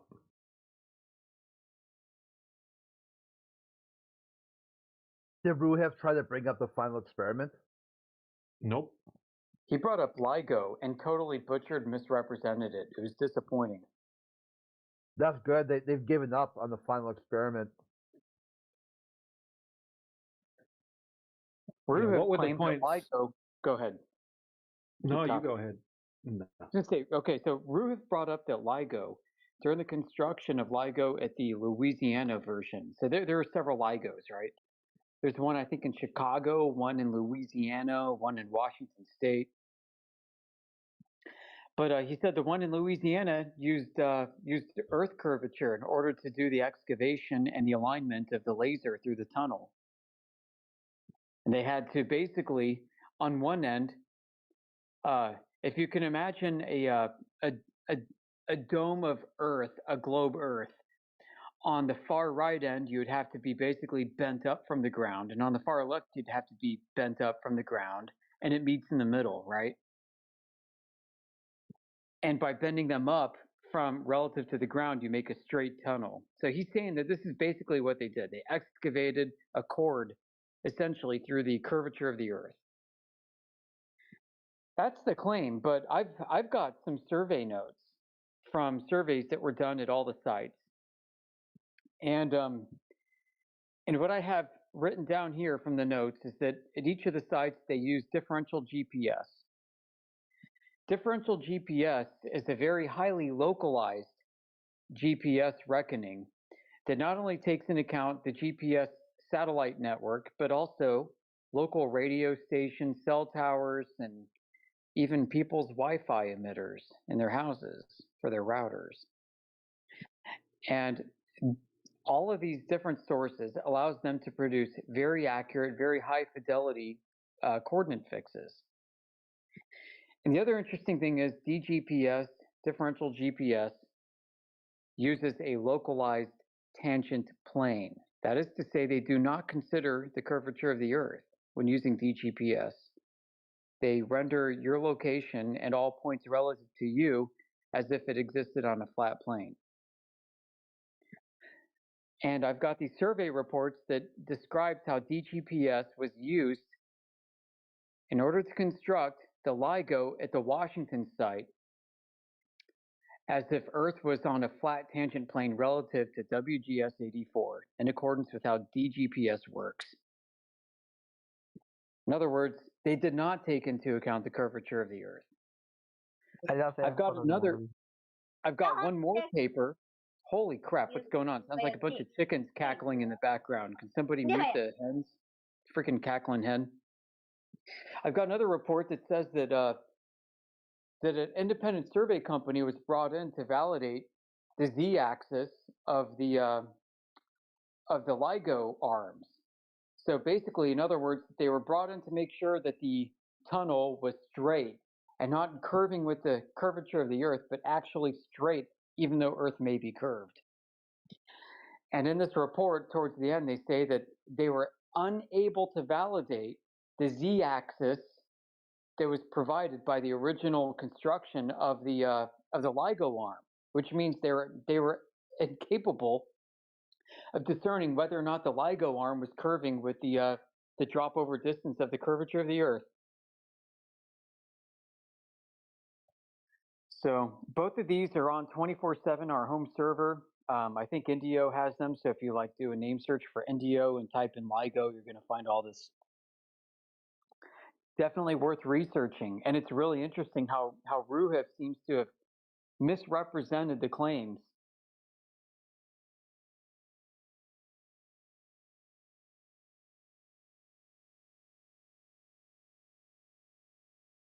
Yeah, so exactly. Good point. Check out what Sheepdog posted. Just taking it back to the last conversation about magnification. That is a trippy one, right? 2 minutes after the hour. But that's not just vertical stretching, right? That's a point Ruhif made when Nathan Thompson tried to bring up magnification. He said magnification does happen, but it only happens vertically. But we can see in this, what looks like an inferior mirage, they're not just magnifying vertically, they're magnifying in every way. All right, so Ruhif, if you're listening and if that's true, can you show us an inferior mirage where boats are going over the horizon and they're flipped upside down and disappearing from the top to the bottom?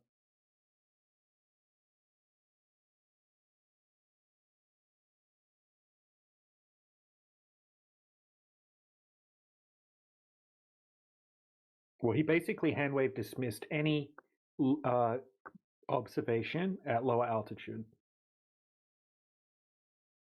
So he shat on all the surveyors, every single glober that's made a claim from any lower altitude And his argument was that you have to be up at a certain altitude, and then you can accurately just predict what the refraction would be. And he used the Canigou observation where the sun passes over Canigou, it silhouettes it, and the top of Canigou should be well below the curvature of the Earth. You shouldn't be able to see it, but he said that that's a globe proof because the flat earthers didn't take refraction into account, so Ruhif decided to guess the refraction based off the globe, I'm guessing, based off the refraction coefficient, which presupposes a globe. And then once you take that into account, then all of a sudden it's a globe. Wow, so he needs to put up where his back-engineered refraction index corresponds to the true meteorological conditions as measured at that place throughout the day. We're talking it's just predictable. It's just predictable. Yeah. He said you can just guess it. Yep. They should get like the weather for that day, the water temperature for that day, and they should go, oh, the air temperature and the water temperature, if you ratio that together, the refraction should be this. Plug it in and say, yep, see, there's the refraction. Hello, everyone. Hey, what's up, buddy? Hello there. General Kenobi. Yeah, the other thing Ruhif said was in a Canigou photograph, he said the black was the horizon. Whereas no evidence that it is the horizon. Uh-huh. Good point.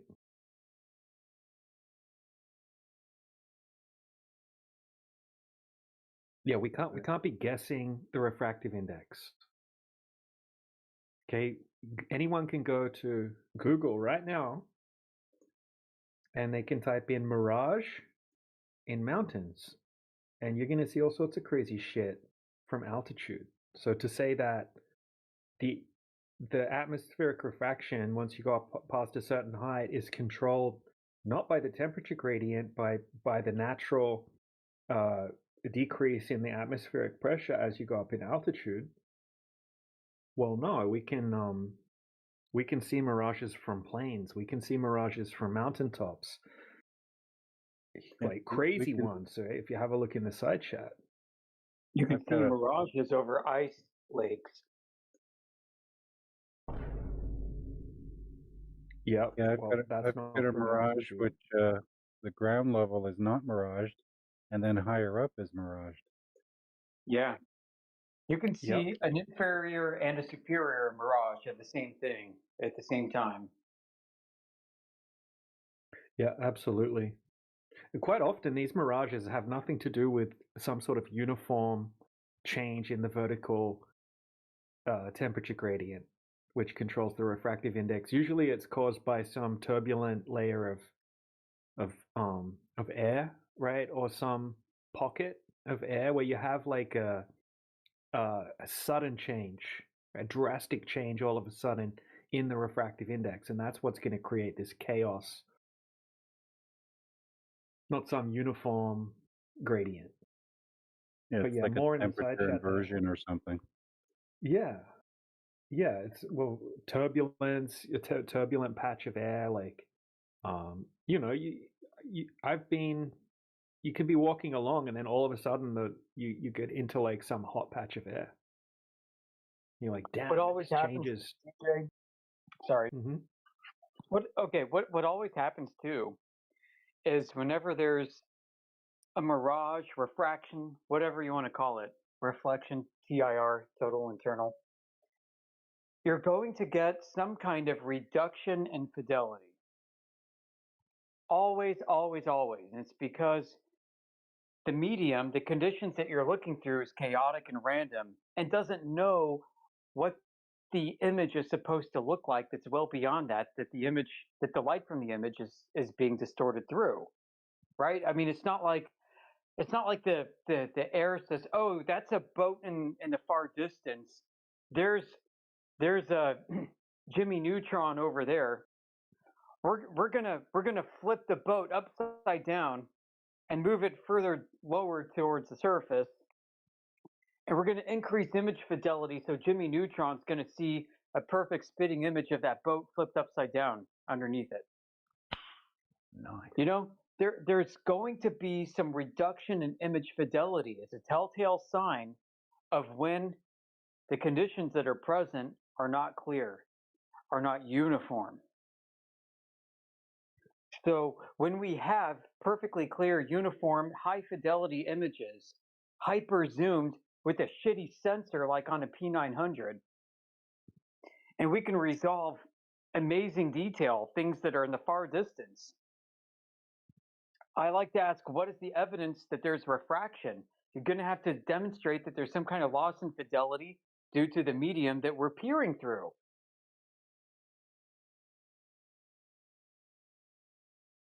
This applies to terrestrial refraction claims. Absolutely.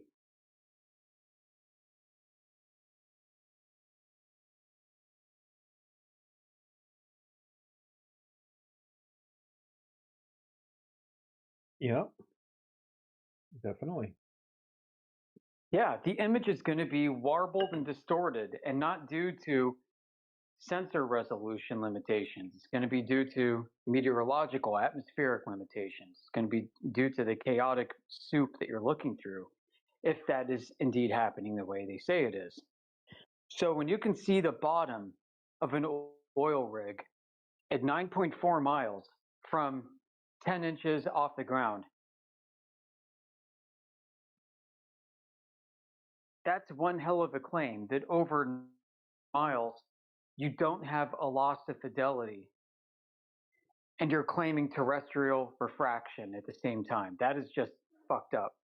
Well, yeah, what they're claiming is extreme downward bending of light. And that would be allowing us to see further, but even according to the mainstream, when we have more extreme downward bending of light. So when we have a little bit of downward bending of light, we could have a little bit of looming, right? This all falls under the category of superior mirage, the opposite of inferior mirage. Okay, when the light will be deviating downward towards the cooler air down lower. And then if you just have a little bit of downward bending, okay, it's just a little bit cooler down lower, then you have looming. And then if you have more, then you have the superior mirage. And then you have even more than that, right, of a change in the refractive index gradient. Then you start to get crazy, extreme superior mirages like Fata Morganas and things like that. Now, they're trying to tell us that we should be able to see further. The more the light bends down, the further we should be able to see beyond the curvature of the Earth. But if you have a look at the images that I just posted in the side chat, we can see much less distance when we have what they would consider extreme downward bending of light, and we have the same oil platforms with extreme Fata Morgana situation. Okay, we don't see further. We see less distance. It's more destructive when we have more extreme refraction. That's a lot of inversion layers. That's crazy. Yeah, so when they're saying like the original Black Swan image, right, that's extreme refraction. No, this is extreme refraction. This is way more, right? This is a Fata Morgana. This is a textbook definition Fata Morgana, which would be an extreme version of a superior mirage, which would mean you have extreme downward bending of the light.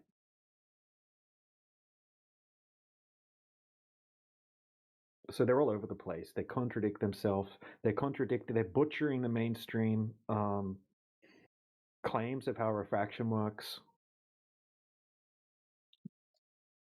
So I'm tempted right now to steelman the globe. And let me steelman the globe by suggesting something that you probably haven't heard of before and nobody's ever heard of in chat. Ooh. All right, here it goes. The water temperature above the surface of the camera in the Black Swan, right there at the shoreline, is going to be warmer. And the water temperature cools with distance as it gets deeper and deeper and deeper out towards the oil rigs. Therefore, the observer is staring through a gradient of air that cools with distance. and thus bends around the curvature of the Earth.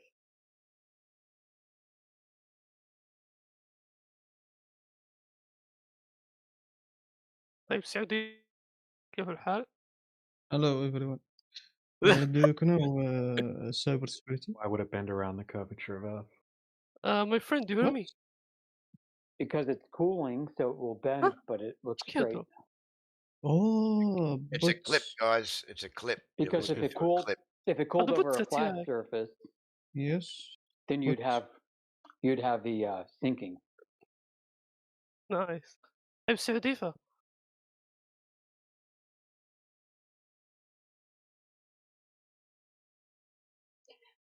How much temperature change would be required to actually cause the refraction of the light to curve at the rate that you're claiming it ought to?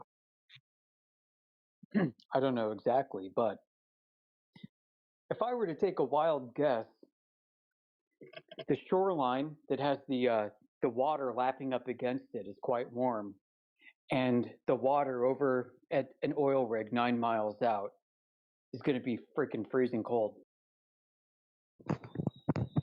What if we just went up in altitude to say a lookout that's quite high, like 50 feet up in the air? That'd probably do you a bit better. All right, I'll post one. So you're talking about a horizontal gradient.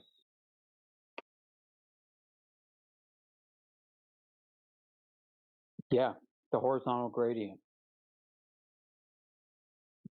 Horizontal gradient, sorry.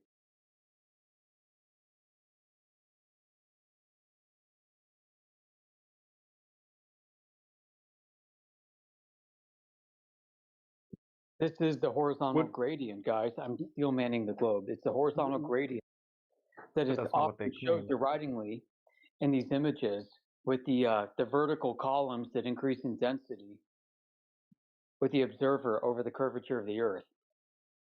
There it is. It's warm at the observer from 1 foot off the ground and freaking freezing cold above the oil rig 9 miles out in the deep ocean. Increasing in density. And the reason why it looks flat is because the Earth is curved, bitches. Right, so we could just go up a bit in altitude, and then that would kind of where it mixes more uniformly. Yep. So right. I got that.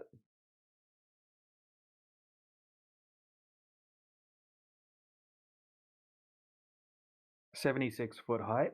Black Swan 76-foot height. All right, let's go. I see what you're doing. Shut him down, sheepdog, with the road, but the road is not that far. It's not that long. You have a relatively uniform temperature above the road, the entire sight line. Therefore, I would expect to see some kind of subrefraction effects like that. Again, I'm still manning the globe, guys. Caveat. Yes. How do you then explain? Whoop, roboting. How do you then explain when there's not as much refraction and you still see farther? How do you know there's not as much refraction and you're seeing farther? Well, I'm using distortion as my ruler for how much refraction is actually being observed. Yes, look, you get a gold star. You were listening. There's a loss of image fidelity, and anytime there's kind of an invocation of refraction, there has to be. It's absolute. Very good. Very nice. You have done it, tactical droid. You win the prize. Tactical droid for moderator. You get a green label in 24/7. We have the 76-foot observation in the side chat with the math and stuff in the GIF. Love it. Yeah, that's good. So, in this way, like you don't just need to be low on the ground. You need some long distance imagery work from higher off the ground, and even higher, and even higher. Like the more data, the better. Yeah, I agree. Some globers will try to dismiss certain arguments based on the height of the observer. So we could go all the way from 3 inches from that Canada Lake experiment all the way up to 30,000 feet, J. Tolan. Boom, yeah, and then infrared, which is just like holy shit.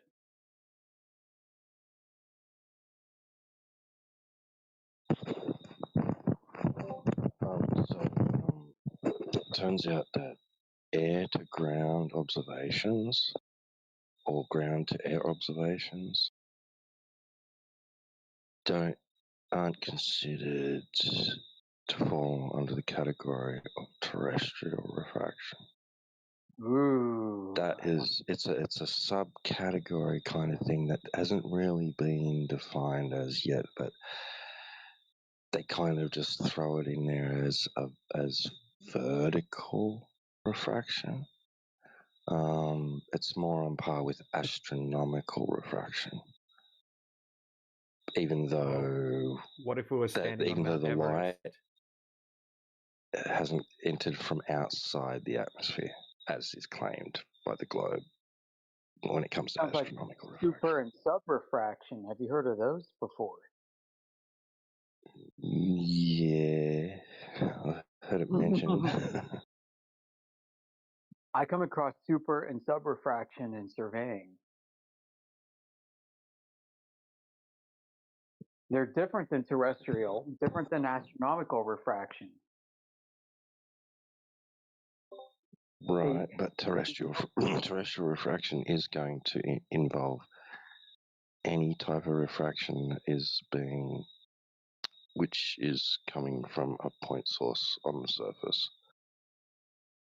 Yeah, terrestrial refraction requires the curvature of the Earth to be present in it. But super and subrefraction, not necessarily. I disagree. I'm just going to point out my disagreement. We've already gone back and forth with. I know. The descriptions of super and subrefraction don't necessarily take in the curvature of the Earth. They just take into consideration the density gradient above and below, like going up from the Earth. There's no Earth curvature in there. Now they can add it in.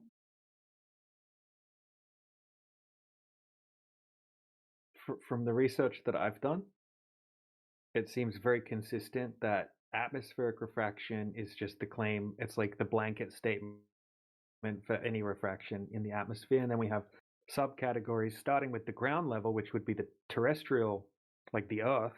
Okay. And when you're looking at something that's a terrestrial object, okay, like an oil platform or a mountain or anything like that, it's just refraction in relation to looking at something that's terrestrial.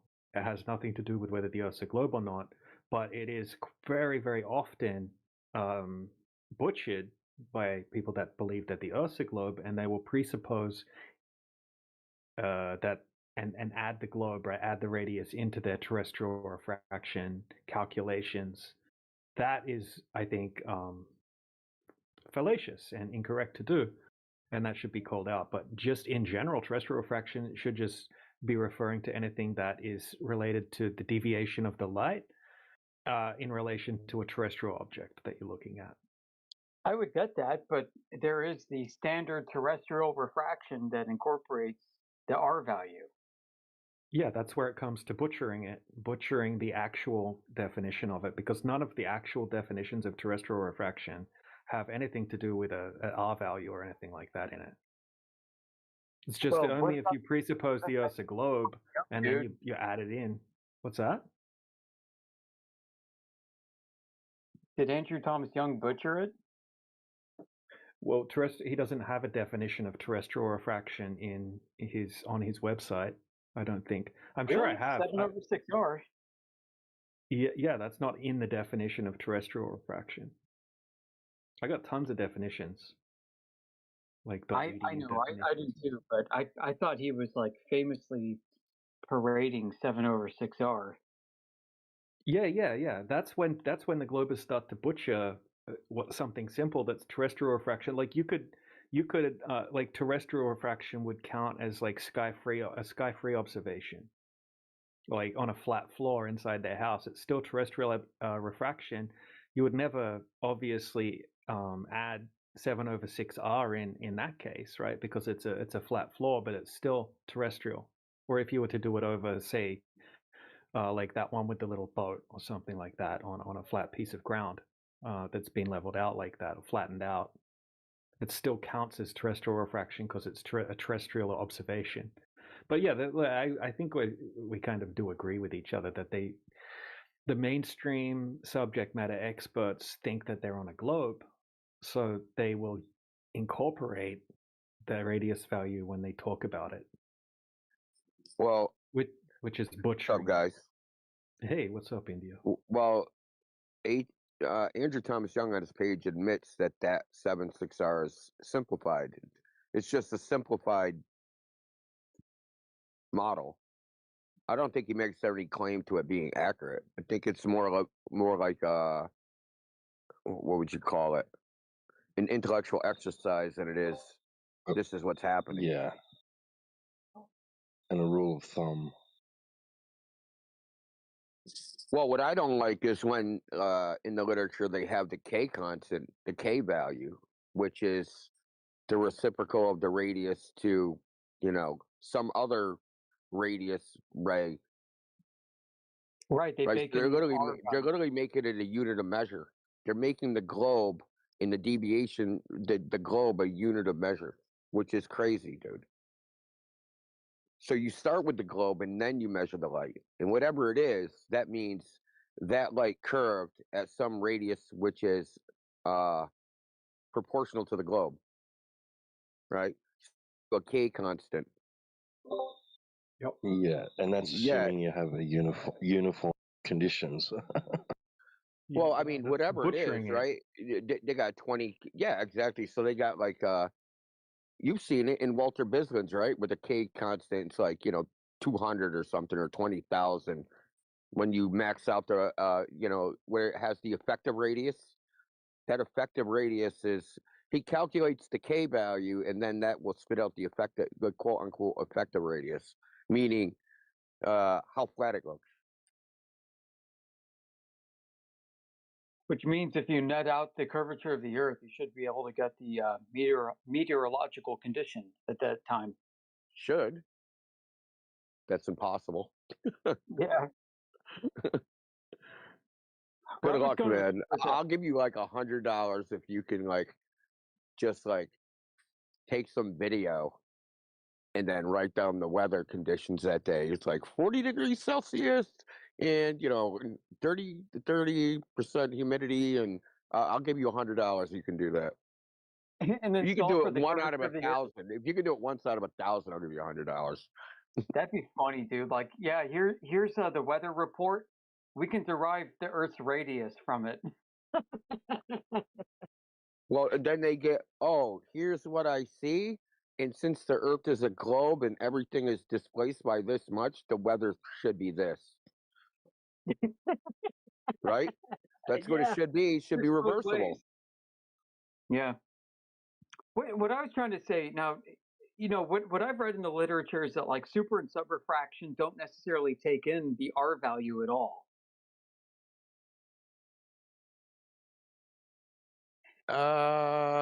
Well, in radar, I haven't really seen the subrefraction thing in radar. In reference to radar, yeah, I've never seen it in like the microwave or visible light. I've never seen it in that, or X-band or anything else. Wonders, is this GPS refracted? Yeah, like at low glancing angles to the satellites. Maybe that's why they don't acquire signals from below 14 degrees or whatever the fuck. Oh, that's why they use the tangent plane. We solved it. That's why they're doing it. Because it's locally flat. To me, the smoking gun is that the horizon is the only thing that seems to move in relationship to other things, right? So in the black swan, you have what should be, right, a geometric physical earth hump move behind two oil rigs, right, magically by refraction. It changes its actual physical position or apparent position based on the weather. I would figure that everything physical would be moving consistently, staying in the same location or relationship locally to whatever the other objects are around it. So if you're just going to arbitrarily make the Earth flatter with an equator or a K value, well, then you've already told us that on this day you just see farther.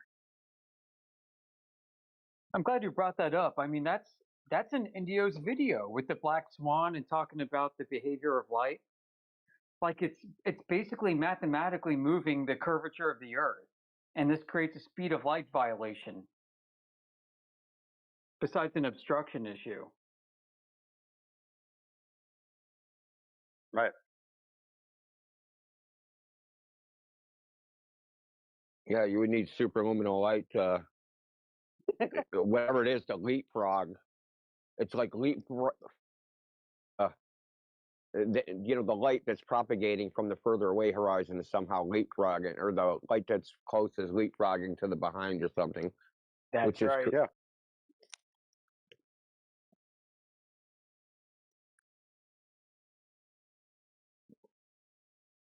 And I've pointed this out a few times in all the demonstrations. The Glovers do their butane and their dry ice, CO2 gas, and their methane, and go, look, refraction can pick things up over the curve. In none of those videos do you see the horizon in those videos move around, right? The horizon being the edge of their butane container or piece of cardboard or whatever they're using. You never see it move 1 millimeter. You don't see it shift at all. No. It usually just looks like turbulence, honestly. They're still using flat gradients too, not curving gradients.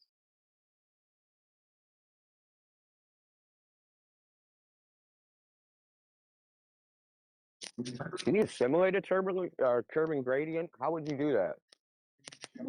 I don't know.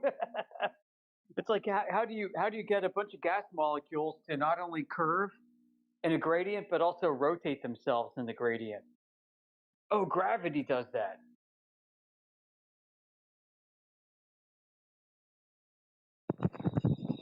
But hang on, if you claim a curved line of sight, then you're throwing away any ability to use it as a tangent plane.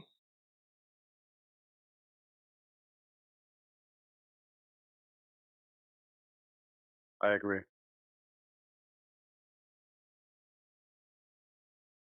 Well, if your line of sight, yeah, it's supposed to be the horizontal reference itself. And you don't know if it's curving or not because you're a glober. Then your measurements are all fucked up.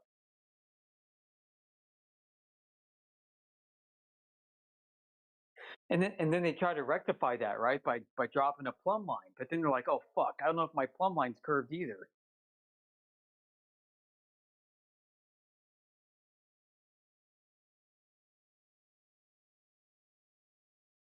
Just in relation to the super refraction that people try to claim, I don't think there's such a thing as this super refraction where you can have a long distance observation that doesn't show any distortion, right? And everything looks nice and clear, and we do it during the day and we do it during the night, and everything looks exactly the same. Yeah, right? horizontal. Like 21 mile Great Salt Lake observation, perfect example. And they're claiming it's this super magical refraction. They're calling it super refraction. I think with visible light, there's no such thing. And I think this super refraction already has a name, and it's extremely destructive, and it's called a superior mirage and a fata morgana. And it's obvious, and we're not going to use that in an observation if that's happening to claim anything. Yeah, if they're claiming super refraction makes the curved surface look flat, and you're looking out into the distance over greater and greater amounts of curve, then they're claiming that in order for the image itself to not lose fidelity that all the light that you're seeing that's being reflected off of that curving surface are taking different curving angles, arc angles, in order to reach your eye. And that somehow the atmosphere is modifying each angle such that they conform to the curvature of the Earth, the same lapse rate as you would see. Yeah. And that's just fucking insane. Because it's in reality, that's not going to be the case. And in reality, what would happen as a consequence of that is a loss of fidelity. Right. And, prove us wrong, right? I was talking with Cosmos and Mez and all of those idiots in politics over the other day about this. And they kept going on about super refraction. I'm like, all right, well, okay, if you want to make a claim that there's something called super refraction, show me the definition from a mainstream source, not ChatGPT, okay, that explains exactly what super refraction is. I can't find that definition. And then show it to me, right? Show a situation where we have super refraction present in an observation where they took everything into account to the best of their ability that they could, and it matches up with a globe. And Yeah, just, without any detectable chromatic separation either. Yeah, exactly. Yeah, and they just spazzed out and got angry at me for asking for them to back their claims up.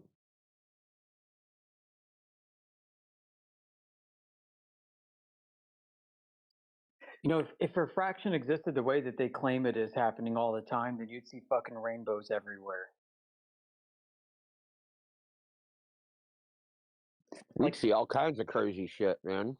Like a like we'd see like double images of stuff and upside down stuff. I mean, occasionally we do see upside down stuff, but like it's really weird that how not only is the air acting like a lens, it's actually like a perfect lens. It just magnifies everything evenly and most of the time, right?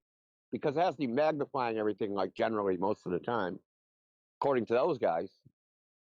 Like it's just so selective. It only picks things up over the curve. Like that's the only thing it does out of all the stuff lenses could possibly do. Just that one thing. Yeah. And then you look behind you and it's the same. Right, exactly. That's why I like the Great Salt Lake one once again, because we don't have a horizon and sky in the distance. We have mountains, and then we have a look at some of these closer up images, which I'm uploading now into the side chat. And not only do we have all of the water perfectly lifting up beyond the geometric horizon to the exact right height, we also have the entire shoreline, and then it's 2 more kilometers from the shoreline to that smokestack. And then we have a mining town, and then we have all the mountains in the background. And they're claiming that in these next images, okay, so this is the nighttime from 21 miles away. This is the daytime shot from 21 miles away. That this crazy super refraction's happening. It's not only lifting up all of the water to the perfect height, it's doing it with everything in the background as well, including the mountains.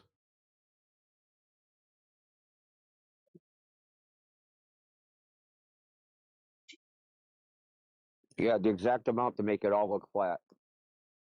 Even though it has to pick it up differently. Yeah, it has to pick up like because it's supposed to be an exponential curve, right? So it has to be even more refraction further away. Because it has to pick it up even further. Can't be linear, has to be exponential refraction. That's why Matt pisses me off with this. It's only 0.0007 degrees per mile. Dude, that is so dishonest. It's just the most dishonest false equivalence. I mean, it's technically true. No, it's wrong, dude, because every point of light is going to have to bend at a different rate to reach your eye from different distances. Yeah, I looked into that. That's right, because I pointed that out. That's the wrong math. Yeah, that's right. It can't be linear. Yeah, I pointed that out to him. Now I think about it. I think the last time I talked to him, I said, Matt, that would be linear. How could the deflection be linear if the curve is exponential? I think then he said I have to go or something.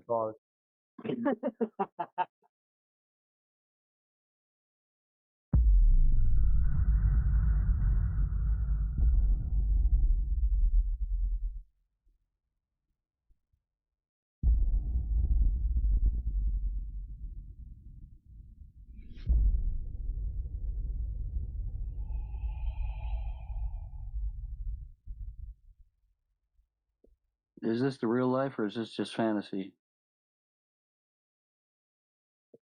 Caught in a landslide, no escape from reality. Oh, are you guys watching something? I'm sorry. We're just chilling. No, yeah, we're just chilling. What's up, guys?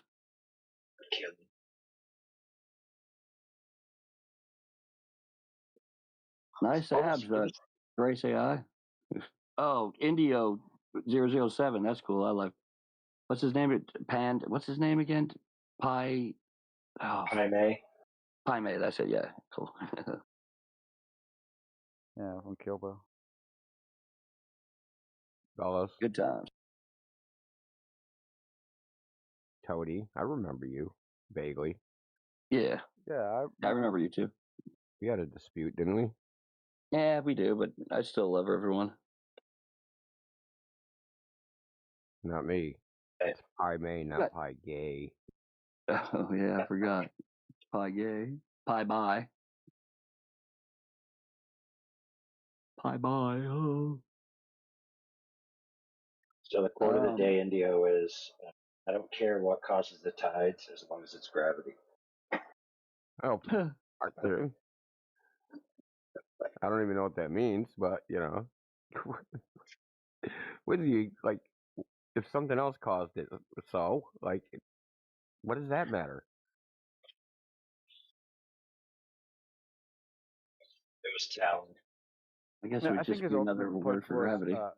I think his ultimate point was, I have a model for tides, therefore you're wrong because you don't have a model for tides, and therefore the Earth isn't flat. Oh, okay. They don't have a model for tides. Yeah, we tried to explain that to him, and in the beginning he didn't even, like, he had his own idea of how the tides worked, and we had to show him, like, the conventional globe idea before he would accept it. So it was a slow birth, and but in the end he kind of got there and kind of adopted the globe position, and then we could destroy it from there. And he left, but you know, it's the way it goes. I was thinking about this. If it's not the moon making the tides, now if it's a globe and it's spinning at, over 1,000 miles an hour, it would be, what would happen if you were spinning a ball with water on it that was going 1,000 miles an hour? The way the water would just kind of, it would, I don't know, how do I say that? You'll be behind the spin, and that's the tides. That could be the tide. Oh my God, dude. Mind fellatio. Well, but here's the problem. The problem is when they say the moon causes tides. That's the problem. It's well known that you can correlate the position of the moon with tide height. Okay, but that's a correlation. Correlation isn't causation. You can correlate lots of things, but it's also correlated with when they calculate when a tide happens. There's 20 variables. Any single one of them you could say is the cause of the tides. Any variable in the formula you could say is the cause. All you have is correlations. Because tides aren't ubiquitous. They're not universal across the world, right? Some places have no tides. Some places have 3 tides a day. Some places have 2 tides a day. Some places, like, the tide is delayed relative to the moon's position by 5 hours. Some it's 6 hours. It also depends on what the local coastline is. There's so many other variables that determine tides and when they happen, how high they are. The moon is just one component. Yeah, I have a real problem with the moon right now, just because I keep on looking up. The sun is a component too. Yeah, of course. Yeah. What if the thing that causes the tides causes the moon and the sun? What if they both share the same cause? I would think the sun would cause more of the tide than the moon, but it is further away, I guess. No, whatever causes the moon and the sun to exist also causes tides. Ooh, I like that. Yeah, there's some depth to that. My thing is, like, I don't see the backside of the moon. And how do we not? This is the one problem I'm having. I'm still a globe earther, but I'm not calling myself a globe earther. I just think it's a sphere, but I don't think. I think it's a huge sphere. I think it's bigger than they're saying. But so big it's flat. It's so big it's flat. Yeah, almost that big. That's funny. I just can't believe we haven't seen the dark side of the moon, and we have the pictures they have are so fucking just so. They should never have even put them out because they're just so lame. Garbage. Yeah, they're so garbage, you know. Yeah, since the 90s, I've been so into space and all this garbage. So I've been looking at their NASA stuff since the 90s and like backwards from then. So like I've watched it develop, and it basically develops a step behind the Hollywood technology. And once the Hollywood technology got really good, they started like pushing it back and making it more shit to be like, well, like this is what it looks like in space. There's like this solar radiation and all this cosmic radiation that's like making recording difficult and problems. But now we're getting like SpaceX, no problems. Except for like they blow up all the time. You know, I mean, you can't even have the Tesla drive you down the street safely. Yeah, I'm just talking optically. Like you see their supposed pictures of their capsules. Like who's taking that picture from that space, from a distance? Yeah. Did you see that new Indian one? That, but they're like yeah, but they're like perfect quality. There's no corruptions to the sensor due to the cosmic radiation hitting the sensor. No, there's no problems. This is my problem with the moon landing. Like I was totally on board. Like back in the day when I first came in here, like 6-7 years ago, I was just like going along with it. But I've been thinking about like, dude. Okay, so if you the video of what it took for the Saturn rocket to leave the ground, like all that power and pressure, like just all that fucking just pressure and fucking energy, and then there's nothing. Okay. So if the moon is 6 times, like gravity is 6 times less, it seems like it would be that Saturn rocket going up 6 times, less than that. There'd still be a whole shit ton of like power coming out of it. And there's nothing. It's just like boop, and it goes straight up, and it kind of shimmies when it's going up. It's like it's on like a wire, and it's kind of just going back and forth for a little bit. That's right. It's like it's on a wire. It's like they said, okay, go up, and they hit the crane because the thing about the lunar quote unquote launch is that it doesn't accelerate. It just starts going one speed instantaneously. Just like it's on a cable, and they just pulled it up. Yeah, and like he was just saying, it's it looks fake.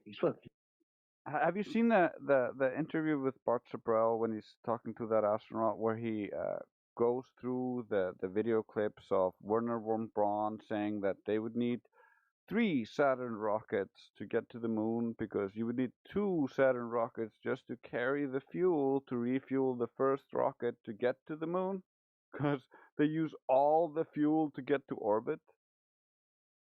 Makes sense. Hey, Tony. Yeah. You see the image I posted in the side chat? I took a screenshot of one of Elon's tweets. He was retweeting SpaceX.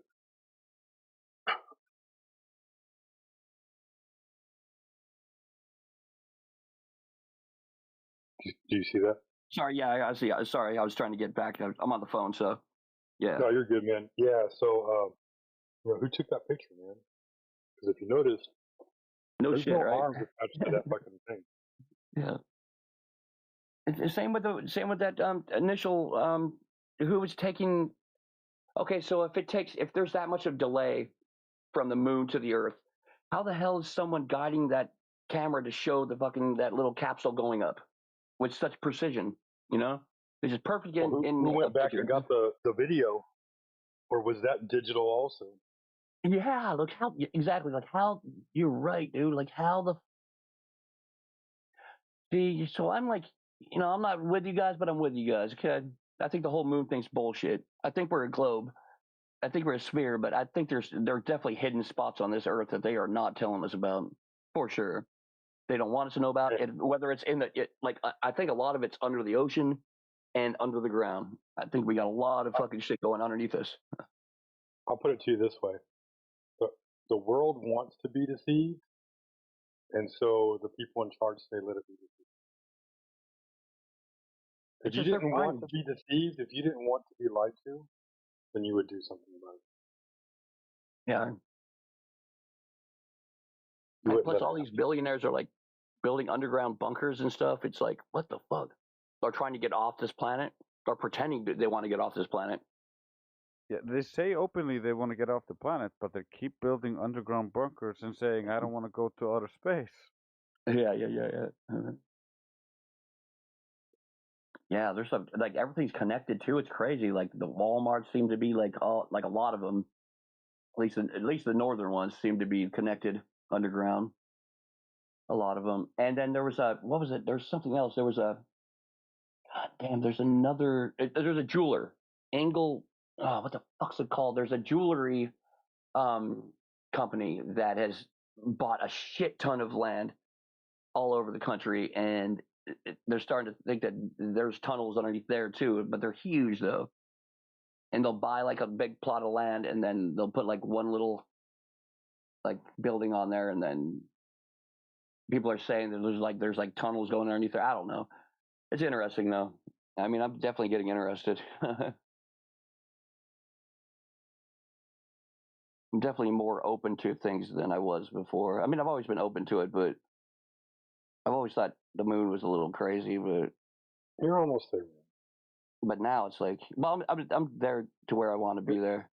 If there was one deception that could be gotten away with, it would be hiding flat Earth. Because the Earth is too big to see the curve, so you know it's wrong. I think the thing that we're missing is I think it's a globe. It's just if there's shit going on underneath the water, there are fucking bases underneath the ocean. There's crazy shit going on. It's heliocentric, yeah. I mean, from what I'm. It can't be then, man. Then all the orbits are wrong. No, I mean, let's talk about just being on Earth. Whatever's going on up there, I don't know. From the skyline up, there's definitely you know the stuff difference up there. between heliocentric and geocentric? Yeah, one's we're the center, and the other one's the sun's the center. Right. So how could we be going around the sun? You know, they tell us in order. Here, I'm going to show you the cosmic ladder. No, we definitely. So if the Earth is not the size that they say it is, everything above it is wrong.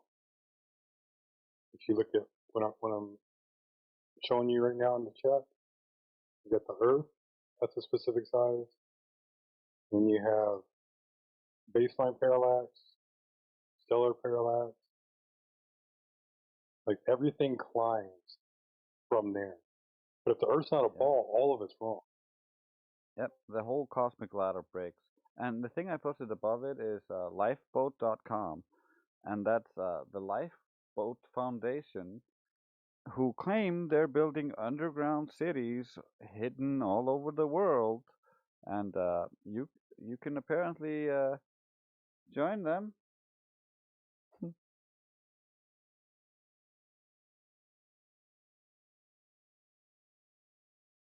That's pretty cool. Yeah. Hey, well, just so you guys know, I do have a plot of land on the moon in case anyone is worried. I will hook you guys up. I know you guys. Just give me your address and stuff, or give me your information, and if the shit hits the fan, we can go up to the moon. I got I think an acre, I think. So you guys are cool. I'll let you guys live up there with me. Yeah, we don't know or think that the moon is terra firma. Yeah. Well, I was just joking. I mean, I do have someone gave me as a birthday present a plot of land up there, but I was just joking. That is pretty funny though.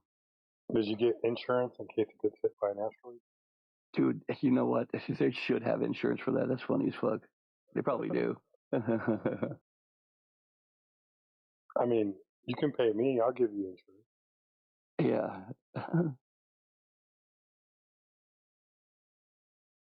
Or you can pay Brian Sweet. He'll be your insurance. He'll bankroll you. Just catch me if I fall, okay? Because it's going to be a long fall. That's like 250,000 miles. That's a long fall. Claim denied. Yeah, I'm really not sure that we were able to make it through the Van Allen belts. I think I think that robots can. I think that we can shoot up rockets and stuff through there, but I don't think humans can go through it. It just. Do you know who James Van Allen was? He was the guy that was talking. He likes belts. I know that. No. He was a eugenicist, and he was into genetics during and before World War II. He was trying to thin the herd out. Not thin the herd out, but like beautify it and make it more. Basically, he's trying to get rid of the ugly ones. Do you know how hot the Van Allen belts get? You know what? How hot Van Allen is? What? They range from 3,500 degrees to 35,000 degrees, and they're 36,000 miles long. Wide. Yeah, and if you're going 17,000 miles an hour through it, that's going to bring some friction too. Well, it's a vacuum, so I guess there wouldn't be, huh? Yeah, that whole Well, range. it's not actually absolute vacuum, so there's always going to be some friction. Yeah, yep. Or tackles. And the faster you go, the worse it is.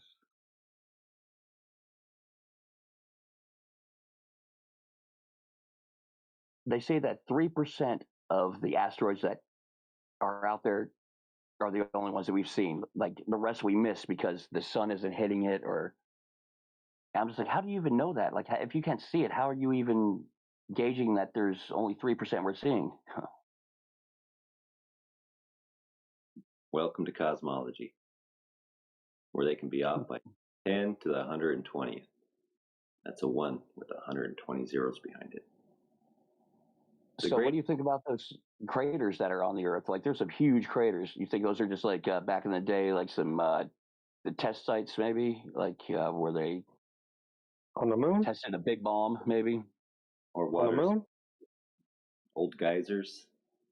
You never see any meteor, any of those meteor holes. Yeah, or for instance, like in Siberia, not the classic one people talk about. They thought they found a new meteorite impact, and it turned out to just be an explosion due to natural gas buildup. Yeah, remember that city that or that town that at night, I guess, like there's some eruption underground of really thick gas that just, like clings to the it's just really thick, so it doesn't dissipate upwards, and it just suffocated the whole fucking town silently. Just everyone just died, and just kind of like a cloud. It just went right through. Yeah, it does dissipate upwards. However, it's kind of like with volcanoes. Oftentimes spew out gases that are heavier than the air, and so they stratify as they diffuse. And so as they're stratifying, they fill up the valleys and stuff like that, and people can die to that. So